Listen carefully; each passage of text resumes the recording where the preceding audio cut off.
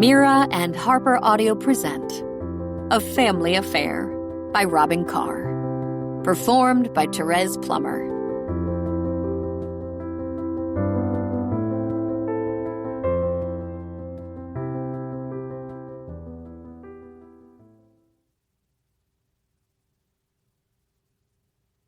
One.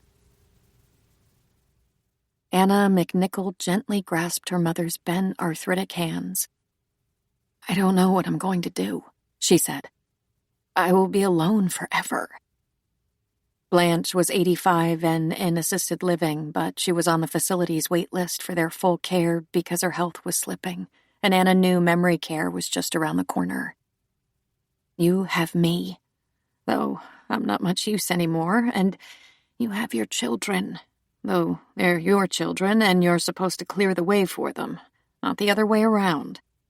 I think at the end of the day, we're all alone, aren't we? We all have to stand on our own no matter how many people surround us. I guess you'll have to be strong, like you've always had to be." "Weren't you ever scared?" Anna asked Blanche. "I was always scared," Blanche said. "But what are you gonna do? Quit? What good does that do?" I'm not sure how to go forward from here," Anna said. "And yet go forward you will," Blanche said, "because there's really no choice about it." The truth hit her at her husband's funeral. That's when Anna became suddenly and painfully aware of that thing she'd been missing, that reality.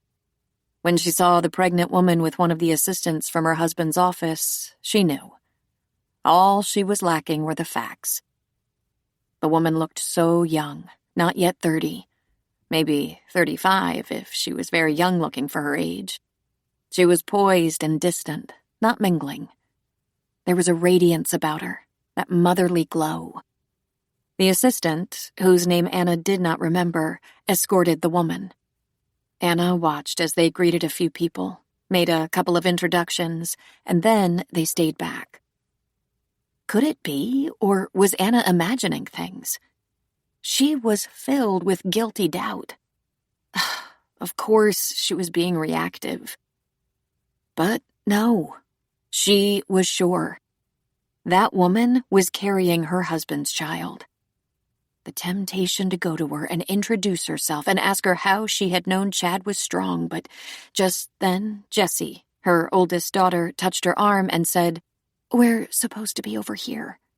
And Anna had nodded and followed her. Anna and Chad had been going through one of their serious rough patches. She thought it was about the fourth noteworthy one in 35 years, and she had insisted on counseling. Of course, she had. Chad was a psychologist.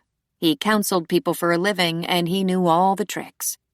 According to what she knew from friends and what Chad had told her, that number of marital disruptions over several decades barely surpassed interesting. Few marriages even lasted that long these days. She knew only too well that marriage was a rocky road, and it had nothing to do with how smart or simple, how successful or religious you were.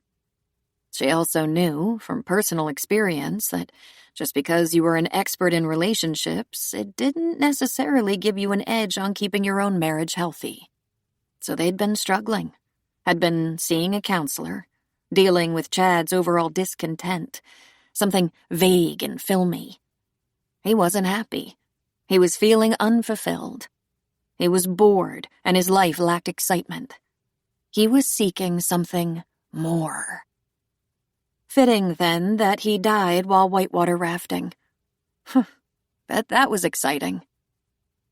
It was as if Chad was having a giant midlife crisis, a tad late for a man of 62. He kept asking, "Is this all there is?" 98% of the population would give an arm and a leg to live as they did. But since Chad was often melodramatic and moody, she let it slide. Is this all there is indeed? Perfect health, great and successful work, good retirement savings, strong family ties, quality friends? Yes, Chad, this is it. Why isn't that enough for you? As Anna had come to realize, this is what a man does when he's attracted to another woman. Act like you've been suffering. Suddenly find your life and your marriage are severely lacking. It's not your fault, and you must have been unhappy for years and years, so the obvious solution is to move on. Get yourself something new. Wait, correction. Your wife must have failed somehow, and now you should find another, better woman. God forbid you honor your commitment and stay with a woman you find slightly less than perfect. The number of times in her life she had heard it said of the unfaithful husband that there must have been something missing at home. It all made her want to throw up. And now she was here to honor the great man's wonderful life. During the service, Anna turned around a couple of times to see if the pregnant woman was emotional. Remarkably, she didn't seem to be. She appeared serene. Maybe that wasn't Chad's baby swelling her middle. Maybe she was a client? The assistant with her. What was her name? She was older and kept leaning toward the younger woman's ear, whispering. "What are you looking at?" Jessie asked. "Don't stare." Sorry, you're right. I'm just so tired. Tired from spending days putting together a video montage from old photos for Chad's celebration of life, making funeral arrangements, selecting an urn for his ashes, making phone calls, choosing a dress, hiring a caterer. So many details. And on top of all that, not sleeping. But she'd done it, compiled their memories, the very best ones, and did what she did best. She made him look like a god. Like the perfect husband and father. Which he was not, but let's not speak ill of the dead. Unless his pregnant girlfriend came to the funeral. That was a good enough reason. A firm hand pressed down on her shoulder, and she turned to look up into the dark eyes of Joe, her friend for over 30 years. Chad's friend first, then their friend, then couple friends, until Joe and Arlene divorced. Never just her friend, though. She'd always loved him as much as Chad had. He was a great guy. She hugged him, holding on extra long. "How are you doing?" he asked. "I'm okay," she said, longing to talk with him for an hour or 6. This is more grueling than it looks, emotionally taxing. I can imagine.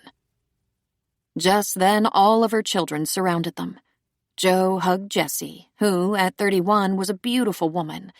Then 28-year-old Mike, who was the image of his handsome father. Joe then turned to lovely Bess, short for Elizabeth, the baby at 24. He didn't hug Bess because she didn't like being touched without warning. After a moment passed, Bess opened her arms to him, and everyone nearby visibly relaxed. There was a little small talk. Sorry for your loss. Call on me for anything. If there's any way I can help. If there's anything you need. All that sort of thing. For Joe, these were not empty offers. Anna knew he would deliver if needed. Chad had been widely loved. And why not? He was great fun, smart, funny, had a tongue smooth as silk, and always knew the right thing to say. Anna was equally well loved and respected. As a couple, they were popular and often envied. They were attractive, successful, entertaining, and stable. In fact, if their circle of friends had any idea what shit they'd been going through lately, they'd be shocked. But they were careful to keep their issues to themselves. Joe was one of the few men who was on par with Chad personality-wise, equally successful. He was a devoted friend. Chad had gone to high school with Joe. They'd played ball together and stayed friends through college, though their paths had diverged. Chad taught and then got his master's in counseling, followed by a PhD. Joe got his PhD and taught history and some theology at Stanford. The men only saw each other a few times a year, but both always said it was as if no time had passed. They could still laugh like boys. Anna saw Joe less often than Chad did, but with her the feeling was the same. The celebration of life was not held in a funeral parlor or church, but rather in a fancy clubhouse in an upscale Mill Valley community. It was furnished with comfortable sofas, chairs, small round accent tables, thick carpet, and carefully chosen art. Its primary purpose was for hosting parties. Residents in the community could rent it for events, which Anna had done. There was a huge viewing screen upon which the pictures of Chad's life played, 150 of them, carefully and lovingly chosen by Anna with a little help from the kids. Every picture had Chad in it, starting from old childhood prints she'd inherited from Chad's mother years ago. She'd glanced up to see one of him in a high school football uniform, looking the worse for wear with a big grin on his dirty face. She caught a huge blow-up of their wedding picture. There was one soon after of him with baby Jessie asleep on his chest. There were many pictures of Chad alone, a few of Chad and Anna, one of a young Anna gazing lovingly up into Chad's face, several family groupings. The focus was Chad, his life, his accomplishments, his achievements, his happiness. A few of the important people in his life. Chad, Chad, Chad. Just like before he died. Things had been tense lately, but she remembered those younger years fondly because, although it hadn't been easy, they had been deeply in love. They met through what can only be described as fate, as destiny. In fact, their meeting was a legendary family story. Anna had been in San Francisco shopping on her lunch hour down at Fisherman's Wharf. Shopping but not buying, which was typical for her, as she had been and still was very frugal. She loved the sea lions, enjoyed watching tourists, sometimes found bargains at Pier 1, enjoyed the occasional meal on the pier. On that day, something strange happened. She heard a panicked cry rise from the crowd of tourists on the pier, saw a food truck trundling across the pier without a driver, picking up speed. A man in work clothes and an apron was chasing the truck. She only had seconds to take it in. It seemed the food truck, its awning out and moving fast, was headed toward a group of people. Right before her eyes, the truck knocked a man off the pier before the truck was stopped by a barricade. The man, completely unaware, flew off the dock and into the water below, startling a large number of fat sea lions who had been sunning themselves nearby. The sea lions scrambled into the water and the man was flailing around in a panic. Someone yelled, "He can't swim!" Hardly giving it a thought, Anna dropped her purse, kicked off her shoes, and jumped off the pier, swimming to the man.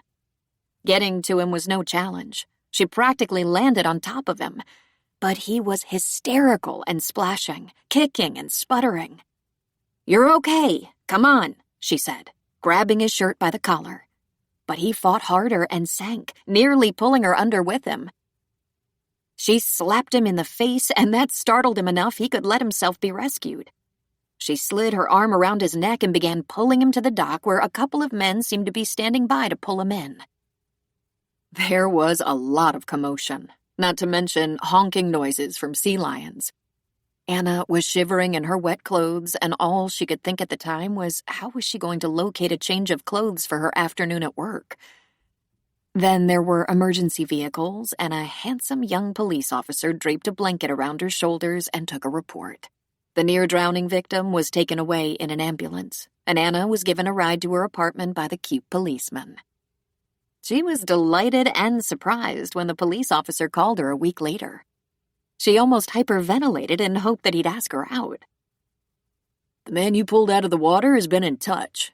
He wants your name," the officer said. "He isn't going to sue me, is he?" she asked. "I don't think so," he said with a laugh. "He seems very grateful. He won't have any trouble tracking you down, but I said I'd ask. He probably wants to thank you." The man's name was Chad. He was finishing up his PhD at Berkeley while she was working in a law office in the Bay Area. She was 23 and he was 27, and she was not prepared for how handsome he was, and, of course, much better put together than when he was dragged out of the water. He took her to dinner, and as she recalled, their first date was almost like an interview. He wanted to know everything about her, and was utterly amazed to learn she'd had a job as a lifeguard in a community pool for exactly one summer when she was a teenager, and yet jumped in to save him with total confidence. They fell in love almost instantly. The first time they made love, he asked her to marry him. She didn't say yes right away, but they knew from the start they were made for each other. What they didn't know was how many fights they'd have. Very few big fights, but many small ones. She thought of them as bickering.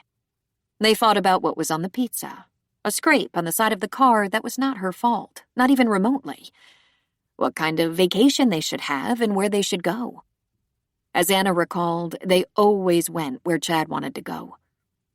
They fought about what movie to see, where to eat, what was grumbled under his or her breath. They fought seriously about his affair. That was in the distant past, but it took a long time to get over. Years. But when they finally pledged to stay married, to do their best to make it good, they fell into bed and had the best sex of their lives. And they had Elizabeth. That experience was how she knew that all the excuses for this current marital rift, no matter what he called it, was probably about another woman and not them growing apart or having divergent needs. He wouldn't admit it, and she had no proof, but she had better than average instincts. She believed he'd gotten all excited at the prospect of falling in love and was rewriting their history to make that acceptable. He was looking for an excuse that would make it reasonable to step outside the bonds of marriage. She could feel it. He'd been involved with someone else. Or maybe she hoped that was the problem, because another possibility was more impossible for her to fix. He had seemed very angry with Anna, and she had watched that anger slowly build for the last 3 years, ever since Anna had been selected to fill a vacancy on the Superior Court bench. He had sneeringly addressed her as Your Honor several times. Chad, she suspected, was jealous. There was also the fact that Anna disagreed with him on political issues.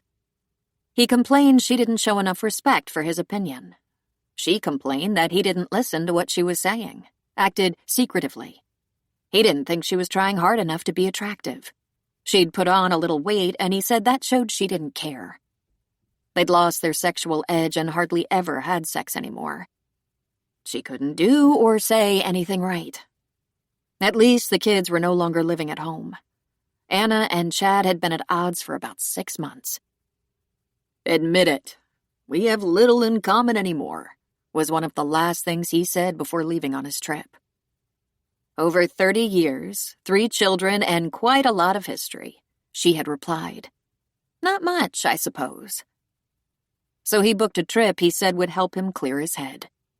"When I get back, we should have a serious talk about our future," he said. "We might have a lot of past, but that doesn't mean we have to be stuck in it. I'd like to sort out a few things." People kept streaming into the large room, many of whom Anna didn't know. She was acutely aware that some would be clients of his, people who would never see him outside of the office except for an occasion like this. In fact, some of his clients might find themselves in a crisis, having their counselor die suddenly. There would be a program, of course. While the pictures were rotating on the big screen, there was soft music playing. The bar was open, but the food wouldn't be brought out until after the speaking was done. They all agreed it should be brief and not open to those who hadn't been asked to speak. "Get it over with," Anna had said, "and then people will either stay, eat and mingle, or bolt, as is their preference." "Ladies and gentlemen, if you'd take just a moment to freshen your drinks or grab a cup, we'll be toasting our departed friend one more time after a brief tribute from his family," Joe said. "Find yourselves a comfortable place to sit. I believe I received the honor of opening this program by virtue of the fact that, other than Chad's siblings, I've known him the longest. I first encountered him in the 8th grade, and while months, and sometimes years, separated us, we've managed to keep up with each other ever since. It's been such a privilege to call myself his friend." Anna glanced over at Max Carmichael, the doctor who was the director of the counseling practice where Chad had worked for 20 years. Max not only offered to preside over a testimonial, he had clearly expected to be the one to do so. But the truth was, Chad had hated him. It was going to be Anna and the kids and Joe. Each one of them was going to tackle an important aspect of Chad's character, deliver a short summary of love and devotion. Of course, they couldn't decide who did what without almost coming to blows, and at the same time, Jessie was the only one who actually wanted to speak. Poor Mike was really hurting, and it showed. He was Chad's only son, and they were very close. And little Bess, his baby, was shattered. The subjects to choose from were fought over like two dogs and one bone. Bess didn't have a dog in that fight. She had made up her mind on what she wanted to say. "I'll do integrity," Jessie had said. "I thought I'd get that one, based on his coaching and sports training with me," Mike argued. "Well, if I can't have integrity, then I should get loyalty," Jessie said. And so on. Anna was thinking that after 6 months of adversarial marriage counseling, she had begun to question her husband's integrity, his failed honesty, and lack of loyalty. So she just ignored the squabbling. She was going to talk about how non-judgmental and open-minded Chad was, how much he was able to help his clients with his tolerance. She was being the bigger person because, in truth, she was furious with him. After all she had begged him not to go on the damn rafting trip he was not qualified to take on. At the time of her begging, she had wondered if it was really a rafting trip, or rather a lover's getaway. Instinctively, she looked around the room for the pregnant woman. She didn't see her anywhere. Jessie delivered her testimony dry-eyed and powerful, sure of herself. She spoke of his integrity, though that had not been her assignment. Mike, not so dry-eyed, did the same, but added loyalty and talked about how Chad had been a great leader and how much people depended on him. Elizabeth, soft-spoken but clear-eyed, opined on the way Chad could accept people even when they were very different from him. And she should know. She had a mild form of autism, and Chad had been her champion, pushing her into therapy that helped her function better and learn acceptable socialization, which probably saved her life. It was the one area in which Anna had been jealous of him. As a mother, she had always wished to be the one to save Bess from the stresses of Asperger's syndrome. Finally, Anna spoke of his commitment to those he loved. She was 57, and at no time in her life had she felt old and alone. Until now. Her husband wasn't coming back. Not even the dissatisfied Chad who didn't know what he wanted or what it would take to make him feel fulfilled. Not even the worst parts of Chad were coming back. Anna ended her short tribute by inviting her guests to stay as long as they liked, to eat and drink and laugh, as that would do Chad honor. Joe returned to the podium to propose a toast to Chad and a life well lived. Finally, Anna could relax somewhat. She could visit with her guests, have another glass of wine. She didn't have to take care of anyone now. Her elderly mother, Blanche, had not attended and was still safe at the assisted living facility. Chad's brother Scott, his wife, and Chad's sister Janet and her husband were all heading straight to the airport by limo in about an hour. "Almost over," said the raspy voice of Phoebe in her ear. Phoebe had been one of her closest friends since college and was now her clerk of court. Phoebe had arranged the catering for the celebration of life. "Would you like me to come over after this?" "You don't have to," Anna said. "I'm not fragile, and I really need to get some sleep." "Okay," Phoebe said. "I'll give you a call later to check in, so just turn off your phone if you're resting. How about the kids?" They had rushed to her side, each for different reasons. Elizabeth had needed her comfort in the confusion of her father's death. Mike needed someone to commiserate with, and Jessie needed someone to acknowledge that it was all about her. Jessie was most like her father, but not quite as charming. "I'm hoping they're ready to go back to their homes, but of course I'll leave that to them. Bess has already fled to the comfort of her apartment where no one will upset her routine, and I think I might need to be alone." "Then I will be nearby just in case you change your mind about that," Phoebe said. There was a large gathering for the celebration of life. Chad's colleagues and hers had come, and there was no cross-pollination among them. There were longtime friends and neighbors and friends of the kids. They all seemed to want to stay forever, and she wasn't sure how long they actually did because, after 4 hours, she said a few farewells and went home. She was the bereaved widow and was allowed to do this. For once in her life, she didn't worry about playing the perfect hostess. She went home, Jessie in tow, and put on her jeans and a bulky sweatshirt. She put clean white socks on her feet while Jessie packed up her overnight bag. "Are you sure you're all right to be alone?" Jessie asked. "I think I need to be," Anna said. "No offense, and I appreciate all your support, but I'm worn out and done with this extravaganza. I need a little quiet time to regroup. Phoebe might come by later, though I told her I wanted some alone time." Mike came by the house and asked, for probably the third time, if she was sure she should be alone. "Are you sure you should be?" she asked. "I'm okay," he said, "and I haven't seen Jen in 3 days except at the funeral, or whatever that was." "Celebration of—" Yeah, I know what it was." He kissed her cheek. "Call me if you need me." "Thanks, Mike. You're a good son."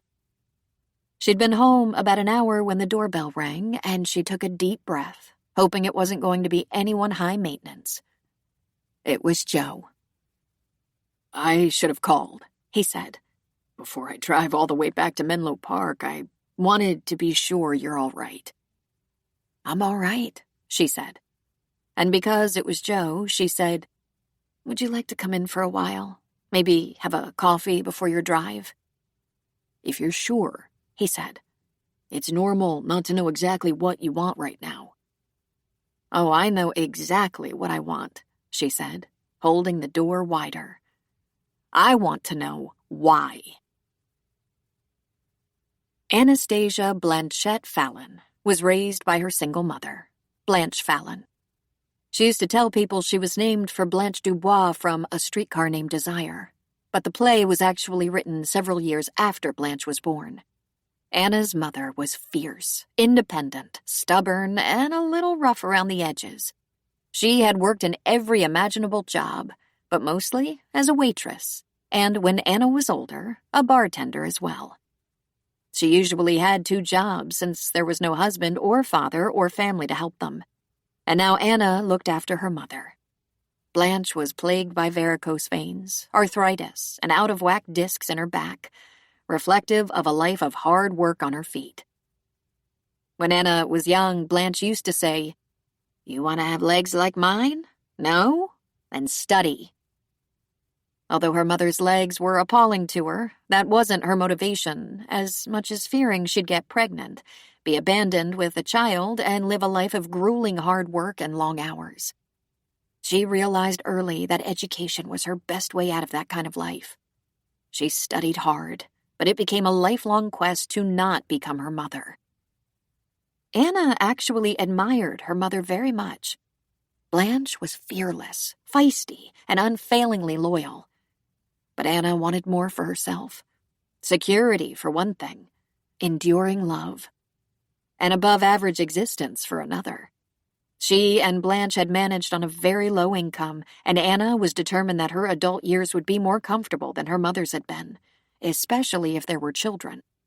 It was that goal that kept her from getting mixed up with the wrong guy. In fact, it kept her from getting involved with any guy. Her dating experience became a never-ending battle when she wouldn't have sex. But damn it, she wasn't about to do what her mother did and be trapped for want of an orgasm. And that is how Chad McNichol won the lottery. He had everything she was looking for in a mate, and she fell for him. Even though she was 23, she presented him with her virginity, and he thought he'd taken a trip to the moon. On the spot, he wanted to marry her, urgently, desperately. And she wanted to marry him just as badly. He was well-educated, came from a good family, had no big debt, and had a good reputation. Plus, he seemed kind. There were quite a few ex-girlfriends, and even one former fiancé in his past, but he was 27, and handsome. What else should one expect? There were no ex-wives or police records, a positive sign. They planned their lives so everything would work out perfectly. Anna had a good job as a legal secretary in a successful firm of criminal lawyers, and Chad was a counselor in a small mental health clinic in San Francisco while he was finishing his doctorate in clinical psychology. They had a fairy tale wedding, then a baby girl, and 3 years later, a baby boy. Anna was deliriously happy, despite the fact that she worked through 2 pregnancies and took a 3-month leave for each baby. But when Mike was a new baby, she almost got divorced. She caught her perfect husband in an affair with a woman whose identity she never learned. He wouldn't tell her who it was, but admitted he'd been involved. He deeply regretted it, swore it was over, and wasn't inclined to end their marriage on account of it, especially since they had 2 small children.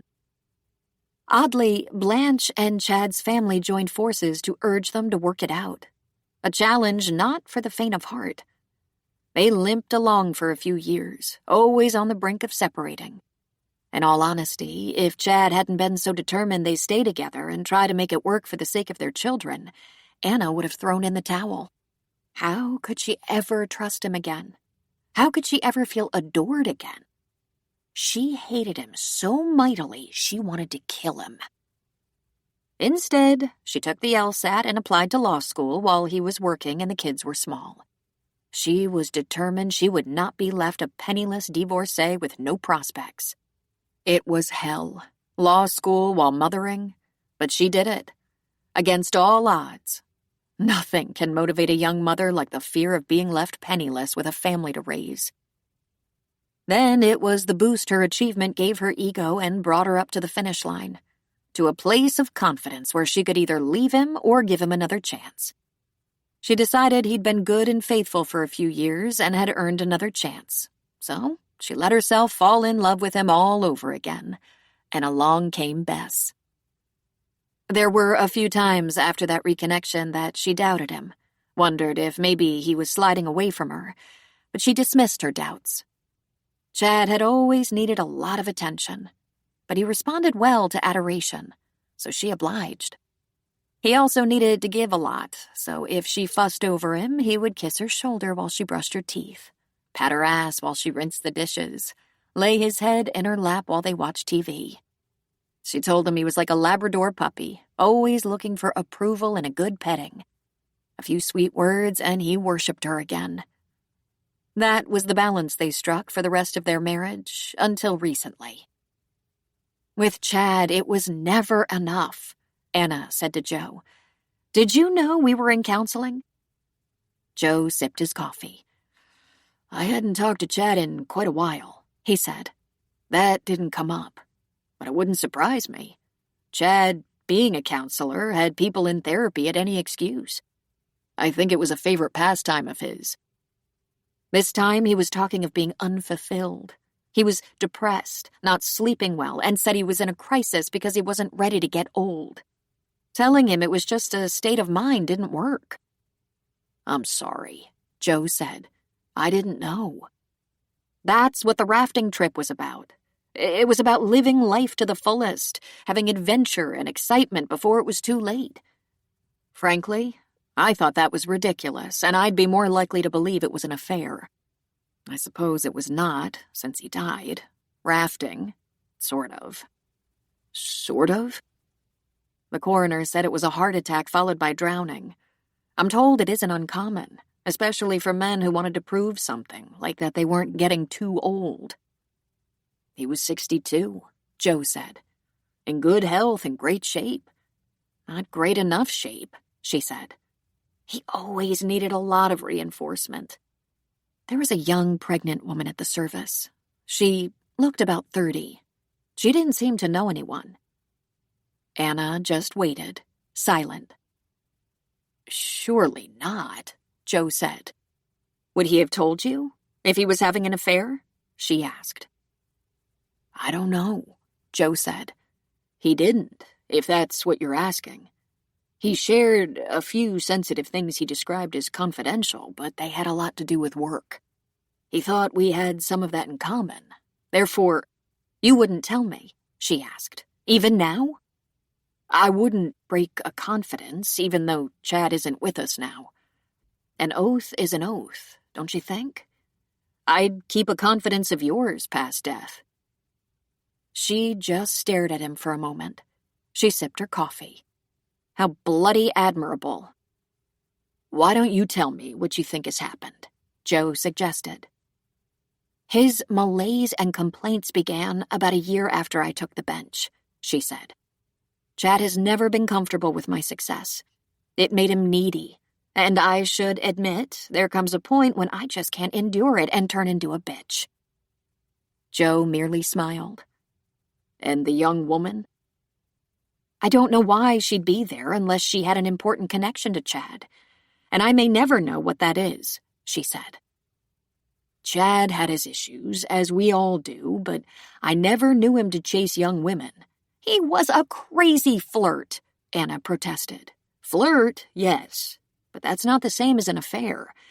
And with a young woman? I don't know, Anna. It's possible, but I don't know." I can honestly say, without breaking a confidence, I knew nothing of a situation like that. I have no advice. I'd help if I could. I've been too busy to even go through his desk. I checked his text messages, but I didn't have time to do a thorough look. The kids were here, and we were so busy with arrangements. "Are you sure you want to know?" he asked. "Yes," she said. "Absolutely.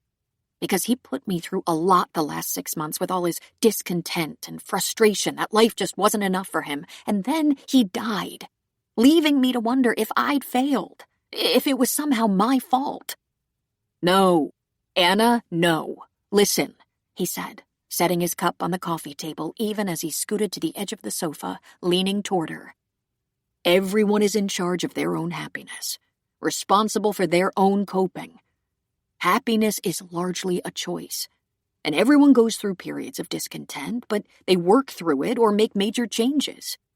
But unless you're abusing someone, it is not your fault. And I know you weren't abusing Chad."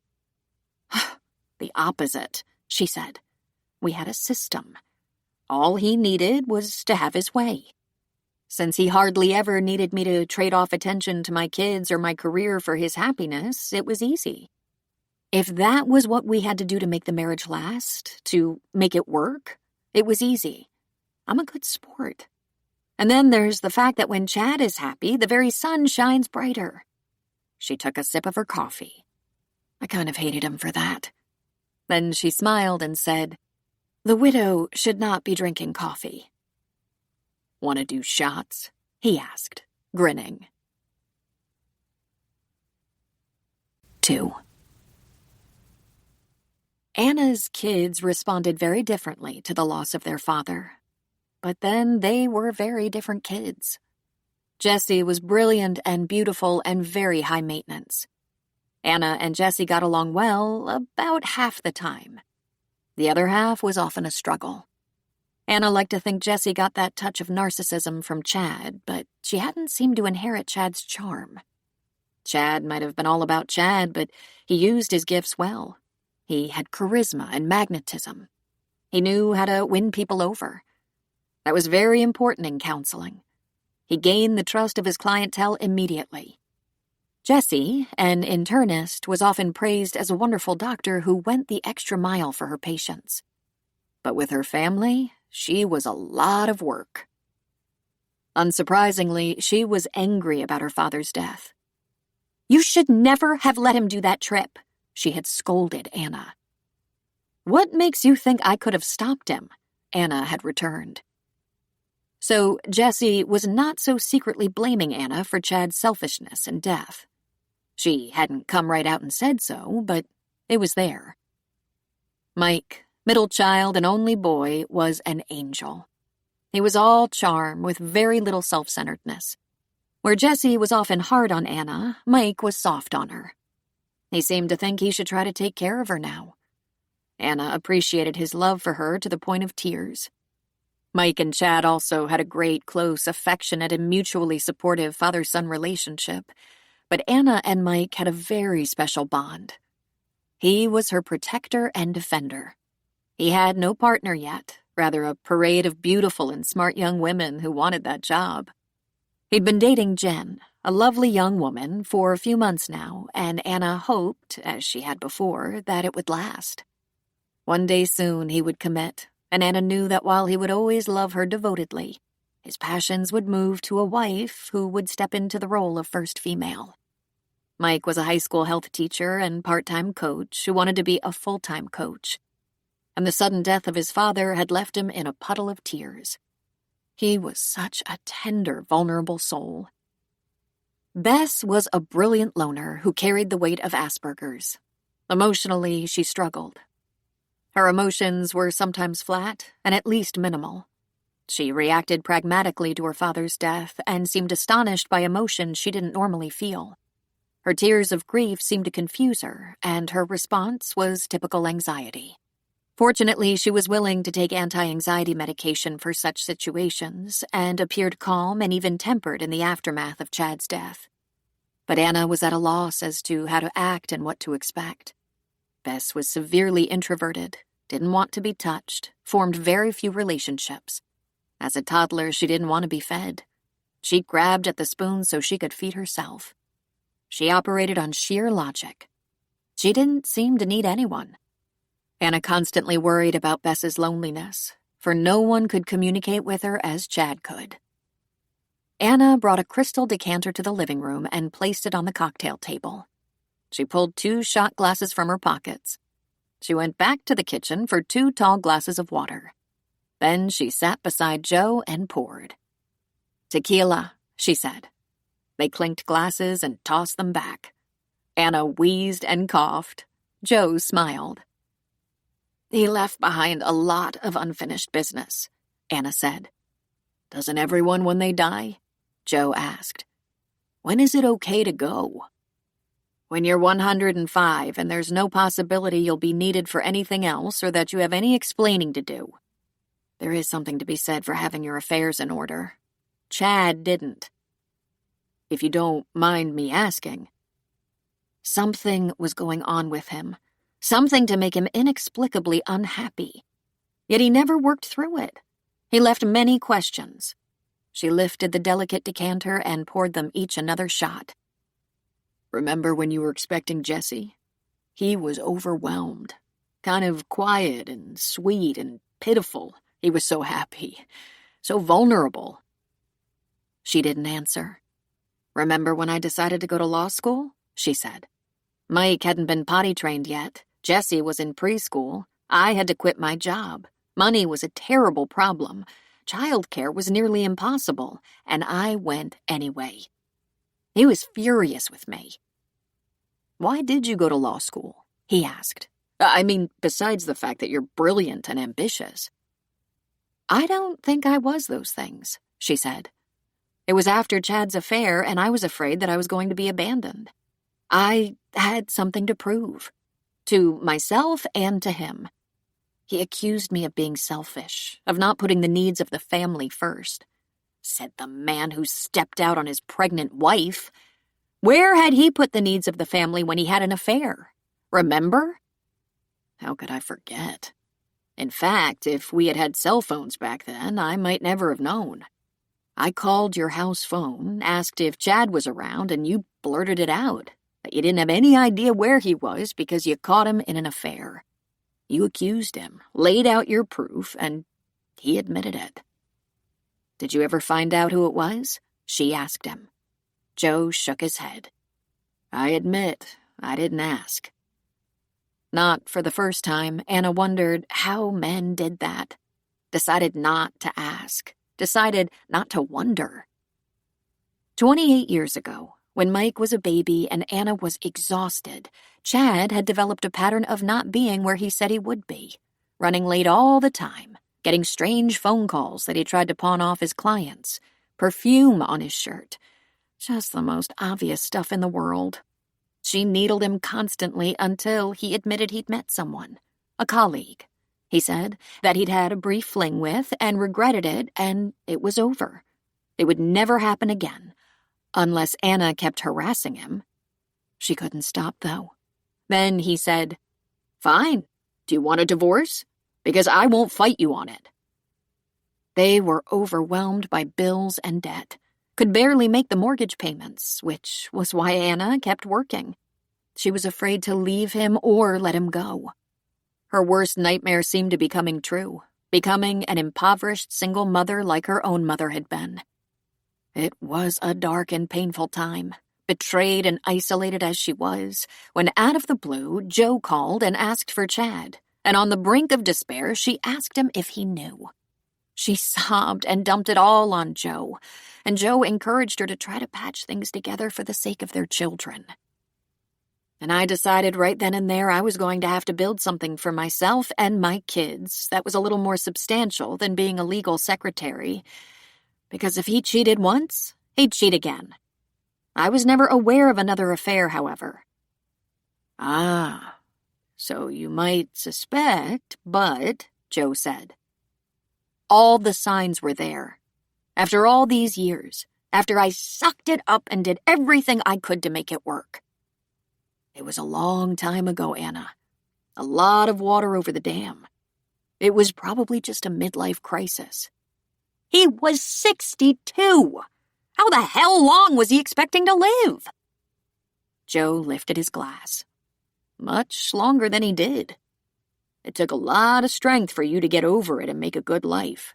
A good marriage. She just stared at him as if he was insane. What makes you think I got over it? I never got over it. I've been looking over my shoulder for almost 30 years. She sipped her drink carefully. She didn't want to scorch her throat again. Joe threw his back. Arlene and I couldn't hold it together, Joe said of his ex-wife. Do you ever hear from her? Never, Anna said. Do you? A little, he said. It's about the kids or the grandkids and is mostly confined to texts or the occasional email. Arlene and I were not meant to be. The divorce, though painful, was destiny. We got off to a bad start. I have 2 great kids and a couple of beautiful granddaughters. But I thought you and Chad invented marriage, in spite of all you'd been through. Because I'm a good sport, that's why, she said. And because everything I ever said about him, about us, made him look like a king. Or at least a benevolent despot. And in a way, it was true. For years, she acted as if it didn't hurt her that he'd stepped out, found another woman, and cheated. She knew exactly what it took to make him feel loved and special, and she delivered. Whether she felt it was irrelevant. She let it go that he was bad at remembering special occasions, that her feelings were less important than his. It seemed you loved him very much, Joe said. Of course I loved him. But that wasn't the reason I put so much energy into trying to make a decent marriage. It was my commitment. I didn't expect that he'd never grow old, never get sick, never have issues. I didn't take for granted that we'd be in love every day. Hell, there were days I hated him, and I assumed he had those days too. Isn't it inevitable? I stayed anyway. It was Chad who was the part-timer. When it started to get challenging for him, he was always weighing the advantages of leaving. I, on the other hand, never saw any advantage in leaving. Until his latest depression. It was the last straw for me. He had everything, and yet he complained. He was ungrateful. He kept saying something was missing, as though it was my job to figure out what that was and deliver it. She shook her head. But if he had come home in a better frame of mind... We were usually distracted by discussions of our competing schedules, some major repair or purchase we had to talk about, or if one of the kids had a problem.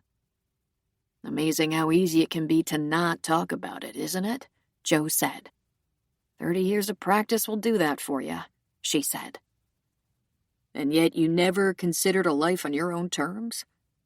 After a quiet moment, she said, Because I did love him. I did. But Anna's phone chimed with a text.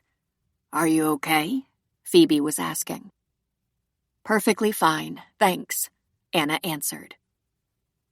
Good. If you don't need me, I'm staying home. Headache. If you need me, call. Go to bed. I'm fine. Talk to you tomorrow. She took a breath. No one knows this but Phoebe, and now you. His last struggle with unhappiness coincided with my appointment to the bench. That had become a pattern. If I had something to be proud of, he became very needy. I was planning to suggest we live separate lives. I thought it was time he figure out how to be happy on his own. "Whoa," Joe said, shocked. "After all these years?" "I love what I do," she said. "I've worked so hard to get to this place. I'm only 57, and I'm tired of always focusing on Chad's happiness. I thought it was my turn." A solitary tear ran down her cheek. "I guess it is now." Anna and Joe talked into the night. They got past Chad's discontent and Anna's confusion about it and covered all those years when their kids were young, when they all got together for backyard barbecues or day trips to the lake and one trip to Disneyland that was a near disaster when Anna and Chad briefly lost Bess and finally found her with a princess. She told him about when Chad was helping Mike coach and how proud she was of both of them. "I wanted to kick him in the ass, but I didn't want him to die," she said, another large tear spilling over. "Sorry." Tequila tears. "You should go to bed," he said, "and I need to borrow a couch." "Nonsense. I have 2 guest rooms. Would you like to borrow a pair of Chad's pajamas?" He made a face. "You will never see me in your husband's pajamas. I'll rough it." "Take Mike's room." Mike put fresh sheets on the bed before he left, and there's shaving stuff and new toothbrushes in the bathroom. "I'll get the coffee ready, so if you get up first, just flip it on." "Thanks, Anna. It would be stupid of me to try to drive back to Menlo Park." "I wouldn't sleep at all thinking of you doing that. I'll sleep a lot better knowing you're tucked away for the night." She started to leave the room, then turned back.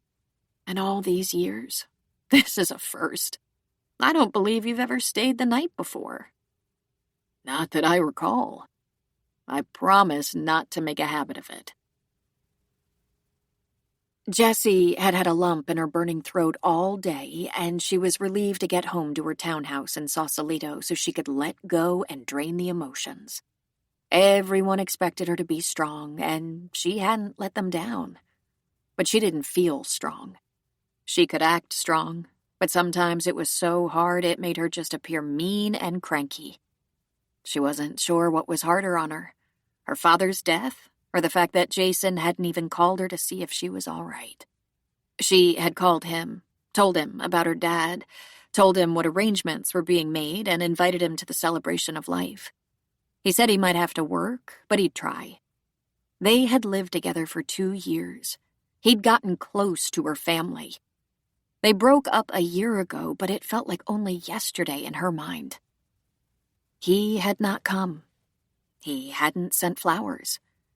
And she was alone. So alone. Her brother had his girlfriend. Bess would prefer to be alone. Her mother was exhausted, and her grandmother barely knew what day it was and was safer with the ladies at the assisted living home. Jessie had no one. It had been a long time since she'd even had a really close girlfriend.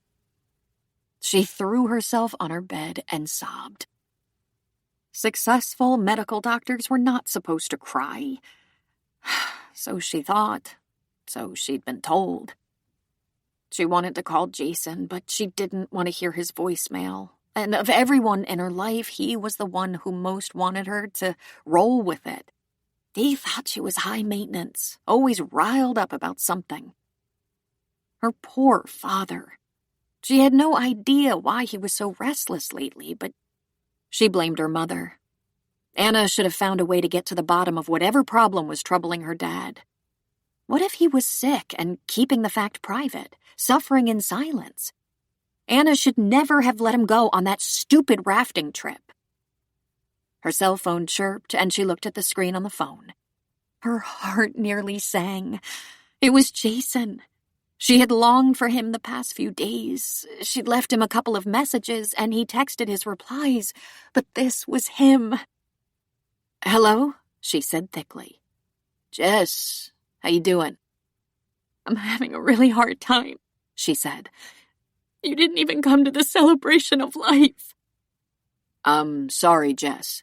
We had an emergency. I was at the hospital until just a little while ago. What kind of emergency? Femur and lots of other things. Car accident. Were you on call?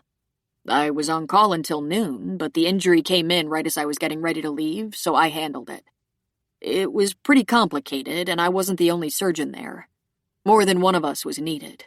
Head, spleen, and femur. It was bad.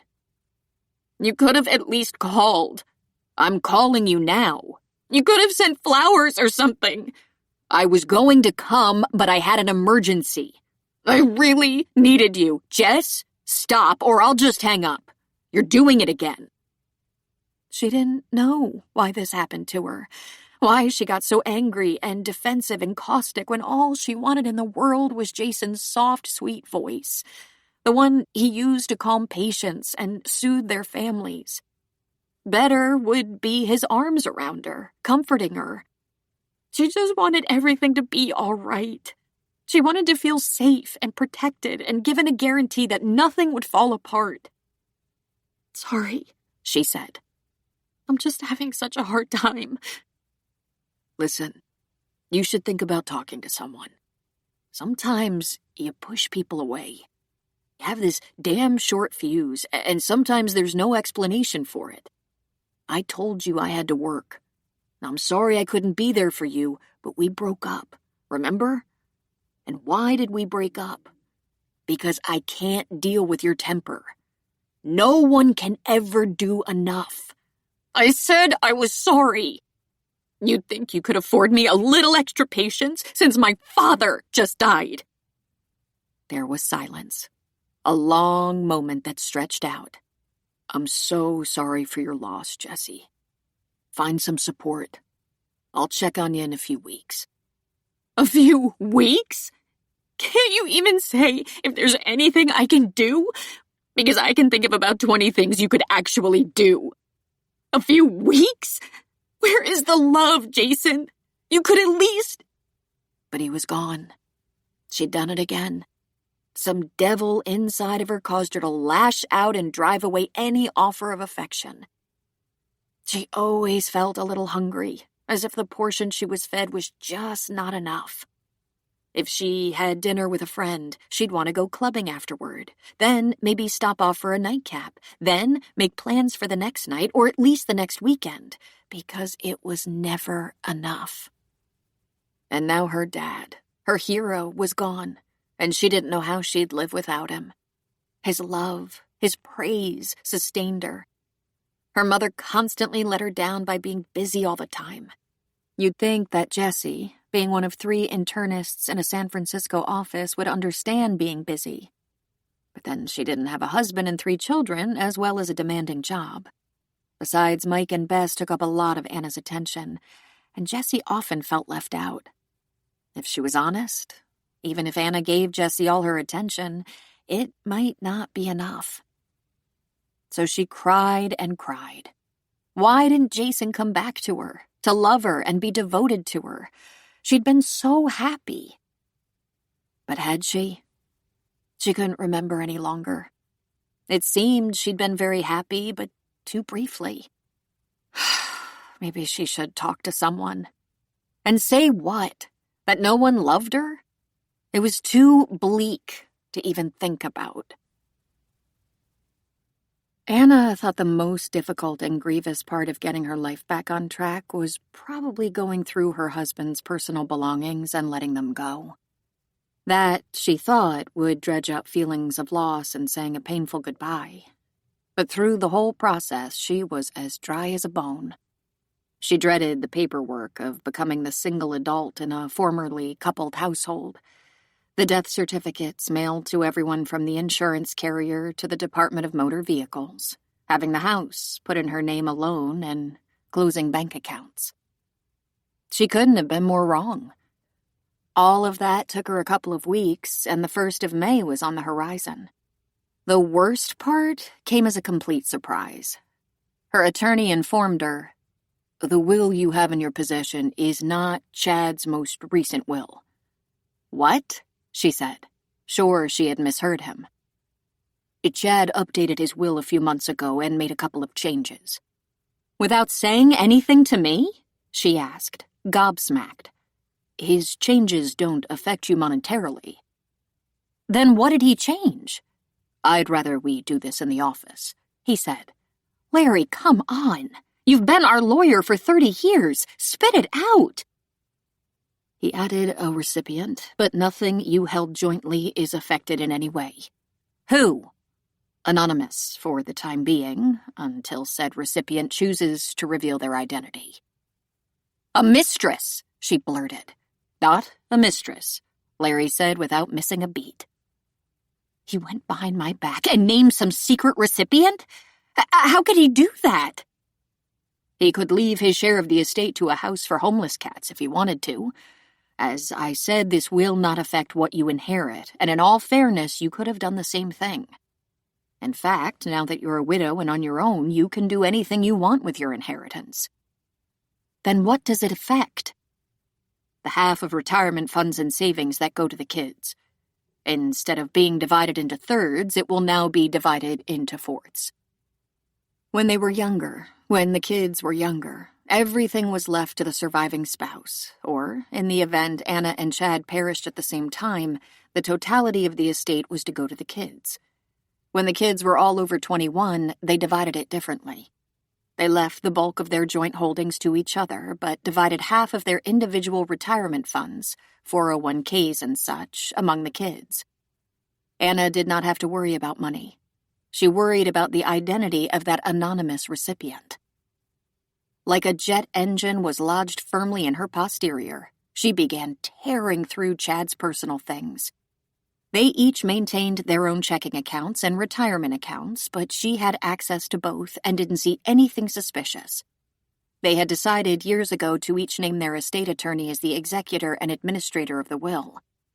When they'd done that, the kids were still in school and didn't want anything that complicated and time-consuming to fall on their shoulders.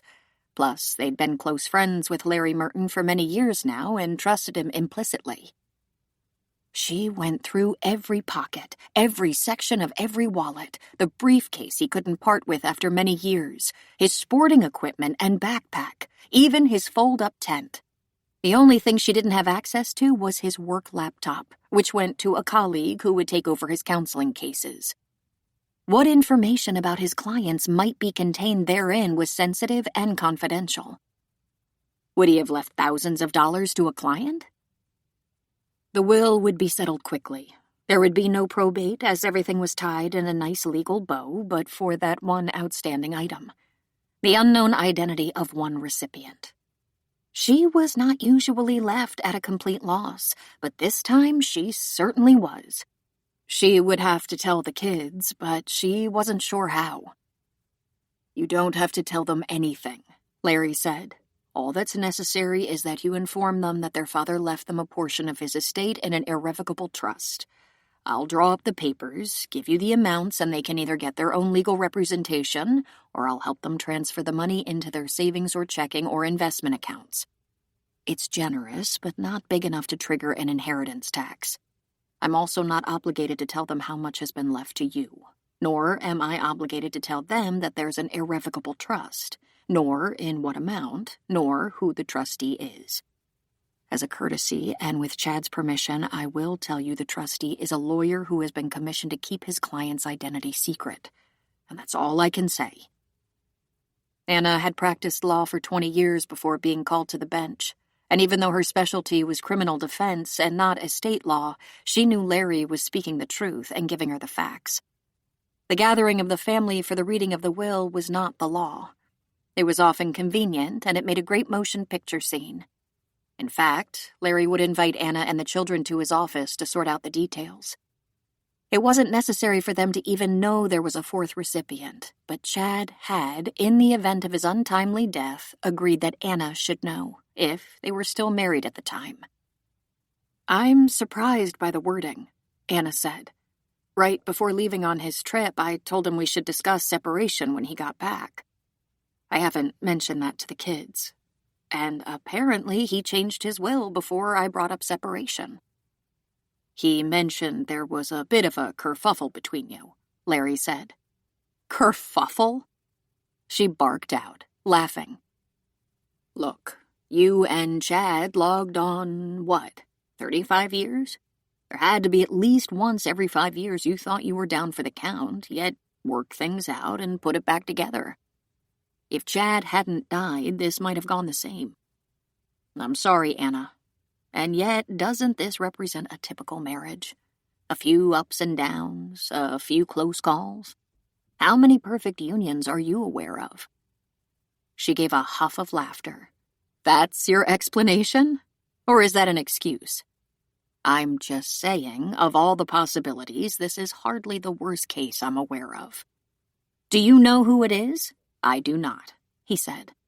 I told him how to put together an anonymous recipient.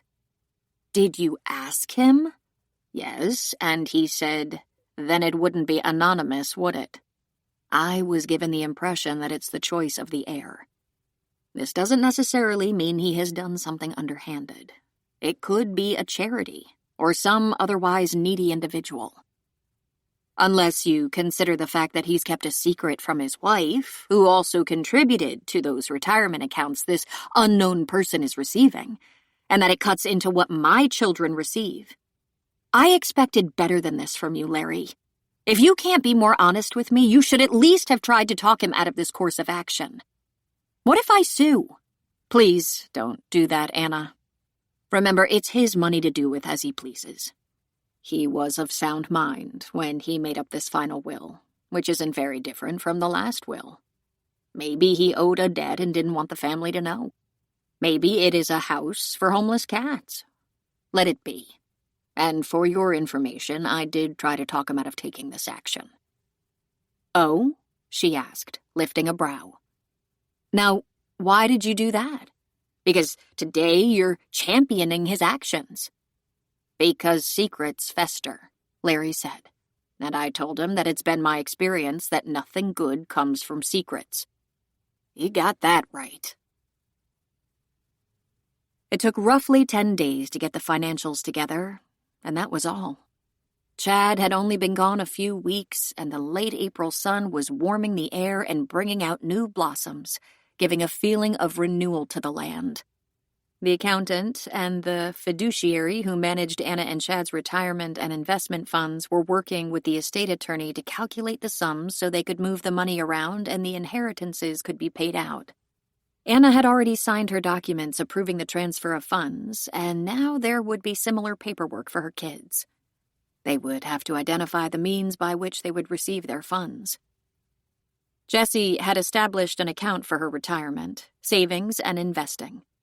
Mike said he didn't have enough money to worry about such an account, and Bess said she was ready to do so and wondered if Anna's financial planner would take her on. They learned they each had an equal percentage that was just over a couple $100,000, and of course they were very grateful and thrilled, but certainly would rather have their father. We last discussed this a couple of years ago after Bess graduated, and what your father and I were concerned about was how difficult it might be for you to get into a home of your own. Of course, what you choose to do with the money is entirely up to you, but your dad wanted to make sure you could buy a home if you wanted to. But we never considered the possibility of your father's untimely death. We were thinking by your late 30s, and I'm well aware you all have issues other than houses. Jess, for example, had some medical school debt. Mike had been living on a shoestring and had maxed a charge card. And Bess? Bess had started law school. The cost was staggering, and she was managing on scholarships.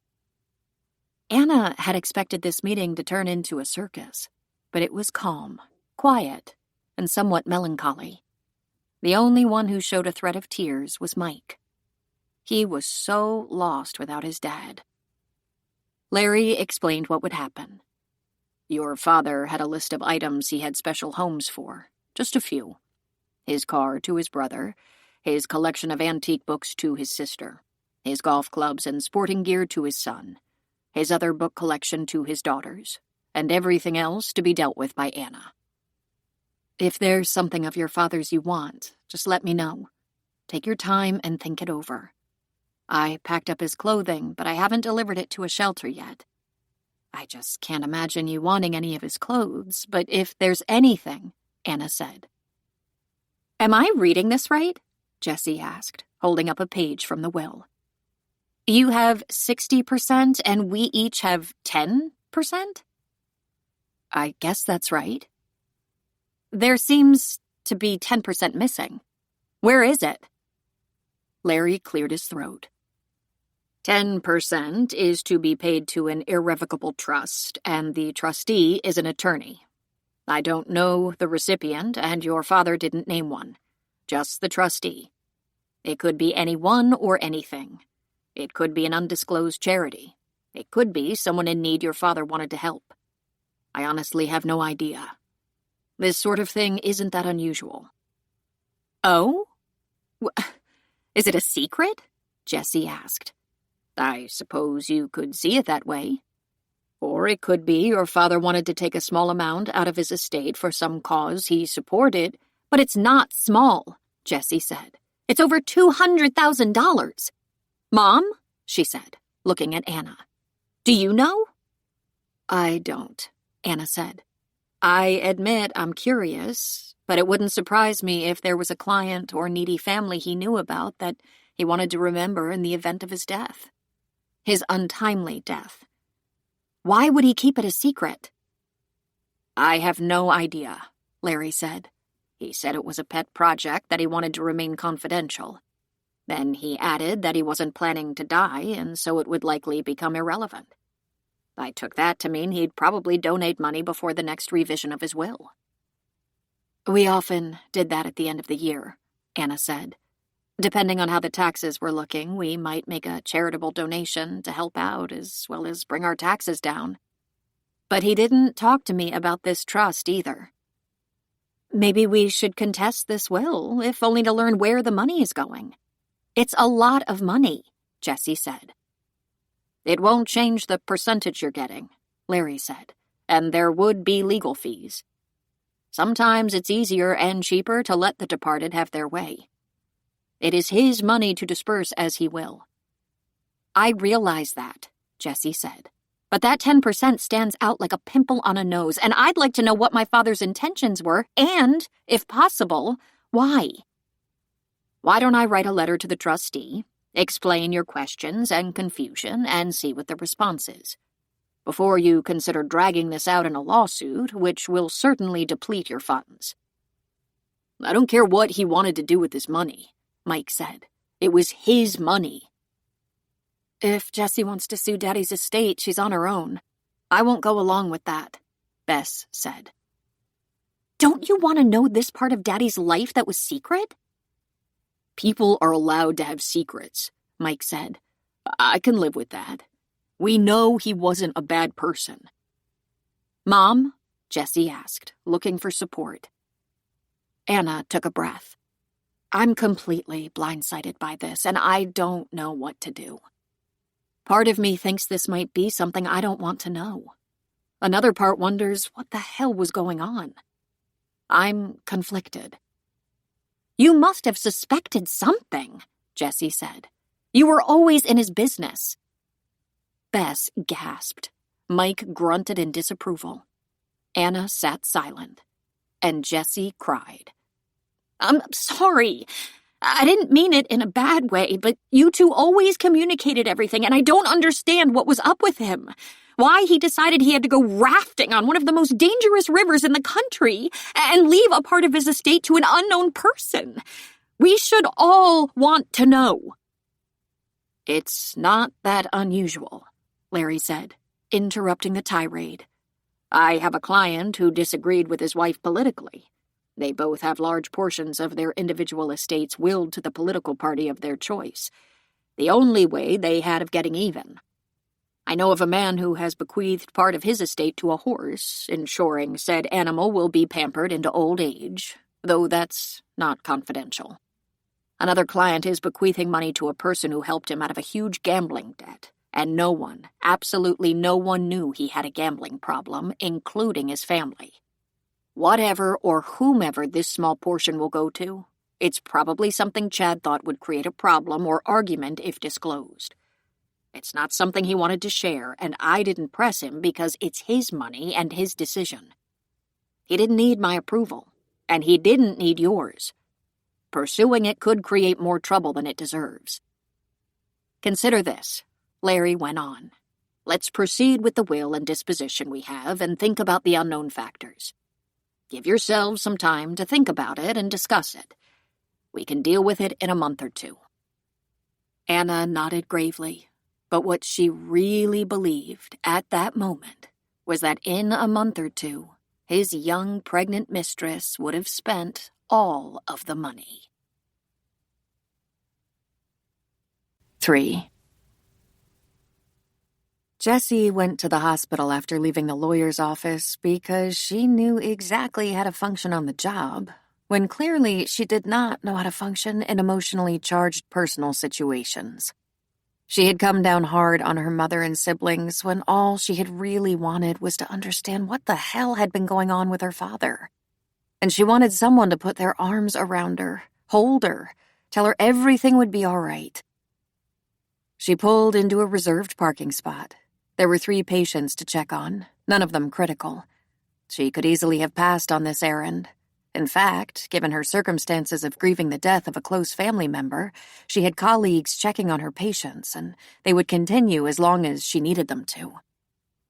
She grabbed her bag, pressed the door lock, and exited the car before realizing she was without her purse. The car was still running. So much for her powerful memory and excellent coping skills. She hadn't turned off the Lexus. The key fob was in her purse. The doors were locked. Her phone was also in her purse. In the running car. She leaned against the car in equal parts exhaustion and frustration. She cradled her head in her crossed arms and just moaned, trying to figure out what to do. It was probably only a minute. Then she felt a hand on her back. "Jessie?" a male voice asked. She looked up into the eyes of Patrick Monahan, a neurosurgeon with privileges at the hospital. Her luck was not holding out. Just what she needed was to look completely stupid in front of a colleague. All she could utter was, "What's wrong?" I didn't turn off my car, and my purse, phone, and keys are locked inside." He pulled out his phone. "I bet you have a service we can call. If you tell them the license plate number, they can unlock the car remotely." "Yes, you're right, but I can't remember. Shit, I should have read the manual." "I'll call Lexus." He dialed up the number, and she wondered, "Do you have a Lexus?" she asked. "No, Tesla. I searched it. Here," he said, passing her the phone. She explained her situation, and they suggested a few vehicle services. She recognized one, and Lexus connected her. She gave them her name, cell phone number, license plate number, and within a minute, pop, the door was unlocked. "Is there anything more I can do for you, ma'am?" "Thank you. I'll be fine now." She handed the phone back. "And thank you. I was a little rattled today. My father passed away recently, and I just met with my family about the will. It was emotional, distracting." "I believe I heard something about your father," he said. "A rafting accident?" "Yes. I have no idea why he was doing that. He never had before." "I'm so sorry for your loss, Jessie." "Thank you. Well, I thought I'd check on a few—" "Anything urgent?" he asked. "No, but I thought I'd—" "Grab your purse, lock your car safely. Come with me and let's go get a taco. You've had a rough few days, or weeks. A little social escape is a good idea." "Surely you're too busy to—" "Actually, I'm kind of hungry, and there's this great place nearby, a hole in the wall. We can eat outside. Great food." "I'm really not all that—" "If you're not very hungry, pick at some nachos and have a beer. Then go home." I recognize the syndrome. You go to work because you don't know what else to do, and you don't want to just hang out alone at home where there's nothing to do. Doctors tend to do that. But maybe you'll decide to talk about it. If not, that's all right. The tacos are great. She had no idea why he was doing this. It's not as though they had a relationship other than he was a physician at the same hospital. I've never ridden in a Tesla before, she said, strapping in. It's a complete indulgence, he said. I couldn't justify it in a million years. I don't need it and I'm not rich. But for some reason, just having it makes me feel younger and slightly more reckless. Something I can't afford to be in my real life. It roared to life under her, and she tipped her head back and laughed. The spring air was so fresh and light. It was finally warming up, and the flowers were popping out everywhere. In other parts of the country, it had probably grown green and lush weeks ago. But in the Bay Area, spring was a little more sluggish because of the cool ocean breezes and the clouds. It was a lazy sun, but when it shone, like now, it was brilliant. I love this car, she said, caressing the dashboard. Maybe it's time I had a new car. A fancy toy. He pulled into a strip mall not far from the hospital, right in front of a restaurant with a sidewalk dining area surrounded by a wrought iron fence and pots of geraniums. Good. My favorite table is empty. Do you come here a lot? She asked. Pretty often. I live alone and hardly ever cook. I go out or pick something up most of the time. You're single? I guess I didn't know that. Divorced for a few years. Doctors are horrible people to be married to, I'm told. There was a pause as they got out of the car and walked to the cafe. My favorite table is here, he said, grasping her elbow and steering her toward a table at the corner of the patio. They could be out of the way of the servers and other diners and have a good view of the sidewalk for people watching. Since you're not hungry, can I order for us? Of course, she said. Then she began to wonder about the propriety of splitting or picking up the check because right away she felt a little odd. Even though she didn't report to Patrick Monahan, he was a well-known neurosurgeon with a strong reputation at the hospital. She liked him. He was pleasant and professional on the job. He was serious and focused. He treated people with respect, from the intern to the visiting specialist. She had never anticipated spending this kind of one-on-one time with him. Are you a beer girl, or would you rather something else? Wine, she said. Chardonnay. He ordered a beer and a Chardonnay.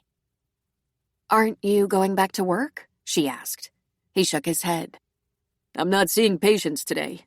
I'm not even on call, except that I'm always on call. I wanted to pick up some charts for my office. And you're not really seeing patients, are you? Just looking for something to do in which you feel competent. A death in the family can throw us off, and we always go back to the place we feel like we know what we're doing. You know this how? She asked. Been there, he said. And before he could say any more, the waitress returned with their drinks and waited for him to order. He asked for a small plate of loaded nachos, 4 soft tacos, and a Mexican pizza. She assumed he must be starving and didn't expect her to help him much. Do you want to tell me about your father? She didn't hesitate. He was wonderful. He was a counselor, a psychologist. He helped so many people, and he was a devoted family man. I have a brother and a sister, and he was completely there for us all the time. Something was going on with him lately. He was restless and searching, as if he hadn't done what he wanted with his life. That's what the whitewater rafting was about, adding some adventure to his life. How did your mom take that? She was mad at him for not being satisfied with all they had managed to achieve. She called him an ungrateful man-child. They were going to marriage counseling, and rather than being worried about him, my mother was pissed. But you were worried? He asked. I was a little bit pissed, too, she admitted. He wasn't himself lately. People get off kilter sometimes, Patrick said. Although I'm sure you were greatly affected by his mood, I'm also pretty sure it had nothing to do with you." "That's what he said," she muttered. "His death was an accident, I assume?" "Sort of," she said. "He got in trouble in the kayak, flipped over, and in the struggle had a fatal heart attack. They tried to revive him, but," she sipped her wine, "it should not have happened. He was in great shape. He worked out, he had regular checkups. He never had problems with his health. I watched him for symptoms of... His health never concerned me. He was only 62. It made no sense." "He hadn't been rafting before? Or steep climbing, or running, or similar strenuous exercise?" She shook her head. "He went to the gym," she said. "He had a bike he rarely rode. He played golf and some tennis, but it was recreational stuff, not endurance stuff." "But that rafting trip..." "Was extreme," she said. "He joined a group that was going down one of the most dangerous rivers in the country. I don't know what he was thinking. He wasn't trained for that. He wasn't prepared. I've since learned that it's not uncommon for people, men especially, to sign up for a risky and thrilling adventure or sport in a psychological quest to prove their youth isn't slipping away." "Jessie, there's a very good chance you're never going to know what he was thinking," Patrick said. "Tell me what it was like growing up with him." She described their first house, the one she remembered from her earliest days before Bess came along. It was like a dollhouse, and her parents walked with her to preschool and then kindergarten and first grade. Her mother was very busy back then, when she was small. Anna was working and in school, while her father filled in with the kids, helping with homework and such. What she remembered best about those years was that Mommy was always too busy, and Chad seemed to be able to find plenty of extra time. And once Mommy wasn't too busy, along came Bess, and soon after, the district attorney's office. "Your mother was very successful, I take it," Patrick said. Their food was delivered and they began to feed off the 3 large plates while talking. "She is very successful, but not in a showy way. I mean, she's not in politics in the city or among the society rich. In fact, not rich that I know of. But after several years in the DA's office, she went to a private firm that specializes in criminal cases because she's first and foremost a litigator. She likes being in the courtroom," Jessie said. "She often said the only person who could out-argue her was my father. That's probably because he was a psychologist and could read people. Fast." "A power couple," he said. "Yes," she said in a breath. "Yes, I guess they were." "The only problem with being half a power couple is not knowing which half you are. The top half or the bottom half." She thought about that for a moment. She wasn't sure who had the power in her family. Her mother was the one to fear. She didn't take any shit, and she smelled a lie a mile away. But her father, Dr. McNichol, was the one people fussed over. He was active in city politics, charities, community affairs, that sort of thing. "Do you have siblings?" she asked. "I had a brother," he said. "He was killed in an accident when he was 22, hit when he was changing a tire. It screwed up my parents, and probably me, but I was in medical school and couldn't indulge even grief because of how consuming medical school is. I vowed never to be that kind of administrator. The kind who knows nothing about my staff and abuses them that way. I hope I've kept my vow." "I think you have a good reputation," she said. "I mean, I hear only good things." He laughed, maybe slightly embarrassed by the compliment. "I love hearing about your family. They sound so breathtakingly normal. My father left me on the little merry-go-round in front of the grocery store when I was 4. He went home. I had begged and begged and begged to ride the pony. He was trying to remember everything he promised to get, gave me some quarters, and forgot me. By the time he got back to the store, the police had been called. These days, he'd have been locked up or Child Protective Services would have been called. Back then, they told him to pay closer attention and gave me to him." "How times have changed," she said. I'm almost afraid to have children. He lifted a brow in curiosity and grabbed another nacho. And who might you have these children with? Rather than getting all emotional over the thought of Jason, she simply smiled and said, There is no candidate at the moment. Astonishing, he said. Having a hard time narrowing it down? He asked with a sly smile.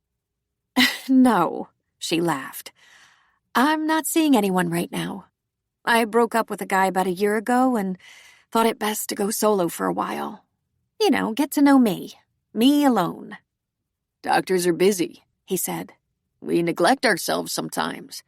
And make terrible partners, she tossed out, repeating what he said earlier. So says an ex-wife, who, by the way, was also a doctor. If you ask me, she was the difficult one. No one asks me, however. She laughed and asked him what his schedule was like and whether he had any time for hobbies or special interests.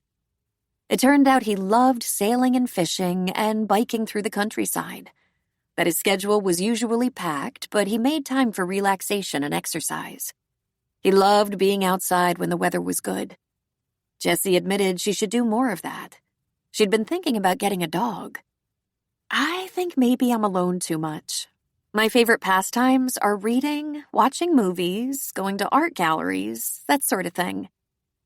He liked movies too, and they compared a long list of favorites. Before she knew it, they had talked about so many things it was growing late in the afternoon and they'd each had a second drink, plus a couple of coffees. For someone who hadn't been hungry, she'd put a major dent in the food. Look at the time, she said. I've taken up your whole afternoon. I didn't have any plans, he said. I enjoyed myself. I hope you're feeling a little better. I am. I still have some things to figure out. My father left a small legacy, some retirement funds and a few personal items, and one mystery beneficiary who is anonymous. None of us has any idea who or what it could be. She explained the division of the will. We're all guessing. I think maybe a client of his, a person he was counseling who could use a break. My brother thinks a scholarship for a young athlete. My sister doesn't care, and my mother won't discuss it. She's so angry. But my mother swears she doesn't have any idea. I think she has an idea, and I bet she thinks it's another woman or something, and it couldn't be. My dad would never. If you haven't guessed, my mother and I can be like oil and water. I think the big thing we're all struggling with is whether to pursue finding out the who and why of this anonymous beneficiary. Or leave it alone and regard it as our dad's final wishes. As he obviously wanted, Patrick said. It's hard, though, she said. No matter who or what, that means my dad had some kind of secret life, one that he wouldn't share with his family. If it's a needy person or charity or something like that, no one in the family would fight it. Not if that's what he wanted. I take it there's no letter or video or explanation? Patrick asked. Nothing. He didn't even tell his lawyer. And the lawyer is an old friend, a guy Dad used to play golf with sometimes. He changed his will behind my mom's back, secretly, and didn't even tell Larry, who had to carry out his wishes. Maybe you should have a family meeting, Patrick suggested, just so you're all on the same page. I think I'll save that as a last resort, Jessie said. I seldom agree with my mother, brother, and sister, and they never agree with me. About a half hour later, they were pulling into the parking lot at the hospital. Thank you for rescuing me and for treating me to such a nice afternoon, Jessie said. It was really nice of you, and I had a great time. Even though I talked your ear off about my dad and my family, it put me in such a better state of mind. It was a pleasure. I'm leaving the day after tomorrow for a conference in New York. I'll be back the end of the week. Have a great time, she said. He went around the car and opened the door for her. He put out a hand to help her. When I get back, if it's all right, I'd like to call you. Oh, thank you. But I'm sure I'll be fine now. He smiled lazily, and she realized how handsome he was. When I call, I'd like to ask you out to dinner.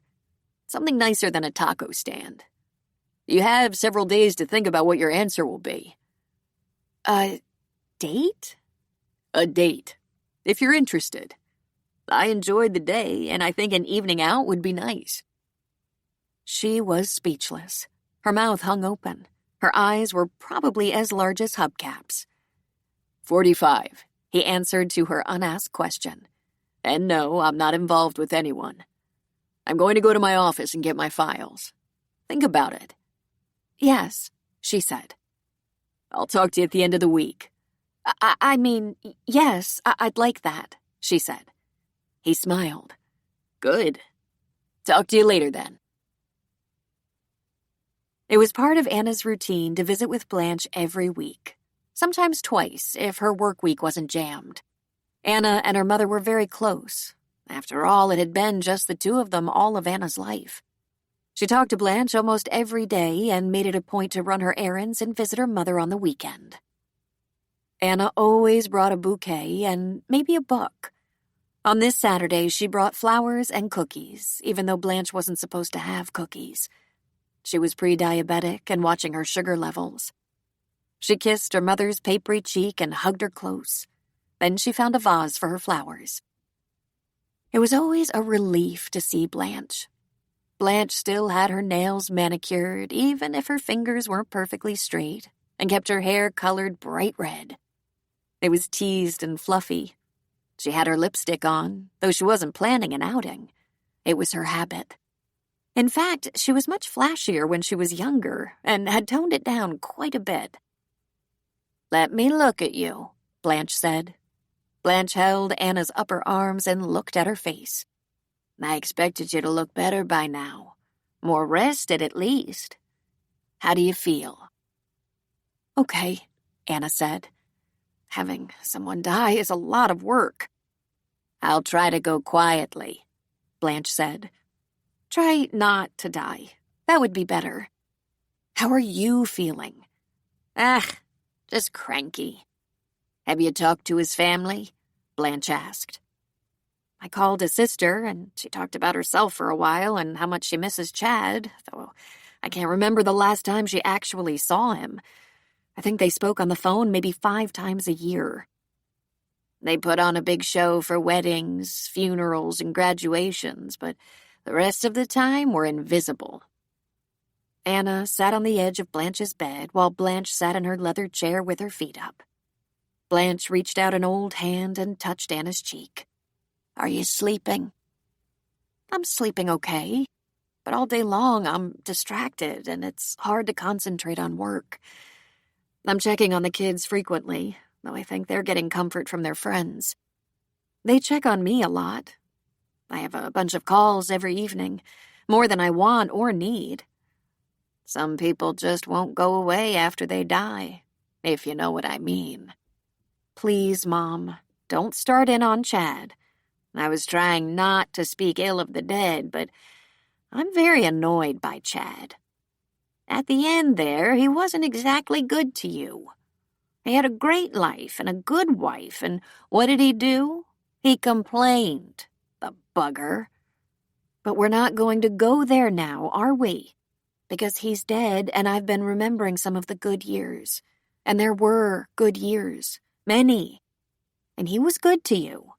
When it suited him, Blanche said. He was uppity. He wasn't uppity. He was very accomplished, had a thriving practice, was active in the city and community, helped a lot of people. Tell me how your visit with the doctor was. Is your blood pressure okay? The look on Blanche's face was one of shocked surprise, which she immediately shook off, probably embarrassed by not remembering that she saw the doctor just a couple of days ago. Her doctor visited her at the home. He saw a lot of his patients at the assisted living center. Everything is fine, Blanche said. Anna would make a point of asking the supervisor before leaving. 10 years ago, when Blanche lived in her own little house and managed her own life, Anna would have told her about the will, about the pregnant woman she still suspected had some connection to Chad. They had been able to talk about anything. But in the last few years, Blanche proved unable to keep a confidence, and sometimes she'd mix up the order of events. "I talked to Jessie just the other day," Blanche said. "She was going on about something at work, something about being at her office for 12 hours straight or something. And tell Mike to come by sometime, will you? I haven't seen that boy in months." It hadn't been months. They were all together the day of the celebration of life for Chad, and Mike had driven Blanche home to her little efficiency apartment before all the guests arrived, because large crowds tended to bring out the worst in her. But rather than remind her, Anna just said, "I'll tell him. Have you heard from Bess?" "I think she called last week. She still hasn't heard about law school, has she?" She'd been in law school for a year, but Blanche clearly didn't remember that. "All is well. Did you play mahjong this week, or bridge?" Blanche immediately launched into some of the same stories she'd told regularly. Her friend Joyce was having trouble with her son. He was threatening to take over her finances because she'd made a few small mistakes in her budget. She was certain that Karen was stealing food again. She thought that mean old woman stole everyone's food, and since none of them locked their doors and all of them slept like the dead, it was easy enough to do. The ambulance came for Mr. Wilson, took him away, and he's been gone a long time. I don't think he's coming back. And Clarice was flirting with all the men. "She's disgusting," Blanche added. "What that wrinkled old woman wants with a man at this late date, I'll never know." They chatted for about an hour, and Anna made them a pot of tea. Blanche couldn't have coffee or soft drinks anymore. Anna heard all the latest on the assisted living population, and then began to make her way out. She kissed her mother's cheek again, and Blanche said, "If you have time this week, will you check on Mrs. Rothage? I worry about her. I think she's very lonely." It brought Anna up short. When Blanche had her own little house in Oakland, Mrs. Rothage was her neighbor. It had been years since Mrs. Rothage went to the nursing home. She had been dead for 3 years. But she said, "Sure, I'll let you know." It broke her heart. Blanche was declining. She would not have to report back on Blanche's former next-door neighbor. Blanche would probably forget. Anna's life suddenly flashed before her eyes. Wife, mother, widow, and then she would become her mother. She had a sudden and desperate yearning to make the next years count. Then she remembered that's what Chad had been talking about. Except he had never once said he'd like to live to the fullest with her. 4. Anna had a great deal to get accomplished on her errand day. Before visiting with her mother, she stopped by the dry cleaner, the watch repair, the hairdresser, and the nail salon. After seeing Blanche, she went by the grocery store and made a quick trip to Target for odds and ends for the house. When she turned down her street, she saw Mike's big SUV parked in front of her house. The garage door was open, and her big trash cans were sitting on the driveway. He was cleaning out the garage. She pulled into the driveway and got out. "Mike, what are you doing?" she called out to him. He leaned the broom against the wall. "When I was here last week, I noticed the garage probably hadn't been cleaned up in a while." "Like a year," she said with a laugh. She grabbed her dry cleaning. "I should have called someone. I have help, you know. It's just a matter of getting it on the schedule. Bob Stone said to call him with anything I need. I did manage to get the landscaper to clean up the yard and flower beds and gutters." "How's the pool look?" he asked, joining her at the car and helping himself to grocery bags. "I'll get the pool cleaner to drain and acid wash it, but it's not in bad shape. Not really. But the patio furniture is pretty dirty," he said, toting 4 bags into the house. She noticed he wiped his feet before going in. When they got to the kitchen, he got busy emptying the grocery sacks. "I was planning on doing a little work in the backyard tomorrow, so I'll power wash the patio and furniture." I don't want you to spend your whole weekend working over here, she said. I'll be done by noon tomorrow. It's no big deal. I want to be sure everything is done. Everything Dad would have done. She chuckled to herself. Chad probably would have instructed her to hire someone to do it because he'd rather play golf. Are you going out tonight? I don't have any plans yet, but it's early, he said. Would you like to stay for dinner? As you can see, I've been to the grocery store. He lifted a head of romaine off the counter and shook it at her with a grin. I've been cleaning the garage. I'll need protein or something. I can put together something hearty that you'll like. And I can rustle up a beer.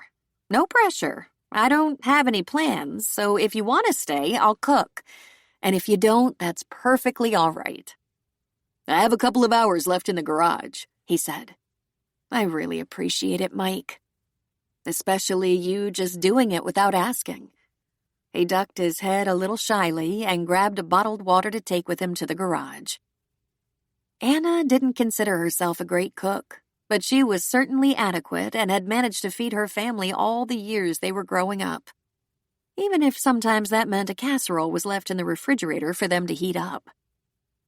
There was spaghetti and meatballs in the freezer, and one of Mike's favorites was spaghetti casserole. She defrosted it, then added cheddar and mushrooms and black olives to the casserole. Then she showered and cleaned up the kitchen and great room. She put out placemats, napkins, and utensils. They usually didn't bother with a lot of fuss. She and Chad had eaten on TV trays for the last several years, unless they had one or all of the kids join them. She found herself breathless with excitement for a couple of uninterrupted hours with her son. When he was finally done in the garage, the casserole, along with garlic bread and a salad, using some of that romaine, was almost ready to serve.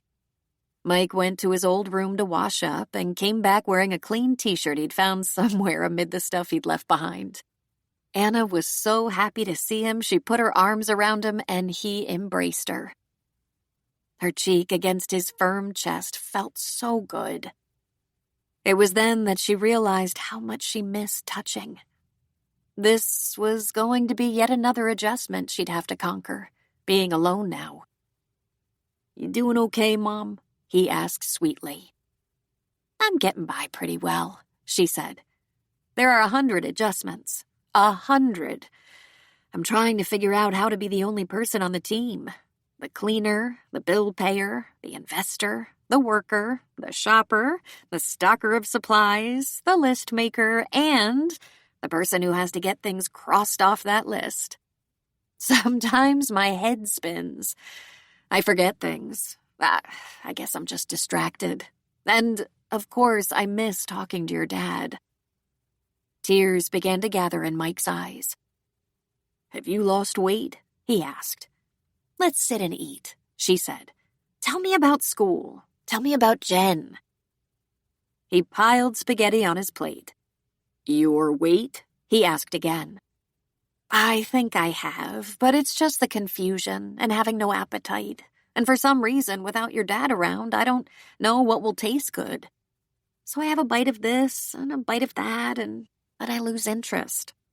In the 8 weeks since Chad had died, she'd lost 22 pounds. You know what Grandma said? She said I could spare it. How is Grandma? He asked. The same, cranky and more forgetful by the day. But they know at the senior center, and she'll be moving over to the full care facility soon. And to memory care as soon as there's room. Mike, tell me about you. How are you getting along? I'm doing fine, he said, scooping food into his mouth. I have trouble with the idea that he'll never be around again. I forget that sometimes and start to text him, she said. I know, he said. It makes me feel a little crazy. It's perfectly normal, she said. I've heard people talk about it going on for years. I've even shouted down the hall for him, getting his name half out before I realize. It's strange. Are you okay with this will business? The 10% to the unknown person or thing? I'm not sure okay would be the best word, she said. I want to know who, what, and why, but and I always have those questions about everything. When you get down to it, it was part of my job to want to know, as a defense attorney and as a mother. She added a laugh so he would know she was taking the light side on this subject. How about you? Are you okay with it? He chewed, swallowed, and took a drink of beer. I'm okay with it. It gave her pause. You really are? He shrugged. It's his decision, his business, his money. If he didn't want it questioned, yeah, I don't care. You truly don't care, or you can decide you don't care because you think that's what your father wanted? What's the difference? He asked. There's a huge difference, she said, believing it to be accurate with every word. You can have absolutely no interest to the point that if you found out the details, you might actually forget them because they're that unimportant. Or you can make an emotional decision not to pursue the answers out of respect for someone else's request. In this case, your father's. He put down his fork. God, you sound exactly like Jen. In what way? Anna asked. In the way that she thinks it's very weird that I cannot care about something she finds so care-worthy, and she doesn't get it. Maybe that's a girl thing, you think? Anna recalled there was a party once, a backyard thing, just 4 or 5 couples. 3 of the women had read a book in their book club about a woman who found a sealed envelope in her attic. It was in a box full of records, taxes, receipts, house records, legal correspondence. On the outside of the envelope it said, "To be read by my wife in the event of my death." But he wasn't dead. Everyone at the party weighed in on whether they would read what was in the envelope. What if it was written by a woman for her husband? Would the men read it? To the last one, the women said they would tear open that envelope and read the contents immediately. Likewise, none of the men wanted to know what was inside, not even Chad. Chad said, "There's nothing in there I need to see." One of their best friends said, "That couldn't be good news." She told Mike the story. "Would you open the envelope?" she asked him. "No way," Mike said. "It was sealed for a reason." "Would you?" "In less than a second," Anna said. "Then it is a girl thing," he pronounced. She laughed. "How is Jen?" she asked. They'd been dating about 6 months, and she was certain Jen was very fond of Mike. She thought maybe this was the one. "She's fine," he said, filling his mouth again. After a couple of moments, he said, "I don't think things will go long-term with us." "Really?" she said, shocked. "I guess I thought it was getting serious." "Jen is great, and I care about her, I do. But I'm just not there yet. Something is missing. I don't see myself and Jen being anything like you and Dad were." Probably a good thing, she thought dismally. "I'll know I'm with the right woman when I can see us being as good a married couple, as good as parents as you and Dad." She twisted spaghetti around her fork but didn't bring it to her mouth. "I'm not sure we were that great at either," she said. "You might be idealizing us a little. Maybe because of missing your dad so much. I know you had your issues sometimes, but you were a great couple and great parents." Of course, neither of them had ever mentioned the affair to the kids. Anna had told herself that if they had divorced and she had to explain one day when the kids were old enough to understand, she probably would have told them. But they put things back together, and explaining was moot. If it didn't do anything positive, there was no point. She wondered how Mike would react if she told him now about their latest struggles and the fact that she was planning to suggest they separate and were perhaps heading for divorce. Would it break his heart even more? Or would it help him understand that relationships are never easy? Do you suppose that has something to do with you not being curious about your father's anonymous recipient? Mike shrugged. "I guess it could. I want to respect his wishes and his privacy. And also, what will it change? Will it make me happier? Sadder? Why open that envelope? The girls, though, they want to know. They think they have a right to know. Anna was a little surprised. Even Bess? She doesn't stir things up much, but yeah, even Bess. Though you know, Bess will do just about anything to avoid confrontation. But eventually Jessie is going to push you to try to find out. I doubt that will do any good, Anna said. Can't you contest or something? Mike asked. Sure, if I want to build a case that I deserve that 10%, which I don't. But even if I won the 10%, I might never learn the identity of the anonymous recipient.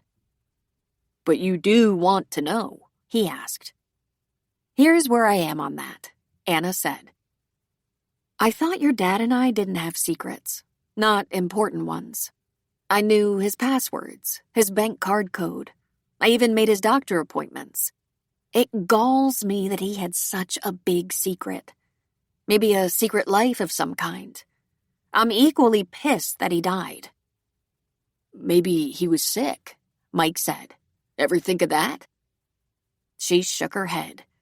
Your father was a strong and brave man in many ways, but not with his health. He couldn't endure a hangnail without complaining. Remember how we used to laugh at the man cold? That was the main reason I didn't want him to go on that rafting trip. He sprained almost everything on his body on the last long-distance bike ride he took and swore to never do anything like that again. You know how we met. He fell off the pier and nearly drowned in the San Francisco Bay. But he wouldn't be stopped on the rafting trip. It was mysteriously important to him. Mike sopped up some sauce with his bread, chewing thoughtfully. I guess he was kind of a candy ass. Sometimes, she agreed. Emotionally and psychologically, he was a brick. The things he had to hear in therapy sessions were sometimes stunningly terrible. Things that would make a meeker man sleepless for a year. That was his true gift. Not to mention the number of people he helped. Like I said, Jessie is eventually going to push you to try to find out the identity of the person getting the money, he said. But not you, she said. It was not a question. Not me, he said. You were his wife. I think he should have always been honest with you and you with him. You probably have a right to know. But he should be able to have a private life from his children. If that's what he wanted and needed. She rested her chin on raised, folded hands. I think that's just an extension of refusing to open that sealed envelope. You're afraid of what might be inside. No, he said. No. Yes, she said. What if there's something inside that causes you to lose respect for your father? What if you don't admire him as much? Missing him and grieving him is hard enough. Why add another dimension to that? I guess, he said with a shrug. What we all have to get through this process is the reality that none of us is perfect, and it's okay, even admirable, to love an imperfect soul deeply. Right now, snatched from us, he appears perfect. Remember that old saying, the good die young? It should be the young die good. Live long enough and there's plenty of time to screw up. At the end of the day, we are all human and imperfect. She paused, thinking about that long-ago affair she'd never told her children about. We all have secrets. Michael pushed his plate away. Remember that pot you found in my backpack? That I said was Matt's? Yes, she said, remembering it clearly. It was mine, he said. I know, she said, laughing. Anna loved Mike best. That was the thing a mother was never supposed to say, so she kept it her shameful secret. But they sat in the great room after spaghetti casserole and talked until 11, and it was a bit like coming home. She tried to ignore the fact that Mike was like Chad in his sensitivity, his perceptiveness, his empathy. He asked her pertinent questions. Did you feel he understood you? Do you miss him or the idea of him? And Michael said profound things. He was really just a goofball who liked playing with kids.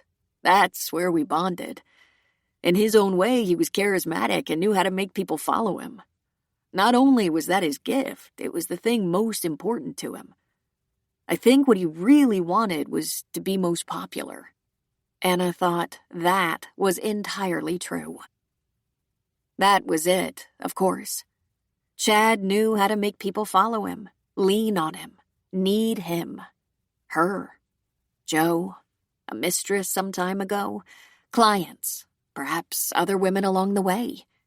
Chad was their guru. She was filled with her son's spirit all the next day.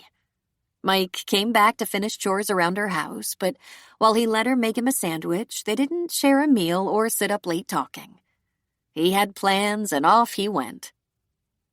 The next day was Monday, and because her colleagues were still giving her plenty of support and covering for her quite a bit, Anna took a long lunch despite the fact that the cases were piling up in her office.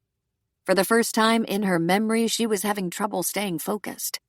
Instead of working, she dwelled on her grown children, starting with Mike. She grabbed a sandwich and sat on a bench in a small park near her office and thought about her son. He was a gift, a joy. He made her feel she'd mastered motherhood. He was that wonderful. Jessie was hard on her, often critical and difficult to please. Jessie filled her with nervousness because Anna was always afraid of saying the wrong thing and being the victim of Jessie's sudden and impossible anger. Jessie, like her brother and sister, was very attractive and smart. All three kids had dark hair and amazing blue eyes, like Chad's, and had excelled in school. Yet they were as different as night and day. Bess, the reward for putting a fractured marriage back together, was an enigma. She was solitary, introverted, brilliant in school, even skipping a grade. But she didn't always play well with other children. 3 seemed to be her limit, and then only if the spirit moved her. Crowds, even a normal-sized classroom, made her anxious. She never seemed to be lonely when her older brother and sister ignored her. She was independent and self-oriented, but she could be convinced to share nicely. She was absolutely no trouble at all, and there might lie a problem. She didn't seem to need anyone. No one. There were times she seemed withdrawn, but it would turn out she was only entertaining herself with a book or experiment. One of Anna's friends asked if it was possible she was on the spectrum, but by the time the question came, they had already concluded she might be. And she was high-functioning and a happy child. Bess was incredibly literal. You said I wasn't to go out, but you didn't say out of what, so I didn't go out of the yard, but I did go out of the house because, frankly, I was feeling stuffed inside. That was when she was 8. Anna had immediately done some research, and her brilliant conclusion was that it was probable Bess was mildly autistic, and she watched for problems associated with the disorder. But Bess was content and rarely frustrated. She was perhaps a little odd sometimes, compared to other children, but she was also brilliant, with an amazing memory, and... Anna's mind skidded to a halt right there as she recognized a woman, the young woman from the memorial service. She was pushing a stroller across the grass. In the week since Chad's death, she had given birth. She found a spot not too far from Anna, parked the stroller, and pulled out a blanket. She settled herself on the ground beside her baby. She was so beautiful, sitting on the blanket in her slim jeans and sandals, her blondish hair pulled back in a ponytail. Anna rewrapped what was left of her sandwich and put it in her purse. She found herself walking toward the young woman and baby, unsure what she would do or say when she got to them. "What a beautiful baby," Anna said, and meant it. "How old is she?" "I assume she's a little girl, given the amount of pink all around her." "Thank you. Yes, this is Gina. She's 6 weeks." Anna took a deep breath and looked skyward as if enjoying the summer warmth.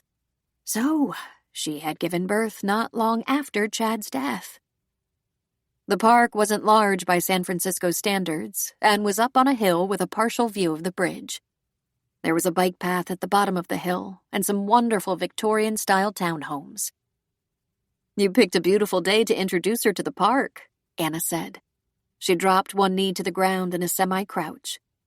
"I promise not to get too close." "Thank you."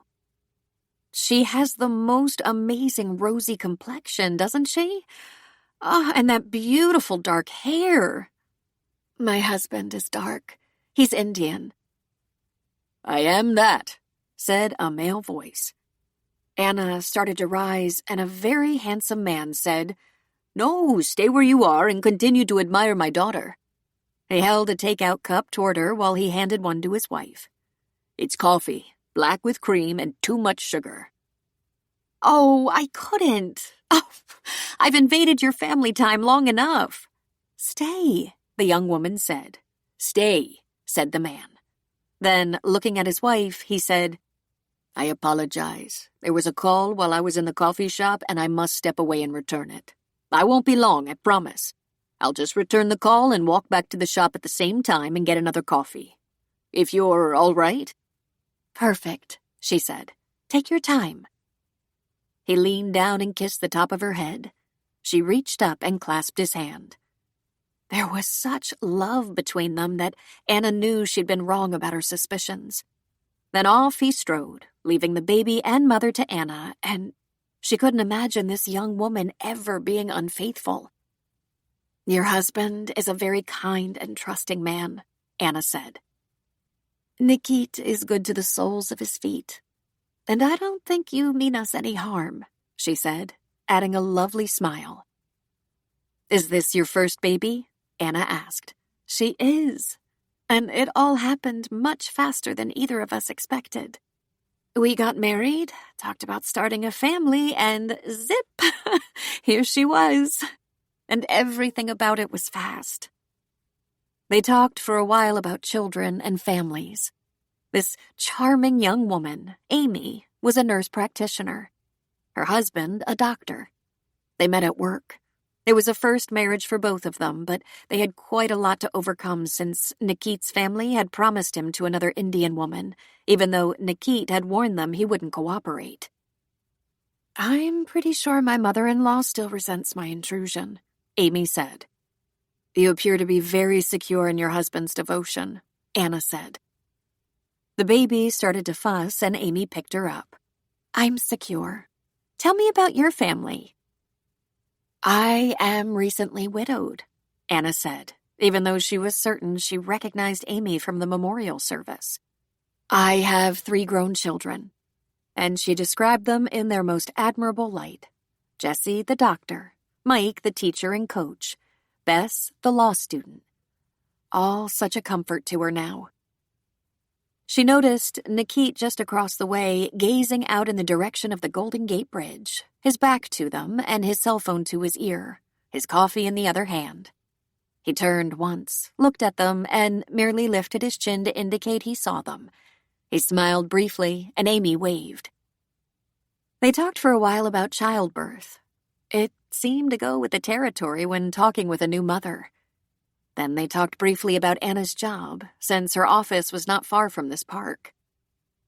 "Which I should get back to," she said, getting to her feet. "Do you live around here?" she asked. "We live on Alameda Island.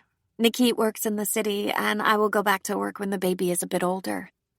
This is a lovely respite, this baby break. We used to come into the city regularly before we were married. Working in the city, you must spend a lot of time here." "I'm usually completely wrapped up in work," Anna said. "I don't think I've taken the time to enjoy it in years. When I was younger and worked in the city, I spent a lot more time appreciating it. I should do this more often." "You should," Amy said. "I enjoyed our visit," Anna said. "Thank you for being so friendly. Have a wonderful day." Then she turned and began to walk away. Abruptly, she turned back toward Amy. "I apologize," she said. "My name is Anna." Amy smiled up at her. "I know who you are, Mrs. McNichol." Anna gasped in surprise, then sank again to her knees. Once again that feeling of knowing in her heart that something was happening, yet not knowing what. "Who was my husband to you?" she asked directly. Amy bit her lower lip for just a moment. "He was my father," she said. 5. "How old are you?" Anna asked Amy. 28, she said. "I haven't known about my biological father for very long, just a few years. I imagine you have questions, and I don't know whether I can answer them, but I can't do it today. That's probably for the best. Take your time and think about what you want to know, and let's get together for a talk." "Did he know about you?" she asked. Amy nodded. "Yes. He contributed to my welfare and education. Apparently, he sometimes watched from afar, a high school concert or my graduation. I met him for the first time when I was a teenager, but I was told he was an old friend of the family. I found out the whole story when my mother was in the last stages of cancer. I didn't get in touch until after she had passed away, and I only did it because, well, it was unfinished business. Nikit and I have a real thing about making sure we don't leave things unfinished in our pasts." "Did your mother marry? Have other children?" She reached into her diaper bag and pulled out a card. "On the back is my cell phone number. Think and digest, then call me and let's set up a time to get together. Maybe you can take an afternoon and come to the house? It's easier for me to be at home with the baby." "Do you know my husband was married with children when... Although I didn't know about you. I knew there had been a relationship." "I'm sorry if you were hurt," she said. Nikit had returned and was beside her again, as if he could sense her need. He crouched down, sitting on one heel, his hands on her shoulders so it looked as though he quite literally had her back. "If there's anything specific I can tell you, I will. Just think about it and give me a call. Or if you'd rather not." "I'll call," Anna said. "I promise." "So, you lost a father?" "Mrs. McNichol, I never really knew my father," she said. "I knew about him, that's all. And I knew that you and your children didn't know about me. I communicated with him not very long ago, and I'm so glad I did." "Why now, Amy? After all these years?" "Because, for better or for worse, living a lie is toxic. Living with the truth can be difficult and requires strength, but living with secrets is unhealthy at best. My mother had so many secrets, and she didn't have to. I could never have stopped loving her even with the truth. Lies and secrets are just a mistake from the start. Maybe deadly." Anna thought about that and wondered what the real difference was between keeping secrets and being private. Shouldn't everyone be entitled to a private life? But lies, she had to admit, led to no good. Anna had a jury selection in a battery case scheduled for the afternoon and so had to spend at least a couple of hours in the office, though she was distracted. She took some small comfort in the fact that Chad probably had not had an ongoing affair for years and years if Amy had never even been aware of him. She needed many more details to better understand the situation. Like, what was that business of him supporting her welfare and education? She thought it must be Amy who was the mysterious recipient of the 10%. The DA and defense attorney were hard at it, selecting jurors. The defendant was also a victim. She had killed her abusive husband, claiming self-defense. This was a case that fell into Anna's area of specialty. She was a well-known advocate for women in abuse situations. And the first order of business, she knew, would be the DA asking her to recuse herself. Since she didn't know the defendant or the victim, she would refuse. This was the kind of case that got her blood moving. But today she was struggling to stay focused. In spite of that, they got their jury impaneled and scheduled a court date. Although there were calls to return and lawyers who wanted a few minutes, she asked her clerk to handle the details. She then spent about 2 hours on the internet researching and found dozens of references to similar situations to her own, in crimes, court cases, tell-all memoirs, articles, and bios. That she was thinking about her marriage and her husband, and the fact that Chad seemed to have lived an entirely secret life, one that included an unknown woman and a child, had disrupted her even more than his death. She thought their relationship, despite its occasional troubles, was cocooned within their family, involving only them and the children. Perhaps on the fringes, their parents. Yes, she knew there had been an affair because Chad admitted it, but what he didn't admit was it had been so much more than that. He had a second family, whether he had seen them or not. Just because Amy said she hadn't known her father didn't mean Chad hadn't been involved. In fact, might he have been involved with Amy's mother? Could there have been others? Just how many liaisons might there have been over the years? Was he ever planning to tell her the whole story? She missed the Mill Valley exit and found herself driving toward Bodega Bay, and before long she was standing on the cliffs high above the ocean. It was light much later in these days of summer. She did a mental inventory of all those intimates who might wonder at her whereabouts.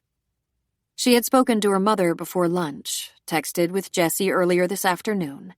She had seen Mike on the weekend, and Bess rarely checked in. She just watched the ocean for a while. Then she got back in her car, drove for over an hour, and found herself standing at Joe's front door. It was dusk. "Anna," he said, shocked. "You were his best friend," she said. "You knew he had an affair. Did you know he had a daughter from that affair?" "What?" he asked, clearly shocked. Suddenly, her eyes welled with tears. She'd done very little crying since Chad died, which was not to say she hadn't been grieving. She'd been grieving deep in her soul, and now even more so as she questioned what her marriage had been made of after all. "I'm sorry I didn't even call," she said softly. "I didn't know where else to go." "You can always come here," he said. "Come in. Let's talk." "Are you sure it's okay?" "It's always okay." "Are you just coming from work?" "I left work hours ago," she said with a heavy sigh. "I can barely even remember where I've been. Driving? I went to the coast north of the city, then here." "Here," he said, cupping her elbow in his hand. "Come in. Can I get you a drink? A glass of wine or something?" "I'm not doing shots with you again," she said with an abbreviated laugh, letting him guide her into his house. "I don't even have tequila," he said, leading her past the small living room and dining room to the back of the townhouse. This was clearly where he lived, in the back of the house.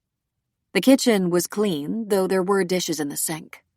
His laptop and a stack of folders sat on the dining table. The small family room was cluttered. A pair of sweatpants and t-shirt were tossed over the back of a chair. Shoes lay where they'd been kicked off. A briefcase sat on the breakfast bar and appeared to be emptied of papers. He had to clear a pile of papers and books from one end of the sectional. "Maid's day off," he muttered. "Come and sit here," he said, indicating the cleared space. She decided against commenting that it looked as though he lived like a college student. She took her seat and he brought her a glass of wine. Then he darted around the small space to gather up his clothes and shoes and take them away. She didn't stop him. He was on a mission to make sense of his mess. Maybe it had something to do with how he wanted her to see him. They'd never actually spent any time alone together while Chad was alive. He quickly put his books on the shelf and straightened the stack of papers and folders, closed the laptop and the briefcase, and fetched himself a glass of wine. He looked so young, rushing around in his jeans and polo and loafers without socks. It was hard to put him at 63. But then 63 was younger these days than it had been. He returned and sat on the ottoman so closely their knees were nearly touching. His brow crinkled in a slight frown as he reached for her hand. "What's this about a child?" "It's been a very hectic few weeks," she said. "Sounds like it," he said. "There was the business with the will when we learned Chad had left 10% to an undisclosed party. I kept it to myself that I suspected a mistress. Turns out I was wrong about that. I took my lunch to the park by my office today and ran into the young woman I had seen at Chad's service, a woman I had never met. We spoke just briefly today. She told me she is his daughter, and has just given birth to his granddaughter. And I never knew this was going on, of course." "Has he known about this all along?" Joe asked. "The details are still a little murky, but she said she met him when she was a teenager but thought he was a family friend. She learned more about him later, and she contacted him recently. She said she knew I'd have questions, and she'd meet with me later after I've had time to gather my thoughts and decide what I want to ask. She did say he's contributed to her welfare and education." "But they had no relationship?" he asked. "Apparently not much of one," Anna said. "I don't know about her mother. I don't know if he had two families." "Joe, did you know any of this?" He shook his head. "No, and I never suspected he was keeping any secrets." "He never said anything that made you wonder if his relationship with the woman was ongoing? If there was more to it than a fling? Or even an affair?" He put his wine on the side table and took her hand.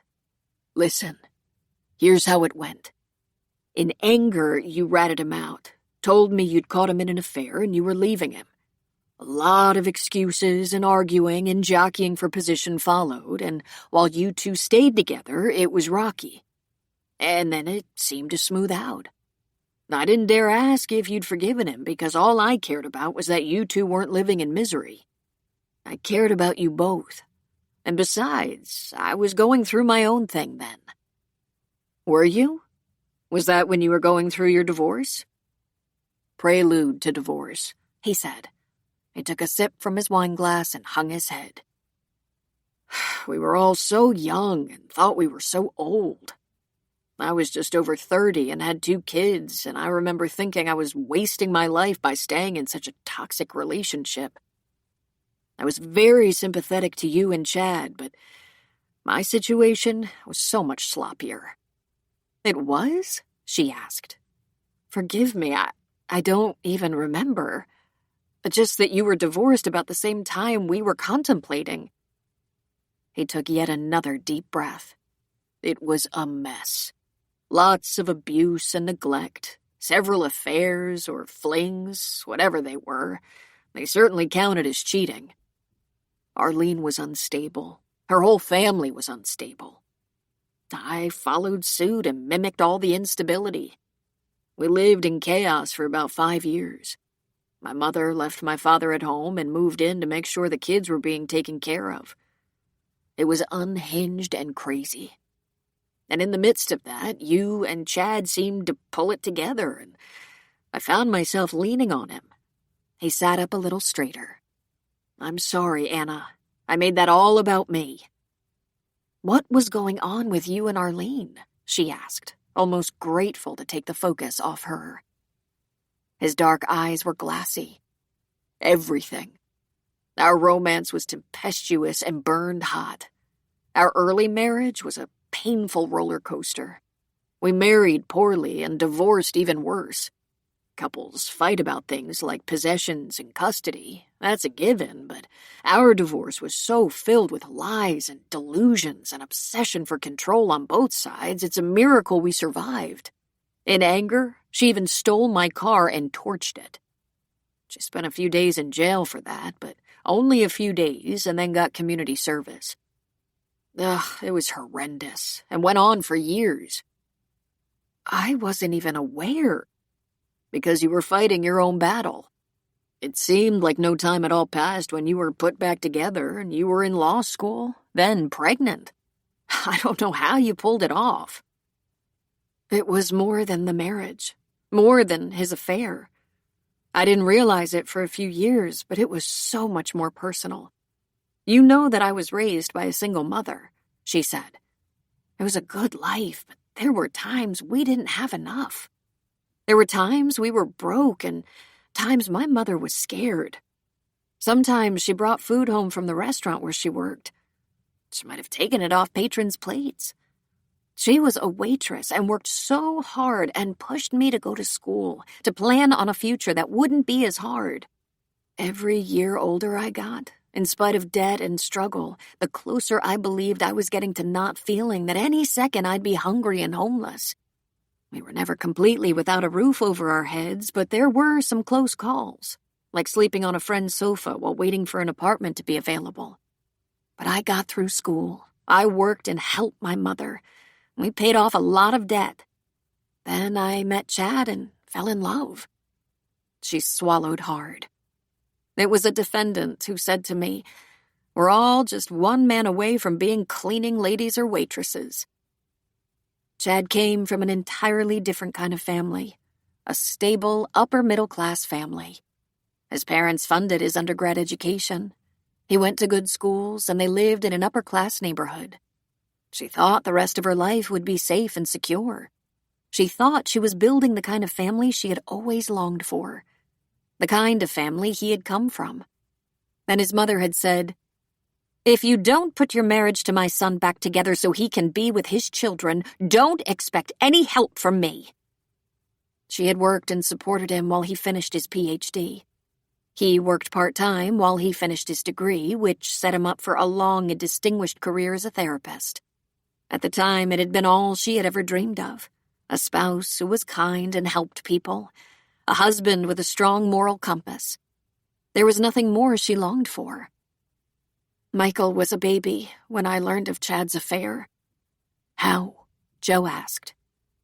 I suspected because of odd phone calls, because Chad was gone or missing at odd times, and I did the unthinkable thing. I snooped through his personal papers and confronted him. Chad admitted he was seeing a woman. It turned out to be one of the clients of the counseling institute where he was working. It was the first time I felt my future and the future of my children was threatened, and I lost it.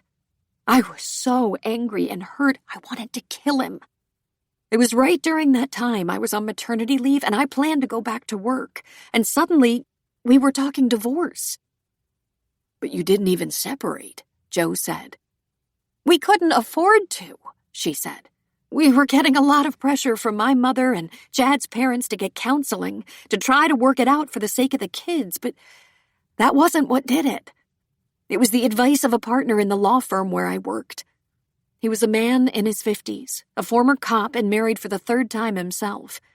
He said, 'You will never be happy, married or single, as long as you cling to this fantasy that some man will rescue you and make you safe and secure. Make yourself safe and secure. It's the only way you'll really feel that way. It's the only way you can really protect your children. In the end, you will see that no matter who you're married to, you are responsible for your own happiness or security. Two things no one can give you.'" She fought that advice for a while. She wanted to believe the right man would do the trick. If only she could find a man who had that strength of commitment, one who could be trusted, one who wouldn't stray, one who didn't have a weak character. I began to study for the LSAT right away. I got a lot of help and support from the partners in the firm. I had mentors there, and even though they didn't know all the details of my personal life, they encouraged me to build my confidence and independence and form a strong career in law. As months turned into years, I did get stronger and more determined. Everything evolved from that point. I kept working as much as possible. The firm had work I could do part-time while I was in school. I helped with depositions, filings, document prep, and research. In retrospect, I don't know how I made it. It was during law school, combined with her job in the law office, that she stumbled upon her specialty and cases that involved domestic violence. After law school, during her time in the district attorney's office, she prosecuted batterers. And later, in private practice, she spent as much time as possible helping the victims of battery domestic. Defending women who had been accused of assault when they relied on self-defense to save their or their children's lives was her specialty. She had become a well-known advocate for battered women. "And then there was Bess after you put your marriage back together," Joe said. "Not exactly," she said. "Not that simply. There hadn't been much affection between us for a few years. But Chad did spend as much time as possible helping with the kids and the house. First of all, his schedule was not as demanding as mine. And second, he seemed to genuinely want to save the marriage. I still ask myself why. I never had the impression it was love. I never had the sense I was chosen. More to the point, I never had the sense he'd forsaken all others. Bess was a surprise. I might have been exhausted and needy. I might have decided I didn't have any fight left in me. Most likely, I decided I didn't care anymore. Bess was a lucky accident. Not only did she focus me, I was stronger and I could accept the life I had as better than most. It was, It was better than most people get. But after Chad stepped outside our marriage, I was no longer in love with him. I liked him. I knew exactly how to get along with him and make the most of what we had. I think I grew to love him again. I'm not entirely sure. It was all about the 5 of us, holding our family together because there's strength in numbers. You seem to be in love, Joe said. I never trusted him again. I also never looked too closely at what he was doing or how he spent his time, afraid of what I might find. I might have found out about his daughter sooner if I had. If I hadn't been so busy with my own marital problems, I might have noticed, he said. But I didn't. The great irony is, he did exactly what my biological father did. My mother had a fling with a married man, and he stayed with his family. I never knew him. I knew who he was later on, after I was married. I don't know how his marriage and family turned out, but he didn't help out like Chad apparently did. Isn't that weird? The same set of circumstances? You stayed a long time for a woman who had no trust and very little love. While I might not have looked too closely, Chad was a good partner. Until just lately. As I told you, a few months before the accident, he started to complain of not being happy enough. He said his life was unfulfilling. He was missing something. I was furious hearing that. After I'd made the commitment to stay despite the imperfections, he had a nerve. That's why I suspected an affair. She laughed hollowly. When I saw her at the service, I thought his pregnant daughter might have been his mistress. And he was a good father in spite of his shortcomings, Joe said. His children loved him very much, she said. I suppose I have to tell them. Do you? He asked. I don't know, she said. God knows I don't want to. Why? Are you worried about how it's going to make them see their father? No. I'm worried about how it's going to make them see me. Anna and Joe talked for a long time, through at least 3 glasses of wine each and some Thai takeout. Anna told him she had always seen her life and her marriage as fairly simple. It wasn't perfect by any means, but compared to the relationships some of her clients struggled with, hers was uncomplicated by comparison. She knew Chad well. She knew exactly what she could trust, and she knew exactly what she didn't want to know. She didn't want to know just how unfaithful he had been because that would inevitably lead to just how little he valued their relationship, their marriage. Before Bess was conceived, while they were still knocking around the idea of divorce, Chad continued to praise her. But he didn't tell her he loved her. She would ask him from time to time, and he would answer, Of course I love you, Anna. I will always love you. You're the mother of my children. She had been asking herself for more than 20 years if that was a compliment or more the lesser of evils. Joe's expression changed slightly when she said that. What? She asked. Why did you suddenly look uncomfortable? I don't know, he said. What a bastard, he said. You were the wronged party, and he didn't do much to make you feel vindicated. From that time on, I always suspected I was just one of many. He might not have been sleeping with many women. I'll never really know. But you know Chad. He was a flirt, and a man who thrived on the attention he got from women. That much is true, Joe said. Who among us hasn't been guilty of that? You don't have to answer, but did you take a lover? She just shook her head. I took a career. And no ordinary career. She became a popular talk show guest and experienced expert witness. Eventually, she was appointed to a Superior Court justice position. Her honor. Chad became quite well known in the city, having done a great deal to support charities. And Anna became well known for her position as a judge whose verdicts were thoughtful and fair. It was after 10 when Anna reclined on the couch and nodded off. She was vaguely aware of Joe covering her with a throw, which she pulled around herself as she yielded to sleep. In the early pre-dawn, the house dark but for a stove light in the kitchen, she rose, found her sweater and purse, and set about leaving. After a visit to the bathroom, she went to the kitchen and began scribbling a note on the notepad that listed eggs, bread, mayo, and laundry detergent. "You're leaving?" Joe asked from the shadows. She jumped. "Oh, did I wake you?" "Not really. I heard you moving around. You're leaving?" "I thought I'd go home, curl up in my own bed."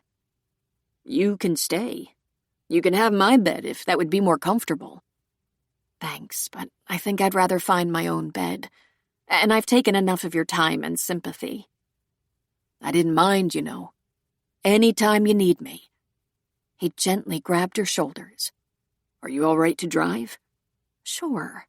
It's been hours since I've had alcohol." "Will you text me when you're home safely?" "Okay. It's a long drive, you know." "I know. I'd appreciate the text. And I'd like to say, when this storm passes, remember that it's all right for you to be happy. To think of yourself sometimes instead of putting everyone else first. That's what you've been doing, I know. This next stage, this can be yours." "Thanks, Joe," she said. "No one has ever said that to me before." 6. Jessie McNichol was a beautiful woman, so the only person surprised that Dr. Patrick Monahan was attracted to her was Jessie. People often told her she was beautiful, but Jessie thought of herself as vulnerable and naive. She fell in love quickly, totally and frequently, and usually tragically. She had tallied up a string of heartbreaks a mile long, starting with Ryan Siverhorn in the 6th grade. Patrick Monahan was sexy and enormously accomplished in his field. Even though he'd been single for years, she had never heard any hospital gossip about him dating or being involved, but she instinctively knew she would be the envy of every woman who knew, maybe even the married ones. And for the 92nd time, she thought, maybe this is it. She was not the least troubled by their age difference. He phoned her as he said he would, and even though it was very late when he called, they chatted for an hour. He sent her a text in the morning saying he very much enjoyed their chat. He wasn't due any time off for a few days after returning to town, but he called and their talks grew more personal and entertaining. It took exactly 2 days for her to begin to look forward to his calls, and she learned so much about him. For one thing, he was so kind and tender. He asked repeatedly how she was doing with missing her father, something she needed to be asked. She really needed someone besides her mother to care. And he told her what sorts of things made him happy. Good fiction lit him up. He looked forward to having a great story to read and hated to see it end too soon. But of course, he read too fast, a byproduct of medical school. He loved live music, as did she, and movies. They began a list of books, concerts, and movies they wanted to see together. And about 5 calls into their new relationship, she asked him what happiness meant to him. He said, "Successful surgeries, good sailing weather, minimal conflict in the neurosurgery department, and it always feels good to be madly in love." He seemed to add that as an afterthought. She was in a fever of longing. Finally, the night of their dinner out arrived. They were going to a nice restaurant in the city and would walk around San Francisco after. She lived a quick commute to the city while he lived in the city, so they arranged to meet. He waited outside the restaurant, and when she approached him, he smiled and stood stock still, just staring at her. His eyes glittered. "My God, you're beautiful." She smiled back and said, "So are you." He slid an arm around her waist and pulled her toward him, giving her cheek a kiss. "Thank you for going out with me." And Jessie thought, "Are you kidding me right now?" Here he was, the most attractive, smartest, most successful doctor she knew, and he was thanking her? She was just a 31-year-old internist with a string of failed relationships in her past, and yet he was thanking her. That fast, she was a goner. He took her to an exquisite seafood restaurant in Union Square. It was elegant, dimly lit with plenty of dark corners and fancy specialty drinks. Other diners in the room would immediately know they weren't married because of how intently they talked and talked. They entertained each other for a while with med school and internship tales. They walked around the city after dinner, confessing to each other that it was such a nice change from last year when COVID had been raging and the streets and sidewalks were barren. Now there were more people about, though most restaurants had kept their occupancy lower than capacity. About half the people out and about still wore their masks in public, including Patrick and Jessie, especially in crowded places. Though they had both received the vaccine and the virus was now so low in numbers it was no longer required. They talked a little about what a dark time that had been, especially for people in medicine. "For a while I was so lonely I answered the spam calls," she told him, making him laugh, and he pulled her close for a squeeze. "My house isn't far from here," he said. "I cleaned up before coming to get you, just in case you'd accept my invitation for a nightcap. Or, if you're not comfortable with that, I'd be happy to take you home." "Not comfortable? I know where you work," she said with a laugh. "I'm pretty harmless," he assured her. Nonetheless, she did a little math. They'd been talking on the phone for a week and change. She knew he was close to his mother and knew her name. He'd lost his father to a brain aneurysm when he was young, which could account for his specialty. So he said, not her assumption. "I bet you're not. But I'd like to have a nightcap, and you can feel free to join me. I'll be happy to Uber home." They took a cab to a Victorian atop a steep hill, a large home divided into 3 apartments.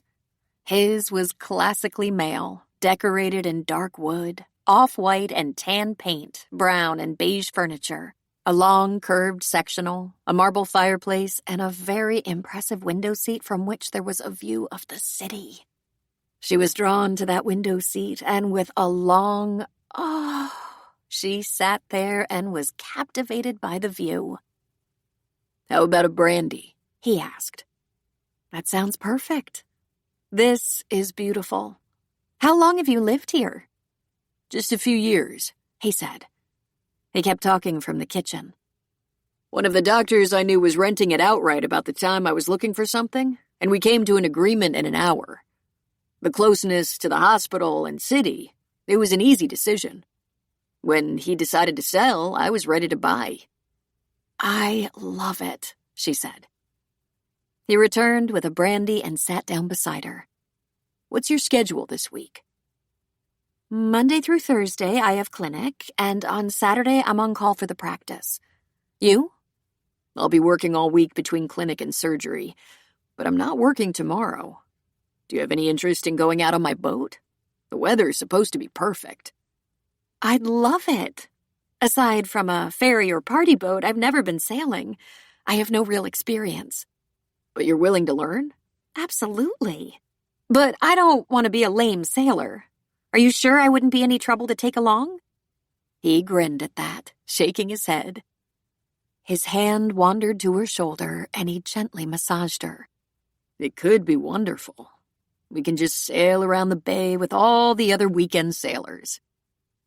She had already started to fantasize about sailing, pulling ropes and setting rudders and learning all the rigging moves. Then his hand was on her elbow, Then, stroking her arm, he moved close and his lips slowly touched her cheek. Then her neck. Then her lips. He took the brandy from her hand, put it aside, and kissed her again. He investigated her mouth with his tongue and then took possession. His arms went around her, hers went around him, and their lips were locked together for a long, delicious kiss. Minutes, by her estimate. Several times his lips slid to her neck, and he moved her long, dark hair away and inhaled her scent. While he was busy kissing her, she was deciding what to do. Let him touch? She wanted to be touched, desperately. It had been a long time. His caresses roved around a bit, sliding to her butt, her thighs, her knees. Then he whispered against her lips, "We could get more comfortable." This was what she had longed for since that day in the hospital parking lot, to have someone as smart and handsome and accomplished as Patrick want her. But she didn't want to seem too eager. On our first date? Not really, though, is it? How many hours have we logged on the phone? We know almost everything about each other. True, but it's entirely up to you. He treated her to a little more kissing and caressing, and when his hand slid deftly over her butt and under it, she sighed and said, "Yes." He took her hand and led her down the hall to his bedroom. They passed a couple of rooms that she took no real notice of, but what she did notice was how the hardwood floors shone and how immaculate the walls and floorboards were, as though freshly painted. And then the main suite, large king-size bed, dark wood chests, large screen TV on the wall. She couldn't help but wonder if he had tidied up in anticipation of bringing her to bed, or if he was naturally so neat. Nothing was out of place, no clothes tossed over the furniture. She glanced into the large closet, and everything was hanging in perfect rows. He put his arms around her from behind, circled her waist, pulled her hair away from her neck, and kissed her there. He pulled her against him, and she could feel it behind her, his erection. She moaned in equal parts desire and excitement. He slowly undid the buttons on the back of her sundress, and with deftness he slid it over her shoulders and let it drop to the floor, pooling around her ankles, leaving her in a bra and panties. So she turned in his embrace and put her arms around his neck. "Perfect," he said in a coarse whisper. "You're beautiful." But she thought he was the beautiful one. His eyes had darkened to little circles of kohl, and she began to unbutton his shirt, one button at a time, until she got to his waist, and then she undid the belt and button and zipper. He took her lips again in a passionate kiss, and while his tongue played, he slipped his long, soft fingers into her panties and stroked her there in the dark and secret part of her body, and she nearly screamed with pleasure. Then she dropped back onto his bed, and he kicked off his pants and threw off his shirt as he lay down beside her. They were instantly in each other's arms, straining together, grinding hungrily. "I don't think I can wait," she whispered. Her panties disappeared that fast, and he pressed into her. "I don't want you to wait," he said. Then he turned her onto her side, pulled down his boxers, made her bra disappear, and entered her from behind. She wasn't so sure about that move until he fondled her breast with one hand, gently pinching a nipple and sliding the other hand down to that special place that filled her with crazy erotic energy and nearly drove her out of her mind. He filled her, pumped his hips, sucked on her neck, rubbed her between her legs, and she was gone. This had never happened to her before. Orgasms were generally difficult to achieve, and she was suddenly exploding. He was pumping and rubbing and groaning, and she was ready to faint from satisfaction. He gave her a few more hard, deep thrusts and let it go. And Jessie just about collapsed. A long sigh came out of her, and she pressed her butt harder against him. "Whoa," he said. "Oh my God," she said. "Yeah, that was perfect," he agreed. "Quick, but perfect. We can slow it down next time." "Next time?" she repeated. "Good." She snuggled into his arms, his breath soft and warm against her neck. She was far too weak to walk downstairs to catch an Uber. She couldn't move. His hands were so soft, and he caressed her from her knees to her shoulders. And it was heaven. Every once in a while, he would stroke that soft, supple, dark place, and it would send a jolt through her. And she would say, "Oh, Patrick, right here." "I can't move." "Don't move," he said. "Stay right here." He tightened his arms around her. Eventually, she rolled over, facing him, meeting his lips. "I think that was the best sex I've ever had," she said. He chuckled. "Worth the investment of all that phone time?" "Oh, God, yes," she said. She looked into his eyes. With the heat of the moment past, his eyes lightened to that beautiful greenish blue she remembered. "You're an amazing lover." He brushed the hair back over her ear. "That's very sweet. You're quite amazing as well." She laughed softly. "No one has ever said that to me. If you're not very careful, I could fall in love with you." He laughed a little and pulled her close. "Then I'll be very careful." She smiled. "Not interested in love?" she asked. "It's a little soon," he said. "We have plenty of time to get to know each other." She mentally chewed on that. She tried to say nothing, but in her typical way, she couldn't let it go. "Let's see," she mused aloud without looking into his eyes. "We know each other well enough for amazing sex, but love is out of the question?" "Don't do that, sweetheart. Love is just premature, that's all." She gave that a moment to sink in. She wished she hadn't said it first. She wished she'd put off sex, even if it really was the best sex ever. "I'm sorry," she whispered. "You don't have to be sorry, Jessie. You just have to be patient." "If I'd been patient, we'd be wearing clothes now." "But we're not." He sat up in bed, bracing on an elbow, and looked down at her. "We'd better have an honest conversation. I'm fond of you. I like you. I enjoy you. I desire you. You stimulate me in a lot of ways, intellectually and emotionally and sexually. I'm not in love with you, but there's potential for that if things between us continue in this direction. I want you to ask yourself right now, do you want that?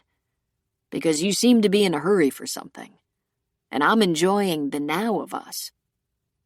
"Maybe I should go?" "You can, if you want to. I'm not taking hostages.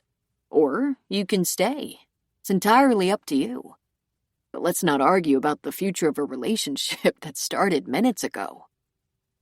Jessie gritted her teeth and forced herself to be quiet when she actually felt like she had a lot to say, and none of it productive. Frankly, she was scared and didn't know what to do because she didn't understand why she was never quite satisfied, why she could never seem to get enough. She'd ruined more than one relationship this very way.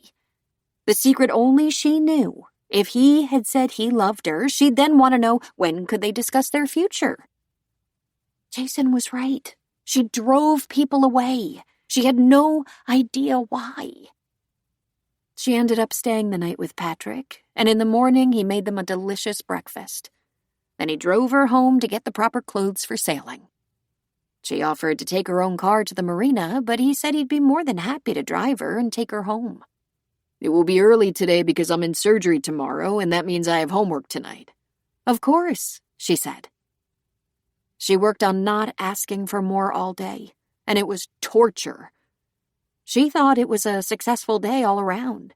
The sun was out, and Jessie didn't push for more.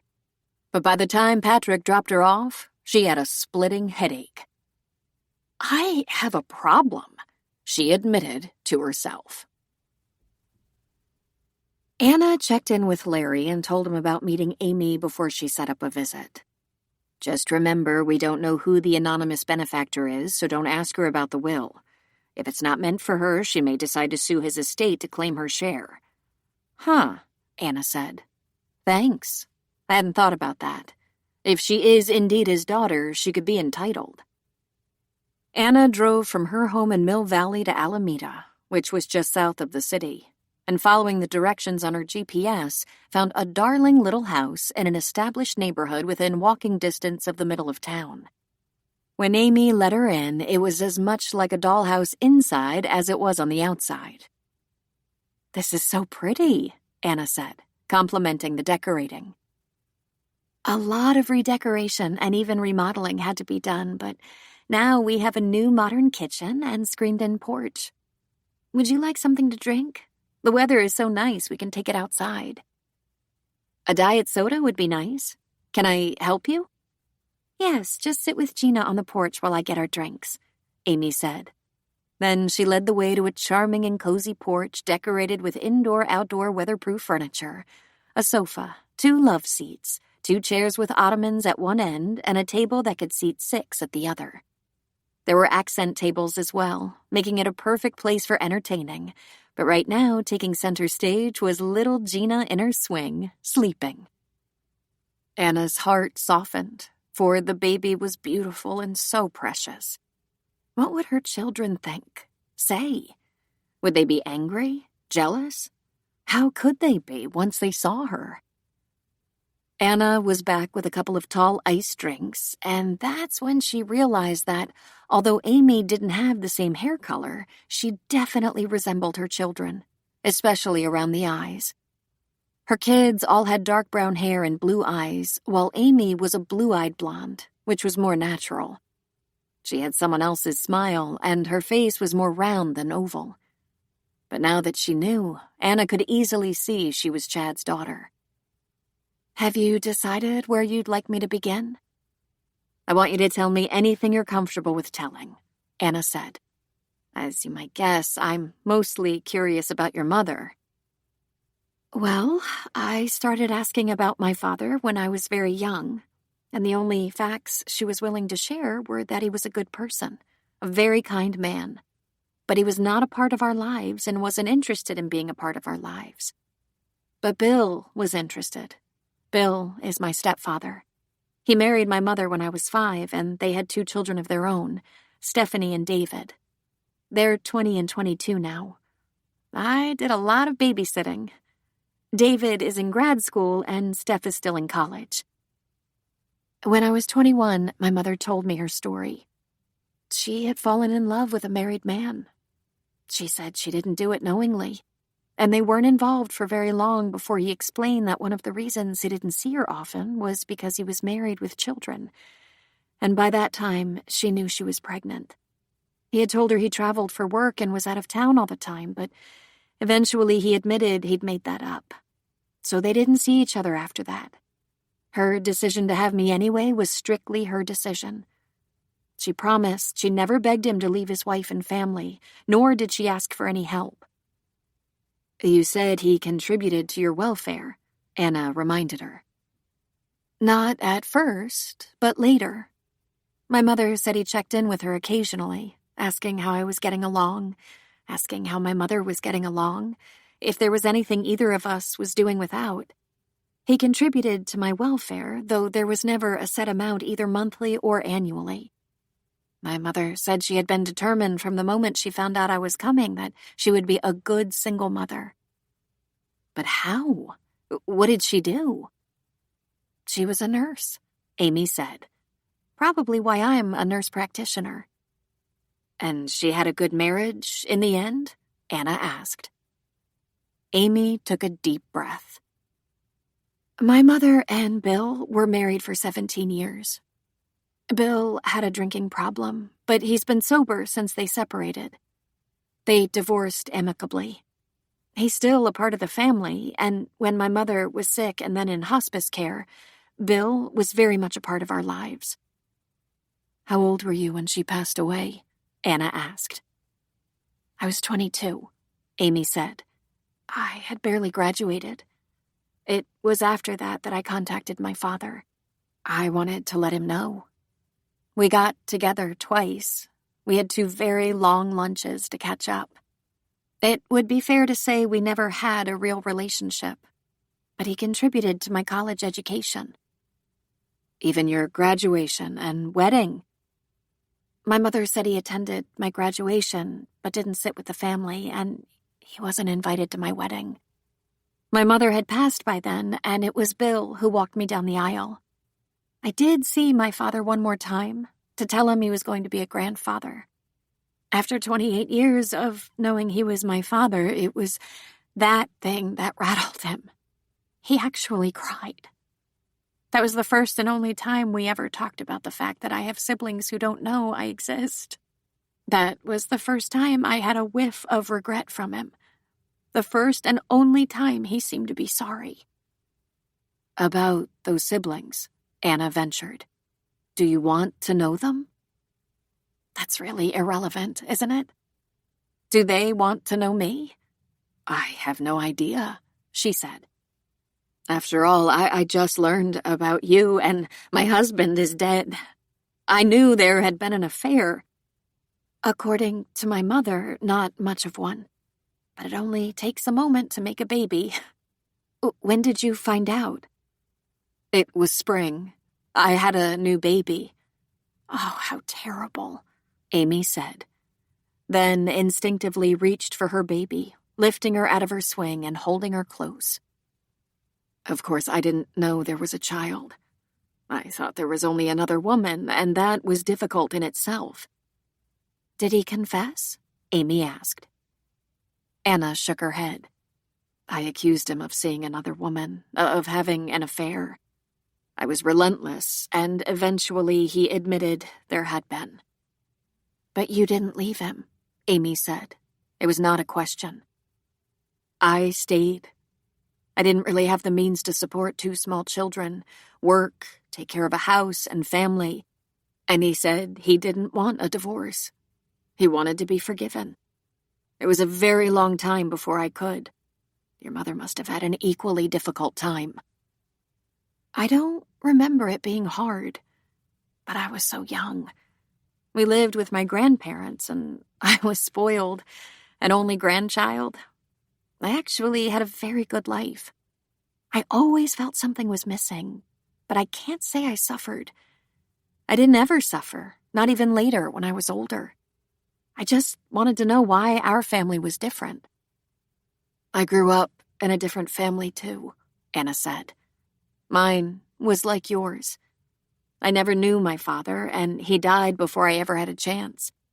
It didn't help my mother, and there were no grandparents. And now I'm a lawyer who specializes in the needs of women and children who are abandoned. I should rephrase. I'm a judge. Of course, I'm a lawyer who became a judge. I should be a little pleased that Chad offered support. It was the responsible thing to do. She laughed and shook her head. Amazing the way things come full circle. Will you tell your children? Amy asked. I'll have to tell them, Anna said. They have a right to know they have a sister. How do you think they'll take it? She asked, and Anna couldn't help but notice she shuddered slightly. I have absolutely no idea, she said. They talked for another 2 hours, going over the details of their lives and families. At one point, Amy brought out a photo album and showed Anna pictures of her mother, stepfather, grandparents, half-siblings, holiday photos, graduations, and such. I don't know if I'm relieved or jealous. Your mother was so beautiful. But you're beautiful, Anna, she said. No one thinks of me as beautiful, Anna scoffed. I bet everyone does. No, she said with a laugh. No. My husband once told me he thought I was the most capable woman he knew. You know how I met him? Wait till I tell you. Anna went to see Blanche in the assisted living residence, though it was not her regularly scheduled visit. She was thinking about Amy and her family and Chad. She liked Amy quite a lot. She was acutely aware that under different circumstances, she might hate her. But she was a fully mature woman with a baby. Her mother was dead, and she had no extended family, really, except her stepfather. And it was no small matter that Chad was also dead. And this all was something that happened in the long ago. Blanche was all dressed up, though she was sitting in her comfy chair with her feet up. "Well, hello," Anna said. "You're looking very nice today." "We had entertainment today," Blanche said. "It was good. Some school choir acting out some scenes from a musical. I can't remember which one. But an hour of dangling my feet and my ankles are as big as my butt." Anna laughed, but she thought, with a surge of relief, "Oh, good, she's lucid."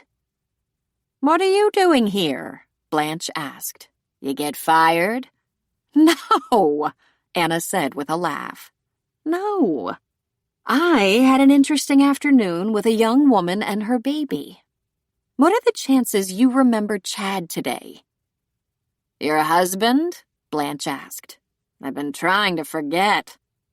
He can't be in trouble again, being dead and all." Wow, you're really on your game today. Do you remember that affair he had when Michael was a baby? "Anna, the world remembers. You wouldn't let us forget. You chirped on that for years." "Well, so did you," she said. But inside she was so thrilled to have her mother to talk to. It turns out there was a child from that affair, and I met her. She's Michael's age, and she's married and has a baby. She told me the whole story, what she knew from her mother.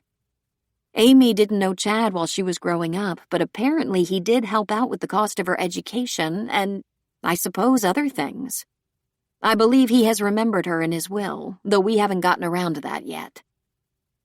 "I thought he was a phony," Blanche said, "putting on airs like he was some big shot."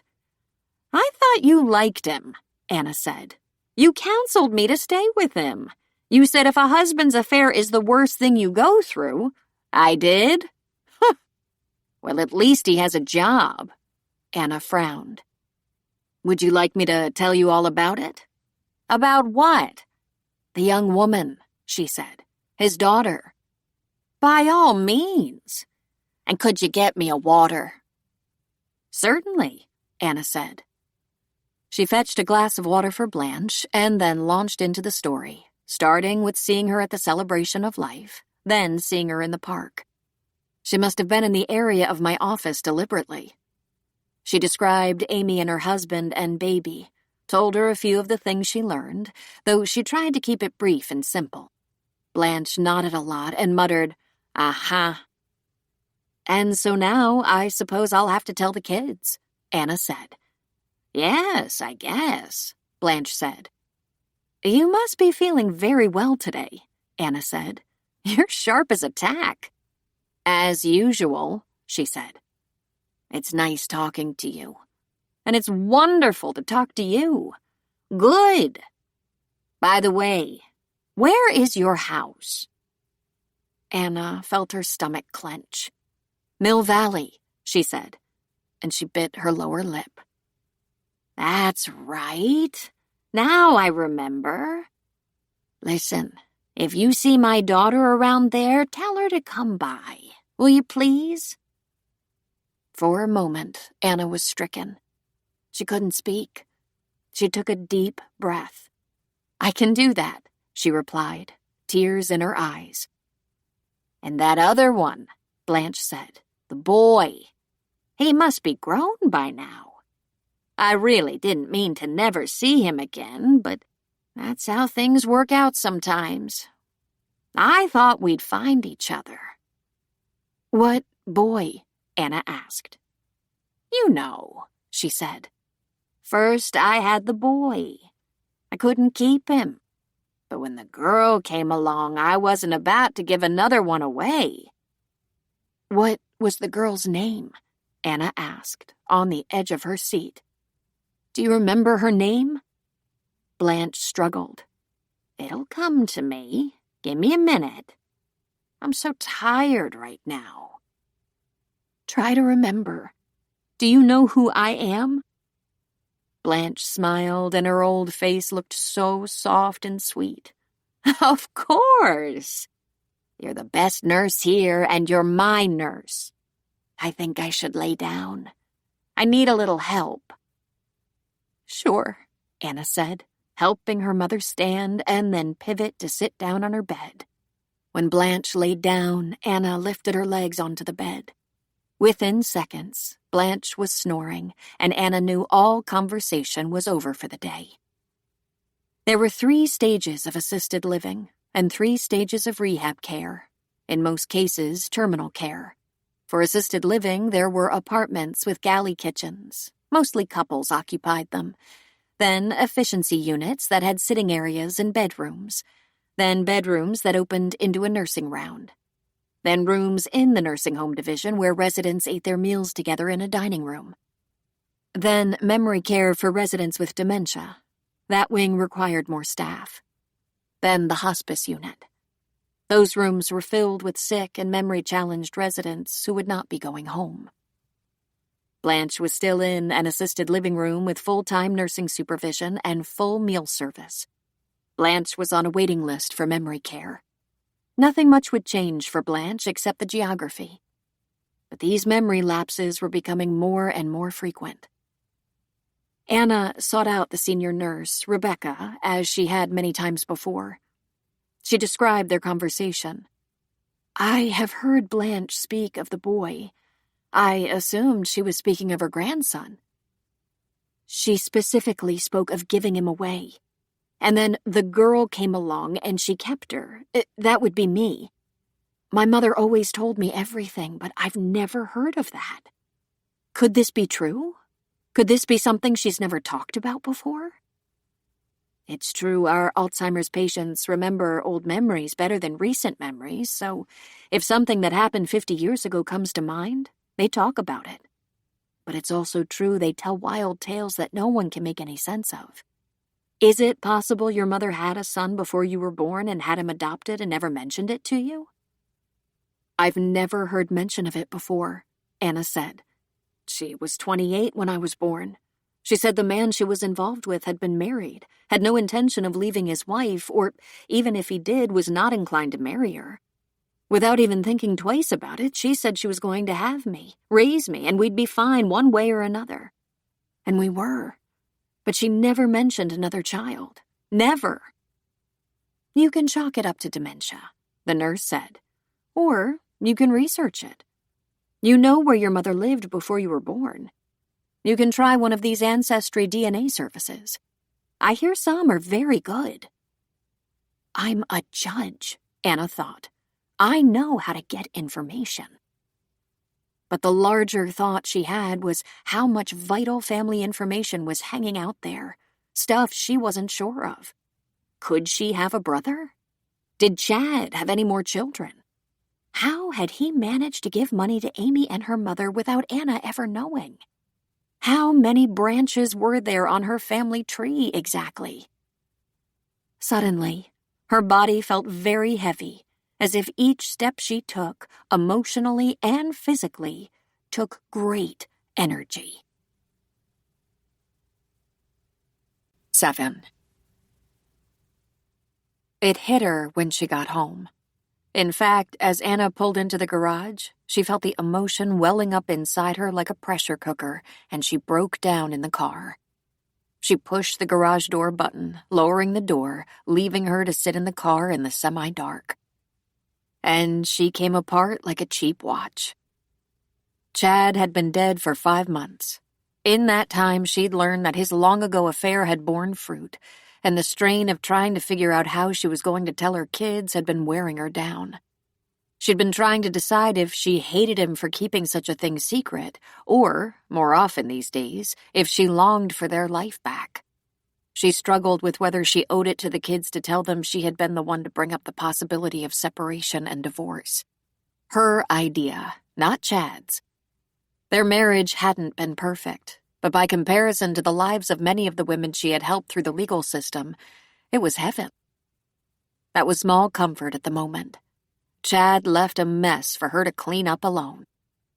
She realized, not for the first time, that she didn't miss Chad so much as she missed marriage. It had worked for her. It had worked for Chad, for that matter. It was convenient. There was always another person to share the weight with, even when things in the relationship were stormy. There were times she had come to realize that having a close enemy or stranger can be slightly more helpful than having no one at all. If missing her marriage wasn't challenge enough, she was losing her mother and possibly gaining a brother. All in one day. Just how many people in her life lived in such secrecy? How had her mother, her best friend since birth, never let it slip before? And why hadn't she? She should have known that Anna wouldn't consider it shameful or embarrassing to have a child while not married, even twice. She reminded herself that perhaps it was a delusion born of dementia, and that was somehow more painful. And she fell into hard sobs, still sitting in the car. She had cried for her lost husband before now, but most of that had been the self-pity side of grief, missing him and feeling alone, anger with him for leaving her to deal with everything, craving just one more discussion about what was wrong with them now. And of course, she wondered if he was planning to come home from his adventure and tell her about Amy and his first grandchild. He had said he wanted to have a serious talk. Her kids were having a very hard time with Chad's death. Jessie was angry, Michael was devastated, and Bess seemed to have withdrawn even more than usual. Of course, Bess was in law school, a perfect excuse to avoid the whole group dynamic. But Anna worried about what was going on in that head of hers. She was the quietest and perhaps emotionally the most vulnerable. She moved into the house, sweating from being closed in the steamy garage. She mopped her face and threw a fistful of soggy tissues in the trash can. The tears kept coming with the occasional hiccup or small gasp. Her face was wet and hot, and it felt like there was no end in sight, and she didn't know where to turn. She felt she had put all her emotional energy into trying to figure out who she was supposed to be now that she was no longer Chad's wife, and these other issues had come up, issues that would complicate what was left of her family even more. Untangling all of this and putting things back together was going to be harder than ever. Her brain was sludge, and she couldn't make a bit of sense of anything. Was I the wife betrayed and left behind, or the wife who failed? Was I the sister who never knew it? Was I the daughter who never heard the truth about her family? My life was built on so many lies. My mother was devoted to me, and I thought she told me everything, no matter how hard the truth was. But apparently that was not the case. And my husband? She couldn't believe the irony. Her birth story mirrored Amy's. Her father was a married man who obviously wasn't committed to either his wife or his mistress, and Chad had done the very same thing. And yet she wondered why. He said he wanted to talk when he returned from his trip, and she'd assumed their marriage was over. Why didn't he tell her the truth? She drew in a jagged breath. Did he ever love me? Her phone chimed, and she saw that it was Joe. She thought about letting it go to voicemail, but instead she answered and blubbered. In her head, she was making perfect sense, but into the phone, she was just tossing out random words like, lost my mother, and Chad's secret family, and I just don't think I can take much more. Finally, she said, I'm sorry. I just can't talk about it now. I'm at the end of my rope. She was still crying, sounding a bit out of control. Anna, where are you? Joe asked. This was personally so humiliating. She never fell apart. She argued emotional and complicated cases all the way to the Supreme Court and never caved into tears. Even Chad had rarely seen her cry, and never like this. And it just wouldn't stop. She disconnected. She would call him back after she got control and could actually speak. She turned off her phone. After about 10 frustrating minutes, she stripped and got in the shower, letting the warm water run over her while she cried. Joe had been visiting his daughter, Melissa, and on his way home, when he passed the Mill Valley exit, he thought of Anna. It had been almost a week since he had talked to her. He pulled up her number on the dashboard and called. The connection wasn't very good, what with the freeway and engine noise, but even so, he could tell she was crying. The gist of what she was saying was that her mother had died and she didn't want to talk because she was at the end of her rope. Then she rang off. He tried calling her back straight away, but his call went directly to voicemail. He drove probably 5 miles before he decided to go to her house to make sure she was okay. When he thought of all she'd been through lately, his feeling about that brief exchange was not good. He hadn't ever thought of Anna as depressed or suicidal. She was the most stable and capable woman he knew. But as he drove toward her house, he became more desperate.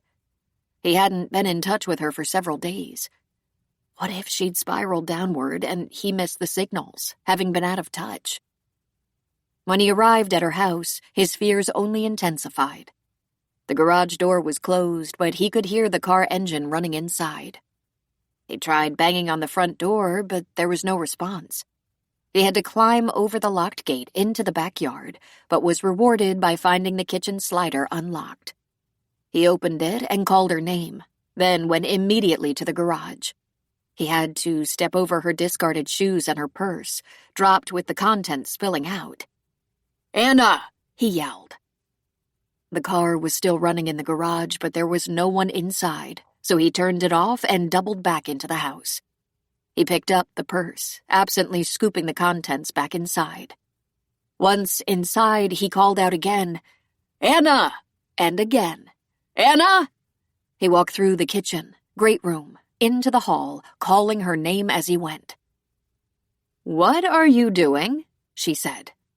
She stood in her bedroom doorway, wrapped in a terry cloth bathrobe, her wet hair dripping onto her shoulders. "Oh, Anna, thank God," he said. Before he could stop himself, he rushed to her and pulled her into his arms. "Thank God." She stood still against him. "Thank God for what?" she asked. "Thank God you're okay. You scared me to death. You were crying hysterically. You said you were at the end of your rope. I had no idea what you might do." She pulled back from him slightly. "That I might take a shower must not have come to mind. The car was still running in the garage," he said a bit desperately. "You had sounded so out of control." "Oh, yes, that," she said, dropping her gaze. "For a little while I had lost my mind." She shook her head. Humiliating. He was still holding her upper arms. "Anna, your mother. You lost your mother?" "Well, not in the usual way. Blanche is thoroughly alive, but while I was visiting with her, she asked after her daughter. Me. She didn't know it was me." It took a moment for Joe to digest that. Then he just grabbed her close in his arms again. "Oh, sweetheart, I'm so sorry." "I should have been prepared," she said. "I knew it was only a matter of time. In fact, we got a lot of time thanks to a good doctor and the right medication. But somehow I thought it would happen more slowly, not a normal visiting day gone suddenly around the bend. One minute she was asking about the kids, and the next asking me if I knew her daughter." She laid her head on Joe's shoulder, as if that last statement made her weirdly tired. Her hands rested lightly on his arms, and she said, "Joe, is this my purse?" He pulled back a bit. "It was on the garage floor, and the car was running. I picked it up, but I don't know what I was planning to do with it. Give it to you, I guess." "Whew. Guess I was really out of my head." So you decided to take a shower? He asked. It was gut instinct, she said. The weight of the last several months, coupled with all the unknowns and possible new revelations. My head was spinning. I felt so lost. I couldn't stop crying. So I decided to give up and cry and went into the shower to do it. And did it work? He asked. I think I was in there a half hour, she said. I don't think I have a tear left. I'm a little tired. When did you last eat? I don't know. I think a half bagel this morning. But it was a full day. If you want to get dressed and dry your hair, I'll poke around the kitchen and see if I can throw something together for dinner. For both of us. I think maybe I am a little hungry. Now that I've found you safe, I'm suddenly starving, he said. Take your time. He turned her around so she faced her bedroom doorway. Here, he said, handing her the purse. He stood there for a moment as she went into her room and closed the door. He shrugged his shoulders. He wondered if she had any inkling of what might be happening with him right now. Unlikely, given the amount of confusing information she was juggling in her mind. Joe had always loved her, but had never put a romantic spin on it. She was married, and not just married to anyone, but to his best friend. Truthfully, he hadn't really noticed those feelings until he had survived his divorce. Then he realized he liked her, appreciated her, felt she wasn't getting the love she deserved from Chad. He kept it tamped down. It never in a million years occurred to him that she would one day be single, even though he knew Chad was not the best of husbands. He went to the kitchen and began checking out the contents of the refrigerator and pantry, coming up with a nice breakfast for dinner of sausage, eggs, tater tots, and English muffins. He whipped up some hollandaise just to impress her. He could hear the distant hum of a hairdryer, and he set their plates and utensils on the breakfast bar and lit a couple of candles.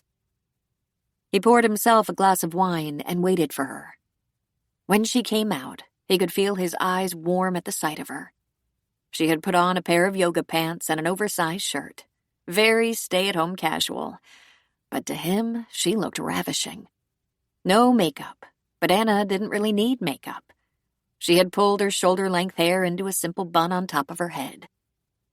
"Wow, you went to some trouble," she said, eyeing the place settings and candles. "It was no trouble at all. I hope you like breakfast. It's my favorite meal, even if I don't indulge every morning. I'm usually in a hurry." "Wine with breakfast?" he asked. "Why not? Sounds like an adventure. You couldn't have come all the way from your house when you called. Where were you?" "I was on my way home from Melissa's in Bodega Bay. I try to see her every couple of weeks. It's harder for her to get to me in Palo Alto with the little kids and her husband's work schedule. After you hung up, I just took the next exit." "Thanks. That was really nice of you. I'm sorry I worried you. I was having a bad day." He pulled a clean dish towel off the serving platter, which was nicely laid out with the meal he had prepared. He pushed the platter toward her and poured her wine. "Was there more than your mother's confusion?" "Oh, yes," she said, dishing up her plate. At one point, she said, in all innocence, that she had given up the boy but decided to keep the girl. She didn't realize she was talking to me. It sounded like she was saying she had given up a baby before me. I don't know if I'll ever find out. I can't exactly count on her to tell me the truth. Then again, she might. Or there are those DNA search firms. If there was a child and he decided to look for his family, it could be even easier. I'm trying to figure out why she wouldn't have told me, Anna said. Me, of all people. She should know better than anyone. I wouldn't judge her. Anna told him what she had learned from Amy that afternoon, which had been more about Amy's childhood than about Chad, and then repeated her visit to the nursing home. Eventually, they got around to talking about Chad again. "Did you know he was unhappy?" she asked Joe. "Yes and no," Joe said with a shrug. "I can't wait to hear you explain that answer." When Chad was happy, there was no happier guy. When he was unhappy, which was not infrequent, he was dour and depressed. And there was always something nagging at him. I always wondered if he got into psychology because he wanted to fix himself, because he wanted peace. Well, he found it, she said, somewhat sadly. But what about you? He said. Over 30 years with him. She laughed ruefully. Believe me, I knew when he was unhappy. Every time. She got up and walked around the breakfast bar and began to rinse their dishes and slip them into the dishwasher. That was always the great challenge with Chad. When he was content, he was the best man in the world. He was a perfect partner in almost every way. When he wasn't, he was flailing around looking for where to place blame. Pretty often the blame fell on Max Carmichael, the CEO of their practice. Sometimes it fell on a client who was challenging him. And then, of course, there was me. I was a frequent whipping post. But I was used to it. I signed up for it after all. What do you mean by that? Over the years, we fell into a routine. Chad was mostly supportive. He was definitely committed to his kids, which certainly helped me when they were younger. And if he was struggling, I found a way to prop him up. But as he got older and I became busier, I grew impatient, and I didn't want to put my work on hold while we worked on Chad's latest crisis.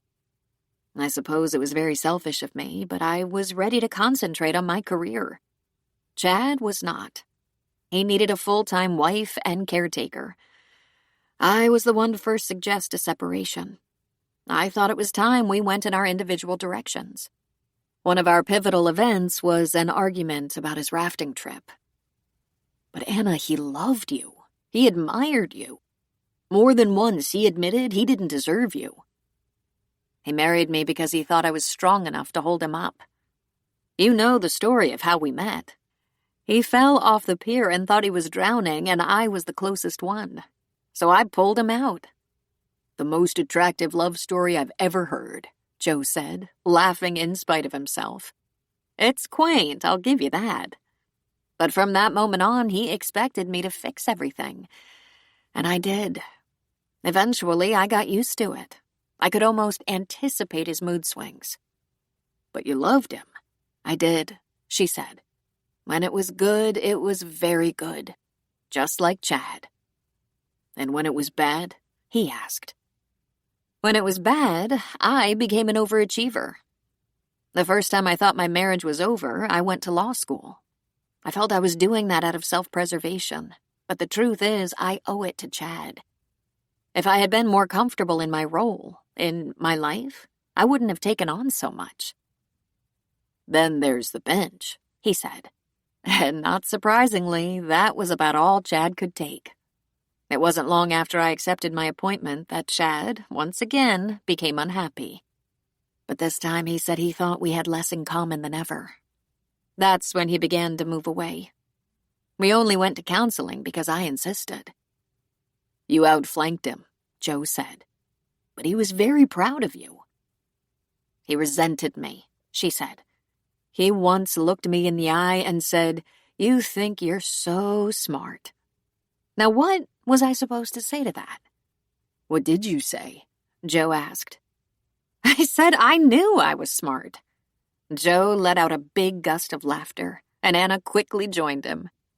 They carried on like that until tears were running down their cheeks, slowly getting back to control. You know what I'm really glad about? She asked. I'm glad I'm not dead, and you and Chad aren't sitting here talking about what a pain in the ass I was. I always thought you were smart, he said. Chad apologized for saying that, but he couldn't erase the fact that that's how he really felt. As if I was showing off. He was threatened by me, by my position. And yet you loved him. When she nodded, she pursed her lips. Whatever it was, we didn't get a chance to fix it or make it better. And now we never will. You'll have to fix whatever is going on without him. You're a strong woman and amazing mother. It's perfectly all right for you to think about yourself for a while, guilt-free. I have to completely reinvent myself, and I have an entirely new past to try to build it on. A new set of facts. You had such a crazy day, Joe said. What was the worst thing? I don't know, she said. Possibly my mother checking out like she did, and dropping the idea of an older brother existing out there somewhere.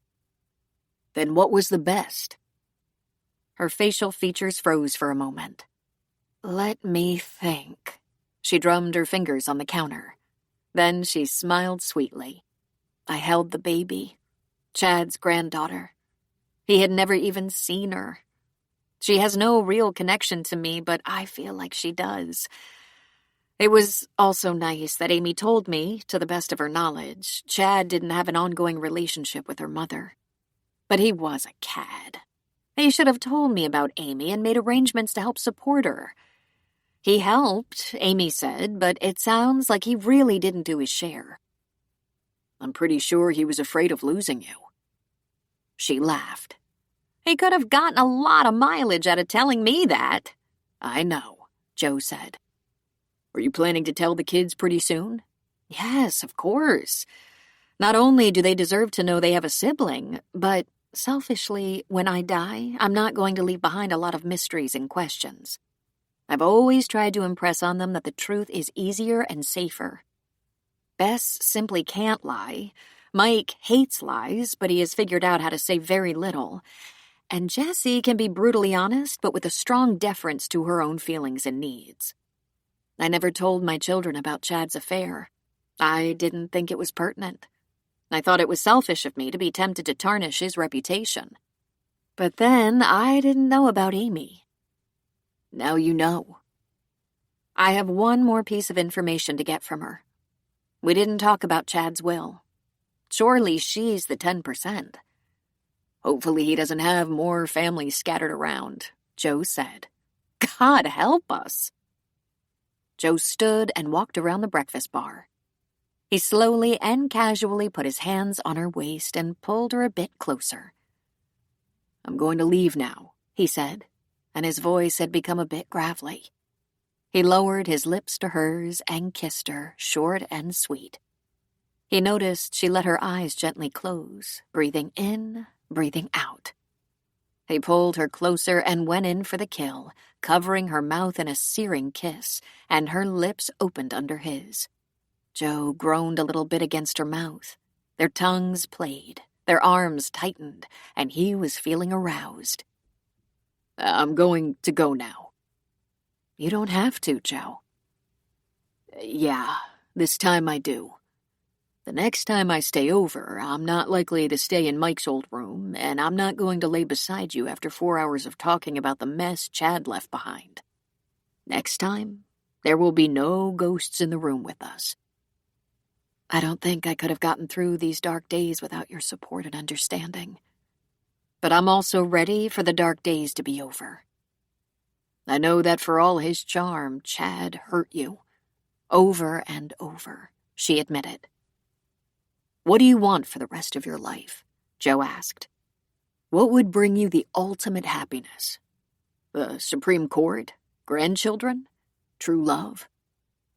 That all sounds fun, but what I'd really like is for someone to love me as I am.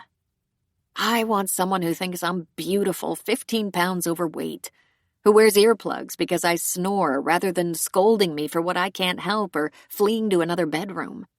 I want someone who believes in forgiveness and gives it and asks for it. Asking for it, that's huge. And no matter what you've heard, love does mean you have to say you're sorry. I don't know if it's possible, but I won't have another relationship unless it can be authentic. I don't expect perfection, and I don't have it myself, but what matters is acceptance and commitment. He smiled and gave her a squeeze. You're going to be fine, Anna. What you want is reasonable and should be plentiful. It should be, she said. We'll see. If you think there's any way I can help, please let me know. For now, I'll text you when I'm home. Thank you for letting me make us dinner. Thank you for everything. Joe's love for Anna was the kind of love that went with close friendship, with great admiration, with pride. He certainly never had a plan in mind, like if Anna was single. But once the worst of his grief and hers had passed, he realized he had always loved her. Back when his own marriage was falling apart, Chad and Anna struggled through Chad's affair. It was such a messy ordeal, and they flirted with the idea of divorce. At that time, the very idea of ever marrying again was sour in Joe's mouth. He felt he'd failed at marriage. But he did have a moment or two when he thought if Chad was fool enough to leave Anna, Joe might find himself in a very awkward situation. But now his marriage had been over for almost 20 years. His kids were grown, one married and the young mother of 2 small children, one in a post-grad program at Berkeley. And he hadn't even entertained the idea of a second marriage. He'd had a couple of girlfriends over the years, but nothing serious.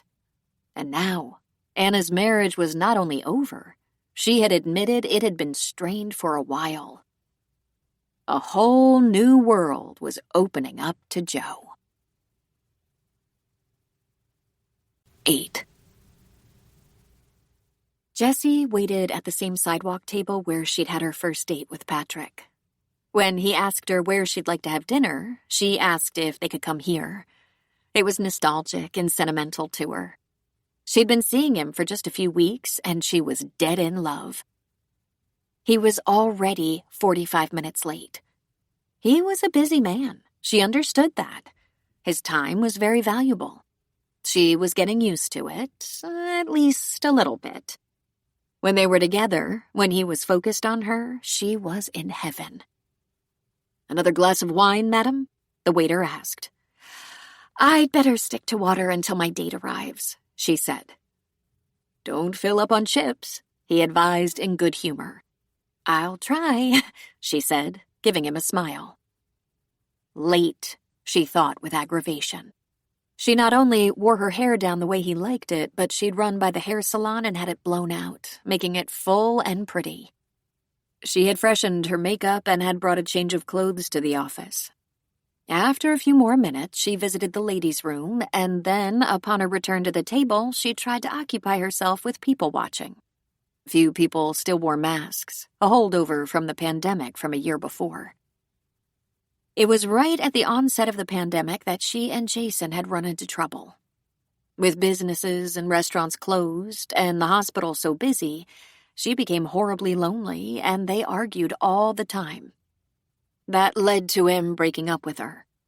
He said she was a cranky old nag, and, being a doctor herself, she should have been much more flexible and understanding. Those had never been her strong suits. Her cell phone rang, and she lifted it from the table. She didn't recognize the number, but she answered. "Dr. McNichol?" "Yes." "This is Cheryl Matson. I'm a neurosurgery nurse, and I work with Dr. Monahan. He asked me to give you a call to tell you he's sorry he's running late. He's seeing a patient." "He's already almost an hour late," she said, a little more hotly than she had intended. "He was extremely busy and said to tell you that you shouldn't wait for him." "How much longer will he be?" she asked. "This is his last patient. He should be out of here in a half hour to 45 minutes. That's just a guess." "Tell him I'm waiting," she said, and she hung up without saying thank you or goodbye. She looked at her Instagram account and Facebook page to kill time. Actually, she killed time this way far more often than she would like to admit. It wasn't usually satisfying. In fact, it was often disappointing or frustrating. Like now. Bertie Newsom, one of her colleagues, was engaged and was planning a wedding to her future husband to take place in December. It was a never-ending catalog of photos of everything from the diamond ring and possible wedding cakes to the townhomes they considered buying. Jordan Hillerman, a classmate from med school, was having twins. Priscilla Silver was posting pictures from her honeymoon in Aruba.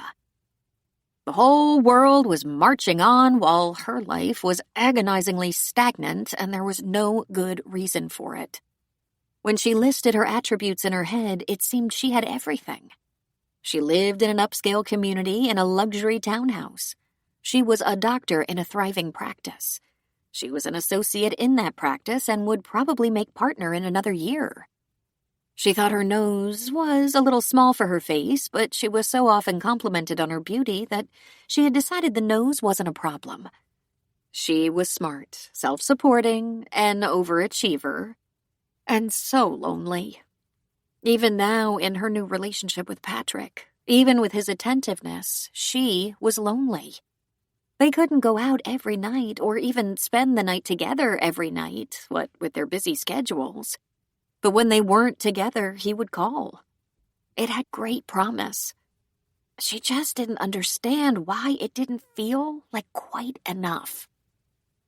There was no doubt her father's death that weighed her down. That left a gaping hole in her heart.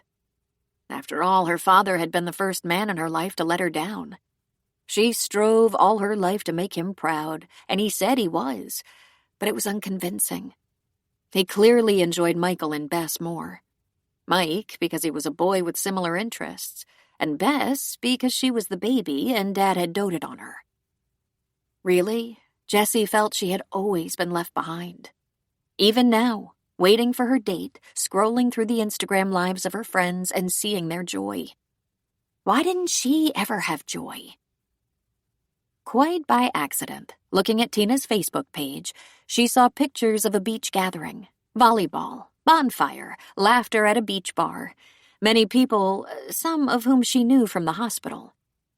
And Jason, with his arm casually draped around Tina's shoulders.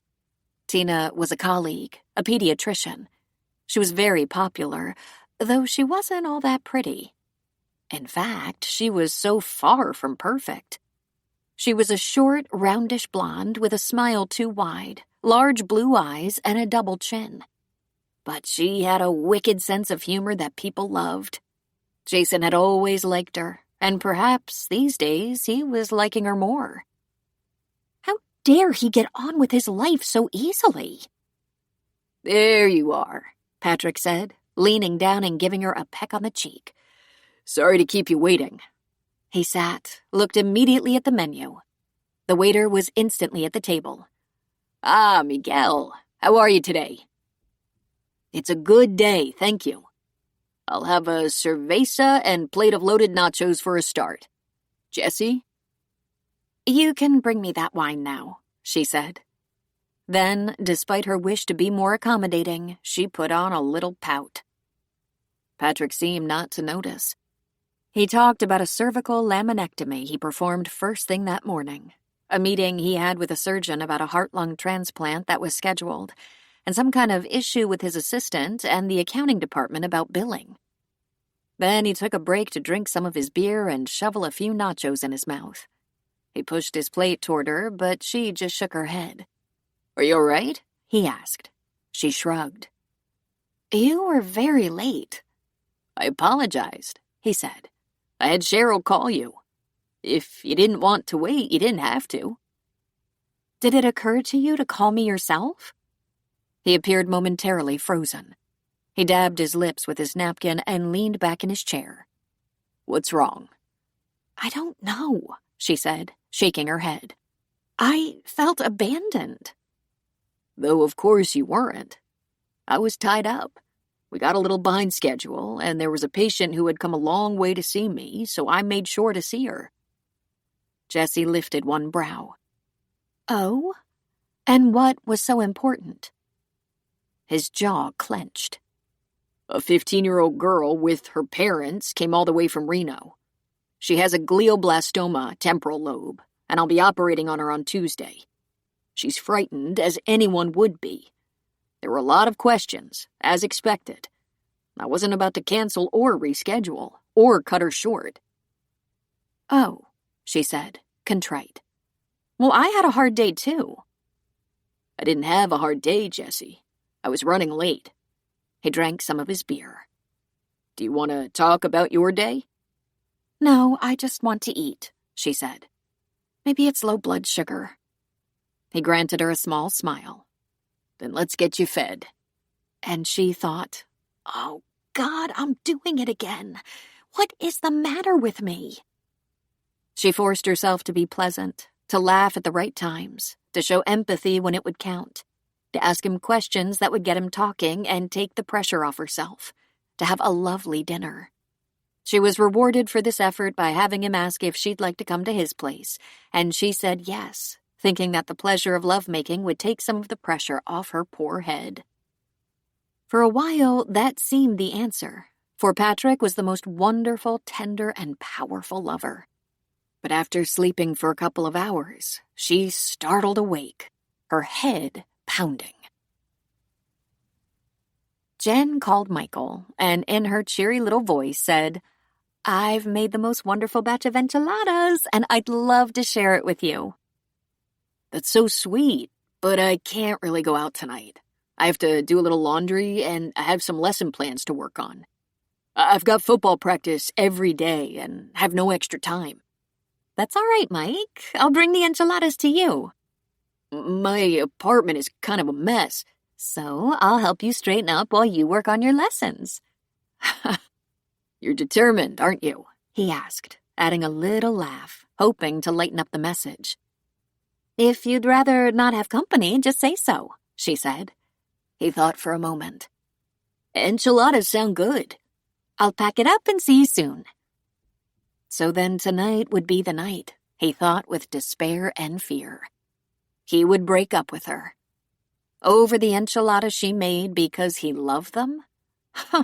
Classy. Jen was one of the best girls he'd ever dated, and he was crazy about her. She was a beautiful girl with creamy skin and long, soft brown hair. When he looked into her eyes, they reflected the same blue as his, but lighter. She was funny and had a gentle, kind, and patient nature. She taught second grade. She would have to be patient. But maybe the most important thing about her was she wasn't given to melodrama. So many young women her age were teetering on the fine ledge of high drama. He wasn't so sure they didn't welcome it. Not Jen. She came from a pretty functional family who seemed to laugh through their quirky dysfunctions, kind of like his own family in that way. Jen had a granny who enjoyed her vodka, and she was hilarious when she'd had a couple. Michael had Blanche, who didn't drink much, but her crusty demeanor and sailor's mouth made them all laugh, and Blanche just enjoyed the heck out of it. Jen loved teaching, and she wanted to have a family someday. She considered educating to be custom fit to her future plans. She thought she could continue to work while she raised her children. Since Michael loved coaching and teaching, her plans were well suited to his. And he loved her. She was steadfast and honorable. She was decent and yet the sexiest woman he'd ever been with. She turned him on like mad, though his libido hadn't been working too well since his dad died. So why break up? It was complicated, but he knew what his relationship with Jen meant he should do. He should ignore his feelings of fear and inadequacy, propose, marry her, and they should settle into the life where they had so much in common and have a family together. They would be so happy, teaching and enjoying life in a friendly little Northern California town. But the thought terrified him and he felt frozen. Ever since his father died, he was suddenly afraid of being a husband and father. He'd never measure up to the kind of man his father had been. Chad McNichol was always wise, always kind, and funny and supportive. And what if, like his father, he brought children into the world and then died? They would feel as bereft and lost as he was feeling, and that would be a tragedy. Better to not go there if he couldn't perform. From what he was feeling now, he couldn't hold a candle to the kind of father he'd had. He heard his front door opening. Jen used potholders to carry the hot glass baking dish into his apartment. There was a bag on the ground behind her. She was all smiles, her cheeks a little pink from cooking, and her eyes bright in anticipation of seeing him. "Michael, grab that bag, will you please?" "What's in here?" he asked, grabbing the bag by its handles. "Sour cream, salsa, chips, avocado, a couple of extra tortillas. Hungry?" He put the bag on the counter and reached a hand into the soft curling hair that fell over her shoulder. She turned her head and kissed his palm. Let's put the enchiladas in the oven to stay warm and have a glass of wine, he said. Wonderful. She got the glasses while he got the wine. They were equally comfortable in each other's apartments and spent the night together several times a week. Until Michael's father passed away. Since then, it had been less frequent. They sat at the small round dining table in front of the window. In Michael's apartment, there was actually a view of the courtyard and pool area, rather than another building or a parking lot.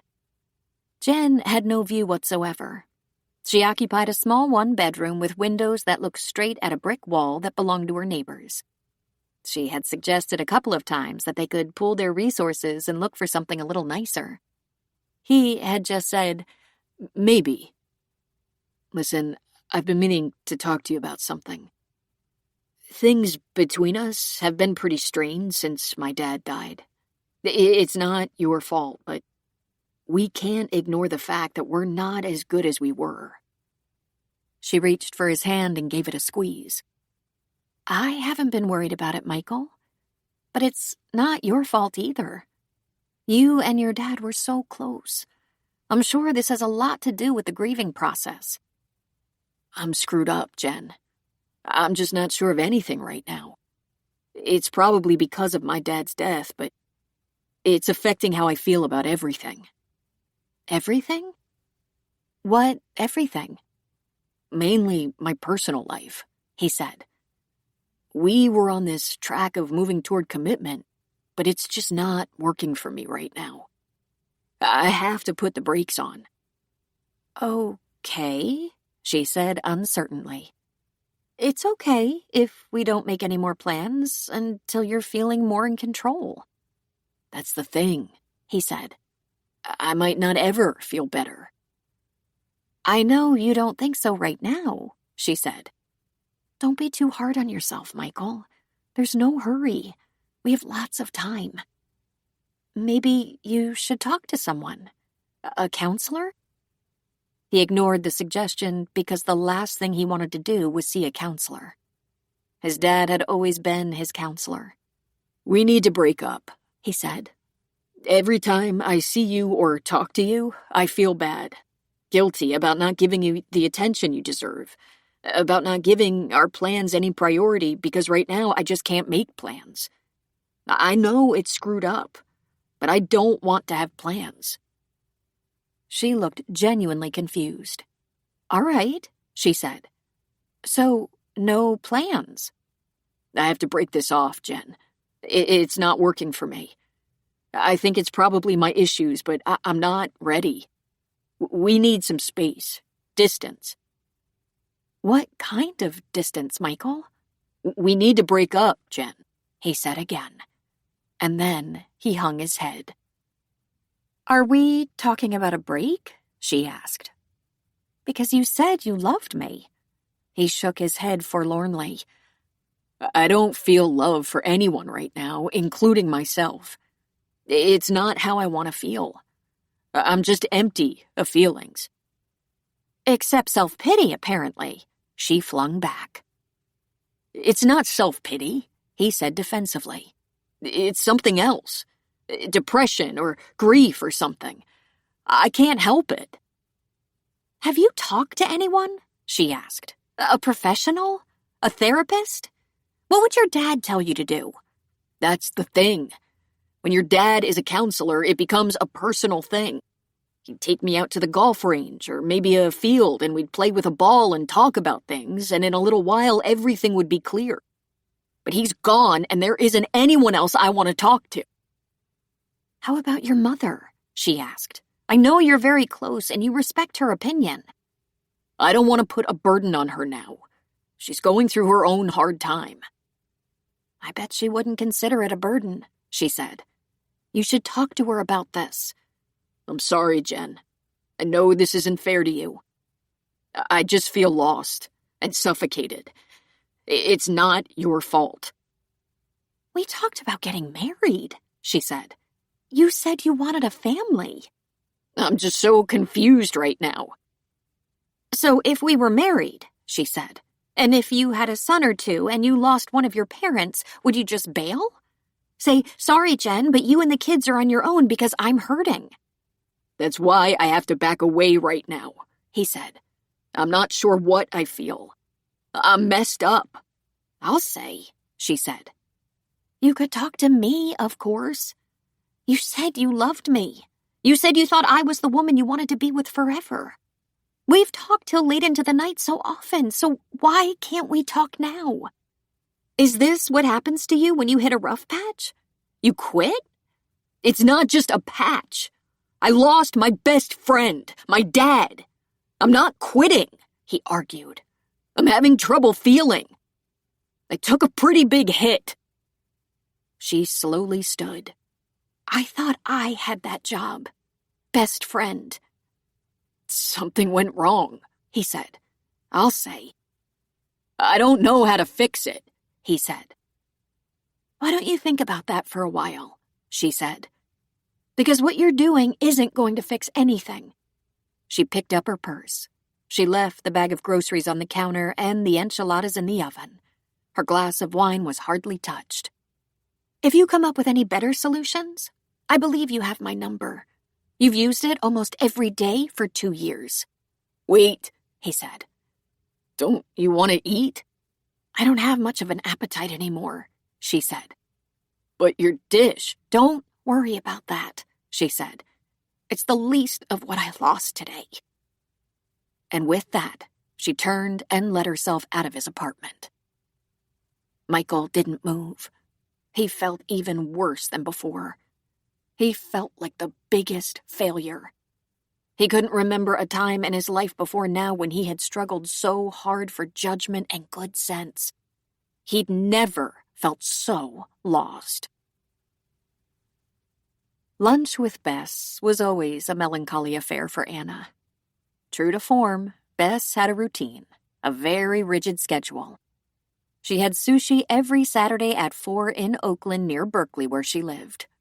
It was very rare for her to invite a friend or friends, as she was very solitary. But now and then there would be a girlfriend or study partner.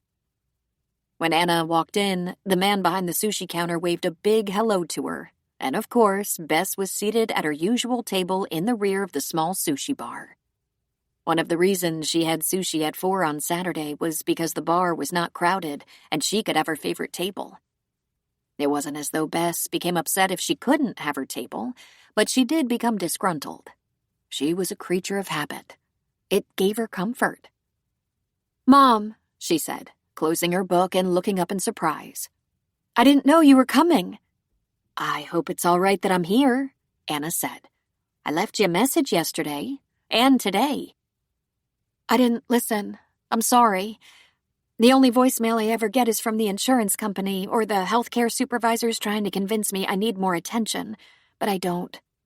Once when I answered and talked to one of them, they didn't even know my age or whether I had pre-existing issues. Oh, and I get quite a few calls from the car warranty people. Why don't these people get serious jobs?" "Maybe they tried," Anna said. "What are you having?" "The Z roll, half a Morningstar roll, and half a Lee special roll." Like always, Bess ordered the same thing every Saturday at 4. "You could get the same thing if you like," Bess said, which was her way of saying she had ordered exactly what she wanted to eat, wouldn't want to share, couldn't change her selections. She was as rigid as a steel rod. "I'll order something else, thanks," Anna said. "It's nice to see you. You look wonderful." Bess laughed a little bit. "I never look wonderful, especially not lately. I used to at least try a little makeup, but since law school, I don't even bother. No one cares how I look, including me." Anna quickly ordered. Out of habit, she ordered more than she could eat, prepared to share with Bess, knowing Bess wouldn't touch Anna's food. It just wasn't part of her plan. In fact, her dishes were arranged in a clockwise fashion, and it was always the same, just as her closet was color-coordinated, her drawers stacked with perfectly folded sweaters, pajamas, and undergarments. It was how Bess managed her life. It was how Bess was in control. She didn't have to make too many choices, and nothing was left up for grabs. "Tell me about your case law," Anna said, just looking for anything they could actually talk about. We're working through some tax law right now, and it's complex. I like it. No one else does. Anna laughed at that. They will become tax attorneys when they find out what the billable fees are. But why do you like it? It's complex, but at the end of the day, it's really simple. It's mostly just math, except in the case of fraud. The IRS makes the rules and prosecutes if they're broken, but their rules are poorly written and ambiguous. It's like mystery multiple choice, and one has to figure out what they meant. There are taxes, fees, and percentages. It becomes complicated with interest and penalties, which are often discretionary. No one really goes to jail. Well, sometimes, if there's fraud, premeditated fraud, but it's soft time. Anna was momentarily taken aback. Soft time? Easy incarceration, white-collar incarceration, color TV, state-of-the-art gym, internet, catered meals. She lifted one of her sushi bites to her mouth, chewed, swallowed. Conjugal visits. Anna laughed. And what more could a felon want? Then Bess rattled off several paragraphs of tax code from memory, most of it involving rather obscure situations like property tax on a chicken coop in one state, sales tax on deodorant in another. Because antiperspirant is considered an over-the-counter drug. She went from real estate taxes to capital gains deductions, pausing only for a bite of sushi. That memory, Anna said. Remarkable. You have a great memory, Bess said. Nothing to yours. I think my memory would be more fun if it wasn't directly tied to the fact that I'm so weird. I wouldn't call you weird, Anna said. You like things, she paused a moment, a certain way, that's all. I certainly do. And not many people understand. Martin seems to. I'm not sure why. Martin again. Martin kind of likes tax law and is willing to drill me on it. But his first love is cybersecurity and identity theft, that sort of thing. Because it's a little harder to untangle. He's like me in that way. The bigger the challenge, the more he likes it. Anna swallowed. I think you've mentioned Martin before, but I can't remember in what context. I study with him, she said. He's a hopeless nerd like me. He's just a smart nerd, not on the spectrum. But his memory is even better, if you can imagine. Hard to, Anna said. And I sleep with him, she said. Anna nearly choked. You do? She asked weakly. Bess just nodded and continued to work away at her sushi. Are you in love with him? I don't know. Probably. But we have a lot in common and spend a lot of time together. He's a great study partner. He pushes me. I do like him a lot, of course. Of course, Anna thought. If Martin was like Bess, brilliant, gifted, almost a photographic memory, low on emotions, high on autonomy, they could marry and produce a flock of adorable robots. She wanted to scoop Bess up in her arms and cradle her, like a defenseless child. Bess, who could solve major legal and computer problems, but didn't know if she loved someone. Beautiful Bess, who didn't bother with makeup, but didn't even realize she didn't need it. Do you think law school was the right choice? Anna asked. Yes, she said. But there are other things too. I'm drawn to science and research and computers. I just have to go to school forever, I guess. Then she smiled brightly. No, not exactly, Anna said, also smiling. Eventually you have to go to work. I look forward to that, she said. But work worries me. There are times I get a little bored. Well, that's always been a problem. So tell me more about Martin. Is he kind? He is, she said with a smile. He helps a lot of people, and not just with law school. He has a 5-year-old brother who has special needs, and he helps him and his classmates. He's a good person. It flashed across Anna's mind that explained a lot. Bess was never labeled special needs or autistic or disabled or anything, but there was no question she was not the average 24-year-old. He must be sensitive to your needs, Anna suggested. I guess so, she said. What does he look like? Anna asked. Well, let me think about that, Bess said. He's 6 feet tall and has dark hair and dark eyes and big feet. But he's actually good at some sports, while I'm only good at chess, bridge, and dominoes. He's not clumsy like I am. He's steady. He plays football in the park on weekends. Just a friendly game, he says. But he also likes chess. Do you have a picture? Yes, Bess said, grabbing her phone out of her purse and clicking it open to display a picture of a young man in sweats and a tee, holding a basketball against his hip. And, of course, Bess hadn't volunteered a picture until she was asked.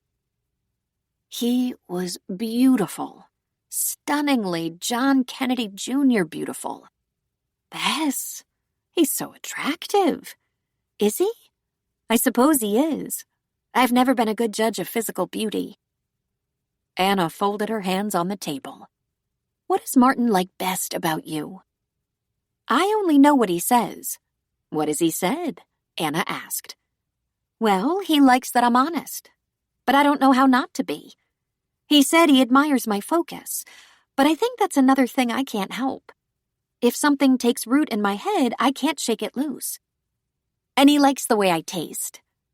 Anna felt a flush creep up her neck. You don't have to tell that. That can be private. Okay. Is your sushi okay? She asked, nodding at Anna's plates. I ordered too much, as usual. Are you happy? Of course, Bess said. I had my usual meal, and as a bonus, I could talk to you. That was how Bess structured emotional responses. Did they fit into her routine? Was it uneventful, and was there no anxiety related to uncertainty or change? But Anna just said, That's very nice. Thank you. Being the parent of an adult child like Bess took diligence. Anna had to constantly remember that Bess's idea of pure joy didn't bear any resemblance to her own. To Bess, never being spontaneous was joyful. If she could manage her world by wearing the white blouse every Monday and the black blouse every Friday, by eating at the sushi bar every Saturday at 4, ordering the same meal, that was joy. She liked the challenge of her studies. Conquering them made her feel strong. And when things were off and uncertain, she became very anxious until she could wrestle her routine back into order. Bess had lived in a group home for a year during college. Getting her there had been one of the biggest arguments Chad and Anna ever had. Anna didn't want her to go away, didn't want her to live away from her. In that, Chad had been right. He had been wise. Bess had learned to function in a world that couldn't accept her peculiarities. Would she ever have a normal life? Not Anna's kind of normal, not ever. But she could have a comfortable life, a successful life. She could be her own kind of happy. Anna struggled to remember that.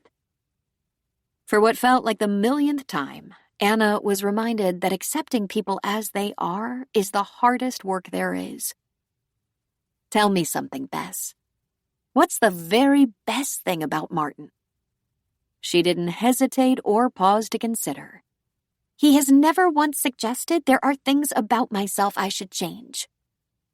Anna smiled. That is truly a rare thing in a man. 9. On Sunday, Anna received a call from Amy. I know you're very busy, but I have something to tell you. Something I believe you want to know, though you haven't brought it up. What's that, Amy? Anna asked. Can we meet, or is your day too wildly busy? She sighed. She had groceries and dry cleaning to pick up. Michael planned to stop by later, by which she assumed dinner time. Jessie had left a message for her to call, and she had planned on changing the sheets and doing some laundry. I have a little time. Would you like to meet? That would be ideal, Amy said. Nikit isn't on call today, and he offered to keep Gina. And frankly, I could use a little time away from the baby. I'll come closer to you if you can think of a place. Anna's first thought was to be disappointed the baby wasn't going to be included, but she kept that to herself. She reminded herself that Amy and the baby weren't really a part of her life, but rather Chad's. And Chad was gone. There's a little Mediterranean grill in Mill Valley. They're always busy, but they have some nice booths in the bar. I'll call and see if I can reserve one." "Perfect," she said. Then she asked for directions and promised to meet her in an hour. For a moment, Anna had the weirdest thought flash through her mind. What if Chad sees us? This happened a lot. The urge to text him something before remembering he's gone. Or the urge to check her messages to see if he had called. Just then, she wondered what Chad would think of her meeting his daughter behind his back. Maybe it was the memories. She and Chad used to like to duck into Christo's around happy hour to indulge a glass of wine and maybe a Greek salad or stuffed grape leaves, pita and hummus with olives. If they'd been out for some reason, Christo's was a favorite stop before going home, and they'd take some baklava to go. "Thank you for meeting me," Amy said when she arrived. Once again, Anna was struck by the resemblance to her own daughters, yet another reminder that Chad's genes were relentless. And to think she took one look at her at the celebration of life and suspected her of being a mistress. She thought, Chad's type. How crazy that seemed now. "Of course," Anna said. "It sounds like you have something on your mind." "Yes, or something I want to get off my chest. I was completely honest with you about my relationship with my father, but I left out some details about how I found out about him." "Well, there's time, Amy. Let's order you something to drink. Coffee or other drink?" "I'd love an iced latte," she said. Anna ordered for them and also asked the waitress to bring some baklava. "This is so perfect," Amy said. "I wish I had known about you a long time ago." "I do too, although I can't imagine how many things that might have changed." "I know," she said. "Please understand, I didn't know this until my mother was sick. Remember, I told you I met my father when I was a teenager? I was 16. I don't know why I wasn't more specific. I told you he was introduced as a friend of the family. Well, apparently he did tell my mother to get in touch if she ever needed help, and that's what she did. I witnessed a school shooting, the St. Mary's High School shooting 12 years ago. 6 of my classmates were murdered by a senior with his father's automatic weapons. I was a very lucky survivor." "Oh, Amy, I'm so sorry." "Thank you," she said. "I think I'm all right, thanks in large part to my father, who I didn't know was my father at the time. My mother called him, told him what had happened, said I wasn't sleeping, explained my anxiety, and asked him to help. He asked her to bring me to his office immediately. That's when I met him and learned he was a therapist. We spent some time talking about the event and my PTSD, and he arranged for me to see another therapist. He never explained the real reason. He just said there was another therapist who was more of an expert in problems like mine. But he checked on me." Anna was thankful to be reminded. Chad was a professional, and he was a good man, down deep. She thought she remembered. An Oakland high school, 6 dead plus the shooter's suicide, making it 7. Many were injured. It traumatized the town, the Bay Area. It was 2009, following a terrible recession and unemployment. Tensions were high, gun laws were lax. A young man all screwed up and very angry helped himself to the automatic weapons in his father's unlocked gun cabinet. "That's when I became aware of him," Amy said.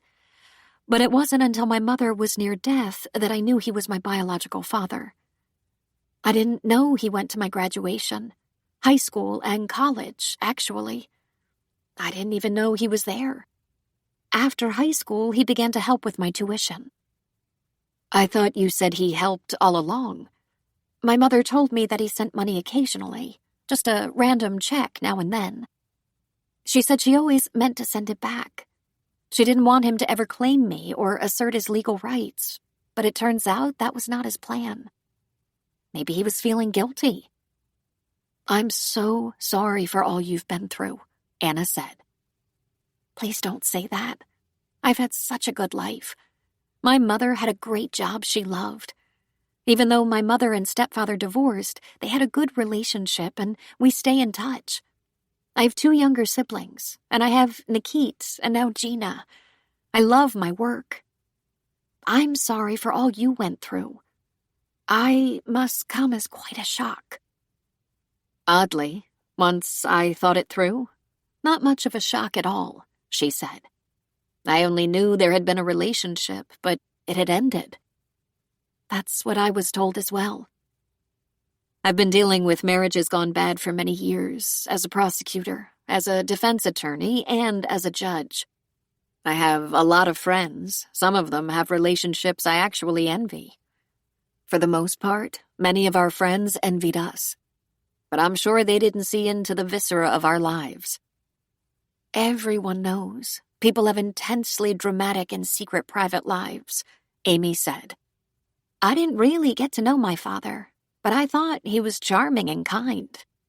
He was exactly that, Anna said. They must have been so happy to know you finally.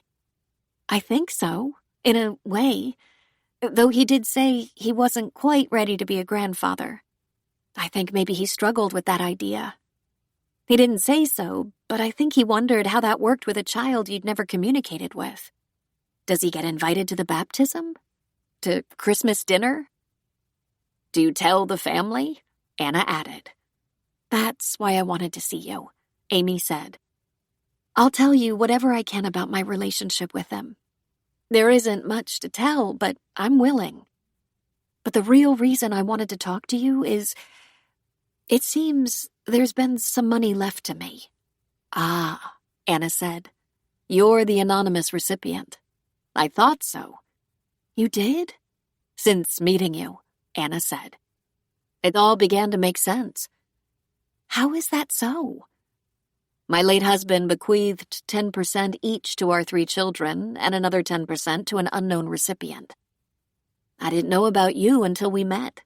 You, however, knew about me and my late husband. It fell into place very quickly. Do your children know? Not yet. Do you plan to tell them? I know I should, Anna said. What do you think? I think if they know about me and want to meet me, it's their right. But they have to want that. I won't make the decision for them. I have a personal ethic. The truth is always better. In fact, in the end, easier. In my case, it's an occupational hazard. I'm dedicated to the truth. Of course you are, Amy said, smiling. Your Honor. Your last meeting with Chad? What was that like? It was a courtesy call. I invited him to lunch. I introduced him to Nikit. I told him I was expecting. His first grandchild, he said. He got a bit gloomy about it, actually. He asked me if I felt he had failed me. She looked down into her coffee and was quiet for a moment. When she looked up again, her eyes glistened with tears. I told him that I wished a relationship between us could have been handled differently, though I didn't know how that might have worked. I told him, yes, there were times I needed a father, and he asked me to forgive him. That was truly the first time Anna felt sorry for Chad. A child, as beautiful and smart as Amy, must have been hard to keep secret. Anna didn't ask Amy if she forgave him. I also told him I was glad to know him now, Amy said. I will tell my children about you and your baby, Anna said.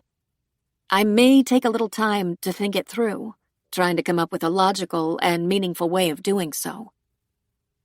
You can tell them also that I haven't spent any of the money he left me. I understand they might feel cheated somehow.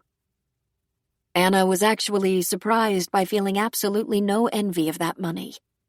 In fact, oddly, she was relieved to know that in the end, Chad had done something decent.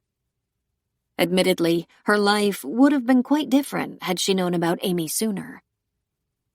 It must have been what Chad wanted, or he wouldn't have done it. And though it won't be soon, you will have more college tuitions to finance. Best to tuck it away. Thank you for being honest. Amy nodded and looked around Christos. This place is fantastic. Maybe we'll meet here again sometime. Whenever we can, Anna said. We're going to stay in touch. Anna's court roster was heavy with cases, and Phoebe, her best friend and clerk of court, complained bitterly. And that's how her Monday began. I'm not trying to rush you or crowd you. I don't want you to take on more than you can handle emotionally, but let's make getting these cases on the calendar a priority. I'll get you the help you need, but we have to mop up. Absolutely, Anna agreed. When Anna took note of the number of files that made their way to her desk, she knew it was going to be a brutal week, complete with plenty of homework. One of the holdovers from the days of the pandemic was the frequent use of video conferencing for meetings, which cut down on the time factor and helped them get work done in a more efficient manner. It was September. Children were back in school and thankfully attending in person and not remotely as had been the case last year. They were booking cases to be heard all the way into November. In addition, Anna was signing off on multiple divorces where there was no contest, child custody issues with CPS, search and seizure warrants, and other miscellaneous cases. She was able to push many to family court. Lunch every day was brought in and eaten with staff members while working. Her secretary, Irene, was riding the law clerks hard. Anna's had always been a busy courtroom.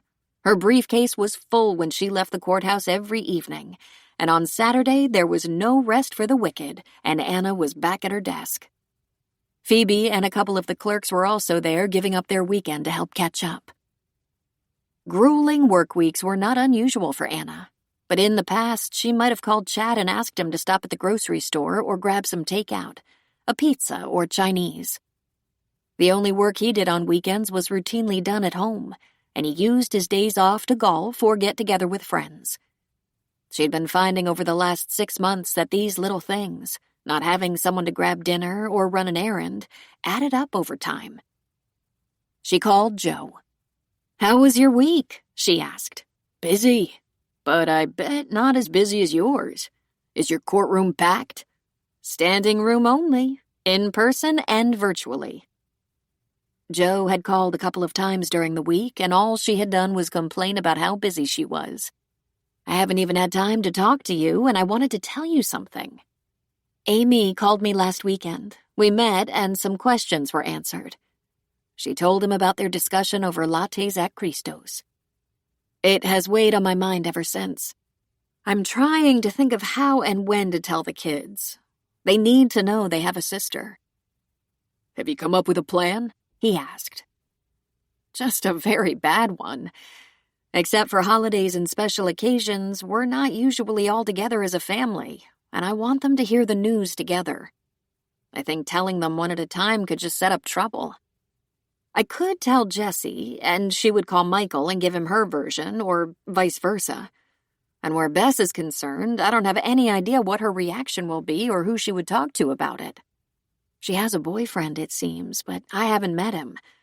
I want them to know the facts, but I don't want a 30-year-old indiscretion to tear my family apart." "It wasn't your indiscretion, Anna," he said. "How could they blame you?" She actually laughed. Did he know so little about families? About kids? They blame their parents all the time. Sometimes until they were old and gray. It wasn't uncommon that people blamed their parents after they were long dead. She'd seen it all through her legal career as an attorney and judge, and it was impossible to determine if it was justified or not. The only thing she was completely sure of, she had loved her husband and had done her best to be a good wife and mother. But is that what her children thought? Sometimes it seems like it's always the mother's fault. In some eyes, anyway. I'm sure I was far from perfect, but I didn't have an affair. Sometimes I wish I had. "Where did that come from?" Joe asked. "Well, there were times," she said, letting her voice trail off. "There were times I was lonely. There were times Chad didn't try very hard. There were times I suspect he blamed me for his unhappiness when any card-carrying therapist knows we're in charge of our own happiness." Joe was quiet for a moment but she could hear him breathing into his phone. I remember something that cures you of melancholy. Are you working all weekend? I'm going to go see Blanche at about 2 this afternoon, and I'm taking Sunday off. Why? I think if I bring you Thai takeout, I'll be your hero, Joe said. Well, at least you'll be my good friend, she said. Anna was thinking about Joe in a way she never had before. Oh, she'd always known him as a man she trusted and respected, a huge success in academia, a man admired by many. But she was married. She thought of him as Joe, her friend. In this new incarnation of their friendship, thoughts of him now stirred deeper emotions. Joe would bring her Thai food because he remembered that Thai food made her happy. She realized that Joe treated her the way she wished Chad had, as if her happiness mattered. During her visit with her mother, Blanche recognized her for a little while, then slipped away from her again. She spoke to the nurse once more, and the news was no better. She was headed for memory care and hospice, and this could well be what she knew of her mother from here on. She wondered, did the average person in the world ever realize what a woman, widowed at 57, with a complicated family, had to carry on her back? She was crumbling under the weight of responsibility of a home, family, job that served the people. There was no room for her emotional load. When women came into her courtroom, women who had equal stress on a waitress's or teacher's income, she understood them. She not only understood them, she identified with them, and hers was a privileged life. On that same day, she found herself staring into the bathroom mirror and gently pulling back the skin on her face, tightening it. She thought maybe the last 10 years had caused her mouth to droop and jowls appear on her jawline. But her eyes were remarkably wide for a woman her age. She had thought about a facelift. Her neck was getting crinkly. But women born and raised in the San Francisco area tended to have great skin, given their lack of exposure to the sun. It could take 10 years off a face. When Joe finally arrived, he was carrying 2 large sacks of food, and the aroma was spectacular. She took one of the bags from him and led the way to the kitchen. "I'm so glad you're here," she said. "I saw Blanche today, and she's teetering on the edge, her lucid periods diminishing. At least she's not in any pain, and even though she's not really all there, she doesn't seem to be suffering any great anxiety." She put her bag on the kitchen island and took his bag out of his hands. Dementia is one mean SOB. When she turned toward him, she found herself instantly scooped up into his arms, his lips on hers, his big hands moving up and down her back. Her breath caught, her eyes widened in surprise, and then, slowly, she let herself fall into his kiss. It was so odd to her that it felt like something she'd known for a long time, when in fact he'd just kissed her for the first time a week or 2 ago. Her eyes slowly drifted shut, her lips completely relaxed. Her arms went around him to embrace him, and it was delicious. He pressed her back against the island and held her there with his whole body. He was firm and strong, and she immediately felt his desire rising against her, and this time she knew he would not say goodbye when this kiss, this long, deep kiss, was complete. He pulled away from her lips just slightly and whispered, "I had a hard time waiting for this." She nodded, hoping for more. "We're alone, aren't we?" he asked. "We're alone." His breathing quickened a little, and he pulled her closer, kissing her more. Their tongues played and their bodies strained. "And I've been thinking about this moment for days." "When did this happen to us?" "I don't know," he said, tenderly brushing her hair back over her ear. "It seemed like a natural progression. We were friends, good friends, dealing with our grief and trying to put sense to troubles, and somewhere in the process we became closer.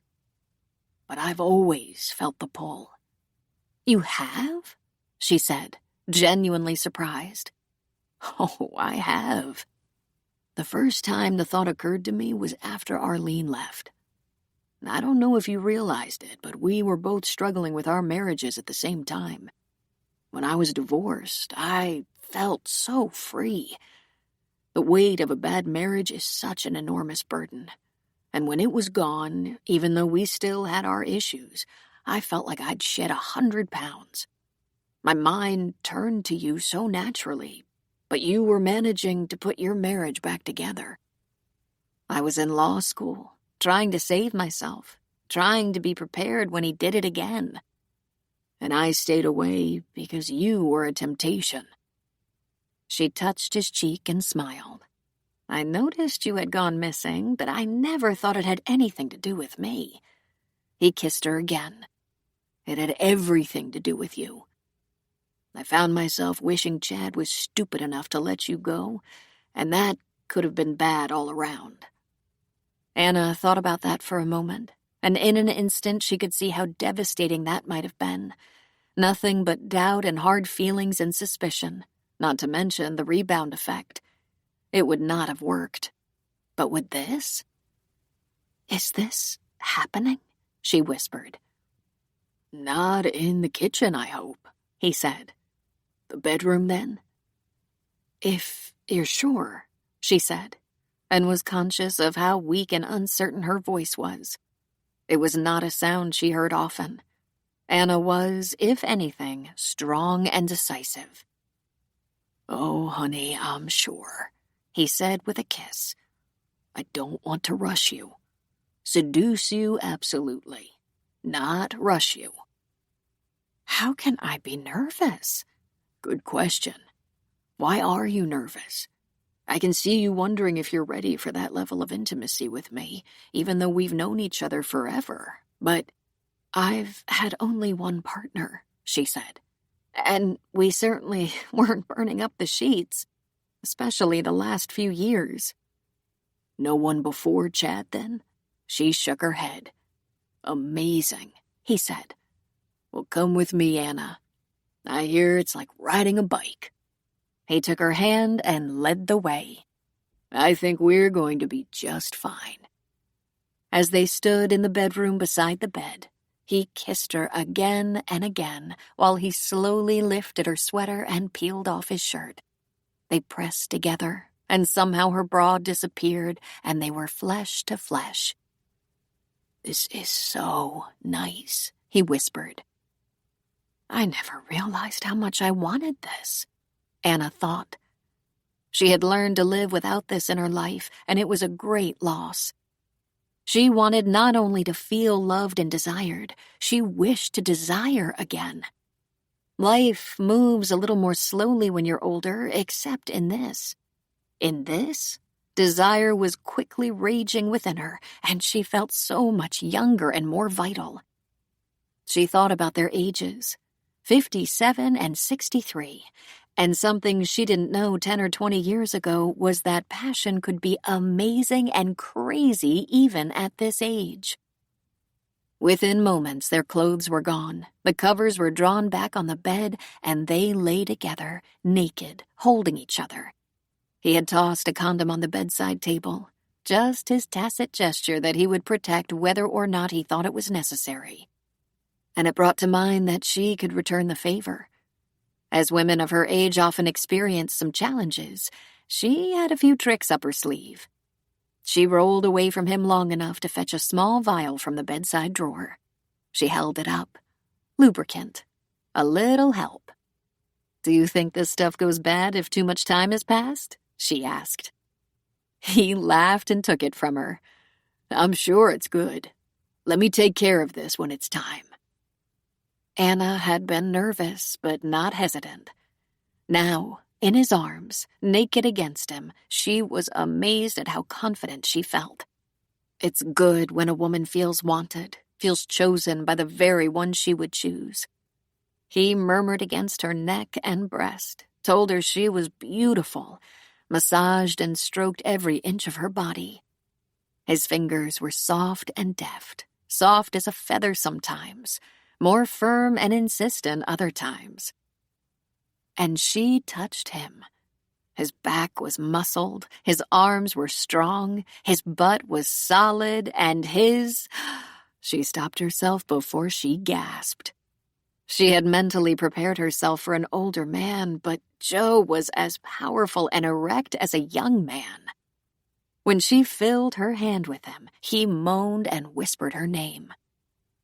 With fingers and tongue, he worked on her until she was whispering his name as well, exercising that special place between her legs, driving her mad with longing. Without asking, just knowing, he reached onto the bedside table for the condom and the little vial. Using his fingers as his eyes, he applied the lubricant, and just that brought her close to completion. "Hang on," he whispered. "I'm coming with you." She welcomed him by spreading her knees, and unlike anything she'd ever experienced before, he filled her with one slow, deep thrust. And then he moved, very slowly, taking his time. She watched his face, his eyelids falling sensually, his jaw tightening, and she rode with him. It wasn't long before she took a trip over the moon and shuddered with satisfaction. He drove her up and up and up. She exploded from within and fell gently to the earth, happy and safe in his arms.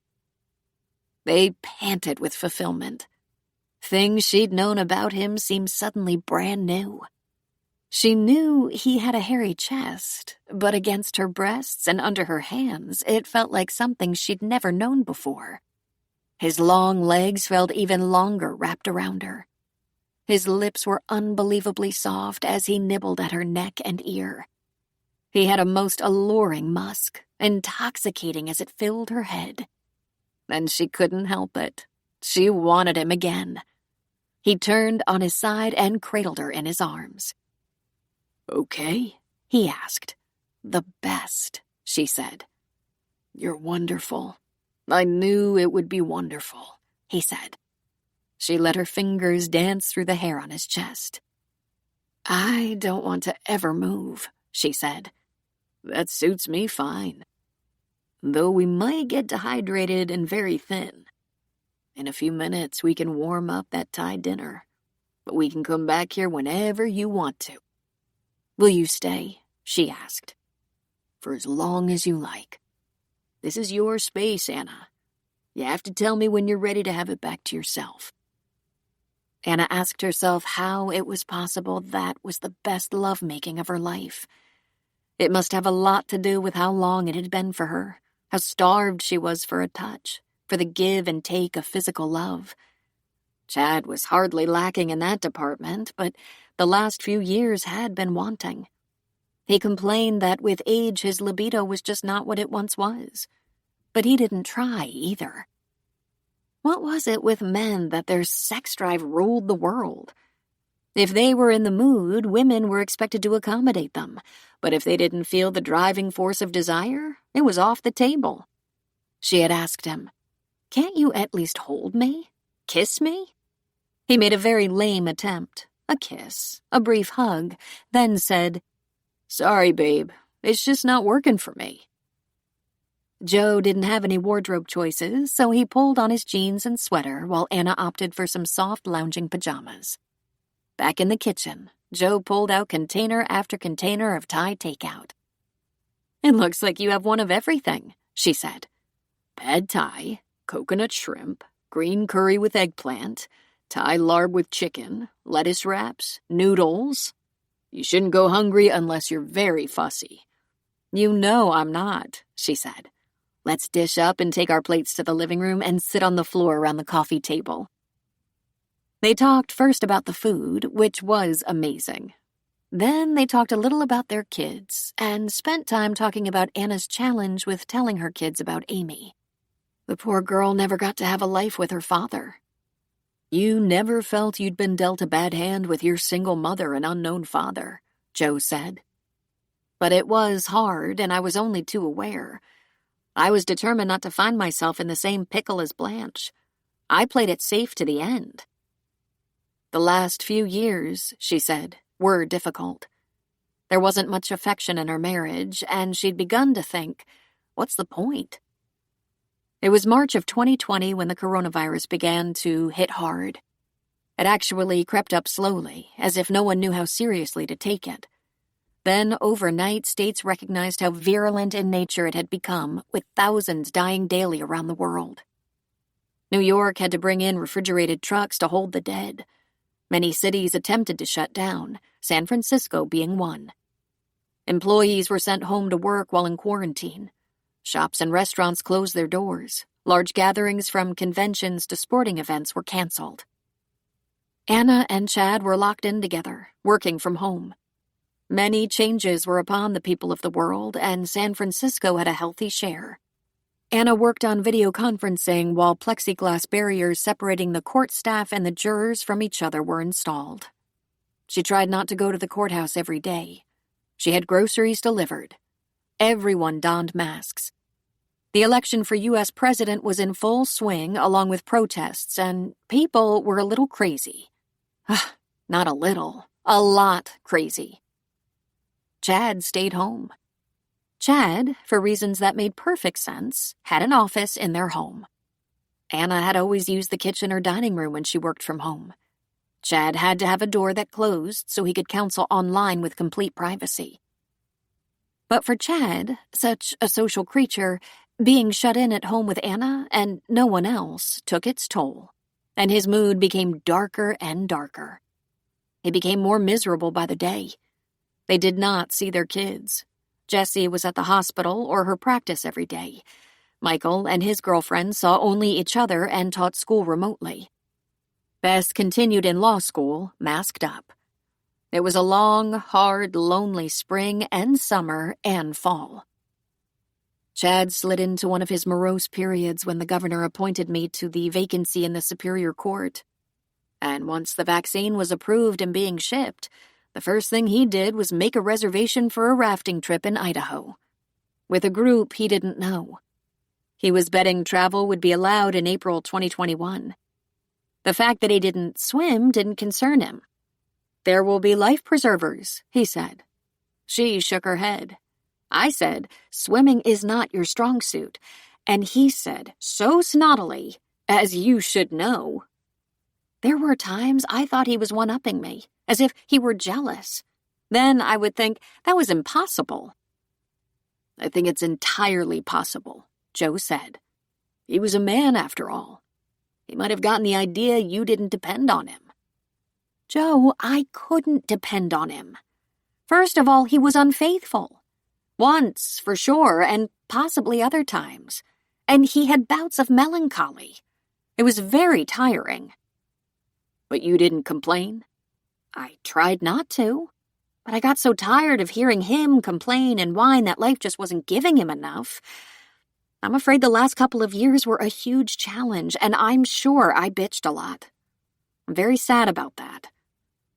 By the time he died, we weren't in a good place. That was when I started to realize how ridiculous it was for us to live together if we didn't enjoy each other's company at all. I suggested that when he got home from his trip, we should talk about a separation. "And what could Chad have done to change that?" Joe asked. She thought for a moment, taking a leisurely bite of her dinner, chewing thoughtfully. He could have said he didn't want that, she finally said. That in itself would have made a huge difference. He might have given some thought to what he was leaving for me to handle alone, like a secret daughter and granddaughter. Just explaining all that to our children is stressful. I don't want them to be angry with him, and yet I can't make excuses for him either. But most of all, she stopped for a moment and chewed her lip. It might have been nice if he had ever once appreciated me. I know I was far from perfect, but I made a lot of sacrifices for the sake of our marriage and family. "Gratitude, then?" he asked. If he'd shown the least bit of gratitude for anything, it would have made a difference. But what I wanted from him was simpler than that. I wanted him to see me. I longed for him to see who I really am and love me that way. That probably makes no sense. It makes perfect sense, he said with a kind smile. To be accepted as you are. He was counseling couples who were struggling with marriage, just unable to make it work, and I always thought it was simple. Respect, acceptance, compromise, and commitment.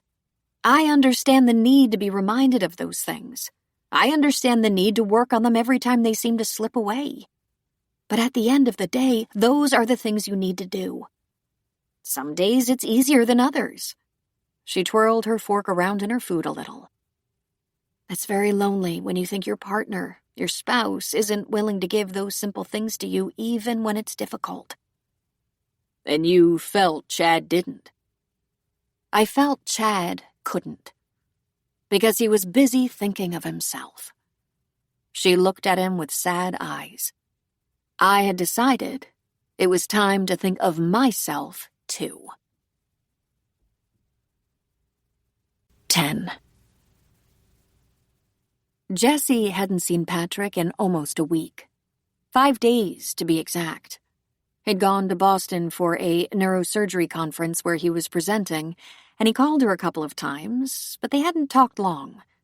He said he was exhausted, which of course he should be if he had prepared a presentation, delivered it, and was thrown off his body clock due to the time difference.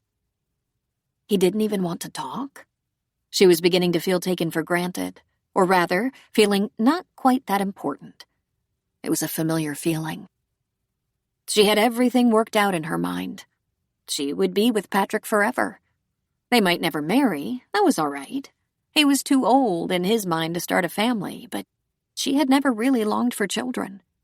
As long as she had Patrick, she could be happy. He hadn't quite reached her expectations, but it was still early in their relationship. She knew he was now back in town. He said he'd be in surgery for several hours on his first day back, and he was starting at 6 a.m., so, regrettably, he might not be able to see her for another day or two. But couldn't he at least let her know he was back? Was thinking of her? Couldn't wait to see her? She called him a few times, but was forced to leave a message on his voicemail. She thought even if he was terribly busy, he should have time to send her a text. So she sent him a few texts. The first few said, "I miss you so much." The 7th said, "Are you ignoring me?" She was working all day, of course. She had patients to see, lab work to review, specialists to call, even an office meeting with the other doctors. And yet she had time to text and call. At the end of the day, she went to the hospital to check on a couple of patients, though she didn't have to. They were thrilled to have the added attention, and she reassured them they were going to be fine. But her real purpose was to see if Patrick's car was in the parking lot. And it was not.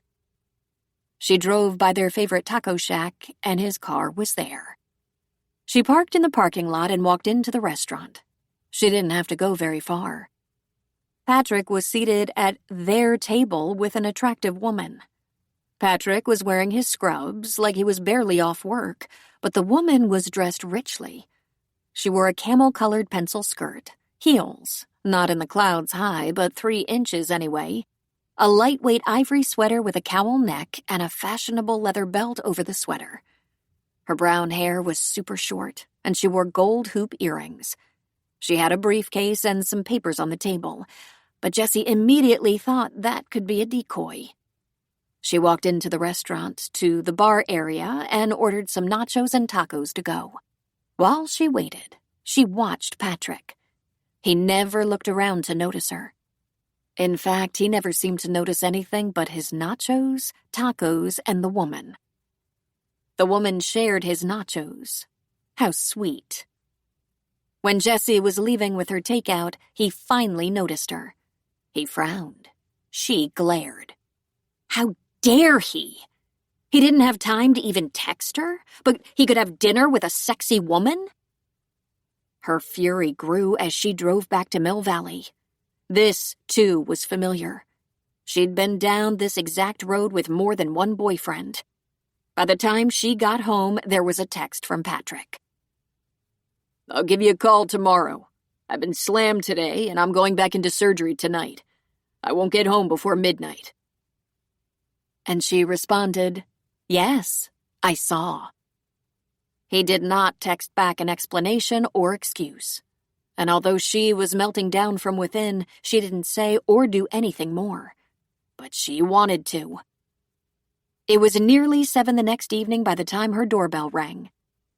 Having thought ahead a little, she had brought home pizza and wine and beer, knowing exactly what he liked, what type of beer, what toppings, even that he preferred thin crust. By the look on his face, he wasn't going to be impressed by her thoughtfulness. "Patrick," she said. "We have a problem, you and me." "What do you mean?" "I want you to hear something," he said, stepping into her townhouse. "Let's sit in here," he said, throwing an arm wide, indicating her living room. "Would you like a beer or a glass of wine? I picked us up a pizza." He just pressed play on his phone. "Where the hell are you? You should be back by now. I've called several times and went straight to voicemail. I know you're home by now. You said you had patience, but surely there's time in your very busy schedule for a call or a text to at least tell me you're back. I had hoped to at least see you for a little while, if you can fit me in." I was frustrated by not hearing from you. "I told you I was getting in from Boston late, that I had a full surgical roster for the next day and was operating on the East Coast time change." Didn't you get to rest in Boston? "No, Jessie. Boston was not a vacation, it was work. I was in conferences or meetings day and night. Not only was I presenting, I had meetings with colleagues to discuss spinal cord surgical procedures and other professional matters. There are not that many opportunities for one-on-one discussions." "Sorry, I was anxious to see you after being apart, and—" "Did you hear your tone? Accusing and reprimanding?" I 7 angry voicemails and 14 texts, and then I see you at the restaurant." "So?" she said, throwing her shoulders back indignantly and lifting her chin. "Let's talk about that. You were too busy for me, but you were there with a woman, a very attractive woman." "That was Darcy Masters, a sales rep from the Filligan Neurological Institute, talking to me about a new state-of-the-art microsurgical robot. We've had the appointment for months and have had trouble getting together. I kept her waiting for a couple of hours and told her the only time I had was a break between surgeries, but I was starving. She offered to buy my dinner if I'd fit her in. I had to go right back to the hospital." "Oh, well, I was just getting some dinner on the way home." "You're sure you didn't make a special trip?" he asked. "Of course not," she said, but her cheeks flushed with the lie. "We have a problem," he said. "Rather, I believe you have a problem, and it's affecting me in a very negative way." "What are you talking about?" she said, giving her hair a toss. 7 messages and 14 texts. Getting more sarcastic and angry by the minute. That's what I'm talking about. It's insane." "Okay, I won't do that again." "You won't do it to me again," he said. "This is where we say goodbye." "What? Just because we have a slight difference of opinion? We're just getting to know each other." "And in such a short period of time, you've managed to make me feel like a caged animal. Like a stalked and captured prey. Listen, I'm going to do you a favor here." He stood and reached into his pocket and pulled out a business card, handing it to her. "Do yourself a favor and give this guy a call. He's very good. He's helped me and a couple of friends. He gets very high marks for taking on big egos and disbelievers." She looked at the card. She laughed out loud.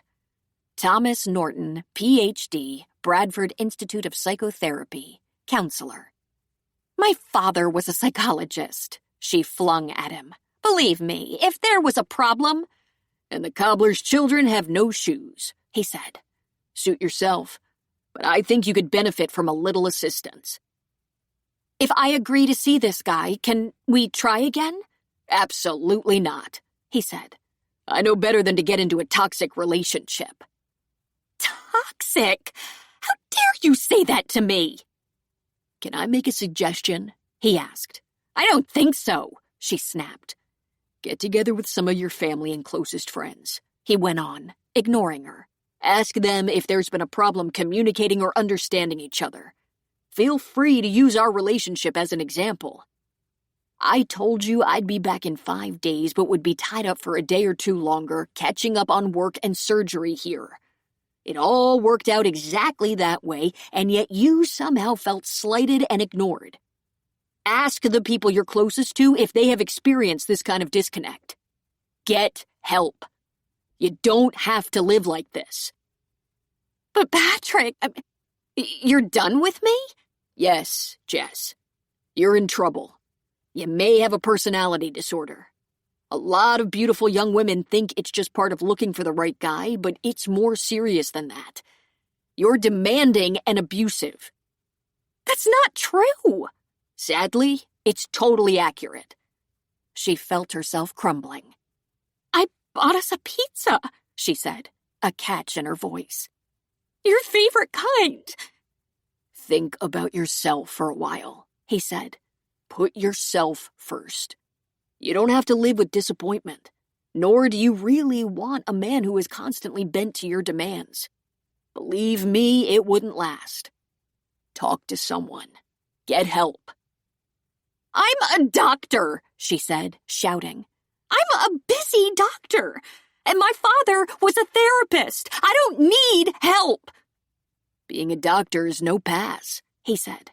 Trust me, I know that from first-hand experience. Doctors are as messed up as anyone.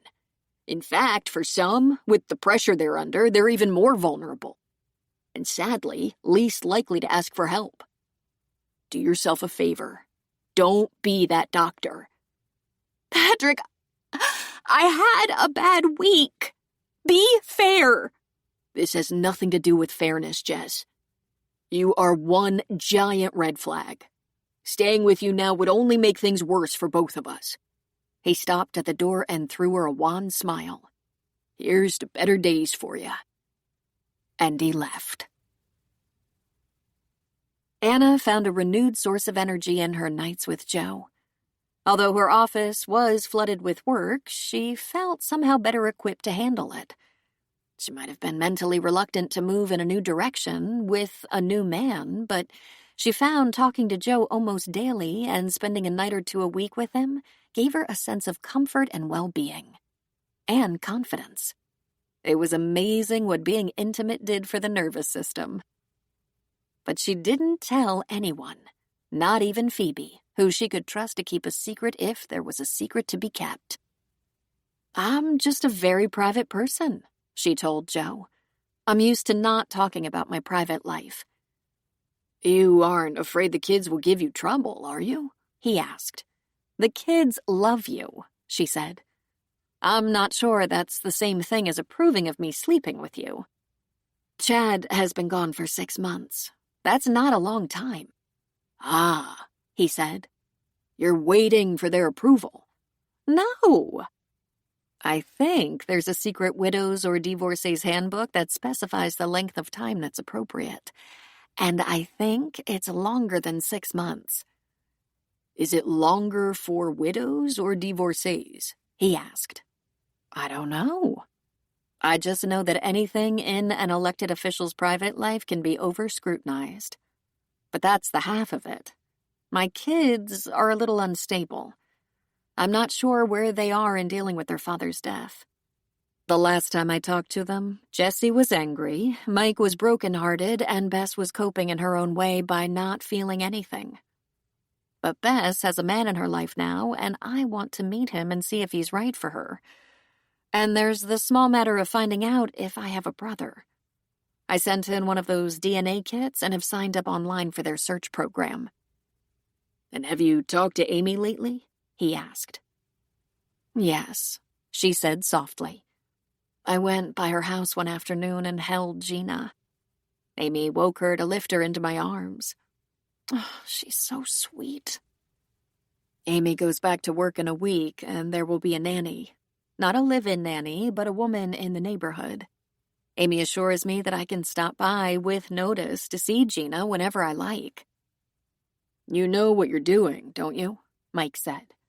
Your family fell apart with Chad's death, and now you're trying to reconstruct it. And it is completely unrecognizable, she said. And I keep looking for you in the family picture, and I'm not sure where you are. Why don't we just not worry about that for a while? No one suspects I'm anything but a family friend, and there's no worry about making it more at this time. Anna, what you and I have found, it's okay if it's just about us. It's only been a few weeks that our status has changed. Well, except for one thing. What one thing? She asked. I love you, he said. That's not a big change. I think I've always loved you. Anna loved him as well, but she merely smiled in return. She wasn't ready to commit, though she felt in her bones that this was somehow meant to be.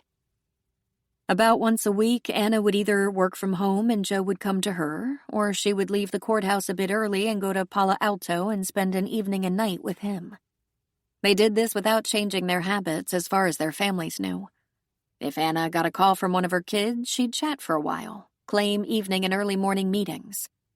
We're desperate to catch up on cases that have been postponed over and over, so do me a favor and give me some notice if you want to get together. My whole office has been working a crazy schedule. Joe talked to his son, an Oakland firefighter, a lot, but saw him only about once or twice a month. And Melissa, his daughter, he tried to visit in Bodega Bay at least once a month. The rest of the time belonged to Joe and Anna, and their jobs, which were quite demanding. They each traveled back and forth to work and each other's homes with files and laptops and iPads. They learned how to make stacks of work material on each other's dining tables and countertops. Work that usually went ignored as they concentrated on each other. Why aren't you using Chad's office? Joe asked Anna. I'm not sure, she said. I've never been comfortable there. Maybe because it was Chad's space and he was so protective of it. And also, he was always so critical of my work mess, as he called it.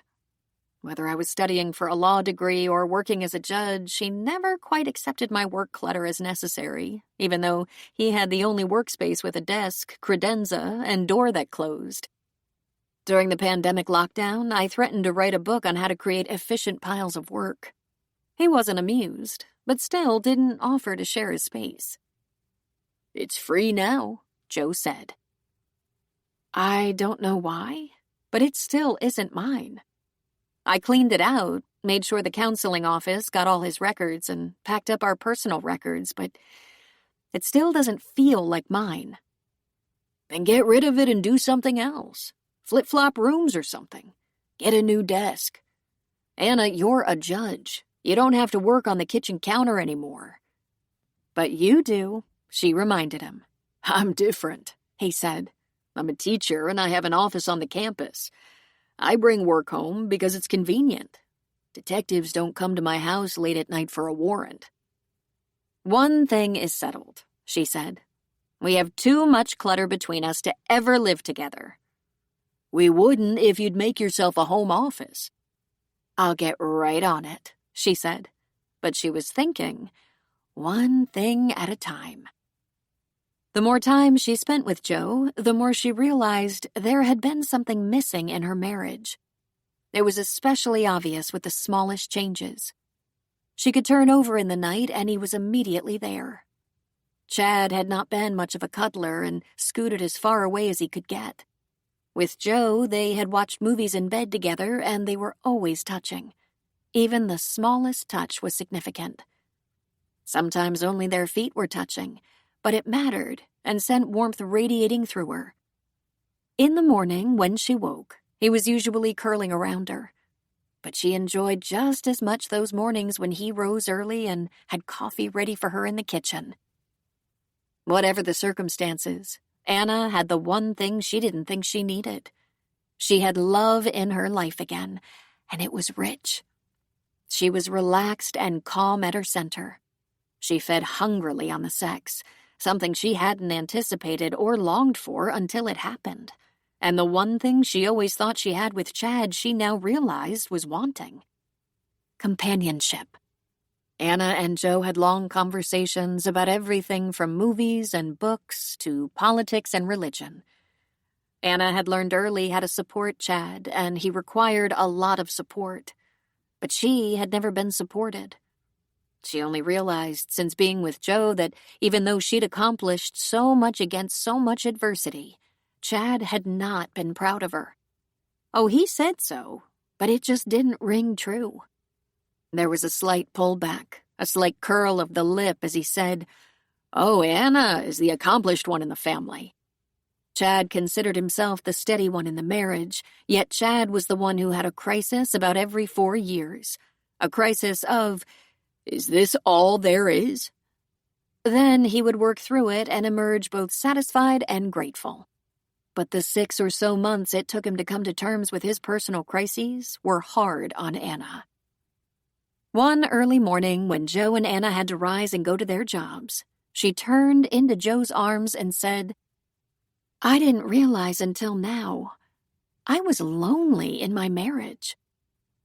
"I'm not surprised," Joe said. "I loved Chad and he was a good friend, but he was also selfish, focused on himself. Yet he was well known as a great counselor because he was smart and objective. I never figured out how he managed that, but it's true. In work, he was supportive of women.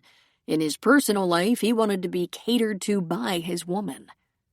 "Huh," she said. "Women loved Chad. Too many of them, in fact." "He was what we call a mother man," Joe said. "He wants to be the leader, the protector. He wants a soft woman who needs him, who depends on him, who just couldn't make it without him. But that sort of woman is a lot of work, so he opts for someone strong, someone who can take care of him. He once told me you were the smartest, most capable woman he'd ever known." He told me that, too. I'm trying to remember if his lip curled when he said it. I know that when he said he was proud of me for being appointed to the bench, he had a slightly sour look on his face. It was easy for Chad, a therapist, to give lip service to wanting his partner to be his equal, Joe said. He was probably sincere, as long as you didn't stray a quarter inch ahead of him in accomplishments. Anna, sooner or later you'll see.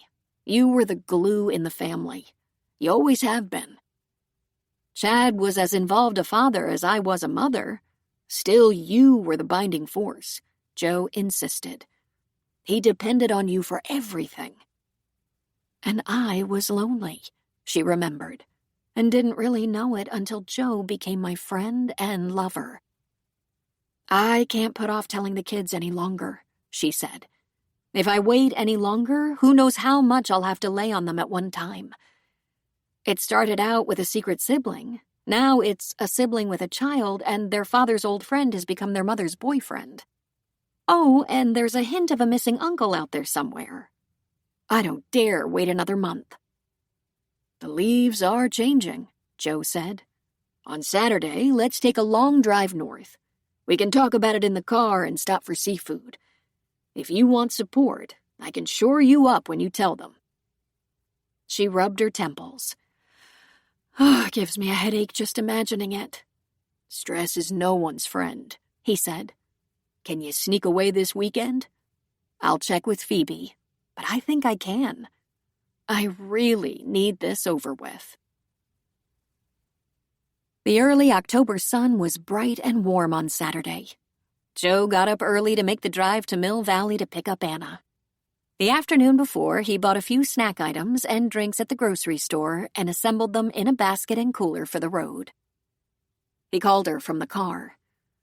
I realize I'm a little early and I don't want to rush you. Just let me know when you're ready. I'm ready, she said. I can't wait. And Joe realized they'd never spent a whole day together since they had attained this new status. When she opened the door for him, the bright shine of happiness on her face just melted his heart, and he grabbed her in an embrace and kissed her till she laughed against his lips. I looked forward to this all week, he admitted. Should we put together a little something to snack on while we drive? Or if we should stop? I've already done that, he said, grinning like a boy. What a guy. Then let me get my purse and let's head into the hills. They chose to drive through the coastal towns north of San Francisco and into Sonoma, where there were plenty of vineyards and restaurants, because eventually they'd want to stop for a meal. The scenery was amazing on this bright fall day, and they encountered dozens of groups of cyclists enjoying the cool fall air. The hillsides to the east of them were starting to color beautifully. But the best part of the drive was being together in the car. When they crossed over some road construction, they had a conversation about infrastructure and what it might entail in California. When they saw a group of about 100 cyclists gathered in a park as a resting stop, they talked about what they might have in common when it came to outdoor exercise. When they were driving through Sonoma, they talked about vineyards and wine, and even stopped at a winery to buy a few bottles for later. They talked about their parents, their kids, their jobs. They even spent a few minutes discussing catalytic converters on cars. They pulled into a rest stop, but passed the picnic tables and opted for a grassy spot under a big tree. I feel like I'm getting to know you all over again, Joe said. After we've been on the phone for an hour or spent an evening together, I wonder if there will come a time when we have nothing to talk about. It doesn't seem so today. There will never be a time we have nothing to say to each other. But I look forward to the time we can be quiet together. I read all the time, and so do you. You can't talk while you're reading, but you can be together just the same. I've been divorced for a long time, since my kids were little, but that's something I never had with my wife. We never had companionable silence. Anna laughed. Nor did Chad and I. Chad always had a lot to say. Didn't he play the counselor card and ask you how you felt about things? Very rarely, Anna said with a laugh. Chad always wanted to make sure I understood how he was feeling. Yeah, that was Chad, Joe agreed. But he did know empathy well. There were times I needed him, and he could comfort like a pro. Which is what he was, Joe reminded her. Let me ask you something. If you could wave a magic wand and have anything you want, what would it be? Ah, you might have found my fatal flaw, she said. Not that I would wish for too much, but that I want too little. All I ever wanted was someone to be tender with, someone to trust and love and believe in. I learned early on that my husband wasn't perfect, but then neither was I, so why would I judge? I had always hoped that if I could be thrilled with the love of a simple, honest, dependable man, that he would therefore be grateful for me. Even with the rough patch we were traveling through, I still believed it was possible. But now he's gone, and I'll never know.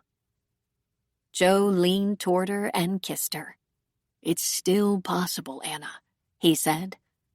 I'd like to apply for the job. 11. Michael called his mother at about 10 in the morning, respectful of the fact that it was Saturday and she had been working late every day. I thought I'd swing by the house and make sure everything is handled, like trash collected, yard and pool clean and serviced, you know. Things Dad would have done. Though even Michael knew that Chad wasn't that great with household chores. Oh, Michael, that's not necessary, really. I called the yard and pool people, and they're on top of it. And I'm not going to be home today. I'm driving up to the wine country with a friend. A friend? Who? Someone I've known for years. From work. I don't plan to be home until early evening. Do you need me, honey? No, he said. No, of course not. I just wanted to help out. That's so thoughtful, Anna said. Don't you have a practice or game or something? No, we had a game last night. We won. Congratulations! I'm sorry I missed it. I'll make it a point to see the next one. Why don't you take a day off? That's what I'm doing. The last few weeks have been so intense. Good idea, he said. But if you need anything done, you'll let me know? Of course, sweetheart. I'll talk to you later. Maybe tomorrow? Perfect, he said. But Michael's life was anything but perfect. He was miserable. If it wasn't bad enough he was grieving the loss of his dad, he had broken off with Jen, and she had disappeared. Michael tried to remember what he thought the result of breaking up would be, and it was nothing like what had actually happened. He thought he had been doing the difficult but noble thing by breaking up, setting them both on a path of starting over. But that wasn't what happened. Jen was angry and out of patience, which he now realized was just what he deserved. He'd been an idiot, letting a woman he cared so deeply about get away. He parked his SUV in front of his mother's house, thinking about what to do next. After a long mental study of his emotions, he got out of the car and opened up the garage.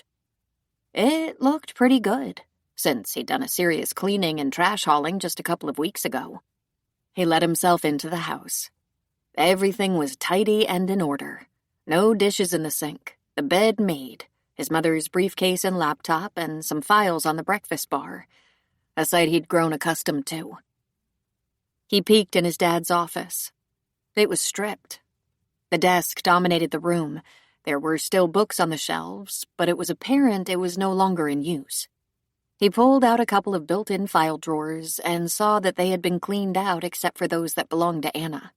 Her retirement, her insurance, her bank statements. Everything for Chad McNichol or Chad and Anna seemed to be gone. For the first time, he asked himself why his mother's work files and laptop were still in the kitchen when there was a beautiful office available. His first thought was, my mom has it all under control. His next thought was, she sure adjusted quickly to Dad being dead. He sat on the couch and called Jen. His call went to voicemail. Again. Hey, Jen, are we ever going to actually talk? Because I don't like the way we left things. I'd like to talk about a few things. I think I'm even more messed up than before, and maybe this is all a big mistake. I think I have a few things to explain. I don't think we're done with this yet. Maybe I was premature and there are things to work out, but if you won't even take my calls, how can we ever work anything out? So how about you call me back this time? Or maybe text me or something. Or maybe you were just ready to break up and this is the easy way? Of course, he immediately regretted it. It was entirely his fault and he knew it. He'd been panicked, worried that he could never be the kind of awesome family man his dad had been, and was afraid to commit. Because what if he had kids who loved and needed him and he died? Who would take care of them then? He wasn't a PhD, and Jen wasn't a judge. Money was tight between them. What if he had a couple of adorable little kids, a gorgeous, sexy wife, and went skiing and bam, hit a tree? The chime on his phone rang. He had a text. You want to talk? Yes. I know I messed up, but I really miss you. Do you want to come over for dinner? To talk? Oh, he really did. He texted her back that would be good, and she told him to be at her condo at 7.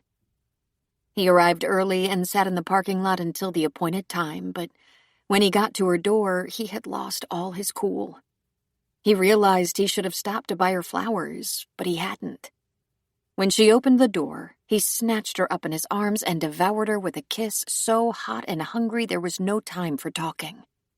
He was so overcome he could barely get in and close the door. This was one of the things that ate at him, that they were so right for each other. As he held her face in his hands, he was overwhelmed by passion. From the sound she made, she was just as gone. He could vaguely smell the aroma of something Italian and noticed a long baguette on the counter, but couldn't stop from hugging her, kissing her, pulling at her clothes, and walking her backward toward her bedroom. God, I missed you, he mumbled. Missed me or missed this? She asked. It's all the same, he said. I can't have this with anyone but you. Michael, she said in a breath, and she pulled his shirt free of his jeans. For several blissful minutes they worked at freeing each other from their clothes without ever breaking their kisses, then fell onto the bed and rolled around, filling their hands and mouths with every essence of their bodies. They strained together, wanting each other madly. They whispered of missing each other as they came together frantically, their passion powerful and demanding. And fast. Bam! He hadn't waited for her because he'd been so desperate and needy, so he tried to slow down long enough to at least give her some pleasure. Thankfully, she was in as bad a state as he was, and he felt those spasms he knew so well. "Ha ha, there you go," he said very softly, covering her face with tender kisses. They collapsed in each other's arms. Her head lay upon his chest, and she ran her fingers through the hair on his chest. He loved it when she did that. "I think we managed to last all of 5 minutes," he said. She looked up at him. "I guess you haven't been seeing anyone else." "Of course not," he said. Then, as if he surprised himself, "You haven't, have you?" "No, but I was getting ready to. Or put it this way, if you were gone, I wasn't going to sulk and whimper. I wasn't going to wait and see if you ever came back." "Jen, I was just screwed up. Depressed, I think, and stupid." "And are you back now?" I guess. But I'm still messed up and unsure about our future." She wrestled free of his embrace and grabbed her t-shirt off the floor and pulled it over her head. She sat on the bed beside him. He was stretched out long and lean, his hands behind his head. He was completely naked, and her overlong t-shirt covered her nudity. She sat cross-legged. "Listen, if we had just been dating casually and you hit this period of confusion and depression and needed a break to figure things out after your dad's death, I'd just say, okay, good luck, and back away quietly. But we were different. We were past all that. We were committed, looking for a larger condo so we could move in together, and we were planning to get engaged. We picked out rings, and we're saving to pay for them. We said we loved each other, that we trusted each other, that we were going to have a family together." "But we were taking it slow," he reminded her, "because of our budget. 2 teachers can't afford to leap into a fast marriage before they can pay the bills." "We were going to get married in about 2 years, he said. "Lately, I've been doubting everything." "I didn't sense doubt just now. You know what I mean. I just need a little break, some time alone to get my head together."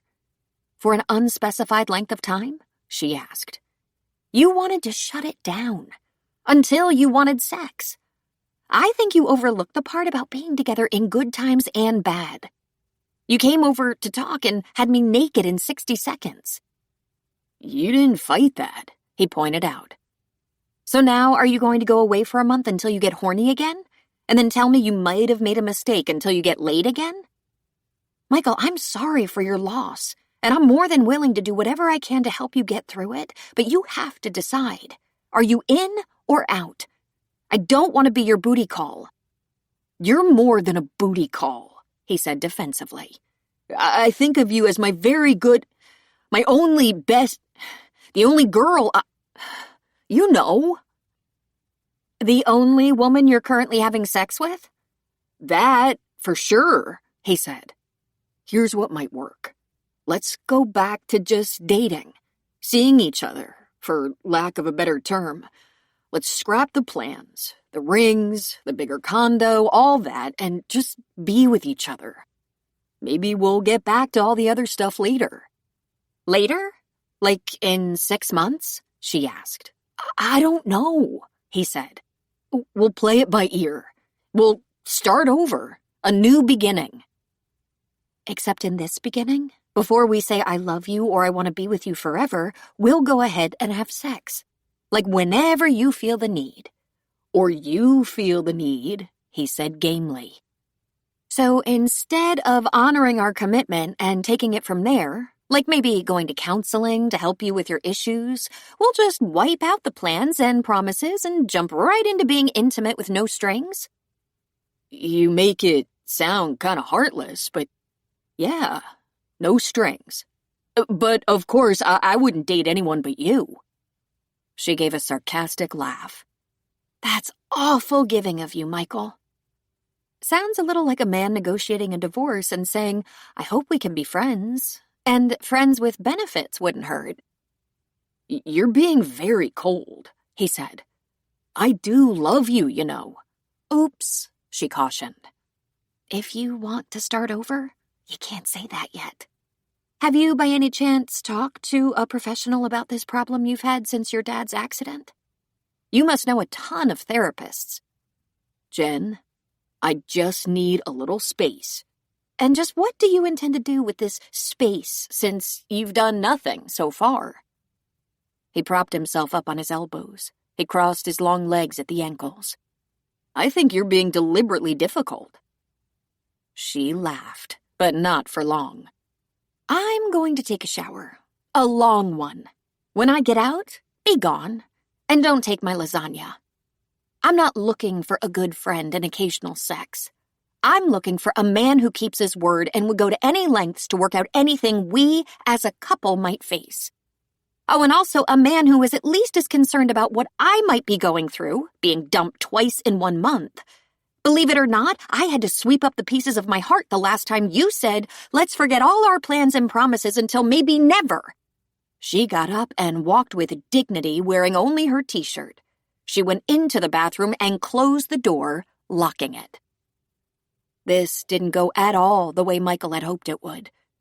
He thought he would carefully explain what he needed, how he wanted their relationship to be for right now, and she would take care of it. Deliver. Give him what he needed. Make the peace between them so he could feel better. I must not have explained it well, he thought. Annoyed that she was acting so stubborn, he pulled on his clothes and left. And he was starving. Yet he couldn't think of eating. Jesse had taken the only available Saturday appointment with Dr. Thomas Norton. He practiced in the city on the bottom floor of a Victorian that had been turned into apartments. Presumably, the counselor lived on the 2nd and 3rd floors of said Victorian. It was in the pricey area near Nob Hill. Dr. Norton must be doing all right. The ground floor was divided into a waiting area, receptionist counter, rooms for meeting clients, and she could see a kitchen down the hall in the back of the house. The receptionist asked her to take a seat and fill out the customary paperwork and provide ID and insurance information. The wait wasn't long once her paperwork was complete. She was shown into a small office paneled in stained oak with bookshelves and tasteful art. The room was dominated by a desk, but in addition there was a small round table and 3 chairs. It was only moments before a 60-something man came into the room. Her first impression of him, from his average looks and half-smile that played along his lips, was that he appeared safe. Then she realized that was probably a look he had worked at and perfected. He had thick dark hair streaked with gray, quite a lot of it, bushy dark eyebrows, a stocky frame, and the most engaging blue eyes. They twinkled. He sat at the table and invited her to join him by patting the place across from him. Dr. Jesse McNichol, is it? He asked. Just Jesse is fine, she said. I don't know why I'm here. He chuckled softly. I've never heard that before. No, really. My father was a therapist. He died recently. Dr. Chad McNichol. He looked momentarily stunned. He pulled off his glasses, held them away from his face, closed his eyes softly. I'm so sorry, Jesse. I met your father on several occasions. I'm sorry to say we never spent much time getting to know each other, but I always heard good things about him. Thank you, she said. Perhaps that has something to do with you being here? Not really, she said with a shrug. I'm told I have a personality disorder. I see, he said. He put his phone on the table between them. He had a notebook in front of him, the pen casually resting atop it. He wasn't writing. Yet. I'm recording our session because my brain resembles a colander these days. I'll transcribe from the recording and then delete it. I may take a few notes just to keep me on track. So who is it that diagnosed you with a personality disorder? My boyfriend, she said. Ex-boyfriend. He actually laughed, though respectfully. I hope you benched him when he offered his diagnosis. No, he benched me. Dr. Patrick Monahan. He was quiet a moment and then said, Just the two of us here and yet a room full of doctors. You know Patrick. He said you helped him. That was kind of him, Dr. Norton said. Yes, I do know him. A gifted neurosurgeon. And what did you think of his diagnosis? Or would that be better termed disposition? He's probably right, she said. I'm hard to please. I'm easily irritated. I don't mean to be. I don't want to be. But I am. There you have it. Is this something you feel like working on? What if I said no? She asked. Then I'm sure we could find something to take up the time. Most of us have multiple issues that could use polish. You would be amazed. No, I wouldn't be surprised, she said. My father, remember? Of course. So if you could talk about anything today, what would you choose? It's your hour and I want to be of service. Well, there is one thing I have no one to talk to about. I'm an internist. A good one, some people say. But the thing is, I don't like being a physician. I haven't in forever. That's a dilemma, isn't it? Why did you choose it? I wanted to excel. I wanted to be the best at something. I wanted my father, a PhD, to be proud of me. And yet, he was always proudest of my younger brother, who barely got through college. That must be annoying, Dr. Norton said. Have you any idea why? I'd be guessing, but because he's the only boy. And also, he's so likable, never angry, never irritable. There it is again, the doctor said. Funny how that keeps coming up, she said dryly. Do you mind if I ask, when was the first time you remember being easily irritated and angry? As a child, I had tantrums, she said. My mother called me her cranky baby. She said she worried about having another baby because I was a lot of work. So I don't know if this is a problem I've always had or something I've always been accused of. Tell me something, Jessie. When are you happiest? She thought for a moment. I'm not sure. I think it's when I believe I'm achieving something, when I expect to be praised. Yet you're praised for your work as a physician. You told me so. But you're not happy in your work. Sometimes I am, she said, when I can actually make a difference in a life. It's usually simple and routine, prescribing the right drugs or changing a diagnosis through medical intervention. It's just that, well, it seems so simple and brief. Catching an AFib, for example, prescribing a blood thinner, getting them to the cardiologist, a follow-up, and with the right aftercare, the prognosis is excellent. I do like the feeling of that, even if it is routine. Let's take a different path. When are you happiest and not associated with work? She chewed her lip for a moment. Recently, when I was dating Patrick. More to the point, when Patrick was courting me. When he was calling me all the time. Sometimes it was only a quick call or text to ask me for a special date or to clarify where and when. Or when we were together to do something low-key, like cuddling on the sofa, watching a movie. Or those few times I cooked for us and we ate in, just the two of us. I had only been going out with him for a couple of weeks when I began to have fantasies of being together and doing something quiet. Forever. It wasn't necessarily marriage, but rather some certainty. A feeling of belonging. Safety. She laughed lightly. Patrick has a sailboat he loves. That is not a quiet pastime. Believe me, it's work. What are your hobbies? I don't really have any, she said with a shrug. Do you hike? Jog? Knit? Work out? I know about sailing, and I get the impression you find it to be something of a chore. I read, she said. I like movies. I like to cook, but at the end of a long day, I don't usually have the energy it takes to create something labor-intensive. But when I have time, I love to slice, chop, measure, sauté. It's relaxing and calming. If you wanted to spend the afternoon doing something you find relaxing and enjoyable, what might it be? An art gallery or museum, she said. God knows there are plenty to choose from in San Francisco. And this is very nerdy, but I could spend hours in the library or in a bookstore. You'd think after all my years studying in libraries that wouldn't appeal to me much, but it's never grown old. Art museums or libraries? Alone or with friends? He asked. I don't mind going alone, but I would go with a friend. But I don't have many friends who find that fun. Most people I know like parties. I'm not much for parties. My last boyfriend and I took a lot of trips together with a group, and really, she shrugged. Does being with a lot of people make you tired? He asked. She grew impatient. I don't see what this has to do with me being irritable, she said, conscious of the fact that she was acting irritable. Yes, large groups of people make me tired. See? I'm not fun. Who says you're not fun?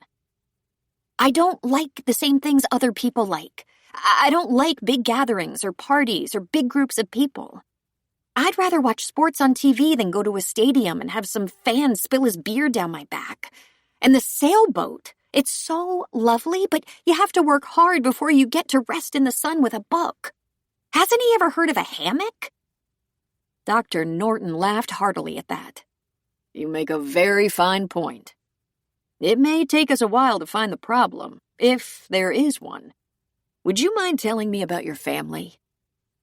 With a heavy sigh, she started with her mother, clearly the overachiever in the family. Then she described Michael, who was Mr. Personality, tireless, active in every and any sport. And finally, Bess, the brilliant oddball and youngest of them all. Then she told him about the will and the fact that they all had different opinions of it. She was the only one who was angry that they'd never been told, annoyed because it hadn't been explained by her father ahead of time so they could all adjust to the news. They talked for another 40 minutes, and she mainly answered questions that seemed to revolve around describing herself. She grew exhausted. I have a couple of preliminary ideas, and I don't think they'll surprise you. You're an introvert. A card-carrying introvert. You are exhausted being around groups of people, particularly active people. Introverts are known for having to take a nap after a day of meetings, and they almost always go home early from loud parties. You're not in the least shy, and you don't dislike people, but you like them in small doses. And you have a bit of a temper. That's not something I've seen in you, but something you have reported. It's possible you haven't managed your expectations of others, which can lead to disappointment.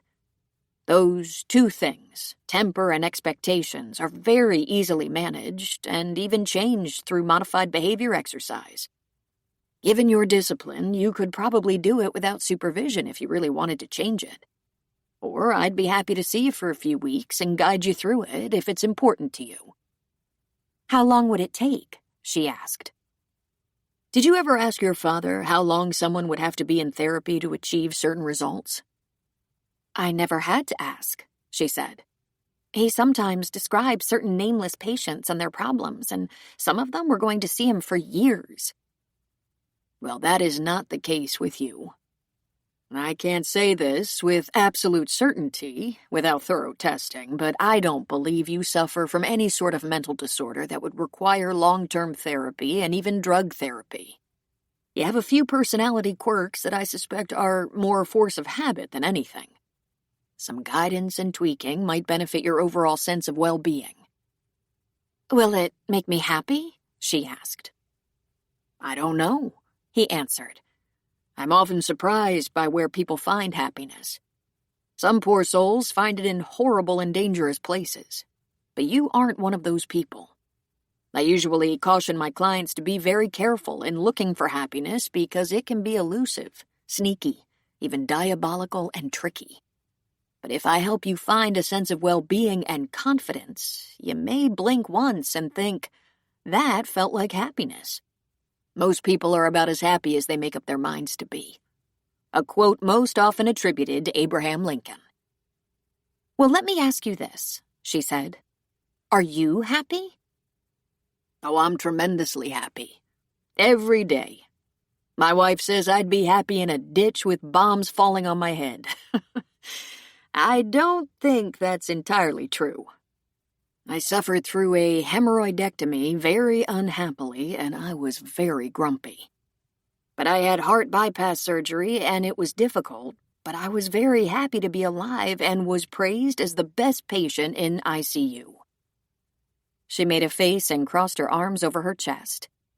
I think I'm being had, she said. Would you like to appraise again in, say, 6 weeks? He asked. Is that what you recommend? Jessie asked. Here's what I think, Jessie. I think, given your intelligence, discipline, and determination to excel, you will have a very good life with or without me. But if you also want joy, I might know a shortcut or two. Does that line always work? Most of the time, he said. Life surprises can get in the way or delay progress. You know how it is. But you're sitting in a nice spot right now. I predict good results for you. What do you say? She thought for a moment. Although she was tired from talking about herself, tired from digging into her emotions, she had rather enjoyed the hour. What have I got to lose? Let's see where we are in 4 weeks. Excellent. Listen, do you like cats? I don't know. Why? I just had a thought. You might like having one. They're very independent, answer to no one, usually self-sufficient, sometimes affectionate, more often not, but they're company. There's something about being owned by one that fills the lonely space with a presence. And hair, tons of hair. I have a cat, and a robo-vac. There was the sound of a door closing in the hall. I have a group starting shortly. When would you like to come back? He pulled his iPad from his desk, opened it, and said, I have Tuesdays at 5 for the next several weeks, if you're interested. She took it, and as she was leaving his building, she felt oddly relieved. For 3 years and change, Anna had looked forward to going to work in the morning. Even during the pandemic, when they kept going to the courthouse at a minimum for safety reasons, and when they did work there, they were few and wore masks. The plastic shields and face guards were still up in the courtroom. On this Monday morning, Anna went in a bit early even though she wished to be somewhere else. Her weekend with Joe had been so wonderful. They had a beautiful Saturday road trip and stopped at several vineyards, then had dinner at an oceanfront bistro in Bodega Bay, the same town Joe's daughter Melissa lived in. That's how I know the best spots. Then home to Anna's house, and Joe spent the night. After a long, slow Sunday morning with Joe, Anna had gone to see her mother in the afternoon. Blanche gave only a slight expression of recognition before she began asking for things. Can I have a glass of juice? Reach for that throw at the end of the bed. My knees are cold. Where is that other nurse? The one whose name I always forget. Are we playing mahjong today? When is dinner? Have we had dinner? Anna could coax her to talk a little bit, asking her questions about what she'd been doing, or, better still, asking her questions about long ago. Her short-term memory was shot, but her long-term memory was still pretty functional. So she asked, "Remember that apartment in Oakland with the dumbwaiter? It used to be a house and had a fantastic attic." I think I left a few things there, she said. I have to put my feet up. Your feet are up, Mom. Let me cover them with the throw. Mom? Are you my mom? No, Anna said with a laugh. You're my mom." "I don't think so," she said. "That's so unlikely." "That's right. You said you had a son and gave him up." "Do I have that right?" "I said that?" she asked. "Can you tuck in this throw? My knees just stay cold." "Sure, of course," Anna said. "Yes, you said that. You said there was a boy that you had to give away, but you kept the girl." "I guess that's right then." "I think I need another throw over my legs." Anna just patted the throw that was already there, as though she'd covered her anew. "Who was his father, then?" "He wasn't important when you get down to it. I was young and as stupid as all young girls. He was older. He's dead by now, I'm sure." "And who was the girl's father?" she asked. Blanche was quiet for a long time. She never did answer the question. An hour later, when Blanche had started to doze and Anna was leaving, Blanche said, "It was hard then, you know, having a baby without a husband. The hardest thing I ever did. I always wonder how I got into that mess." "Tell me about it," Anna said. She was answered by a soft snore. The next day, in her office, checking emails and looking through her calendar, she came across an email from the Family Tree Agency, which she had used to check her DNA, and they sent her a long list of names of people who were looking at their possible family connections. Names of people who wished to be contacted if there was any kind of match. Most were expecting to find ancestral connections. There was a man, a 63-year-old white male, born in Modesto, California, with no information about his biological parents except that his mother put him up for adoption when he was a newborn, and she never registered with any of the internet agencies giving her permission to be located. And according to the DNA ladder in the agency where Anna had sent her specimen, there was a possible partial match. A strong possible match. His name was Philip Winston, and he was, of all things, an attorney. He lived in Rhode Island. She couldn't use state or county money to investigate this man before contacting him, but she knew of many resources through the DA's Office of Investigators who could work on the project for her. And if it looked legitimate, she would then contact this man. 12. Jessie was surprised to find how much she enjoyed going to therapy. She'd been cynical to start, but it certainly was true comfort. In just 2 more weeks of counseling and behavior modification, learning ways to keep herself from caving into feelings of inadequacy, she was noticing an increase in her level of confidence. Most of that came directly from talking through situations that threatened to make her angry or leave her feeling as though she just wasn't getting enough attention. What struck her as so odd was that her sessions with Dr. Norton were not emphasizing that she change, so much as reinforcing that her instincts were appropriate, though at times her responses were not. For example, expecting a man one is sleeping with to at least communicate was not wrong. But berating him in a temper was not going to get the desired response. Her tone could be harsh, angry. Rather than working on stopping the anger, she was learning to channel it into more positive encouragement to get her point across. "Isn't that manipulative?" she asked, aware that even her question held that edge of anger. "You could look at it that way," Dr. Norton said. "But I'm here to tell you, if your goal is to change the way you're treated, you will have to learn to speak as you wish to be spoken to." He gave her homework to do. Sentences recited and repeated that softened and emphasized her kinder, gentler side without de-emphasizing her need to be treated a certain way. It's achingly simple. Rather than, "You never even bothered to call me," you might try, "It would feel so good if you could just give me a quick call to say you're back in town and let me know your schedule." Just take the accusation out and replace it with a gentle request. And remember, there will be times the response could be that he's very sorry, but he's all tied up. Then you have to think about whether your request is unreasonable. Be fair. People don't respond well to being told what to do, especially angrily.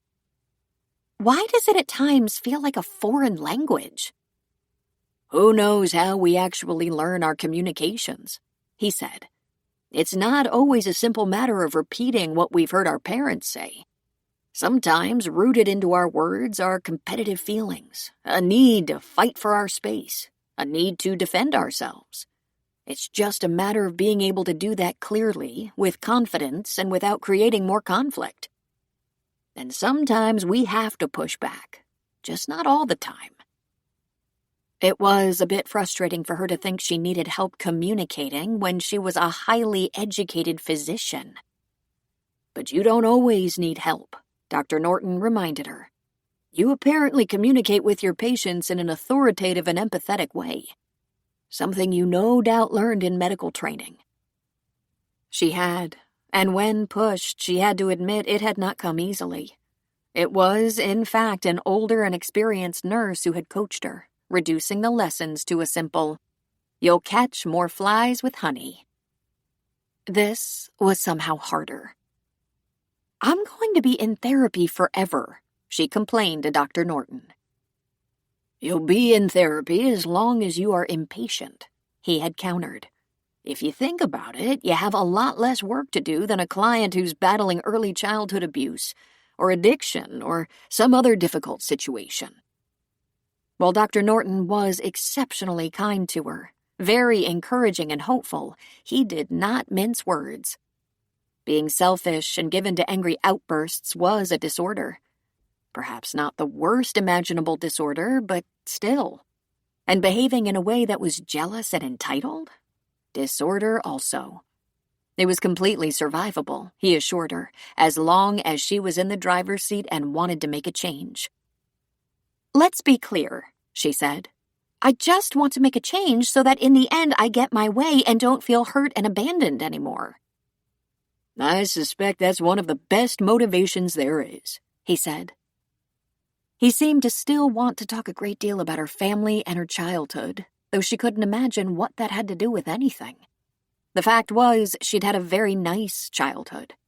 She had loved her mom and dad very much, and when her baby brother came along, she loved him. She couldn't remember ever not loving them. Little by little, she began to remember very small things from when she was 4, 5, or 6 years old.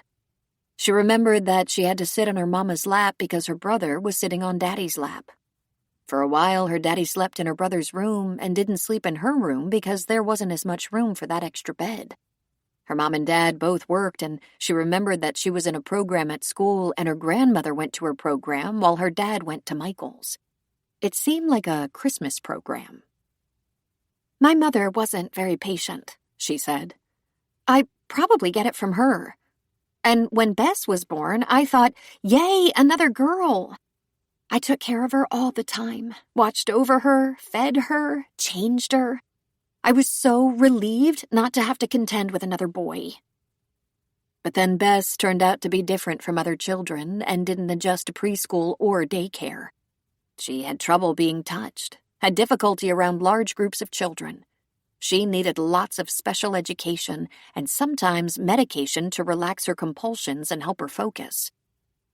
"I'm going to go out on a limb here and suggest that, as the firstborn, you got a lot of attention and praise and affection. And then a baby came along who required the same, and that left your cup a little empty. Sharing all that adulation.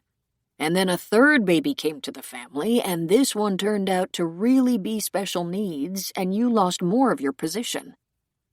"But I love them," she said. "And I helped. I really helped." "Of course you did. But you also suffered a little loss and maybe unintentional neglect." "Because they had to read to 2 or 3 children instead of just one? Even I am not that ridiculous and selfish."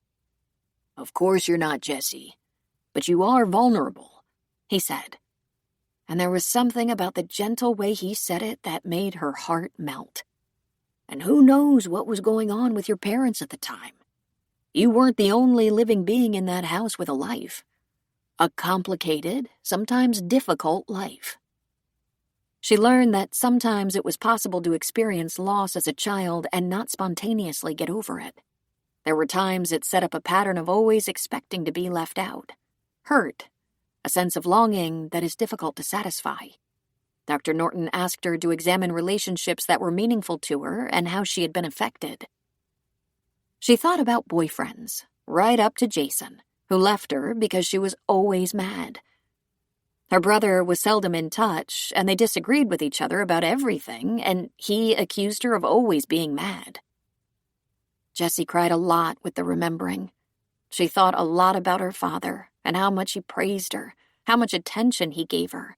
But the second he shifted his focus to Michael, she felt slighted. She cried because of how immature that seemed. She cried because she wished she could take back some years and do them better. With all the love and support she'd gotten from her parents, why couldn't she have been a better, more grateful daughter?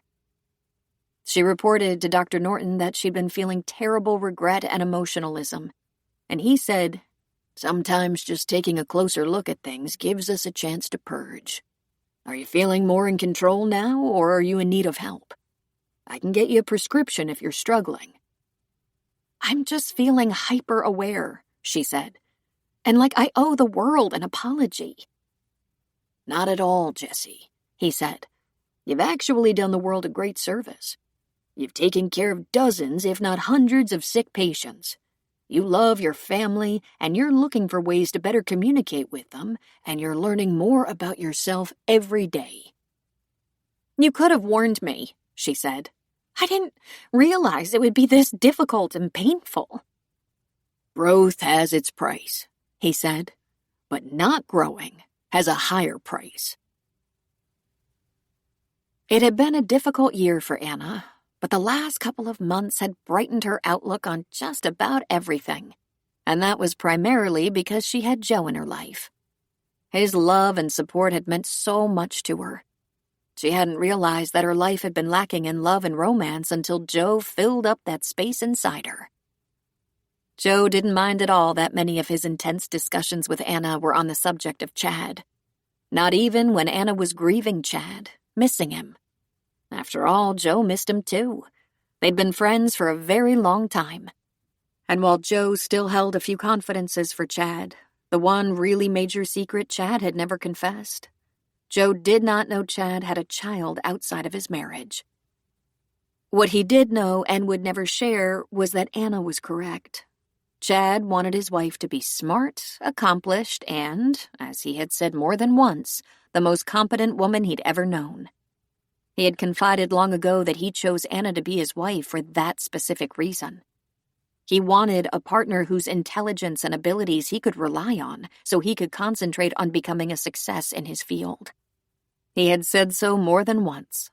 He didn't want a woman who couldn't balance a checkbook or perform CPR or make critical decisions about managing a home and family, plus earn a living. Chad had been well aware that his particular field was a tough one to break into, and tougher still to become successful in. Counselors were a dime a dozen in California, and certainly in San Francisco. Making a good deal of money at it went with reputation earned through accomplishment, and the competition was fierce. "I knew Anna would be the best right hand a man could have in a marriage," he had once told Joe. But years later, he had said, "Do you have any idea what a toll it's taking on our family for her to be in law school? I don't know what the hell she's trying to prove." She was undoubtedly trying to prove she could take care of her family without a devoted husband, which Chad had established he might not be. He had established that very well with an affair. A rather long-term affair that had lasted many months. Chad had admitted he had lied about his marital status, thus giving the other woman reason to think he was available. Anna was correct. It was a good marriage, because it was more of a business arrangement for Chad than a love match. Since Joe's own marriage had gone so wrong, Joe often wondered if maybe Chad had the right idea. But there was that one thing Anna didn't know. Chad confided to Joe, "I've never been in love. Not really." Joe was in love. He wondered just how blissful life with Anna could be if he gave her everything she'd been lacking. He was filled with pride just considering her accomplishments, but more than that, he admired her moral core. She was an exemplary jurist because she could easily combine her knowledge of the law with her strong moral compass. If he were lucky enough to be her partner, he would make sure she knew he embraced her achievements. He would enjoy loving Anna. Together, maybe they would make up for lost time. Maybe the best was yet to come. There was a fierce, wet cold in early November, and Joe was spending Saturday night in Mill Valley. The wind blew outside, and he wasn't aware it was morning until he looked at his cell phone on the bedside table. He rolled over, scooped Anna into his arms, and pressed himself against her back, spooning her. "Well, good morning," she said with a light laugh. He kissed her neck, nuzzling her for good measure. "It's 8 o'clock, he whispered. "I slept like the dead, because sleeping with you is always an adventure." "Is that because I make so much noise in my sleep? Snoring and talking?" "You were either very quiet last night or I was very tired. I'm not sure I even rolled over." He pulled her closer. "Let's not get up." She laughed appreciatively. It was deliciously obvious he was in the mood. She hadn't thought of herself as a woman in need of good sex, but she found she was definitely appreciating it with Joe. Anna was delightfully surprised and happy to learn that feeling great passion was a little like riding a bike. She was not too old for it after all. "I'll make us some coffee," she said. She pulled a Danish breakfast roll out of the freezer, stripped the paper off, and put it in a pan to warm in the oven. She rinsed off some dishes from the evening before, put them in the dishwasher, and got out cups. Then she heard the sound of the garage door rising, and she froze. Within moments, Michael walked into the kitchen, a nonplussed look on his face. "Whose car is that?" he asked. "Good morning, Mike," she said. "What a nice surprise." "Mom, do you have company?" "As a matter of fact, yes. Joe and I went out last night and he stayed over. I told him to just park in the garage. I'm making coffee." "Mom? Joe?" "It would have been easier had you called to let me know you were coming by, but I guess it doesn't really matter. I was planning to tell you anyway. I guess you could say we're dating, me and Joe." "Dating? Dating?" "For lack of a better word. We've always been good friends, and since your father passed away, we seem to have gotten closer. Perfectly understandable, I guess." "But wait," he said. "What about Dad?" "Oh, I think your dad would approve, though whether or not he did was not the first thing on my mind. He's gone, after all." "But does this mean, are you over him? Dad?" "That's not really an issue, Mike. I had no plans to be dating anyone, but Joe and I shared a loss, did a lot of talking, mutually supporting each other in those difficult days following your father's death. One thing led to another, and—" "Good morning, Mike," Joe said, coming into the kitchen. Thank God he was fully dressed, shirt, shoes, and all. "You and my mother are dating?" he asked. "Exactly," Joe said easily. "It's not as though we had to get to know each other first. We began supporting each other in grief, which was the natural thing to do. It's like dating an old and dear friend. I hope you don't mind, because we're having fun, and fun has been in short supply lately." This is a little awkward, made more so by the fact that I'm in my pajamas and robe. "Will you excuse me a moment?" Anna said. When she got to her bedroom, she noted that Joe had made the bed as well as gotten dressed. Hiding the evidence? Well, it had to come out, and this was not a moment too soon. She was glad that it was Michael first. Of all her children, he was the one she was most comfortable with. She dressed in her closet, hanging her robe on the hook and selecting a soft velour sweatsuit. She slid on her black Skechers and quickly ran a brush through her hair. Just for the heck of it, she put on some lip gloss and thought, there, she didn't look half bad for someone who had had a very active night and rather shocking morning. Her cell phone was chiming. It sat on the bedside table, and she crossed her fingers, hoping it wasn't some work-related emergency. She thought she was going to be unlucky since she didn't recognize the name on the screen. M. Vanderroot. Probably someone from the DA's office looking for a judge to sign off on a warrant. "Hello," she said. "Judge McNichol, my name is Martin Vanderroot, and I'm a friend of your daughter, Elizabeth. I'm calling you because Bess seems to be having some kind of... I don't know what to call it." "What's happening?" she said. "Just tell me what's happening." Right now she's quiet, but she was flipping the wall switch on and off, counting. Then she seemed to be hiding in the closet and didn't want to come out. Then she was turning the water on and off in the sink, then the closet again, then the light switch, and nearly crying. She's rubbing her arms like they itch. I have no idea what's... "She's having an anxiety attack," Anna said. "It's been a very long time since she's had that problem. Please ask her if she has taken her medication." Anna could hear the young man asking Bess the question, but she couldn't hear or make out the answer. "She said she doesn't know." "How can she not know? Do you have a car? Can you bring her to me? I could come there, but it might be better if she comes here. Tell her to bring any medication she might have. I might want to take her to the doctor, but for now I just want her to feel safe. Can you put her on the phone?" She heard him call Bess to the phone. Bess didn't say hello. She merely made a sound into the phone. "Bess, are you not feeling well? I asked Martin to bring you home. He'll bring you here to me. Put whatever medication you have in your purse, please. Can you do that, Bess?" Again, she just made a sound into the phone. Anna went into the kitchen, and she found Joe and Mike sitting at the counter with coffee. "I just had a call from a young man Bess is seeing. It sounds like she's having an anxiety attack along with a little OCD. I asked him to bring her here." "We could go to her apartment," Michael said. "I thought about that, but I think it could take a while to calm her down, and we might have to see the doctor if we can even get in on a Sunday. She'll be safe here, and I can manage. Michael, will you stay until she gets here? I feel like my family is falling apart right now." "I'll stay," he said. "I can help with Bess if you need it." "Would you like me to go now?" Joe asked. "Tell me what you need, Anna." She was torn. She didn't want Joe to be burdened with whatever stuff her family was going through, but she didn't want him to leave either. "Can you stay until Bess gets here?"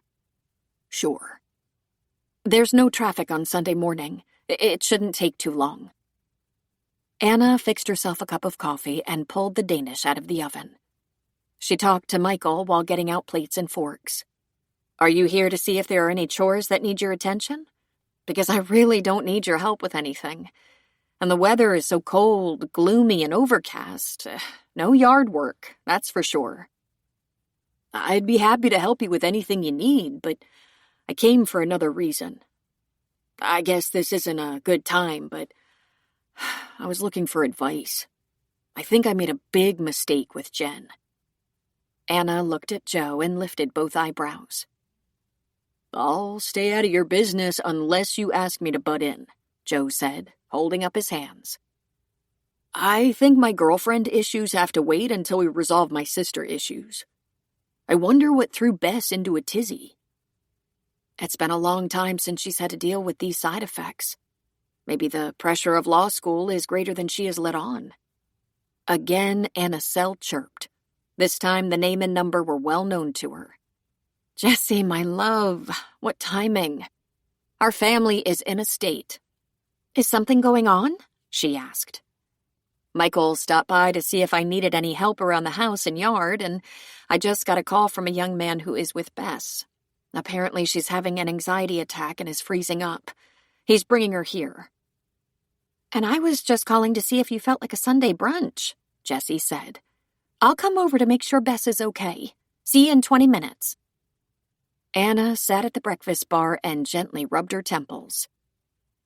"That's all we need," Michael said. "Bess freaking out and Jessie on her way to boss everyone around." "I'm counting on you to stay calm," Anna said. "This would be a very bad time to antagonize your sister."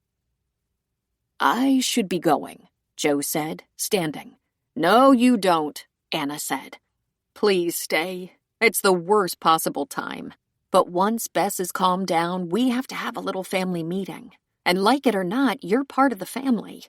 If you run now, I won't have an ally anywhere. Michael? Joe asked. Yeah, stay, Uncle Joe. Jesse might go easy if you're here. Anna knew it was not Joe who would keep Jessie from throwing her weight around, but Bess.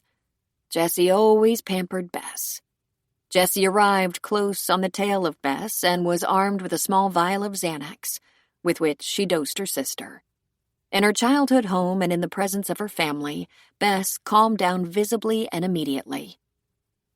The story came out. Bess was preparing a presentation for one of her law classes in which she would have to play the part of a litigator in front of a great many law students. Bess did fine as part of the class, always seated in the rear of the room in case she needed to make a fast getaway. But arguing in front of 50 people was just more than she could bear. It was not uncommon for people on the spectrum to have great anxiety in large groups, even high-functioning autistic people like Bess.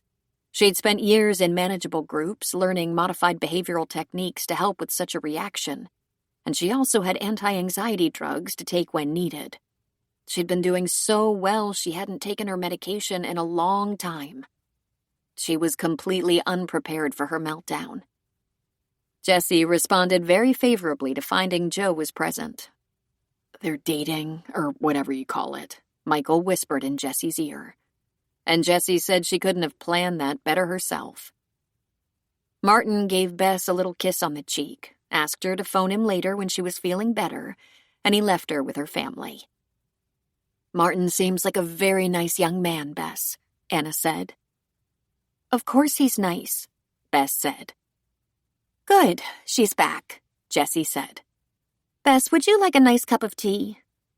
As opposed to a mean cup of tea? Bess asked. Then she smiled, though the smile was tremulous. Thank you, Dr. McNichol. Well now, Anna said. This is the last thing I thought would happen, but I was wondering when I would get the three of you together. I have some things to tell you.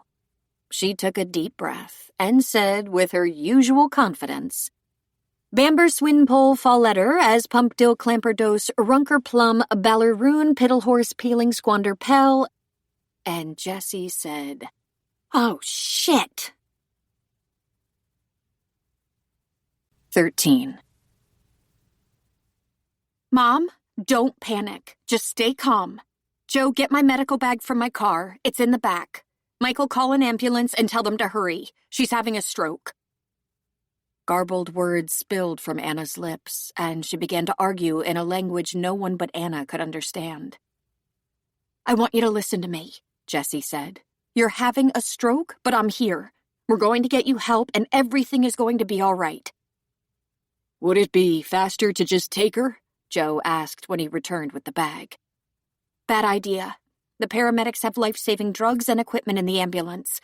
Get me a glass of water, quickly. Jessie pulled an aspirin bottle out of her bag and shook one out. Mom, open up. But instead of opening her mouth, she began to babble again. Jessie pushed in the aspirin and put the glass of water to her lips. Come on, swallow it. Isn't that for a heart attack? Joe asked. For clots. If she has had an ischemic stroke, which is the case 85% of the time, the aspirin can prevent a second stroke caused by blood clots. If it's a hemorrhage, not a good idea. We're going with the numbers. Her symptoms indicate a stroke, hopefully a transient attack that we're catching in time. She dug around in her purse for her cell phone, calling up a number. She held her mother's hand while she waited impatiently. Patrick, thank you for taking my call. I'm with my mother. She's had a stroke. I gave her an aspirin and we'll ride in the ambulance with her. Are you available? I want her with the best. Take her to Mercy. I'm on my way. Thank you. Thank you. Jessie smiled at her mother and gently smoothed back her hair. You're in the best hands in the city. Anna responded with her blather. Jessie just said, It's okay. This will pass. I promise. And then Jessie did something she rarely did. She prayed. She looked at Bess, who was crying, rocking, and biting her fingers. Not her fingernails, her fingers. Jessie reached over to her and pulled her hands from her mouth. "It's okay. She's going to be okay.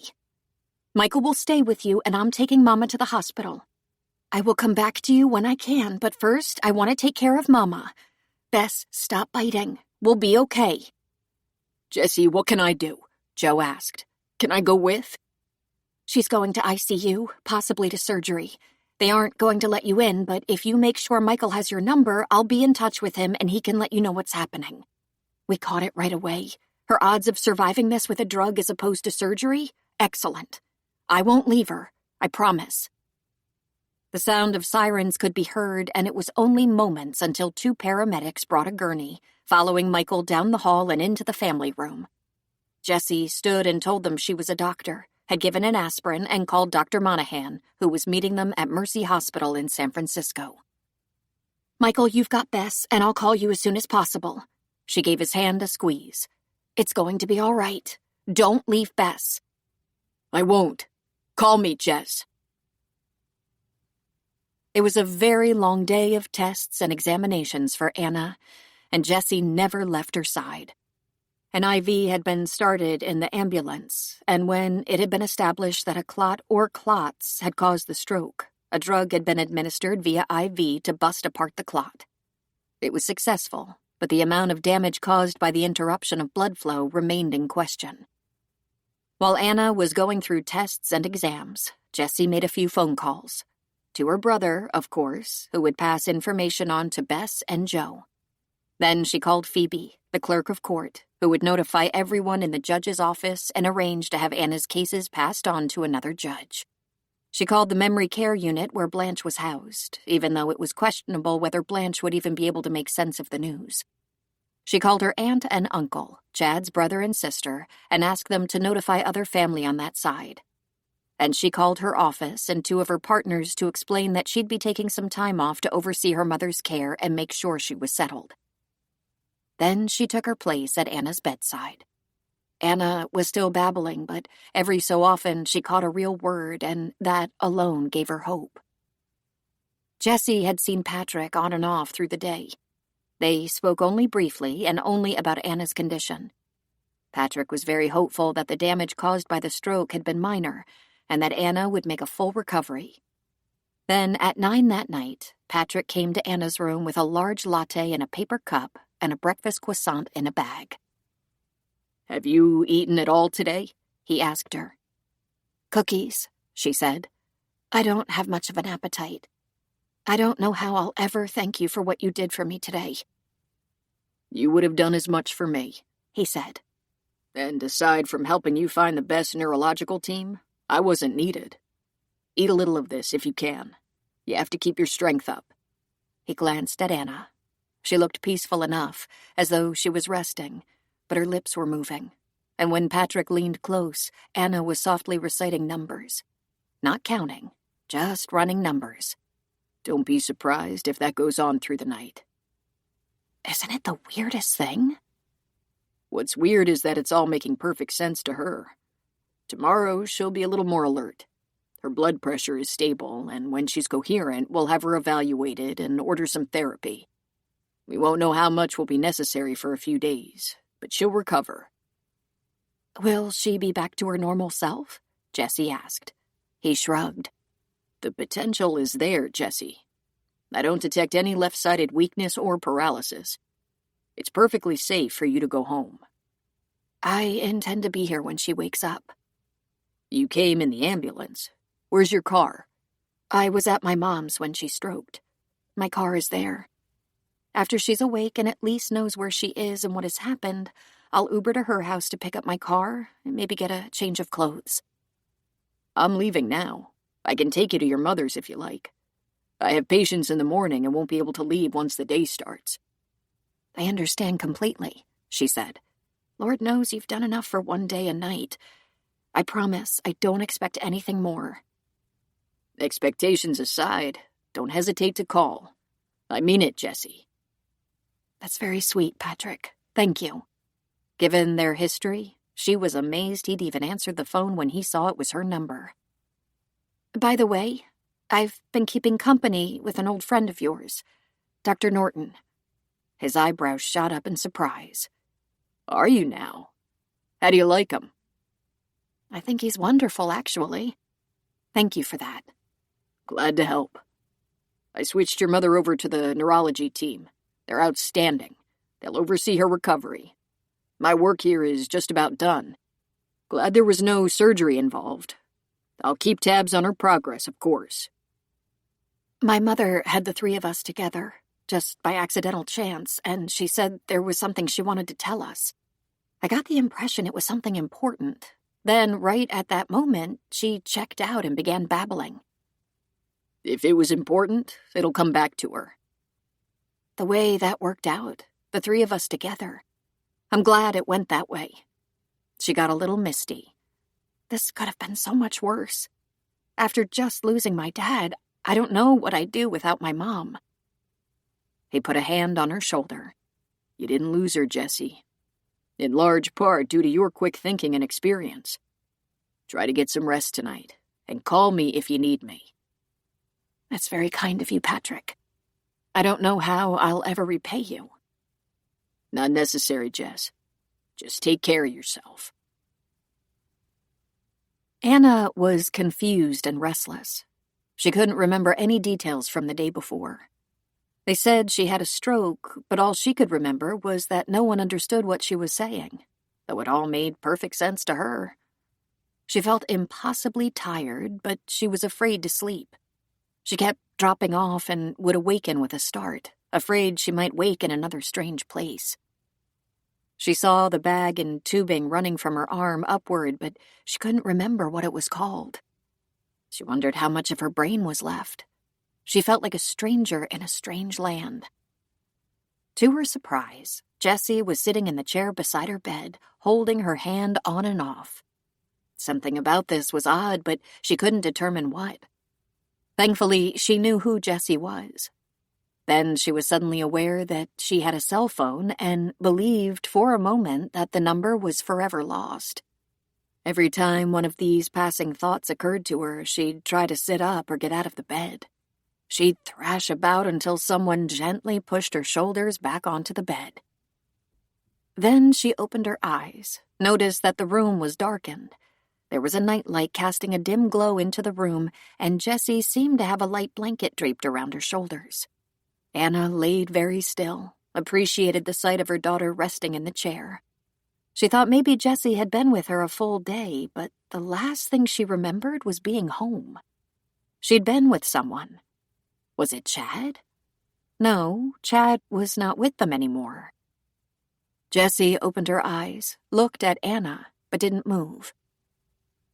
"I am a judge," Anna said calmly and with only a very slight slur. "That you are," Jessie said. "How do you feel?"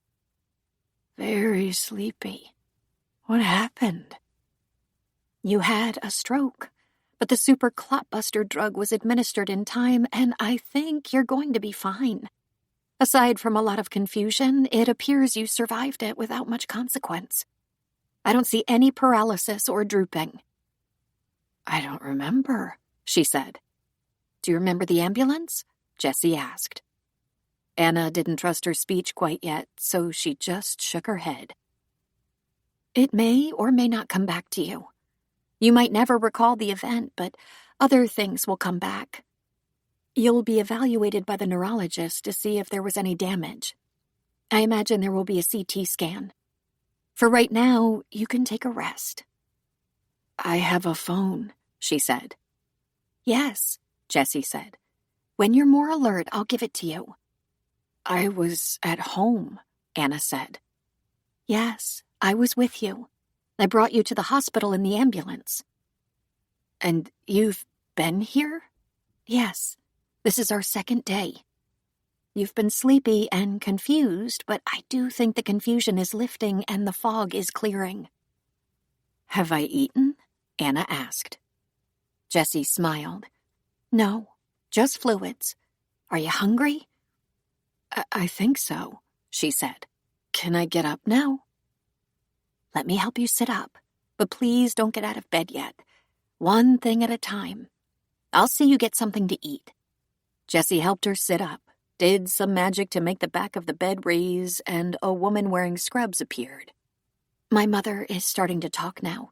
Can you let the doctor know? And can we get her something to eat? Maybe toast or gelatin or something like that?" "I hate gelatin," Anna said. "I read that it's made from the toe jam of horses." Jessie laughed.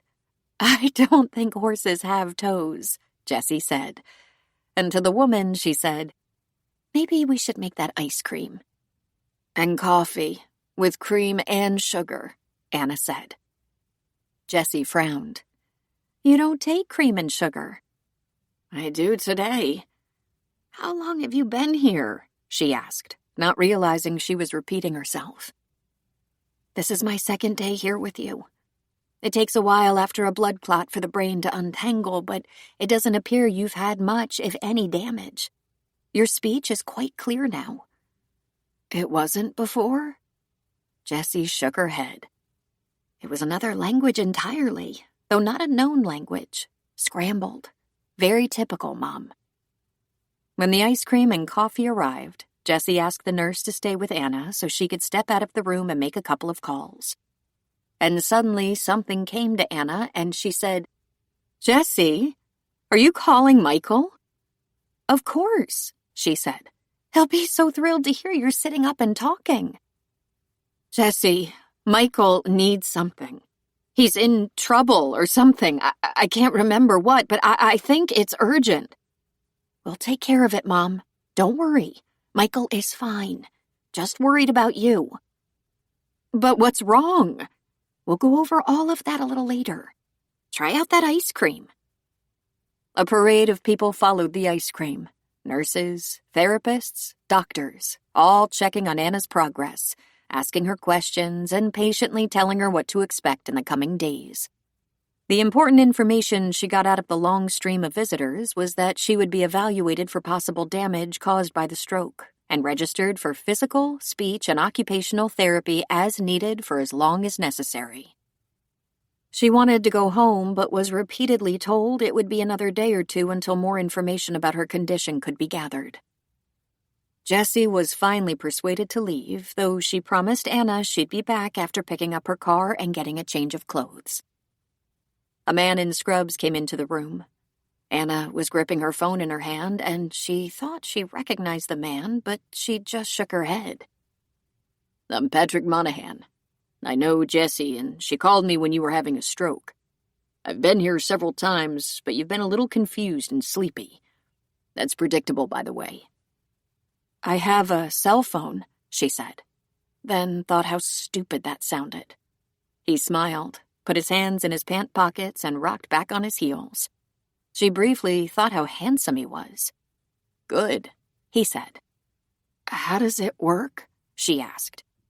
"Give yourself another few hours. Don't worry about it, or think about it, and it will begin to work." "Why are you here?" "Jessie is a friend, and I've known her a while now. She called me when you were in crisis, and I promised to follow your progress, which has been great, by the way." Suddenly, she recalled Judge William Andrews, the man who medically retired, leaving a vacancy in the Superior Court that she filled. The memory and the fact that she recalled it when she still wasn't sure how to operate her phone startled her.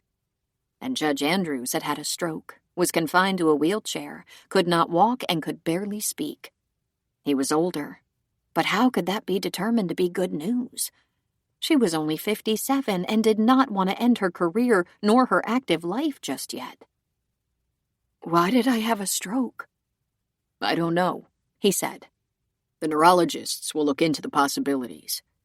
Your blood pressure wasn't high that anyone knew of. Perhaps a genetic predisposition. We may not find a definitive answer, but the real challenge now is to be sure a second stroke is prevented. With the right medication and regular exams, your prognosis is excellent." He smiled and took her hand. "I think you're going to be fine, Anna. Is it all right that I call you Anna?" "Yes, of course. It's just that I have so much left to do." "I think that's a good thing. We're here to make sure you have the time to do it." Those should have been comforting words, and Anna was glad he had stopped by to try to reassure her, but she just could not get Judge Andrews off her mind. She had visited him in a nursing home after his stroke, and he was in terrible shape without much hope of getting better. And that was 3 years ago. The fact that Judge Andrews was a good 30 years older than Anna did not give her much comfort. In fact, in some ways, it was harder. The thought of having another stroke and being unable to work or even enjoy life for decades was terrifying. Worst of all, Anna, the most capable woman, had pride that bit at her, and she couldn't fathom being a burden to her family. The nurses got her up and walking, using the restroom.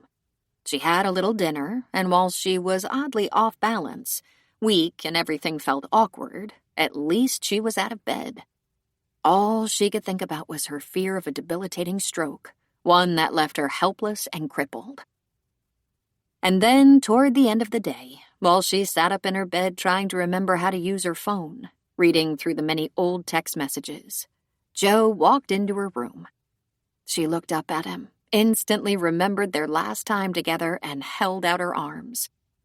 "Joe," she said. He went to her, sat on the edge of her bed, and embraced her. She put her head on his shoulder and began to cry softly. "Am I going to be okay?" she asked. "Yes, Anna. It appears they got to it in time, and the drug, TPA, successfully broke up the clot. You'll have some therapy, but you're very lucky. Thanks to Jesse's quick thinking, I believe." "I can go back to work?" she asked. "I've forgotten things." "Things that will either come back or you can relearn." "We were together," she said.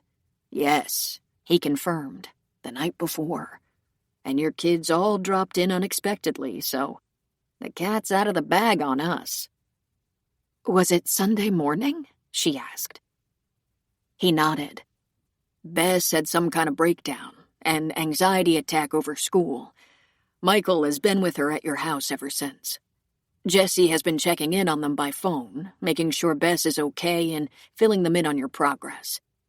I wanted to be here with you sooner, but I was told you weren't allowed visitors until your condition was properly evaluated. You've been in very good hands, I take it." "But Jesse has to go to work," Anna said. "I think everyone is taking time off right now," he said. "You're a priority." "I could have been paralyzed, in a wheelchair for the rest of my life." "Shows you how little control we actually have," he said, holding her close. "If you'd been alone, this could have gone badly." "Where is Jessie?" Anna asked. "She's in the hall. I passed her on my way into your room. I think she's giving us a few minutes alone. And we need a lot more than a few minutes. When you get through the next days or weeks or whatever, when you're feeling better and more secure, we'll take a vacation." "Are you crazy?" she asked. "I can't remember my cell phone number." "Well, I couldn't, and then Jessie told me. My brain has been a mess. How am I going to go back to work?" She was thinking, desperately. "I'm only 57 and just survived a life-threatening stroke." "It's going to be all right," Joe said. "But don't worry about making plans. You're going to have to get through this, get acclimated at home and work, and soon life will seem normal again." "I hope so," she said. Leaving the hospital was almost as traumatic as waking up in the hospital. Anna was really depleted in the confidence department. Armed with a treatment plan that included regular visits with a neurology team, medication for her blood pressure and blood thinners, and regular appointments with speech and physical therapists, not to mention her very own internist, she was released. Regular checkups and scans would reveal any new clotting issues, but her doctor was very optimistic. To err on the side of caution, she wasn't going to be driving herself for a month at least. If she went into the city for appointments, Jessie would take her, or she'd grab an Uber. Her legs were weak, unsteady, and she went home with a walker. She wouldn't be going back to work until she felt confident about her cognitive skills and her memory and judgment. but Phoebe was willing to bring work home to her and even work with her. "And what about Joe?" Jessie asked as she drove Anna back to Mill Valley. "What about him?" "I hadn't wanted to pry, but are you serious?"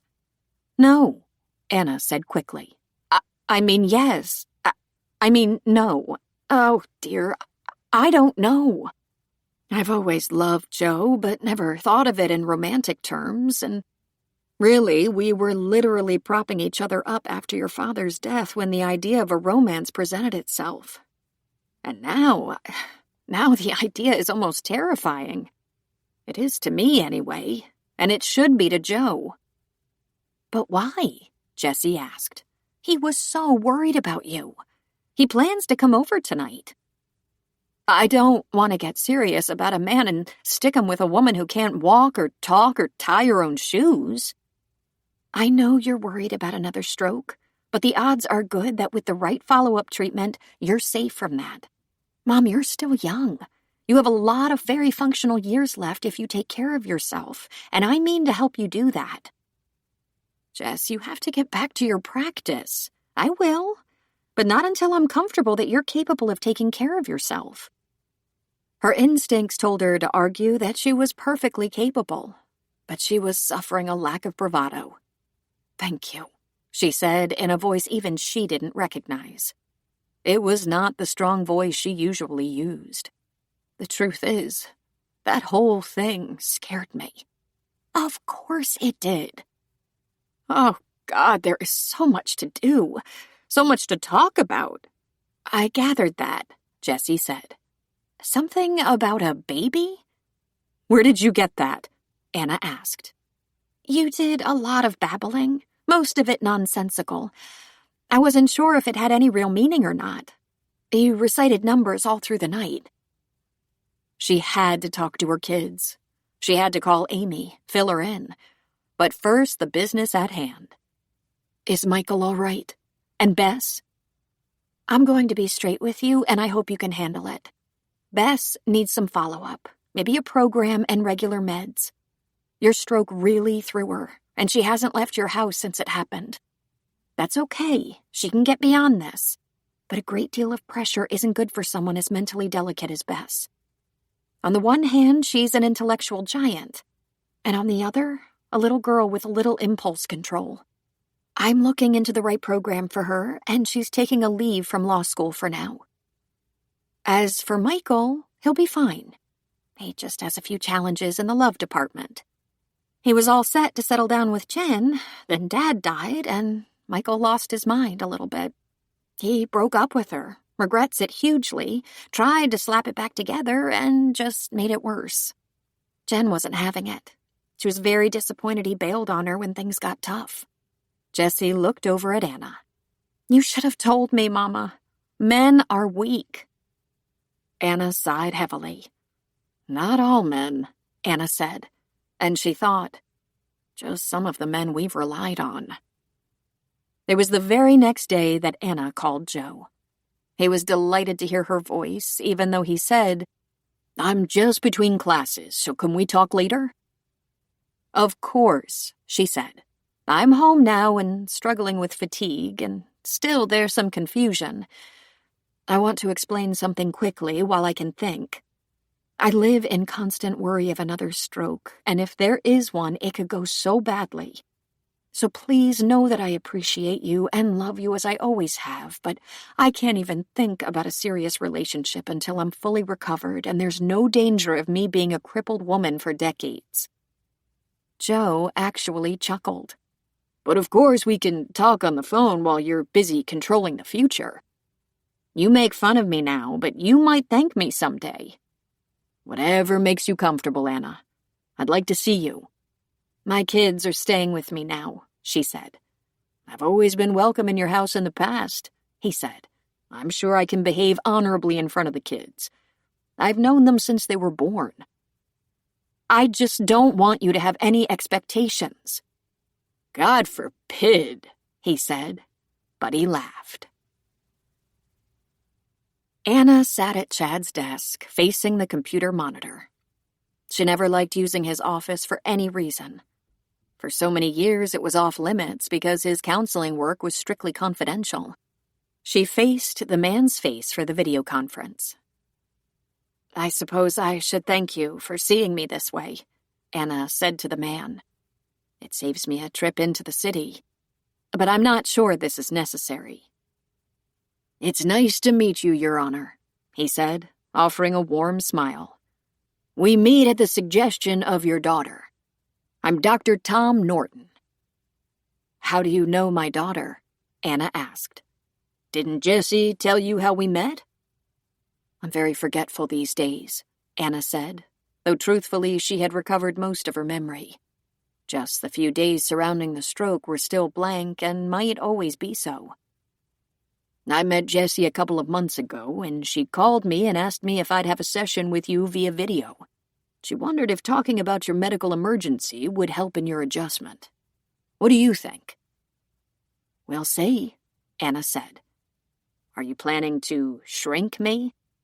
I was married to a therapist for over 30 years, so I'm quite up to date on the buzzwords."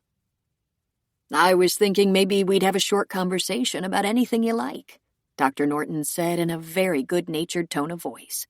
"Is there anything you'd like to talk about?" "My daughter, who is your patient. So you do remember how it is, I know, Jessie," he said almost teasingly. "She has strapped herself to my side, and it's time for her to go. She has important work to do. She has patients to tend to." "Don't you think she's capable of making that decision for herself?" Dr. Norton asked. "She doesn't need to worry about me," Anna said. "Ah, well, my experience is that worry and need are usually mutually exclusive. People never worry because they need to. They worry when they can't seem to stop themselves. You're the one who was at a significant medical event. Are you worried about anything?" "I'm worried about everything," Anna said. "But mainly I'm worried that I'm the only parent left to my children, and they're not quite ready to be abandoned. They have always depended on me, and I'm not at my best. I wonder if I ever will be again. I'm walking a tightrope now. I've had a stroke.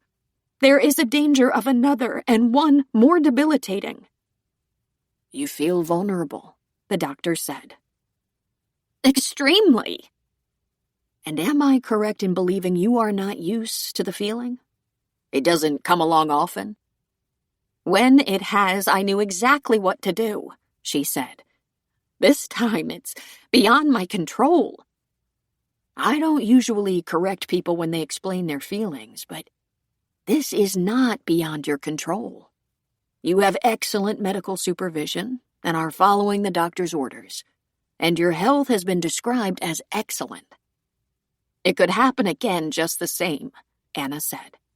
I want to face it head on, plow through the uncertainty, go back to work, get my children back on track, and I'm too distracted. And I tire so easily. Have you talked to your doctors about the lack of focus and the tiredness? He asked. She nodded. They say it's normal and I should be patient and maybe walk a mile a day. With a walker. Then she snorted derisively. Dr. Norton smiled. Sounds easier said than done. The walking shouldn't be a problem. May I suggest something else? You can always suggest. It's not uncommon for people recovering from a major medical event to struggle with depression. I wonder if... Do I look depressed? She snapped. Depression is not often diagnosed through appearance, but it does hide itself in impatience, confusion, exhaustion, and uncertainty. If you'd like, I can confer with your doctor, your neurologist, about a mild antidepressant that works with your other medications. Tell me something. Are you struggling with feelings of hopelessness or thoughts of dying? I'm afraid to tell you anything, she said. It sounds like you're going to recommend more drugs. And I've never before taken so many drugs. Let me explain, Your Honor. Oh, for God's sake, call me Anna. He smiled. And please, you can call me Tom. Everything you're feeling is normal. Okay, Normal is a bad choice of word. It's typical. That's better. You've had a bad experience, and there are some lingering side effects that will diminish in time. We might be able to speed up the process with a few sessions and perhaps an antidepressant or anti-anxiety medication, but it's your choice. First, I should talk to my children, she said. He lifted his eyebrows. Do you think they'll have an opinion about your medical treatment? Without a doubt, she said. But what I need to talk to them about is a family affair. Their father left a bit of a complication for me to tidy up. He was famous for doing that. It turns out my children have a sibling they don't know about. He looked only a little surprised. I can see how that could be stressful. 14. One thing that worked out conveniently and was purely circumstantial was Anna having all of her children under one roof, even if it was because of her health. Michael went to work every day but stayed every night in the home where he was raised, just in case he was needed. On the upside, he left early and came home late, thanks to his coaching duties. Bess was improving thanks to her medication and a new day group she was participating in for counseling and a little modified behavior therapy. But she needed the support of her family while she was attacking that anxiety she had neglected for a while. And Jessie had not left her mother since the stroke. It wasn't even 2 weeks yet since that event, and she had not gone back to work. Instead, she was riding herd on her family in much the same way her mother always had. Only Dr. Norton knew part of Jessie's motivation came from the fact that she wasn't anxious to go back to work. But Jessie was so busy, making sure Bess was delivered to her group sessions, and Anna to any doctors or therapy sessions. Thankfully, Anna seemed to be doing better all the time, growing in confidence. Her doctors were happy with the results of another CT scan, and her blood work and blood pressure were all satisfactory. Just seeing Anna getting her confidence back was enough for Jessie. And Bess was definitely benefiting from her new medication and group therapy. As for Jessie herself, she was feeling stronger and more relaxed all the time. But it went without saying that a leave of absence from her practice was a contributing factor. Anna spent a couple of hours in the kitchen on this particular Sunday afternoon putting together a dinner for her kids. Homemade pizza, salad, and garlic breadsticks.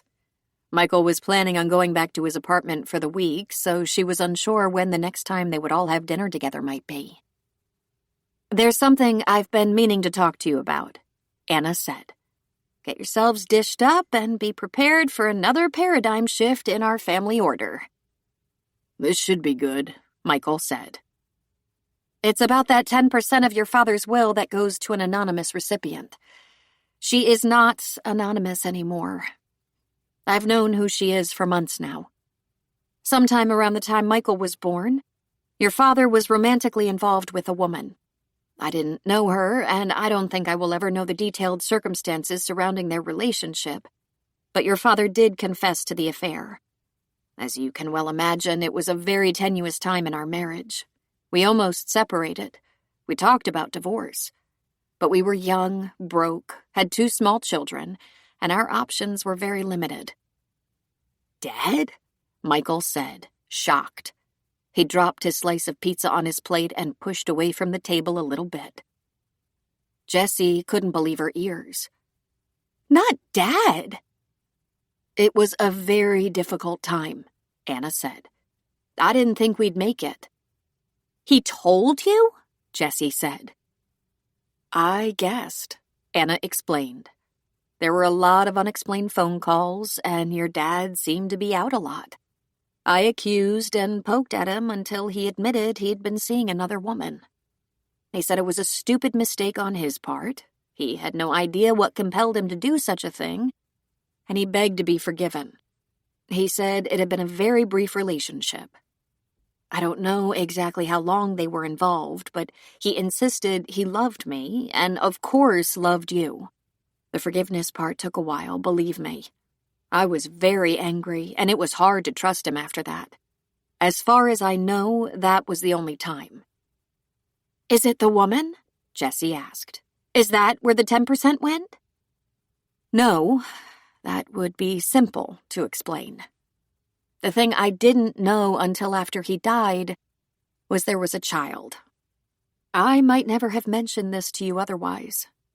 She's about 6 months younger than Michael, and I didn't know she existed until I met her after your father's death. The reason she wanted me to know about her is because of you three. She is your sister. Well, that's interesting, Bess said dryly. Someone was thinking below the waist. Anna actually laughed at that. Leave it to you, Bess, to boil it down to the bare facts. Yes, your father made a mistake that was probably driven by hormones. A mistake I never would have shared. Except for the outcome, which is your right to know. Does she want to meet us or something? Jessie asked. She revealed herself to me and told me a couple of important things. One, that it is entirely up to you if you want to meet. And two, that she hasn't spent the money he left her. Did he know about her the entire time? Her whole life? Mike asked. I believe so, Anna said. Her name is Amy, and as she tells it, her mother explained she was involved with a married man, though she didn't know at the time he was married. When she realized she was pregnant, she never even considered termination. She decided she was having her child and would raise her as best she could. She married a few years later, had a couple of other kids, and sadly passed away 6 years ago. Are you furious? Jessie wanted to know. Now? She gave a short laugh. I'm furious with him for going on that damn rafting trip. And I wish he had told me, though I'm sure our marriage wouldn't have survived that information. We nearly divorced over his brainless fling. Do you suppose there were many others? Jessie asked. I have no idea, but I wasn't concerned. I didn't spend my entire marriage being suspicious. I was alert, but not suspicious. We had our ups and downs, but honestly, no more than most married couples. I had an epiphany recently. In the last year, your father thought we were growing apart. I think it was something else altogether. About 6 months before his death, Amy contacted him to let him know he was going to be a grandfather. Amy thought he should know. I think your dad was restless for any number of reasons. Growing older, having made mistakes in his past, not achieving all he had hoped for, and, not the least, having a child no one knew about. I have wondered some things I'll never have answers for, like, was he planning to come clean about his secret child? There was one thing I know about your dad. He was always one to unburden himself. He liked to admit his errors, wipe the slate clean, apologize, and suggest a fresh start. Is that where I got it? Michael grumbled. I say this from experience, Michael.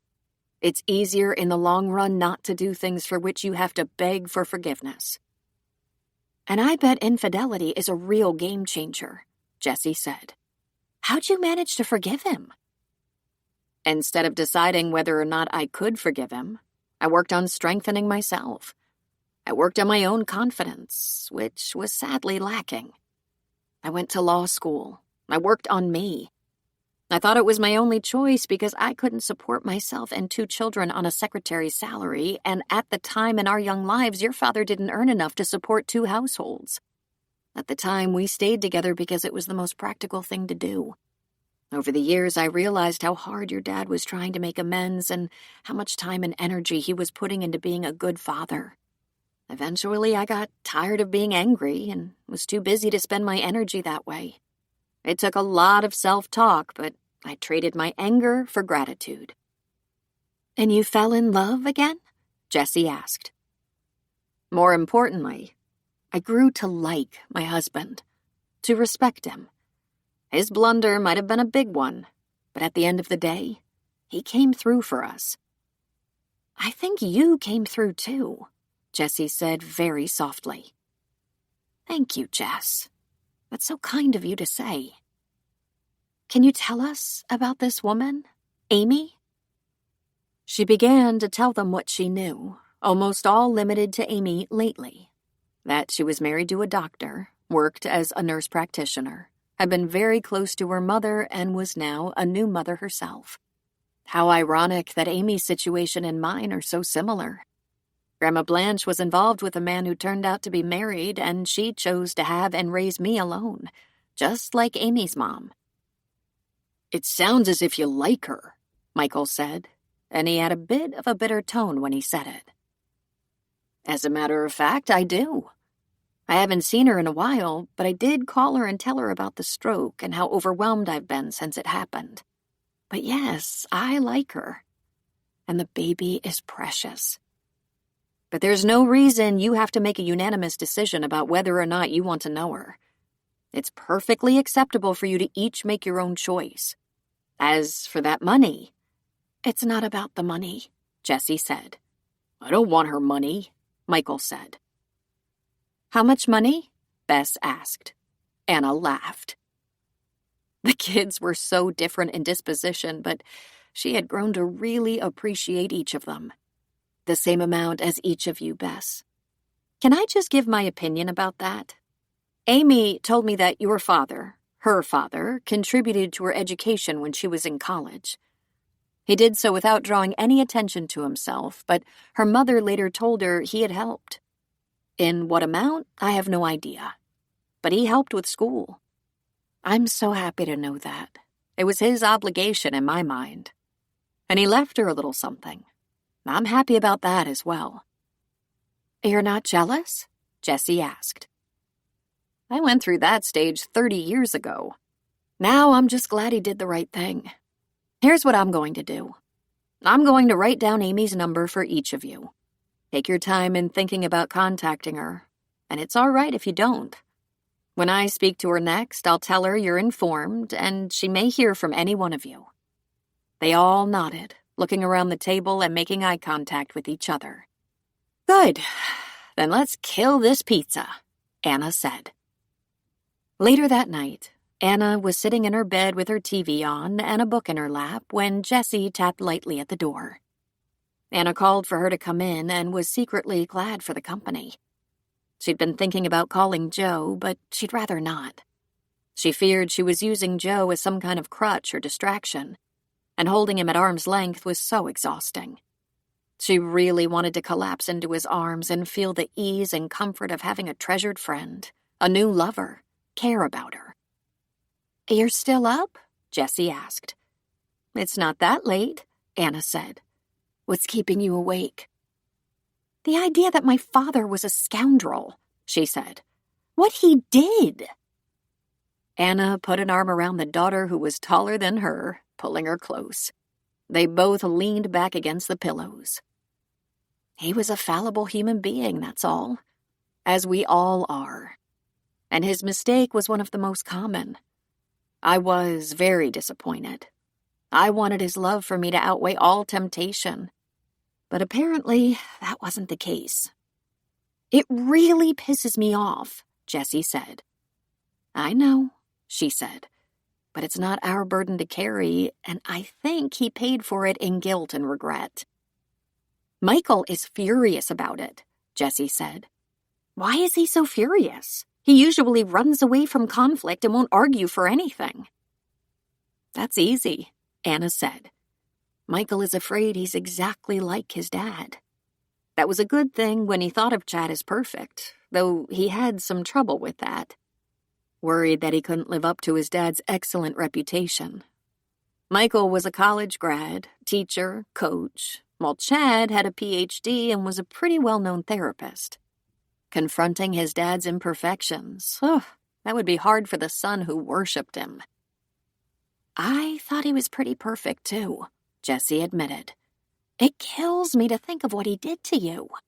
You were just a young woman. Your heart must have been broken. Sure, Anna said.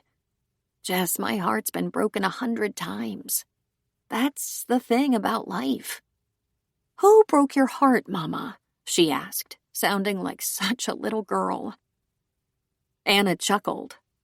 Going back to the 5th grade, Jennifer Cranston and her gang of 6 made fun of me and bullied me every day. and I was reduced to tears so often my teacher thought I had the worst case of hay fever she'd ever seen. A couple of those mean girls moved away, and it just faded into nothing. Then, in the way life has of giving us breaks now and then, Jennifer came to me looking for a lawyer when she had no money to speak of and needed help because her husband was leaving her and screwing her out of alimony and child support. It must have given you some satisfaction to tell her to take a hike, Jessie said. Nah, I helped her. Got her set up pretty decently, too. But the way of the world is that some things never change. Some good deeds never go unpunished. She was ungrateful and kinda snotty about it. But I made a deal with myself a long time ago. I'm not going to let the bad behavior of others turn me into a bad person. I have to look at myself in the mirror every morning. You've always been the brave one, Jessie said. Me? Oh, hell, Jessie. Most of the time, I'm worried about everything. But I learned how to look like I've got it handled. You'll never win a case in court if it's obvious you're in doubt. You don't get to sit on the bench if you're quivering in your boots. And you like it on that bench, Jessie said. Honestly, it wasn't something I even dared hope for. I'm not about to give it up just because it scares me. Are you worried now? She asked. I don't know if you remember this. The judge who vacated the seat in Superior Court had a stroke. A bad one. He's been wheelchair dependent ever since. He's never going to fully recover. He's almost 90, but still. Oh, Mom, she said, snuggling closer. Incentive to get better. Better than ever if I can. I'm not going down without a fight. Jessie put her head on Anna's shoulder. I think I've taken you for granted. I'm so proud of you. And I was just thinking the same thing about you. I need to apologize for something. I need your forgiveness if you can.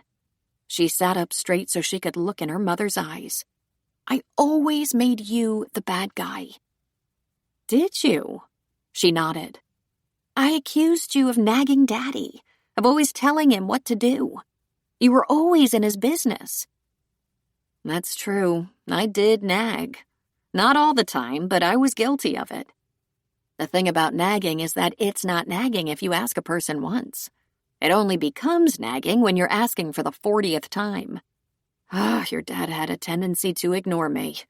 Not just saying no or, sorry, I'm too busy. Ignore. Then asking again and again becomes nagging. I was guilty of that, sure. And you were not the bad guy. Well, thank you, sweetheart. And I watched him just try to get on your last nerve by complaining about everything, from kids to work to the state of the lawns in the neighborhood or how unhappy he was, just in general. You had twice as much to do and you hardly ever complained. Anna smiled. She'd only waited 30 years to have a little appreciation from Jessie. I used to tell your father there was an antidote to unhappiness. It's called gratitude. If you're busy giving thanks for what you have, it's very hard to think of what's not quite good enough. I guess you've said that to me before. Probably. I'm going to give up men, Jessie said. Anna's eyes grew wide and she mockingly looked around. It must be working. There hasn't been a man in sight around here except your brother. I'm serious. I've been trying to get a man since 6th grade and none stick. I quit. Jessie, you've had a lot of boyfriends, Anna argued. That's right, when all I ever wanted was one good one. The new Jessie is a single woman who answers to no one. Anna laughed. I thought you never did. I was faking it. This time it's going to be on purpose. They always dump me. I must be impossible as a girlfriend, so I'm going to quit being that. Anna hugged her close. Whatever you want, you will always have me, for as long as I last. Tell me what's going on with Jen, Anna asked Mike.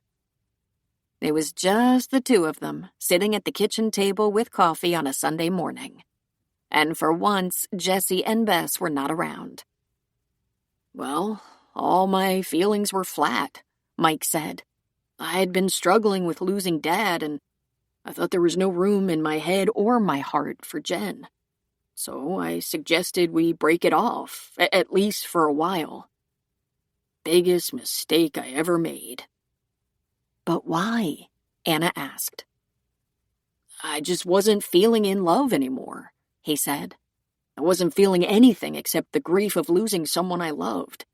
So when I tried to pick up the pieces, Jen was mad and not very forgiving. She's still mad. What exactly is she mad about? She said I'm immature, that I don't have the determination to stick around when things get tough. Now that I look back, I see her point. But I was suddenly afraid I'd never be as great a father and husband as my dad. And now I find out my dad wasn't that great. Oh, Michael. Well, he did some pretty awful things we never knew about. He did some pretty human things, Anna said. Don't get the idea I think what he did was okay. But there's hardly a person alive who is without flaws. Your dad needed a lot of love and support, more than I did when you get down to it. You're a lot like him. That would have been a compliment 6 months ago, Michael said. It's still a compliment, she said. He was a good man who did good things. He was a good father, except he may have failed Amy. What's most important to me is that you don't make some of the same bad choices. Like what? Well, like thinking you have to be filled with feelings of being in love all the damn time. No one is in love every minute. But once we make a commitment, we stick around. And when those days aren't perfect, act like they are. Show your partner love and respect anyway. Worry about her for once. It's not all about you and your special little feelings. Is that what Dad did? Look, 90% of the time he was a loving, giving, supportive guy. But 10% of the time he was not in love and he moped around like he was walking to the gallows, looking for someone to make him feel better. Someone to prop him up and rescue him. No one wants that job. Jen was telling you that she was glad to be patient and kind and help you through your grief if she could, but if you're just going to abandon her when times get hard, who signs up for that? I didn't really mean... Yes, you really meant that, she said. Your feelings were a little off, so you thought if you abandoned her, you'd somehow get it together. But it didn't work. It takes compromise and sacrifice to make a partnership work. From both people, not just the girl. Is that what I did? Sounds like it. Michael, sometimes a good partner puts his needs and desires last, making sure to nurture his woman's needs and desires. And you know what? I'd bet you'd feel better faster. I might be too late, he said. And now I'm screwed because I really do love her. Then find a way to throw yourself on her mercy. Apologize. Tell her you lost your head and made a mistake. And while you're at it, promise you won't do that again and mean it. You know, there's a real trick to making a good relationship last. What's that? Keep your promises, she said. And stay. Never run out. Stay. 15. Jessie went into the city alone. She stopped by her practice to check in with the staff. Her assistant, Heather, hugged her. "You look so well rested," Heather exclaimed. "I don't know how that's possible. I've been even busier than as a working physician." "How's your mom doing?" "She's doing great, actually. There was no paralysis. But, of course, she isn't driving yet. She's still in PT, to which I drive her, and uses a walker about half the time because she can get unsteady. Her neurologist is monitoring her, and until he's convinced she's stable, she's going to be a passenger. Her clerk is bringing some work to the house, slowly building up the amount of time she puts in. But honestly, you'd never know she had a close call. Her memory is back to as good as ever, though she has no memory at all of the stroke. the ambulance, the 36 or so hours that her brain was scrambled in ICU. And she looks better than ever, probably from the extra rest, though the fatigue irritates her. And how are you doing? Because you look great, Heather said. I have a million things to keep up with. My younger sister has been with us the last couple of weeks while attending some group therapy, but she's planning on going back to her apartment in Berkeley this week. She has a boyfriend, and it cramps their style to have the constant crowd of family around. But he's so nice and so crazy about her, not the least intimidated by her rather unique personality. So I've been getting both my mom and my sister to doctor's appointments, running errands, cooking, shopping, everything necessary to keep my mom from doing too much too soon. She's still napping so much. I'd say I should do that for a couple more weeks and hope to come back to work. Part-time at first, just so I'm available. I'm going to continue to stay with my mom for a while, until I'm convinced she doesn't have a health risk. Isn't the only risk a second stroke? Heather asked. Yes, and with the blood thinners and blood pressure medicine, I want to be sure she doesn't have any side effects or other issues before I leave her on her own. The TPA worked like a miracle, but if she'd been alone, she grimaced and shook her head. It could have been a tragedy. Well, we really miss you around here. That's nice to hear, she said. And she thought that, strangely enough, she kind of missed being around. She said hello to the partners, the other physicians if they were in the office, and repeated nearly all the same conversations. Then she dashed across town to Dr. Norton's office. She could have taken her session virtually, but was going to be in the city anyway and really looked forward to seeing Dr. Norton in person. She waited in his office and he came in, his glasses on his nose, that warm smile on his lips, a folder of papers in his hand. He beamed when he saw her sitting at the table. Look at you. Your mother must be doing so well. You look fantastic. A woman never gets tired of hearing that, she said, grinning at him. What's going on? She went through the litany of chores and responsibilities she shouldered every day and mentioned that she had just visited the staff at her office, promising them she'd be back part-time in just a couple of weeks. How do you feel about that? I think I'm actually looking forward to it. Maybe part-time is the answer for me. I know I don't dread it, and that surprises me more than you. And she laughed. There have been a few developments since I talked to you last. On the most significant side, my mom revealed to us that we have a sibling we've never met. She told us the story when we were all together. And Jessie relayed the details to her counselor. How interesting, he said. Were you surprised? Oh, shocked, really. We all were. No one had a clue, including my mom. But my mom met the girl, woman now, and her husband and baby. And despite the fact that it must have stunned her, she got to know them and thinks a lot of them. I plan to meet them all as soon as I can. I'll phone first or something, make a date. But shame on my dad for having that secret all those years. Would you have changed it in any way? It would have been best if he'd never done it, I suppose. And then he lied about it so he wouldn't lose his marriage and family. So, I understand. I don't approve, but I understand. I don't think I realized until now just how many issues my father had. How do those issues impact you? He asked. I have another sister, she said with a slight shrug.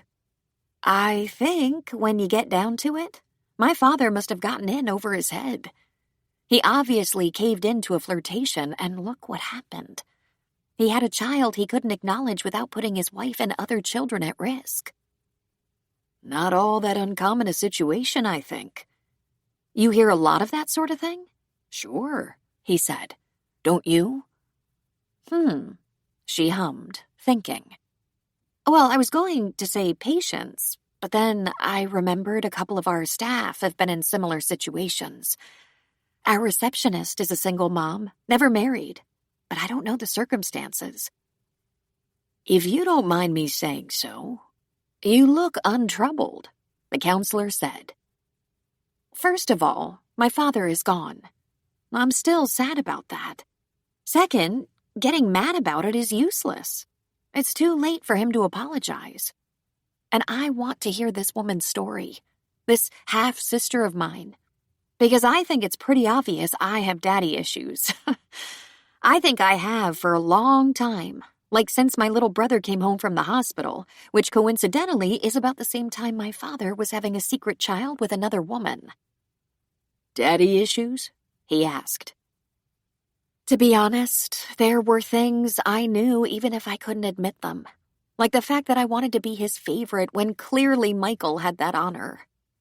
But I always knew Michael wasn't his favorite so much as he was the only son and got more of our dad's attention. I was jealous. Most older children are when the new baby comes along. They write books on it. And now look what I've just learned. That he was in a very delicate situation at the time, had admitted to his wife that he'd been having an affair. Their marriage was rocky. They were fighting and unhappy, and for a little 3-year-old, that must have been upsetting and confusing. I suppose I must have translated that as disappointment. Or, as I got a little older, maybe I felt let down. I do remember thinking I just could never get enough praise from my father. Dr. Norton was quiet for a moment. He smiled slightly. I think that's a very enormous thing to resolve. I couldn't have without my mother revealing the story, she said. Then she laughed. It was the last thing I expected to hear. And look at you, he said. You appear to have a new strength, a new confidence. In fact, I haven't seen you look so good since I met you. You said that already. It's completely true. But I'm sorry to go on and on. Well, my mom is doing very well. I'm still very wary and cautious, but I think she's out of the woods. And while I'm very busy helping her and staying at her house rather than my own condo, I think I'm getting more rest. It's a different kind of busy than seeing patients. Maybe that was the answer all along. A little break from work, less pressure, and a change of scenery. Let me ask you something, he said. This issue of feeling angry and unappreciated, can you trace that back to your father? Or the demands of your job? Or a need for more vacation time? I'll have to think about that, she said.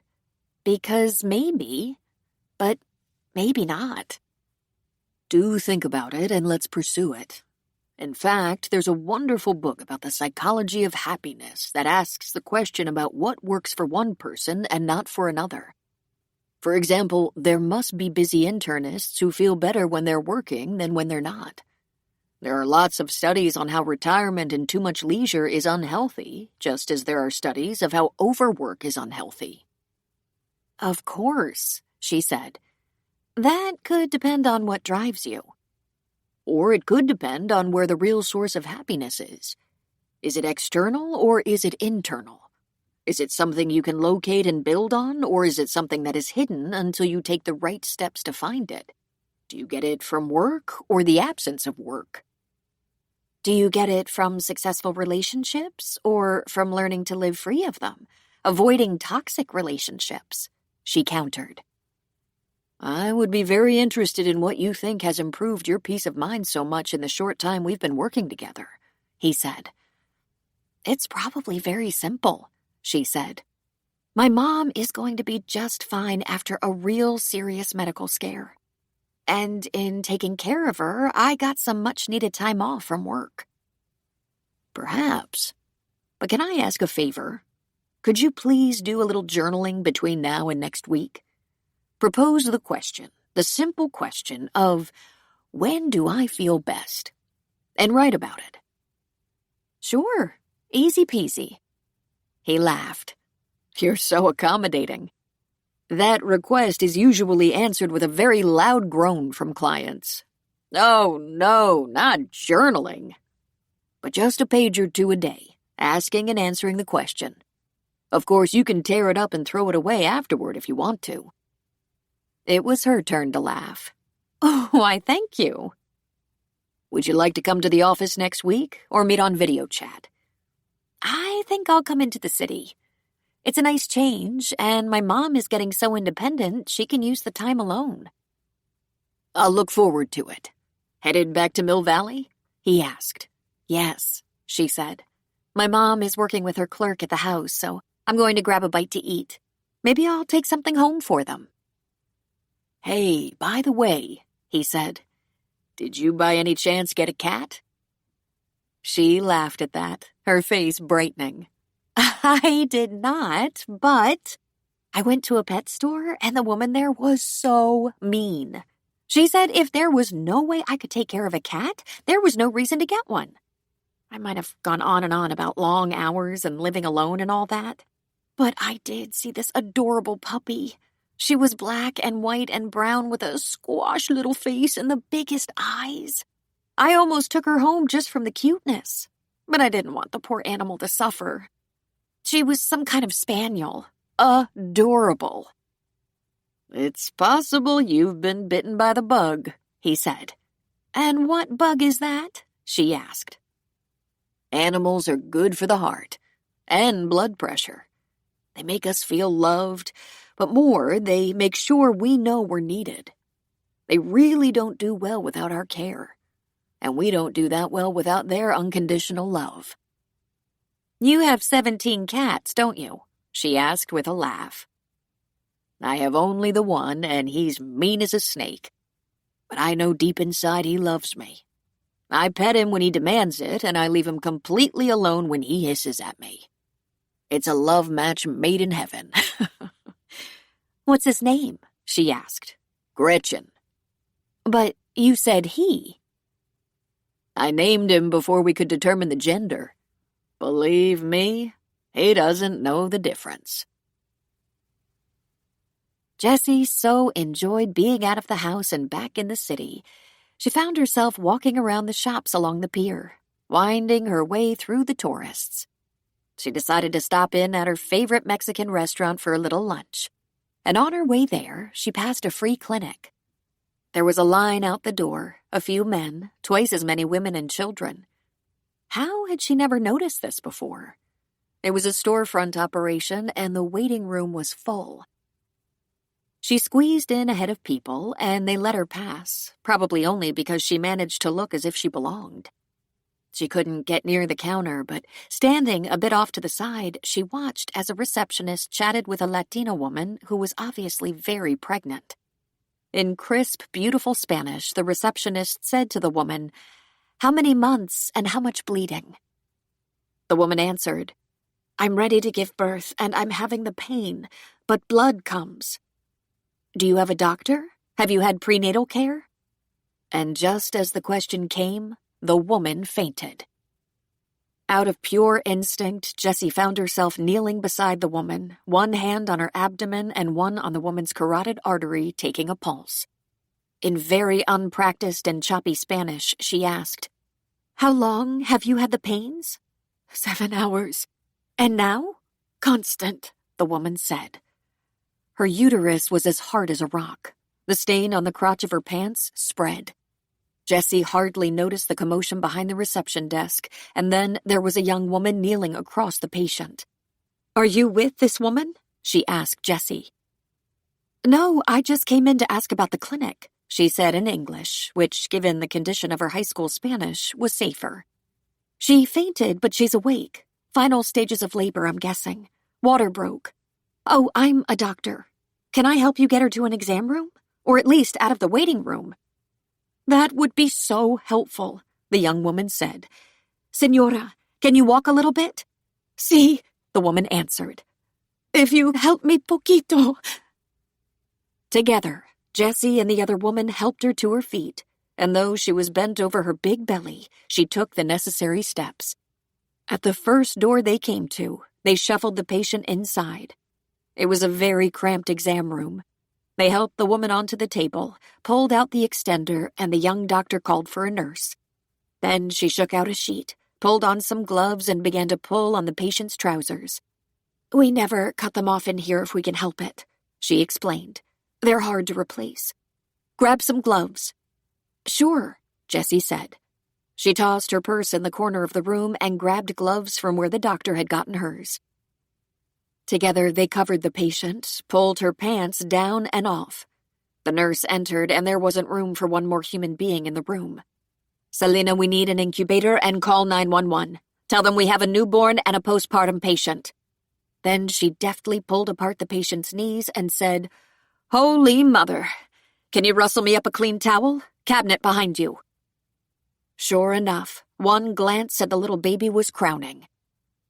Jessie stood ready with a clean towel and watched in absolute admiration as the little doctor, smiling sweetly, one hand on the crowning head and one hand on the woman's brow, gently said, "The baby comes now. One little push and we have it. It's okay. One little push. Gracias, Madonna." Then she slid her hands to the birth canal, and with very little help from the mother, a good-looking baby boy was delivered right into her hands. Wonderful! The nurse pushed the incubator on wheels into the room, left it at the end of the table, and squeezed around the doctor, opening a cupboard and pulling out some supplies. She handed the doctor the clamps to tie off the cord, and the baby was passed into Jessie's hands. She held the baby while the doctor clamped and cut the cord. "Please dry him off and swaddle him and pass him to his mama. She'll want to look him over before the ambulance comes. By the way, I'm Cassie Forrest, family medicine. I run this clinic." "Jessie McNichol," she said. "I'm an internist. I'm part of a practice in the city. Rigby and Wright Internal Medicine." "What are you doing here?" Cassie asked. "I was just passing by and saw the clinic and for no reason wanted to check it out. I've never noticed it before." "We've only been open 6 months, which was long enough to have standing room only every day, even though there are a lot of free clinics throughout the city. This is certainly one of the smallest." "You do have to be comfortable in tight quarters to work here." Cassie laughed. Then she pulled her stethoscope from around her neck and listened to the baby's heartbeat. Jessie passed the baby into his mother's arms, and then there was a flurry of rapid-fire Spanish between the patient and doctor. Jessie only picked up a bit of it. Mama wanted to know if the baby was all right. Was he big enough? Did he cry enough? The doctor assured her he was large enough, that he came easily and appeared to be healthy, but they would have to go to the hospital. Mama said she had no money for the hospital, and the doctor said it was just for emergency care and so it would be covered. The doctor asked if the woman's family could be called, and she said her husband would come when he was done working. His baby was being born, but he had to work. He's working, but has no medical coverage. Well, thus the free clinic. Duh. "Hey, Cassie," said a loud male voice. The door opened and a paramedic in a uniform pushed in a gurney. "If you miss me, you can just call me any time. You don't have to get all dramatic." Cassie squeezed around the exam table to make room for the paramedics and their equipment. The paramedic was very handsome. Jessie felt a little unsteady just looking at him. "Buenos dias, mamacita. Did you bring us a new little bambino? Oh, he is a handsome boy. We're going for a little ride to the hospital. The doctor is going to check you over and make sure you and the baby are okay." Cassie translated, and the new mama, tears on her cheeks, thanked them all profusely. She even grasped Jessie's hands, thanking her. On the way out of the tight-fitting exam room, the nurse plopped a bag on the mama's gurney. Her pants. When the room was clear, Cassie started cleaning up. Of course, in an operation like this, everyone pitched in. The doctor was not waited on like in snazzier, more expensive clinics. She tore off the soiled paper, began to wash down the table, filled the sink with water and antiseptic. "It was nice of you to stop by," she said with a laugh. "How can I help you?" "Do you need some help?" "Nah, I got this. Just tell me what I can do for you." I mean, maybe I can help out here, as a volunteer or something." "Seriously?" "It's kind of exciting," Jessie said. "And I think you have your hands full." "Well, no shit. I mean, no kidding. I have a hiring process even for volunteers. I have to document you, check your credentials and licenses, and you should probably have an introduction to the facility and staff, though that won't take long. I have to completely vet you, but I'm too busy today. It'll have to be another day, probably when the clinic is closed." "That's fine," Jessie said. "I'll give you my card and you can email a list of everything you need and I'll bring it all at the appointed time." Cassie stopped scrubbing. "I can't pay you, but you would be a godsend." Jessie handed her a business card. "Email me soon. I'm on leave right now, taking care of my mother who is recovering from a stroke, and she's doing great. I was thinking of going back part-time anyway. I think this might be what I'm looking for. And the sooner, the better." Anna had spent all morning with her clerk, looking through some cases and deciding whether to postpone, send to another court, or adjudicate them. This clerk, who had worked in her office for just a few months, was Cameron. There were a few cases that could be decided without scheduling court, some property settlements, lawsuits, a couple of assault cases. Then they began to resettle her into what had been Chad's office. "You're going to work in here now?" he asked. "You said you wouldn't."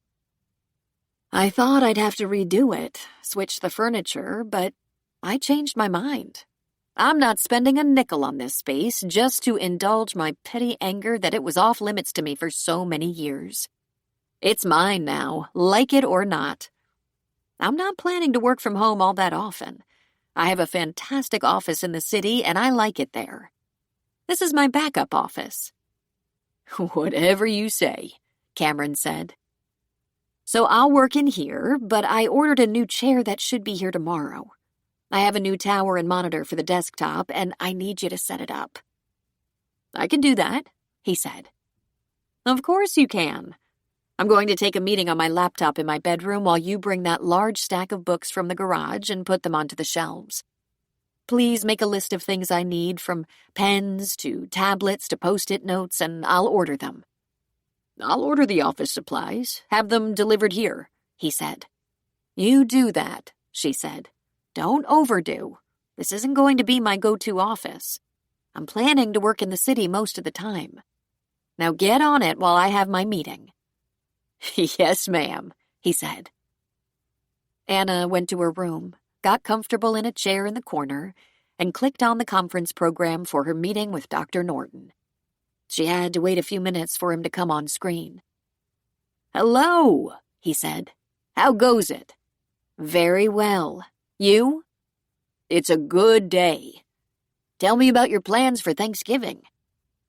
Anna told him about her plans to cook for Thanksgiving, making lists, having the kids all at home, and feeling so comfortable in her surroundings, finally. Her panic of another stroke diminished by the day. The doctor touched his own face under his nose, and she looked at the screen. She jumped in surprise and grabbed a tissue from the box on the table. "I'm sorry," she said. She dabbed at the blood running from her nose. "This is new. I had a bloody nose this morning, and this is the second one today. I might have to put you on hold a while, unless you want to just watch me bleed." "Have you told the doctor?" "The occasional bloody nose is not unusual. The bruises—" "Was that an answer?" he asked. "Of course, I mentioned it to Jessie." "And you mentioned your 2 bloody noses in one day? And quite a few bruises?" "She's gone into the city today." "Are you alone?" he asked. "There's a clerk here," she said. "Oh, hold on. This is getting ugly."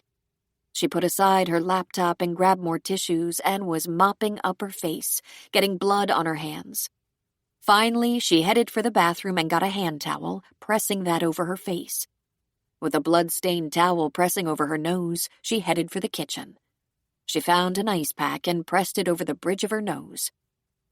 Forgetting about the video conference call on her computer, she went to the sofa and reclined. Her face was frozen before long. The ice was so cold. She wasn't sure how long she'd been there, trying to stop the bleeding, when young Cameron came into the living room, took one look at her, and screamed, "Holy shit, Your Honor!" It's a bloody nose, she said. It looks more like a bus accident. He ran to the kitchen and loaded up on paper towels, wetting some of them. Try pinching the bridge of your nose. I have. It'll stop soon. Together, they concentrated on getting the bloody nose to stop, but for the next 15 minutes, all they did was collect bloody towels, tossing them on the coffee table. Anna began to choke and cough, gagging on the blood that was running down the back of her throat. The door from the garage opened and slammed shut, and Jessie walked into the family room to find a young male clerk bent over Anna, a large pile of bloody paper towels on the coffee table beside them.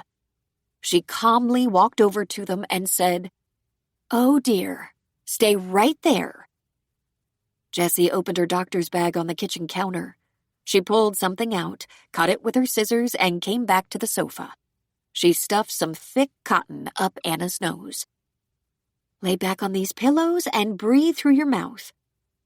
"Did you just stuff tampons up my nose?" Anna asked. "Sort of," Jessie said. "I think your blood thinner needs to be adjusted."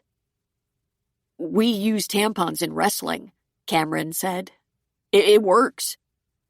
Anna laid there for a while, the strings of 2 tampons trailing across her cheeks. "This is becoming concerning," was all she could think of to say. Though it took quite some time, with Jessie's help, they finally managed to stop the nosebleed. Jessie cleaned up her mother's face, discarded the wet towels, and put in a call to Anna's doctor. A changed prescription was called into the pharmacy. "This is getting to be a lot of trouble," Anna said. "Patience," Jessie advised. "We're getting there." 16. It was the night before Thanksgiving, and Michael sat in his apartment alone, slowly nursing a beer. He had thought about going out with some of his buddies, but before he had even completed the thought, he lost interest. He could have gone to his mother's house, but Jessie and Bess were both there, staying the night, helping with the preparations for Thanksgiving dinner. He just didn't feel like all that fake happy family bullshit. They weren't a happy family anymore. He felt they'd lost it all when his father died, and then lost it all again when they found out their father had betrayed them. Betrayed them all when you got down to it. His thoughts were distracted by the ringing of the phone, and he smiled to see it was Jen calling. If there was an upside to all the crap he'd been dealing with, it was Jen. He had called her to tell her his mother had had a stroke, and that was all it took to get them talking again. She couldn't tell him to go jump off a bridge when his mother could be dying. He might have played up that stroke a bit, making it sound far worse than it had been for sympathy, and he felt no shame at all. Jen, empathetic and kind, had been willing to chat, encourage him, offer any kind of assistance he might need. What he needed was Jen. He didn't deserve her, but he needed her. "Hello there," he said. "Happy Thanksgiving. A little early." "Same to you. How's your mom doing?" "Better, though there was some drama last week. Apparently she got a nosebleed that was really tough to stop. Once things calmed down and got under control, there were a lot of laughs. I guess Jess walked in on her clerk trying to help Mom, and Jessie stuffed a couple of tampons up her honor's nose. She got a picture. It's hilarious." "Poor Anna," Jen said, but she chuckled. "I guess they're going to wind down the blood thinners a little bit. This is not a good time for my mother to be in a car accident." "Like it's ever a good time. Will you be having dinner there tomorrow?" "Sure," he said. "Where else? How about you?" "Here, with my folks and sisters. Julie, Bo, and the kids are already here. They flew in earlier today. Tommy and Suzanne are driving from Sacramento and coming tomorrow morning, but of course they're staying over." Jen was the youngest of 3 girls, and the girls were close, like best friends. "And you'll stay over too?" he asked. "Actually, this is my home now," she said. "I gave up my apartment. I'm going to live with my parents for a while and save some money. Maybe in a year or two, I'll be able to afford a small house. That's my goal anyway. He could now afford a small house, thanks to his father. The liar and cheat. Not a lot of privacy for you in that plan. I don't need a lot of privacy, but I could sure use a more permanent investment and one that doesn't look out at a brick wall or a parking lot. My 5th year in the school district is coming up too. That's a nice pay increase. And I've been thinking about taking on a part-time job. You're really serious about this savings program. I am, she said. There's a private school that provides after-hours care. They have after-school care till 10 p.m. for working parents. They pay decently, and you know me and kids. It would be like getting paid to play. You aren't going to have much time for yourself, he said. For, grown-up fun. I'll manage, she said. Is your mom going to be able to go back to work anytime soon? She's been working from home a lot, but she still gets wobbly and tired. She's improving with physical therapy, and I've noticed the walker isn't being used anymore. But I also noticed she shuffles a little when she walks. She might be a little nervous, Jen said. Maybe she's worried about falling. Could be, he said. She does seem to be taking things slow. And then Jessie won't let her do too much. So is it just the 4 of you for dinner tomorrow? Bess has a boyfriend, and he's going to stop by for a little while. And our friend Joe is spending the day at his daughter's house in Bodega Bay, so on his way back to his house, he's stopping by. That's it. How about that new sibling? She asked. If you don't want to talk about it, that's okay. There's nothing to talk about. But no, she's not coming. Really, that wouldn't be cool. I mean, it's not my mom's long-lost daughter. It's my dad's secret illegitimate daughter. I really think it's amazing that your mom has met her, befriended her, gotten to know her. My mom's really liberal. I was thinking she's very forgiving and loving. She thinks the baby is cute, he said. But it's not her grandchild. It's my dad's grandchild. Not cool. Do you ever get tired of being so judgmental? Stuff like this has been happening for centuries. Kings and queens have been sired out of wedlock. Sometimes these scandals have started wars, and sometimes they've created new dynasties. This isn't that. But it isn't your half-sister's fault. And it sure isn't her new baby's fault. Your niece, by the way. And it's not my fault, he said. Don't be juvenile. Of course it's not your fault. But you have a blood relative you've never met, and you should meet her. Just meet her. You don't have to support her or be best friends or anything. Just say hello.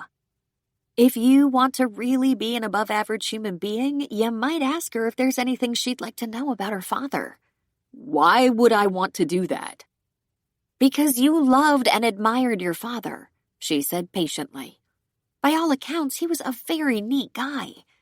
I barely knew him, and I really liked him. You have great parents, and he was crazy proud of you. The fact that he slipped up has nothing to do with you. Jen, you don't know how it feels. It sounds very spoiled, she said. But it's your life. If you want to punish your dad by being angry and refusing to acknowledge your half-sister, knock yourself out. I think the only loser in that equation will be you. I better go help with the pies. Listen, don't go yet. It's the holiday season. Maybe we should get together. No more booty calls, Michael. Sorry. Not a booty call, he insisted. But maybe we could have coffee? Or ice cream? Or just talk? We're talking. How about face-to-face talking? I think we were arguing, she said. I'm sorry about that. I'm too opinionated sometimes. What you do with your new family scenario is your deal, not mine. I just can't help but think your dad, well, what do I know? Seemed like your mom was a bigger person. Always trying to do the right thing, you know? And you think getting to know Amy is the right thing? He asked. I didn't say that. I think introducing yourself, telling her who you are, I think meeting her is the right thing. Maybe you do that and find you have nothing more to talk about. But withdrawing and being angry about it, about her, that's for sure the wrong thing. That makes it all about you. There are other people in this drama after all. There are, he said. Tell me about your sisters. Tell me what the kids are up to. Tell me what your Thanksgiving dinner is. She laughed. You're so good at changing the subject. But that wasn't his intention, to just change the subject. He didn't want her to say goodbye. The next morning, he called Jessie. He asked her about the details of their family dinner, the time. Was he expected to bring anything? To which she laughed and said, Hardly, Michael. But you might be called upon to help with cleanup. I can do that, he said. Then he got busy on his computer, and with only a name and phone number to work with, he located this mysterious sister on Alameda Island. He knew what little his mother had shared, that she was a nurse practitioner, married to a physician, and they both worked in the city. Hospitals were not closed on holidays, and they could be working, but he couldn't bring himself to call ahead. Instead, he stopped at a roadside stand, bought a floral arrangement, and drove to the island and got out of the car. He rapped lightly on the front door. A beautiful woman about his age opened the door. Seeing the flowers, she said, Oh. I'm sorry to bother you on a holiday, he said. My name is Michael McNichol. She put her hand over her mouth and her eyes welled with tears. Oh, God, she said. You look like him. I should have called, he fumbled. Come in, she said emotionally. Come in. Amy? A man's voice shouted from within. I'm going to be late. Can you come and get this? A handsome man stood in the foyer, balancing a baby on his hip. He was wearing scrubs and tennis shoes. Nikit, this is Michael McNichol. Michael, this is my husband, Nikit Singh, and our baby, Gina. The baby shyly buried her head in her father's shoulder while Nikit stretched out a hand. How do you do? I'm so sorry, but I have to get to work. Amy, you're okay? He asked, passing her the baby. Of course, Nikit. I'll see you later. I should have called, Michael said again. It's a holiday and everything. Not at all. We're glad to meet you. I'm sorry I can't stay. Amy will have to fill me in later. He gave his wife a kiss on the lips and gave a quick wave before going out the back door. He's on call in the emergency room today, she said. Come to the kitchen. She struggled with the baby and flowers, and he followed. She put the flowers in the sink and put the baby in a high chair. She sprinkled some Cheerios on the tray. How about a cup of coffee? It looks like you're in the middle of cooking, and I don't want to. It's nothing, really. Just my contribution to the dinner. We're getting together with some of the neighbors later. I have all day to make my dish. This was very spur of the moment, he said. I didn't give it much thought. My mother gave me your name and number. She gave it to all of us. I'm going over to her house a little later. I just thought... I'm glad you came by. Without asking him again, she fixed him a cup of coffee. How is Anna? I've talked to her on the phone a few times, and she's sounding good, strong and coherent. But I haven't seen her. She had a bad bloody nose, he said. Those damn blood thinners, she said. Cream and sugar? No, thank you. She seems to be doing fine now. She served him his coffee, made herself a cup, and while it brewed, she fixed the baby some milk in a sippy cup. It's lucky for you all that you have a doctor in the family. I'm sure your sister is taking very good care of your mom. Michael, I'm so curious about your teaching job. Tell me about it, please. He described his typical day, teaching health in the classroom, filling in for other teachers from time to time, taking on the occasional gym class, coaching football in the fall and baseball in the spring and summer. Next year, I'm helping out with wrestling in the winter. That's just to be sure I never get an afternoon off. But you have summers, right? He nodded. I almost always get a summer job. I've been working at Costco the last few years when they have an opening for me. He asked her about her work, and she explained that she was a nurse practitioner in women's health, working at the same hospital as her husband, and that Nikit was a vascular surgeon. They met when he was in his residency at the same hospital. We've been married almost 4 years now. You married young, Michael observed. I was head over heels, she said. Nikit is the most wonderful man and doctor. Who could say no? They talked for a while about the Bay Area, their families, their plans for the future. Gina was nodding off in her high chair, content on Cheerios and milk. You should know, in the little bit of time I was able to spend with your father, he talked about his children with great pride. And Michael surprised himself by saying, our father.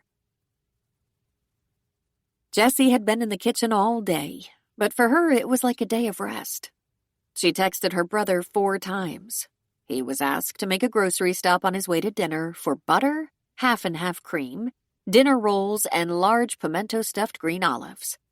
The butter was for the rolls and vegetables, the cream for the coffee, the rolls for rolls, and the olives because after cooking all day, Jessie favored a martini.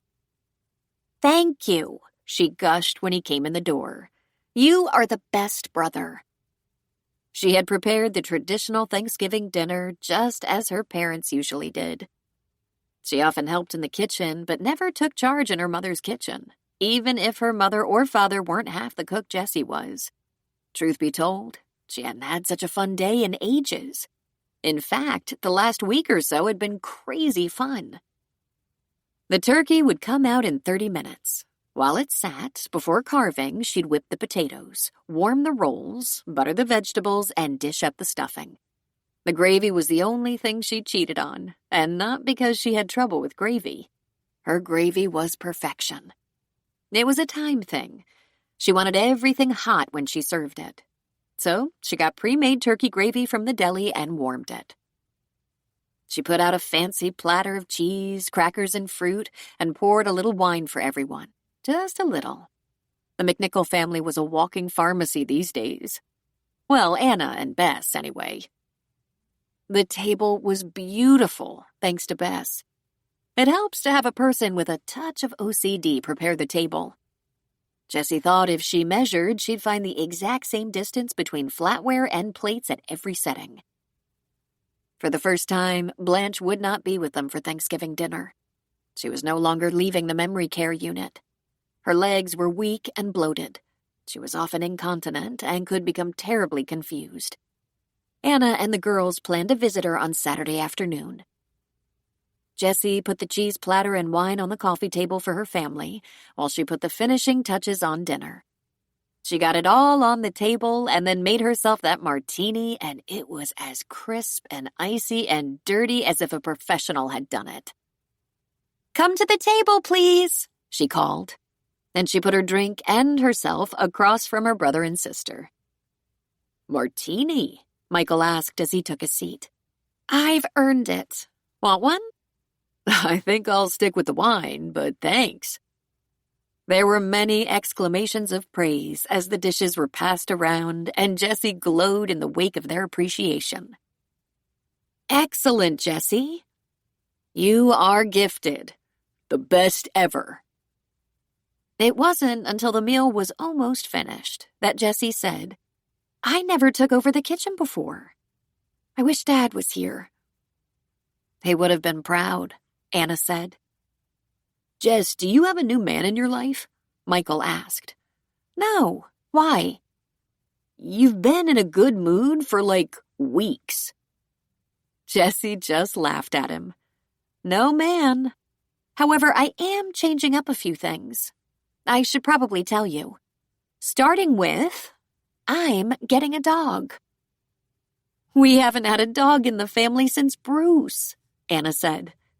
Bruce was the dog the kids grew up with and conveniently passed away when Bess was getting ready to go to college. "What kind of dog?" The cutest little King Charles Spaniel. He's 4 years old and needs a home. I'm going to pick him up tomorrow. I've been visiting shelters online and in person for the last couple of weeks, and I met this very nice volunteer who promised to keep an eye out for a good rescue for me. Well, along comes Wrigley, an adorable little guy. His owner is moving into an extended care home and can no longer take care of him. Her kids and grandkids are not nearby and are too busy for Wrigley, and she's looking for someone who is willing to bring the pup to visit his previous owner sometimes. She shrugged. Easy peasy. I'm happy to do that. I met them and Wrigley liked me, and Mrs. Sinclair hates to part with him, but I'm afraid there's no other solution. How are you going to manage that with your schedule? Anna asked. First of all, he's very polite and housebroken, though he hasn't been alone that much, given his owner is 86. And second, I've already checked out a doggy daycare in the area. He's all signed up. She smiled and her face lit up. I'm very excited. Will you bring him here? Anna asked. Is that a problem? Jessie asked. I'll look after him. I won't expect you to take care of him, but I'll take him to daycare when I work. He should have the company of other dogs. Is this what's put you in such a good mood? Anna asked. Taking on a pet? Possibly, but there's another thing. I've started helping out at a free clinic. It's the Bayside Free Clinic in the northwest end of the city. I stopped in there one day just to ask about the operation and help deliver a baby.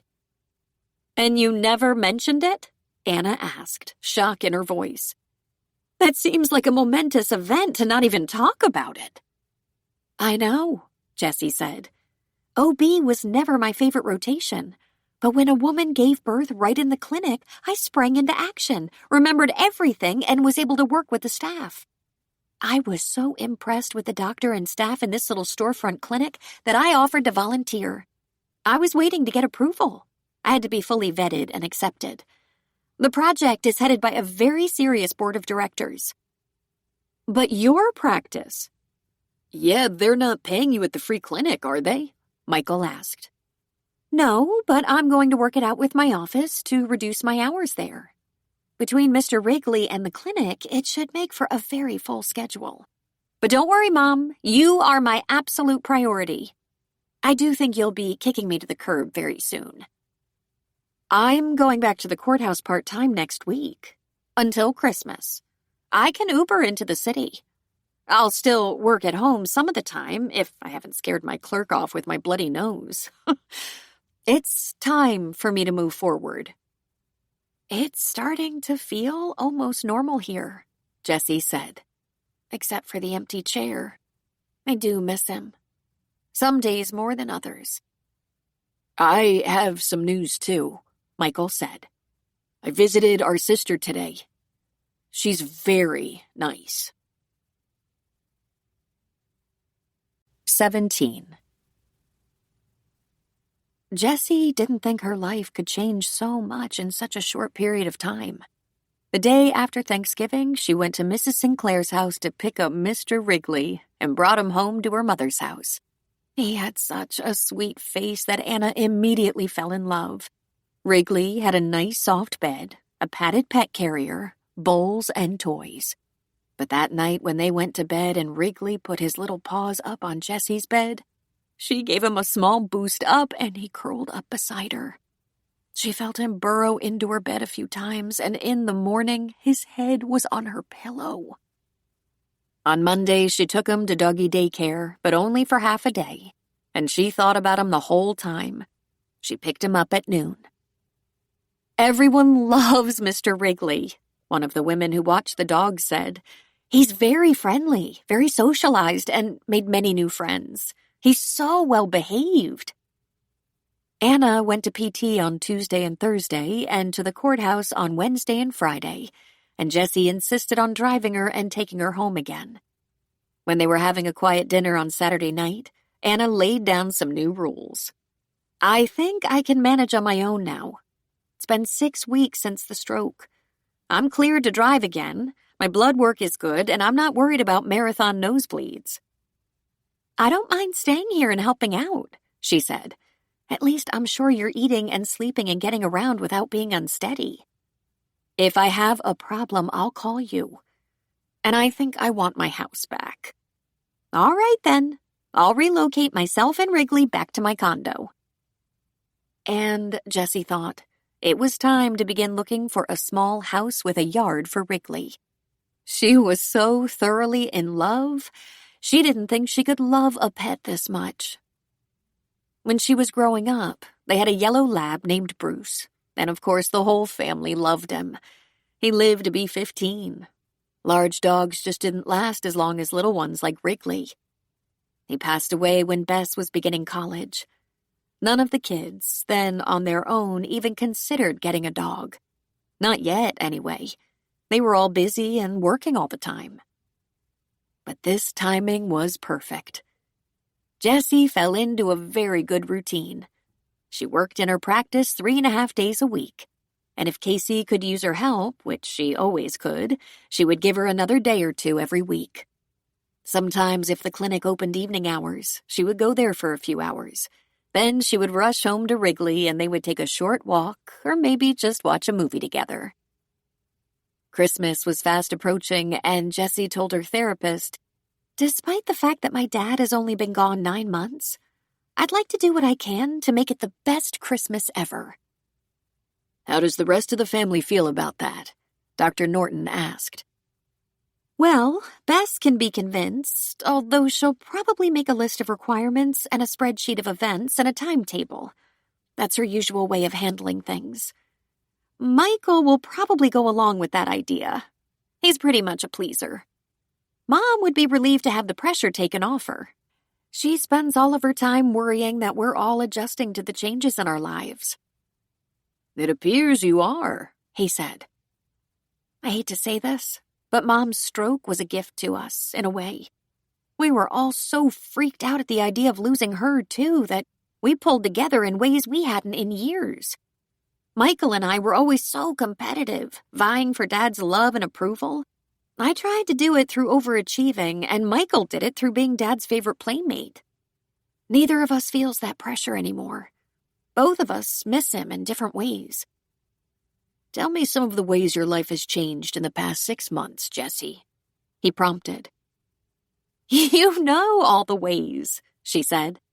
I'm in here every week, and every week there seems to be something new to report.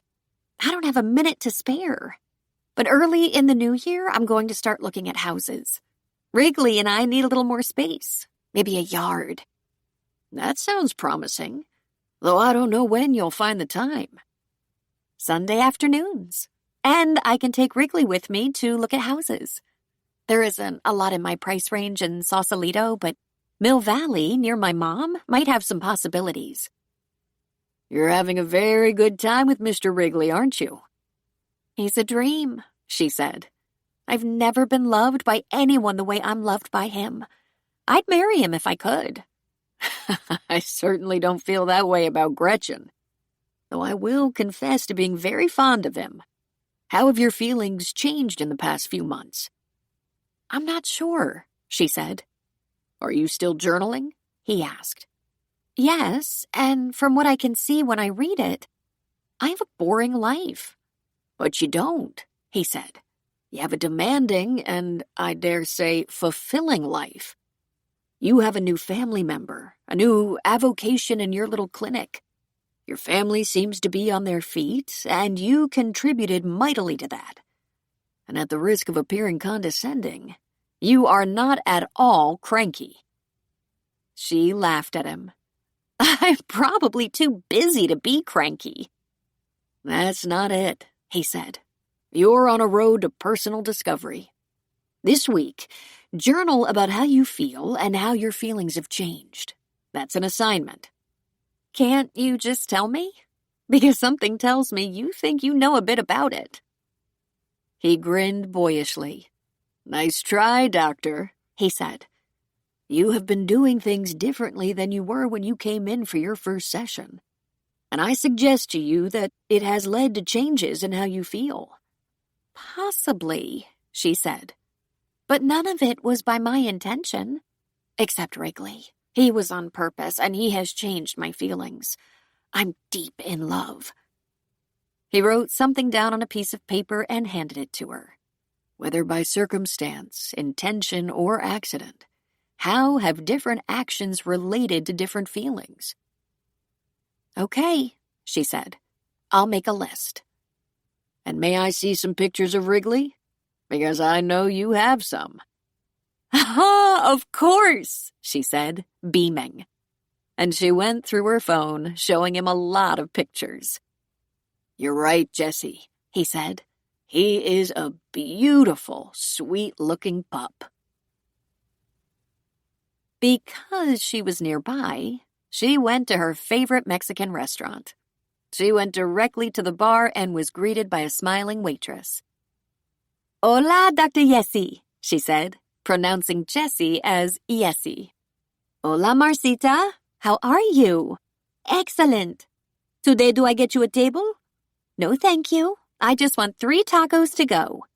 "Sí, un momento." She climbed on a stool to wait and decided she would report to her journal notebook that, for whatever reason, waiters and waitresses appeared to be friendlier these days. But it could be all about the holidays. The restaurant was decorated, as were so many of the little shops. In fact, Casey and her husband had spent last weekend putting up some decorations in the clinic. It caused Jessie to be reminded that her mom and dad had always decorated quite a lot, and this year it would be Anna alone, and she was still in recovery.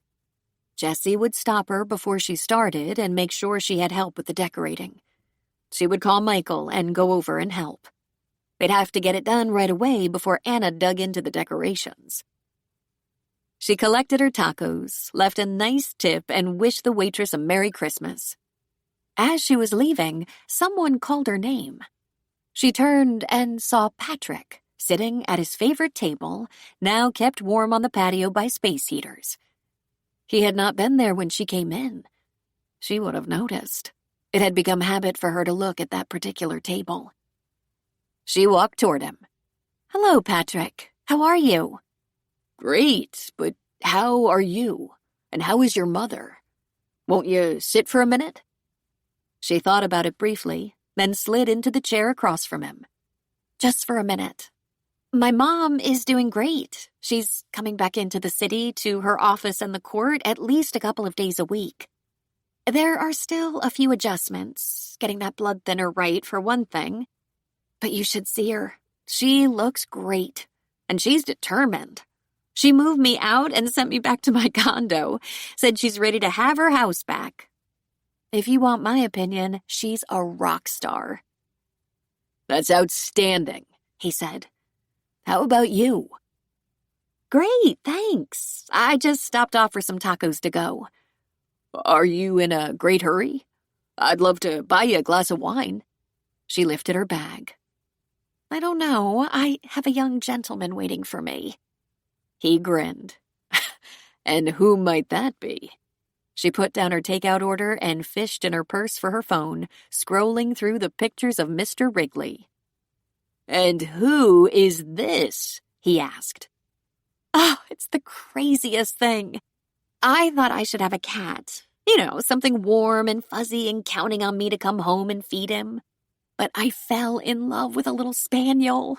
Of course, the first one I saw was sold, but a nice lady at a rescue told me about Wrigley, whose owner was going into a nursing home and had to give up her dog. Wrigley and I have promised to go visit her once in a while. I never thought about that before. What happens to the pets when their owners get sick or even die? Oh, but I'm crazy about this little guy." "I bet you have a lot of people counting on you these days," he said. The same waitress who had given Jessie her takeout brought Patrick his nachos, his usual order. "Jessie, let's get you a glass of wine. Have your takeout put on a plate, and you can help me with my nachos. We have some catching up to do." "I don't want to keep you," she said. "You're probably going back to the hospital." "I'm done for the day," he said. "I'm having a beer. I'd like to hear about the rest of the family. Any other new additions?" The waitress took the bag from Jessie and quickly disappeared. In record time, she returned with the tacos on a plate and the only kind of wine Jessie ever ordered in hand, all as if the waitress knew what she would like. She just smiled. No other additions, unless you count Bess's boyfriend, who she's been keeping a secret from us for a year. But that's certainly not devious or even secretive for Bess. It's her minimal literal mental capacity. She didn't mention him, and no one asked her if she had a boyfriend. Oh, and I guess there are more additions. After she stopped herself before she said, broke up. I very recently found out that my father had a child he kept secret. My mother found out first. A woman who happens to be a nurse practitioner married to a doctor. What doctor? He asked, his interest piqued. Nikit Singh, a vascular surgeon. Only the best, Patrick said. I've known him a few years now. He's amazing. His wife is your sister? I haven't met her yet, but I'm planning to. My mother and brother have met the Singhs and have nothing but good things to say. It's a very confusing situation. We didn't know until after my father's death that there was a secret sibling. My mother knew there was a relationship, but she shrugged. It's certainly not Amy's fault. Nor any of yours, he added. He pushed the plate of nachos closer to Jessie. Every family has issues and dark family secrets. Some more than others. I'm learning that. You really do have a lot going on, don't you? And then there's the clinic, she said. That was a complete accident. I saw the clinic, stopped in out of curiosity, and helped deliver a baby. Now I volunteer there. Not that often. I do have to work. But it's the most amazing little place with a dedicated staff that works miracles on a daily basis. It turned out Patrick had volunteered in one of the city's free clinics earlier in his career before he became so busy. But he seemed mesmerized by Jessie's experience and asked lots of questions. Then he tried to order her a second glass of wine. No thanks. It was really great seeing you, especially when I didn't have a family member's health on the line. I have to get going. Let me drive you over the bridge, he said, speaking of the Golden Gate to Sausalito. That's very nice of you, but I drove in today since I have parking at the clinic. And I have to stop and pick up Wrigley at daycare. Daycare? He asked with a bold laugh. Yes, she said. I don't want him to be alone all the time, and he now has friends at daycare. He's a very social little guy. You're doing a lot of giving these days. I'm very happy, she said. Then she was startled. Could that be it? Could that be the change? And was the result happiness? It's good to be needed, she said. Indeed, everyone needed her, like never before. Patrick covered her hand with his. I'd like to see you again, Jess. I've missed you. She was a little startled by that. Really? You said I was a red flag. We had a situation, not a good one. I was not in a position to invest, how can I say this, a great deal of time in someone who was unhappy and angry. She tidily packed up that last taco. It was for Wrigley, after all. I believe you said that just fine. Thanks so much for the glass of wine. It was lovely seeing you, and I'm glad you're looking so well. He stood. Jessie, will you have dinner with me sometime? She put her purse strap over her shoulder. No. Take care. She turned and walked away. Her first thought was, how does he dare? But her second thought was, I bet my darling little Wrigley will love this taco. Michael and Jen both taught in Richmond, right across the bay from Mill Valley. They were in different schools, of course. He taught and coached high school, and Jen was an elementary school teacher. But he'd been exhaustively searching the area for houses. Jen wanted a house. He thought it might be the only advantage he had. It was a Sunday afternoon when he went to her parents' house. For once, it was sunny, a condition they didn't see that much of in the Bay Area.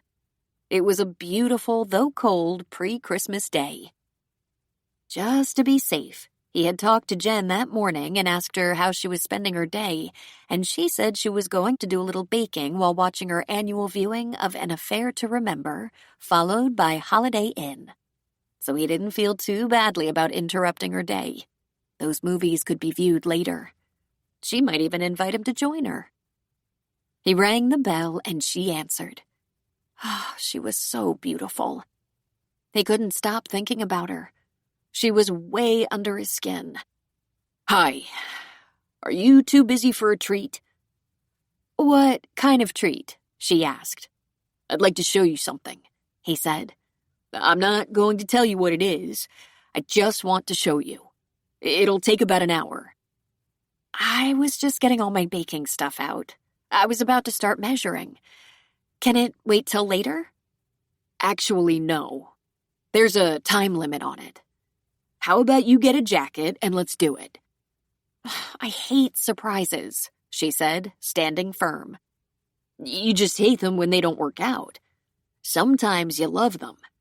I think you're going to like this one. I think you're up to something, she said. He grinned at her. Of course I am. Otherwise it wouldn't be a surprise. Come on, be a sport. All right, she said, but this better not be a trick. It's not a trick, Jen. It's a surprise. Those are two entirely different things.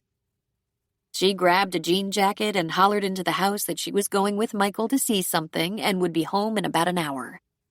She hauled herself up into his SUV and buckled up. How's everyone at your house? She asked. They all seem to be good. My mom is just about back to normal. Bess is as weird as ever, but she's doing fine. Jess is not around as much, a good thing, but she seems like a whole new person since she got her dog. Wrigley is quite the guy. For a little dog, he's not yappy or annoying. He's pretty cool. Oh, I can't wait to meet him. I see your dad has the Christmas lights up, he said. Oh, yeah, he's all over it. They're going to bring the tree in later today and start getting out some of the decorations. My mom has been shopping like crazy, getting ready to shock and awe the Grands. Since my brother-in-law's parents live kind of close, we'll have everyone here for most of the time. Christmas morning, for sure. We'll have to share the kids a little bit, and the in-laws are coming to a big dinner one night. We have lots of lists going, getting ready. You haven't gotten yourself that second job yet, have you? He asked. No, I'm waiting till after the holidays. A lot of high school and college kids pick up part-time work while they're on break. There's no need to compete with that. How's it going, living with your folks? He asked. Surprisingly well, considering I'm the youngest and they don't let me forget it for 1 second. I'm surprised I don't have a curfew. Oh? Does that mean you're going out a lot? She threw him a look.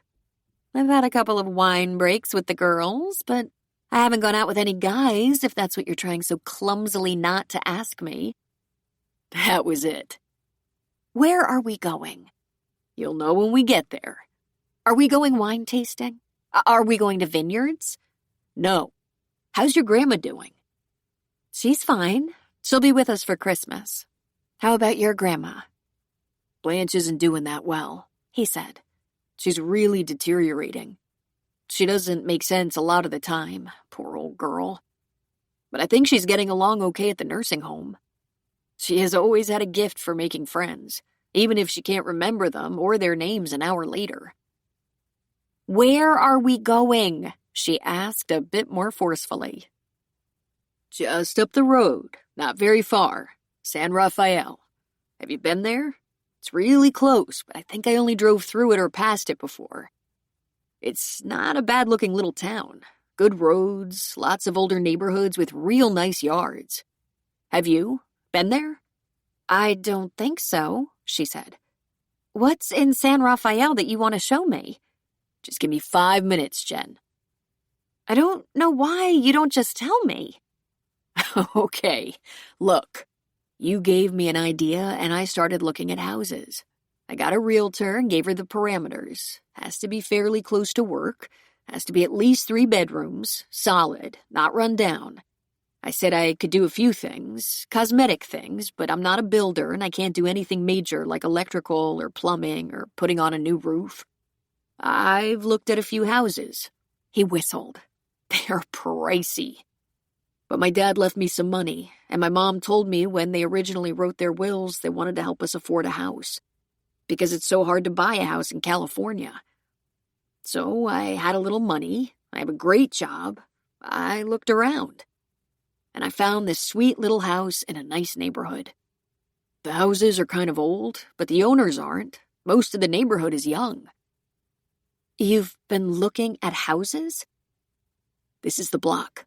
Look how nice it looks, and it's the beginning of winter. The lawns are so neat, the garden's meticulous. Most of the houses have freestanding garages in the back. I know there are a lot of cars parked on the streets. That's the one. There was a mission-style house, a woman in a suit and heels standing in front on the sidewalk. Oh my God! It's pink! Yeah, that's a downside, he said. Come and see the inside. It's pink, not slightly pink, Pepto-Bismol pink. I know, but come on. The inside is amazing. He introduced Jen to Mara Cummings. Thanks for taking time on a Sunday to show me this house again. I really want Jen's opinion before I make a decision. Perfectly reasonable, Mara said. It's really pink, Jen said. Mara laughed and said, It sure is. That can go away in a few hours. We can even make it a condition of sale. The front door was beautiful, had an arched doorway in the Spanish influence. The foyer was large, the living room and dining room generous, and you could see through the house to a cozy covered patio. The rooms were tiled in burnt orange Spanish tiles with thick, soft area rugs throughout. The kitchen countertops were off-white quartz. The kitchen was big, work island, breakfast bar, and all. It looked as though it had been recently remodeled. To the right of the kitchen was a large bedroom and bath with shower. To the left of the living room, a main bedroom with a large bath containing both tub and shower. There was a third bedroom next to it. 3 bedrooms, 2 baths, almost 1,600 square feet, recently remodeled kitchen and main bath. The owners had it inspected and it's in excellent condition. Wow, it really is nice inside, Jen said. Mara walked over to the dining room sliders and opened them. Take a look out here. The owners enjoyed entertaining outside and went to a lot of trouble to make sure it was attractive and inviting. They will, of course, leave that wonderful gas grill if you want them to. The backyard was lush and expertly trimmed with trees mature enough to block their house from the neighbors. Come look at this, Mike said, taking Jen's hand. He pulled her to the side of the house and showed her a walkway on that side, edged by mature plants, a couple of plum trees, and a tall wooden gate. And look at the trees. Plum, lemon, lime, and peach. And that's the garage. It's kind of small, she said. I know. I think it will only take one small car, if that. And it can't be enlarged. He turned back to the realtor. Let us poke around a little bit and talk. I promise we won't open any drawers or closets. I'll wait out front, but please check out the closets and kitchen cabinets. There's a remarkable amount of space for a little house. It's not that little, Michael said. My apartment is about 700 or 800 square feet. 1 bedroom, galley kitchen. I didn't know you even knew what that was, Jen said. Listen to you, the seasoned home shopper. How much are they asking? He showed her the flyer and she grabbed her heart and choked. He laughed. Pretty steep, right? My folks bought their first house in Oakland for $50,000. But look at the kitchen. She's right. There's a lot of space. There's even a pantry. And most houses this old don't have an actual laundry room, but this one does. I think maybe it was an afterthought. I think that bedroom, bathroom, and laundry room were added on. This is a pretty nice house, he said, standing a bit taller. He heard the sound of the front door closing behind Mara. He stood in the center of the living room, watching in appreciation while Jen poked around in the kitchen. She oohed and awed over shelves that slid out, custom drawers with wooden dividers, lazy Susan storage in the pantry. "Lemons, limes, peaches, and plums," she said. "This kitchen? Amazing. It really is nice, even if it is pink on the outside." "I told Mara to find a house for someone who loves to cook," he said. "Why would you do that?" she asked a bit hesitantly. "Because, Jen, you love to cook, and I love you," he said. "And I am only interested in buying this house if you'll live in it with me." She took a step back and put her hands behind her back. "No, Michael. I'm not going to be your roommate or co-owner or live with you. I'm happy for you that you can buy a house like this, but I'm looking for more security than—" He reached into his jeans pocket, pulled out a small box, and dropped to one knee. He was shaking. He was terrified. He wouldn't blame her if she told him no. "I know I fucked up. I even know how I fucked up. And I also know it might not be the last time, because I'm an idiot. Which is why I have to find someone really smart to marry. Jen, I figured a few things out about why I fell apart. Okay, my mom helped me figure it out and set some new goals. Believe me, if anyone knows relationships..." He flipped open the lid of the ring box, and a very respectable diamond ring twinkled inside. "I love you with all my heart, Jen. Feeling that caught me off guard. I've never felt this way before.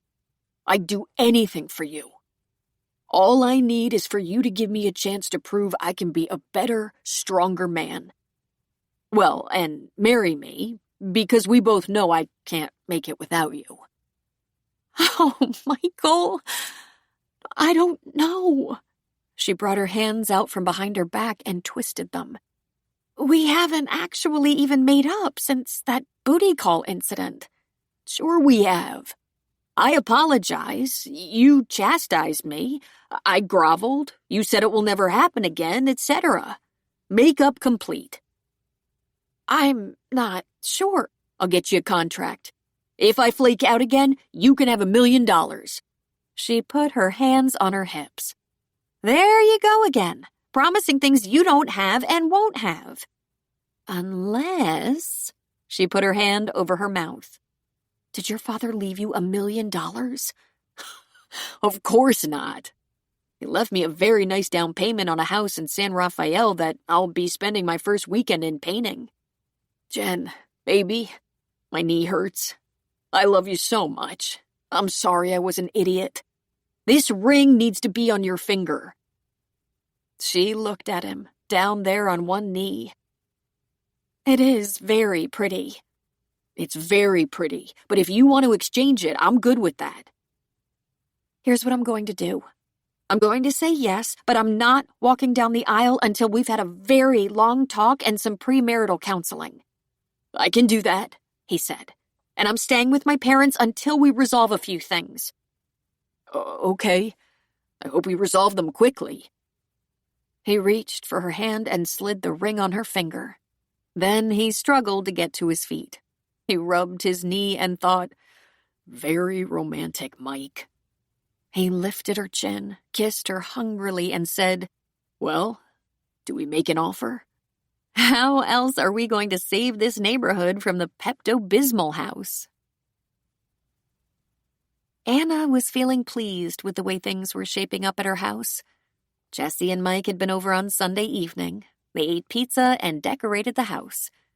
With Mike carrying the boxes in from the garage and Jessie pointing and ordering placement and Mr. Wrigley running around in circles, occasionally stealing a decoration. It took only a few hours. There was still pizza left when Joe showed up.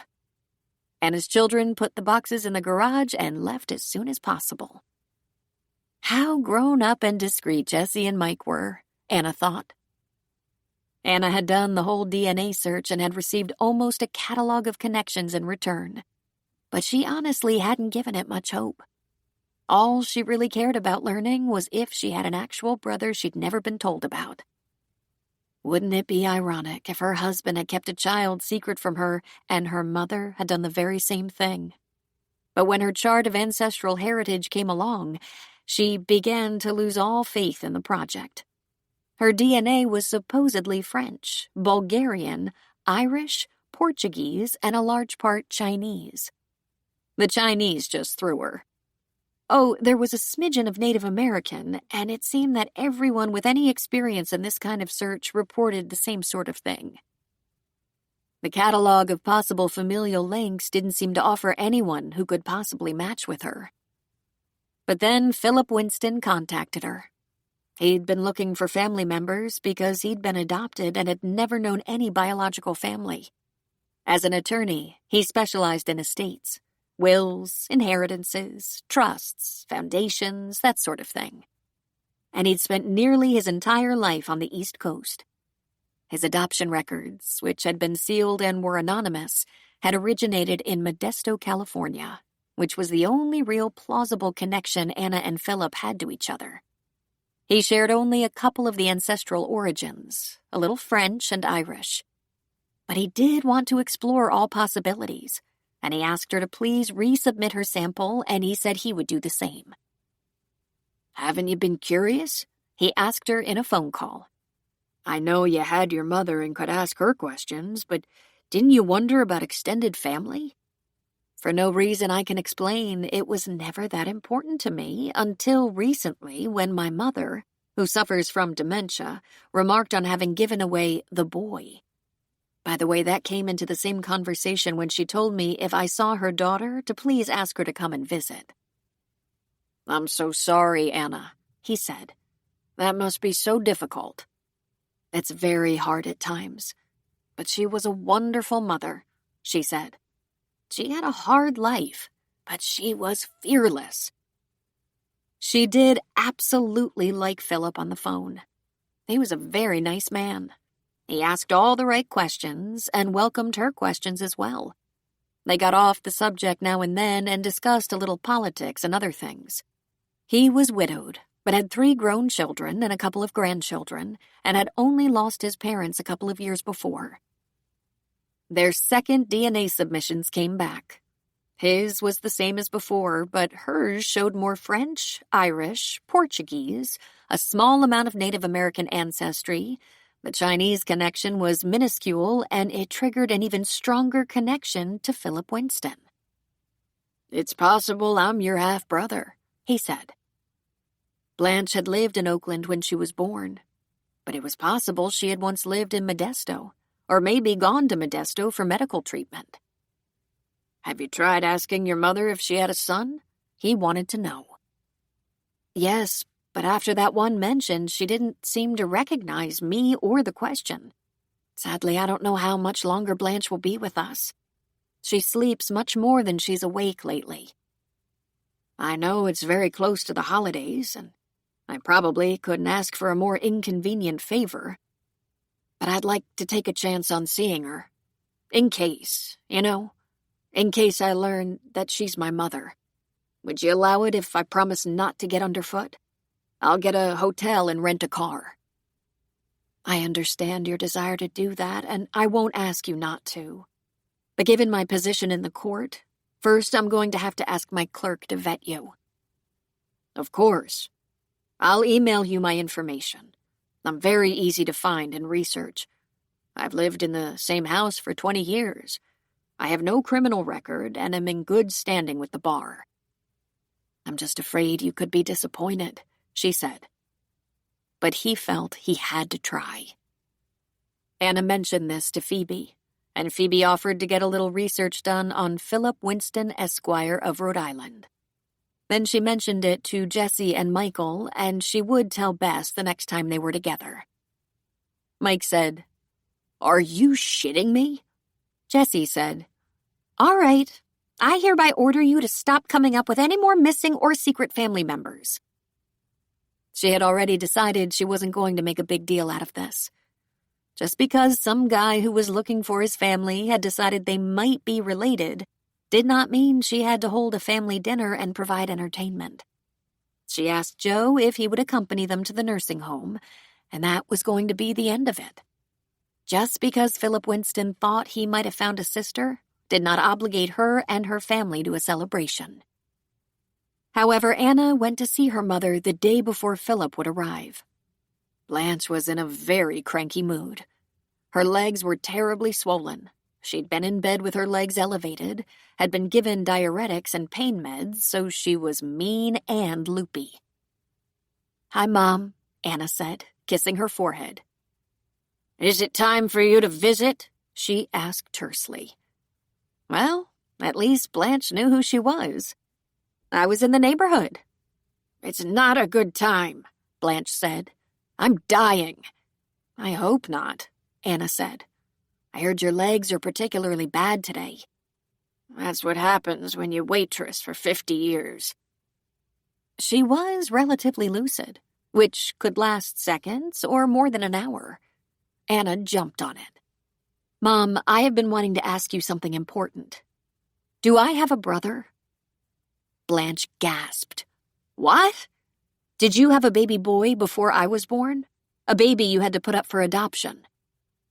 Blanche looked at her in disgust. "Just because marijuana is now legal doesn't mean you should be smoking a lot of it. You've lost your mind." "Well, I had to ask. You said something. With all the shit they give me in here, I imagine I say a lot of things." "Sure. So tell me about what's going on with your legs," Anna said. "They hurt and ache and won't hold me up. They're big as elephant legs and just as useless." "Can I get you some juice or something?" Anna asked. "You can get me out of this hellhole," she said. "Why don't I read to you?" Anna said. "Maybe you'll be able to close your eyes for a while." Blanche didn't say okay or thank you or anything.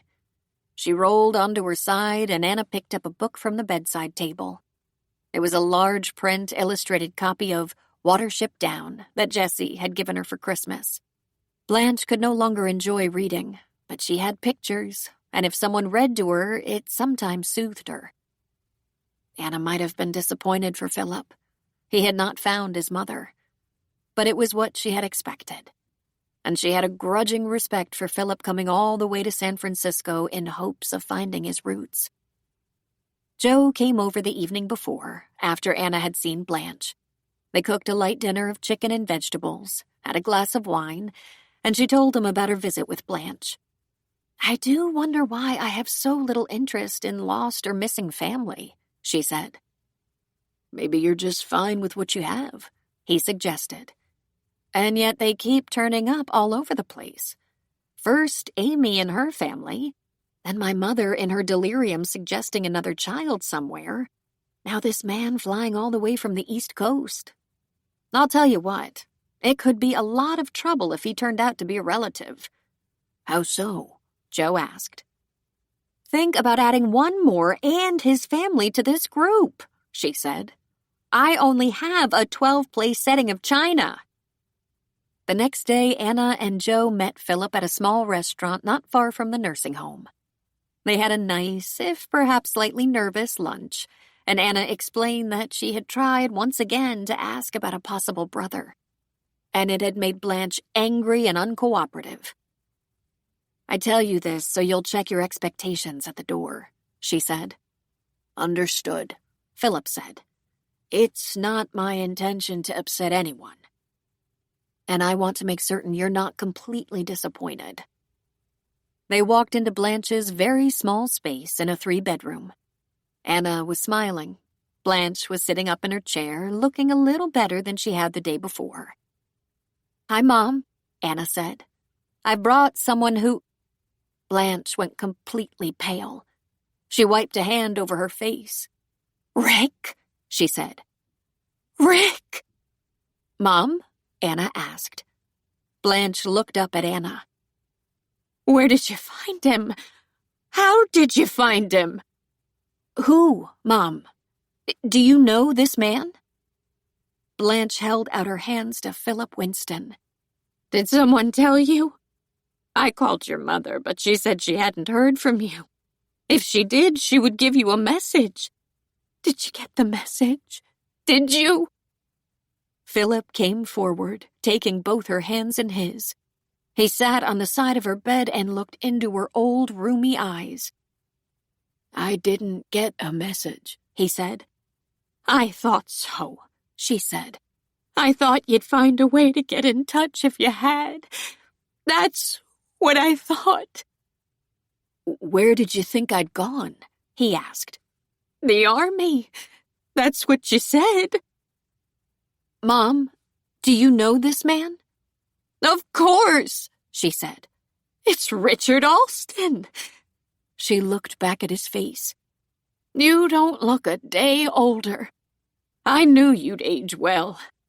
Not all of us did." "Do you remember what year it was?" he asked her. "I'm not sure, but I was 18.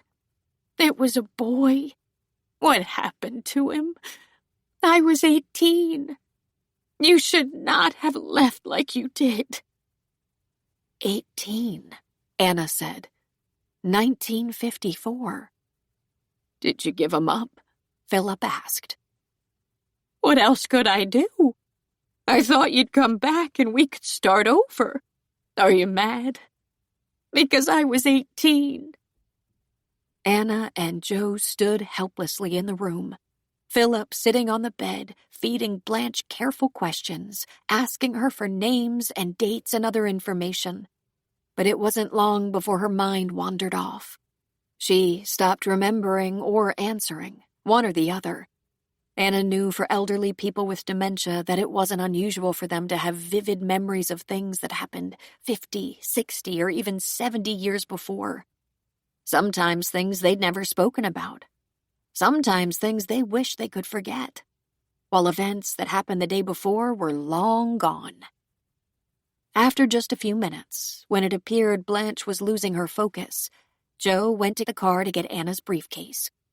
She spent a few minutes helping Philip find his Ancestry account, pulled up the names that had been sent to him as people with whom he shared DNA, people who might be relatives, both living and departed. There was a Richard Alston Jr. who was registered. He was 63, 4 years younger than Philip. His picture was posted, and the resemblance was astonishing. There was a picture of Richard Alston Sr. in an army uniform, and it could have been a younger Philip. The resemblance was so strong. "I'll be damned," Anna said. Philip Winston stayed for a week. For 2 nights following the recognition that Blanche was his mother, he stayed in the hotel, researching on his laptop and visiting Blanche during the day.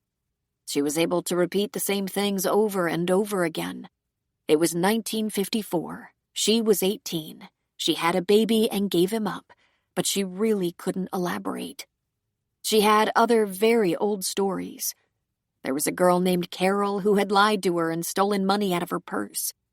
There was an incident at a dance club when the police rounded up a lot of young people. There were protest marches going on in San Francisco. There was a baby, this time a girl who she couldn't give up, and she did not know the baby's father's name. It could be she couldn't remember, or it could be she never knew. Philip discovered that Richard Alston Sr. had died at the age of 55. Heart failure was named the cause, but there had been no autopsy. However, Richard Alston Jr. was alive and well, so another reunion would soon be in the works. Philip was invited to Anna's house to stay a few more days and given Michael's room. Joe stayed too. Just because Philip was a long-lost brother and had been carefully researched by Anna and her clerk didn't mean he was beyond any possible suspicion. They talked and talked and talked, drawing for each other life histories and sewing the details together. After a week, it was time for Philip to get back to his family, his kids and grandkids. His parting was bittersweet. He had found his mother, but he was unlikely to see her again. He'd planned another trip for the early spring, but Blanche was failing. As for Blanche, she seemed to have come alive a little with Philip's visit. For a while, she believed her long-lost lover had come back to her. Her health seemed greatly improved, though it was a brief improvement.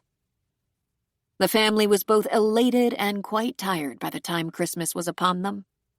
Anna planned a dinner to include Michael's new fiancée, Jen, Martin and Bess, Amy, Nikit and Gina, Jessie and Mr. Wrigley.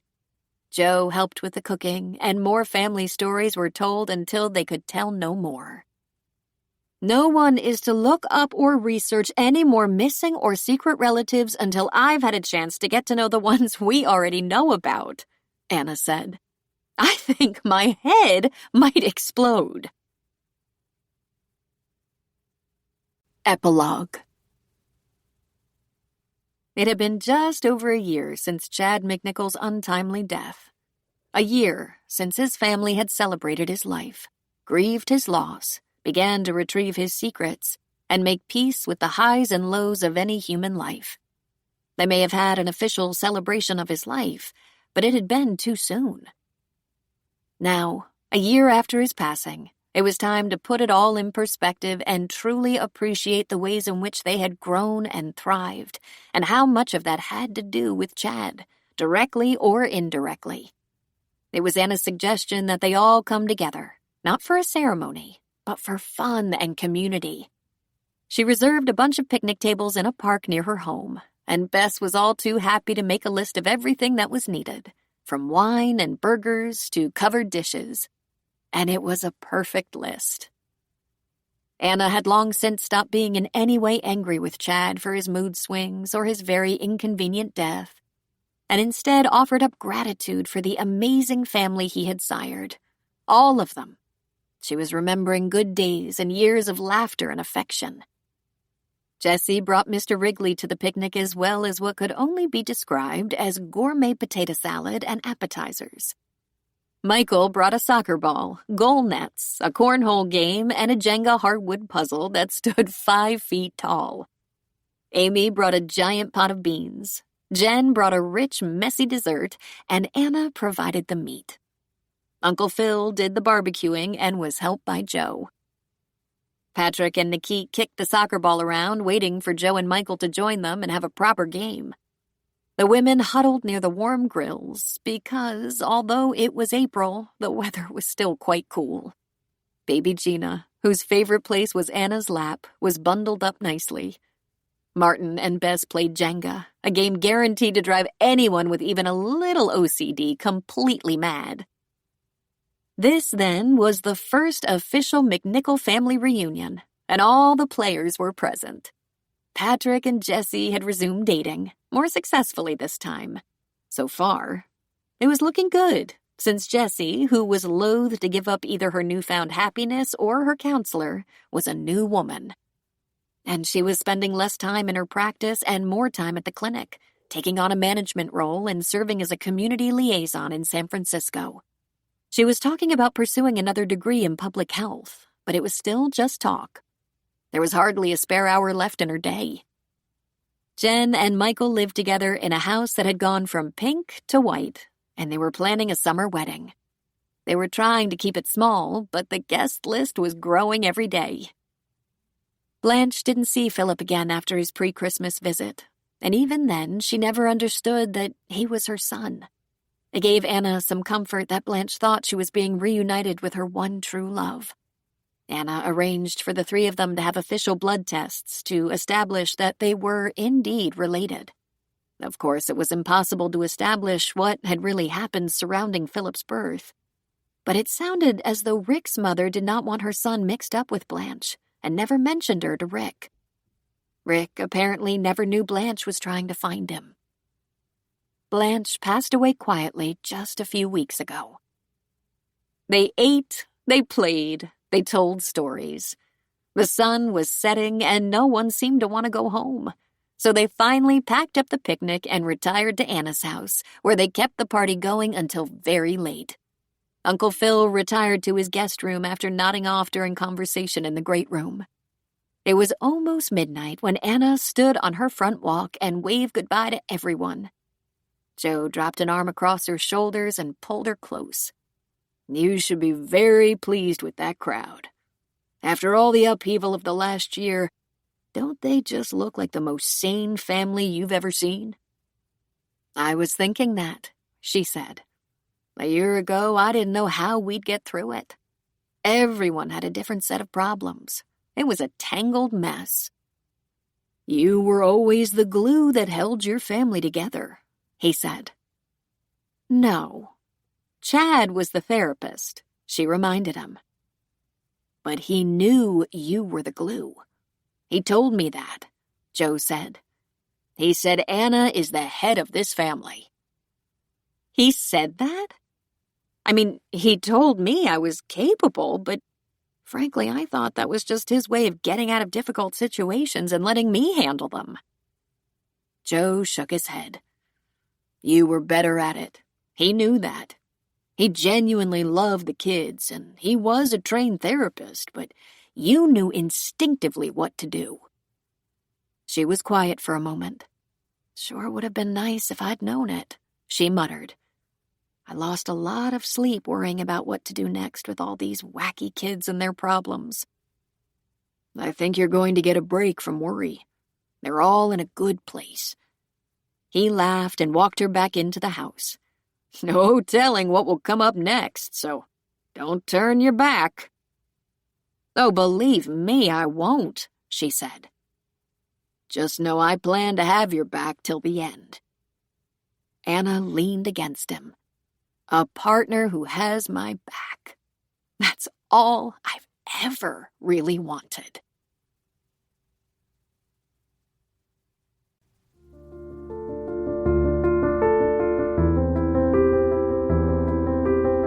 This is Therese Plummer. We hope you have enjoyed this unabridged production of A Family Affair by Robin Carr, presented by Mira and Harper Audio. This program was produced by John Marshall Media. Executive producer Jennifer Lopes. Text copyright 2022 by Robin Carr. Production copyright 2022 by Harlequin Enterprises Limited. Used under license with Harlequin Books S.A. All rights reserved. Thank you for listening.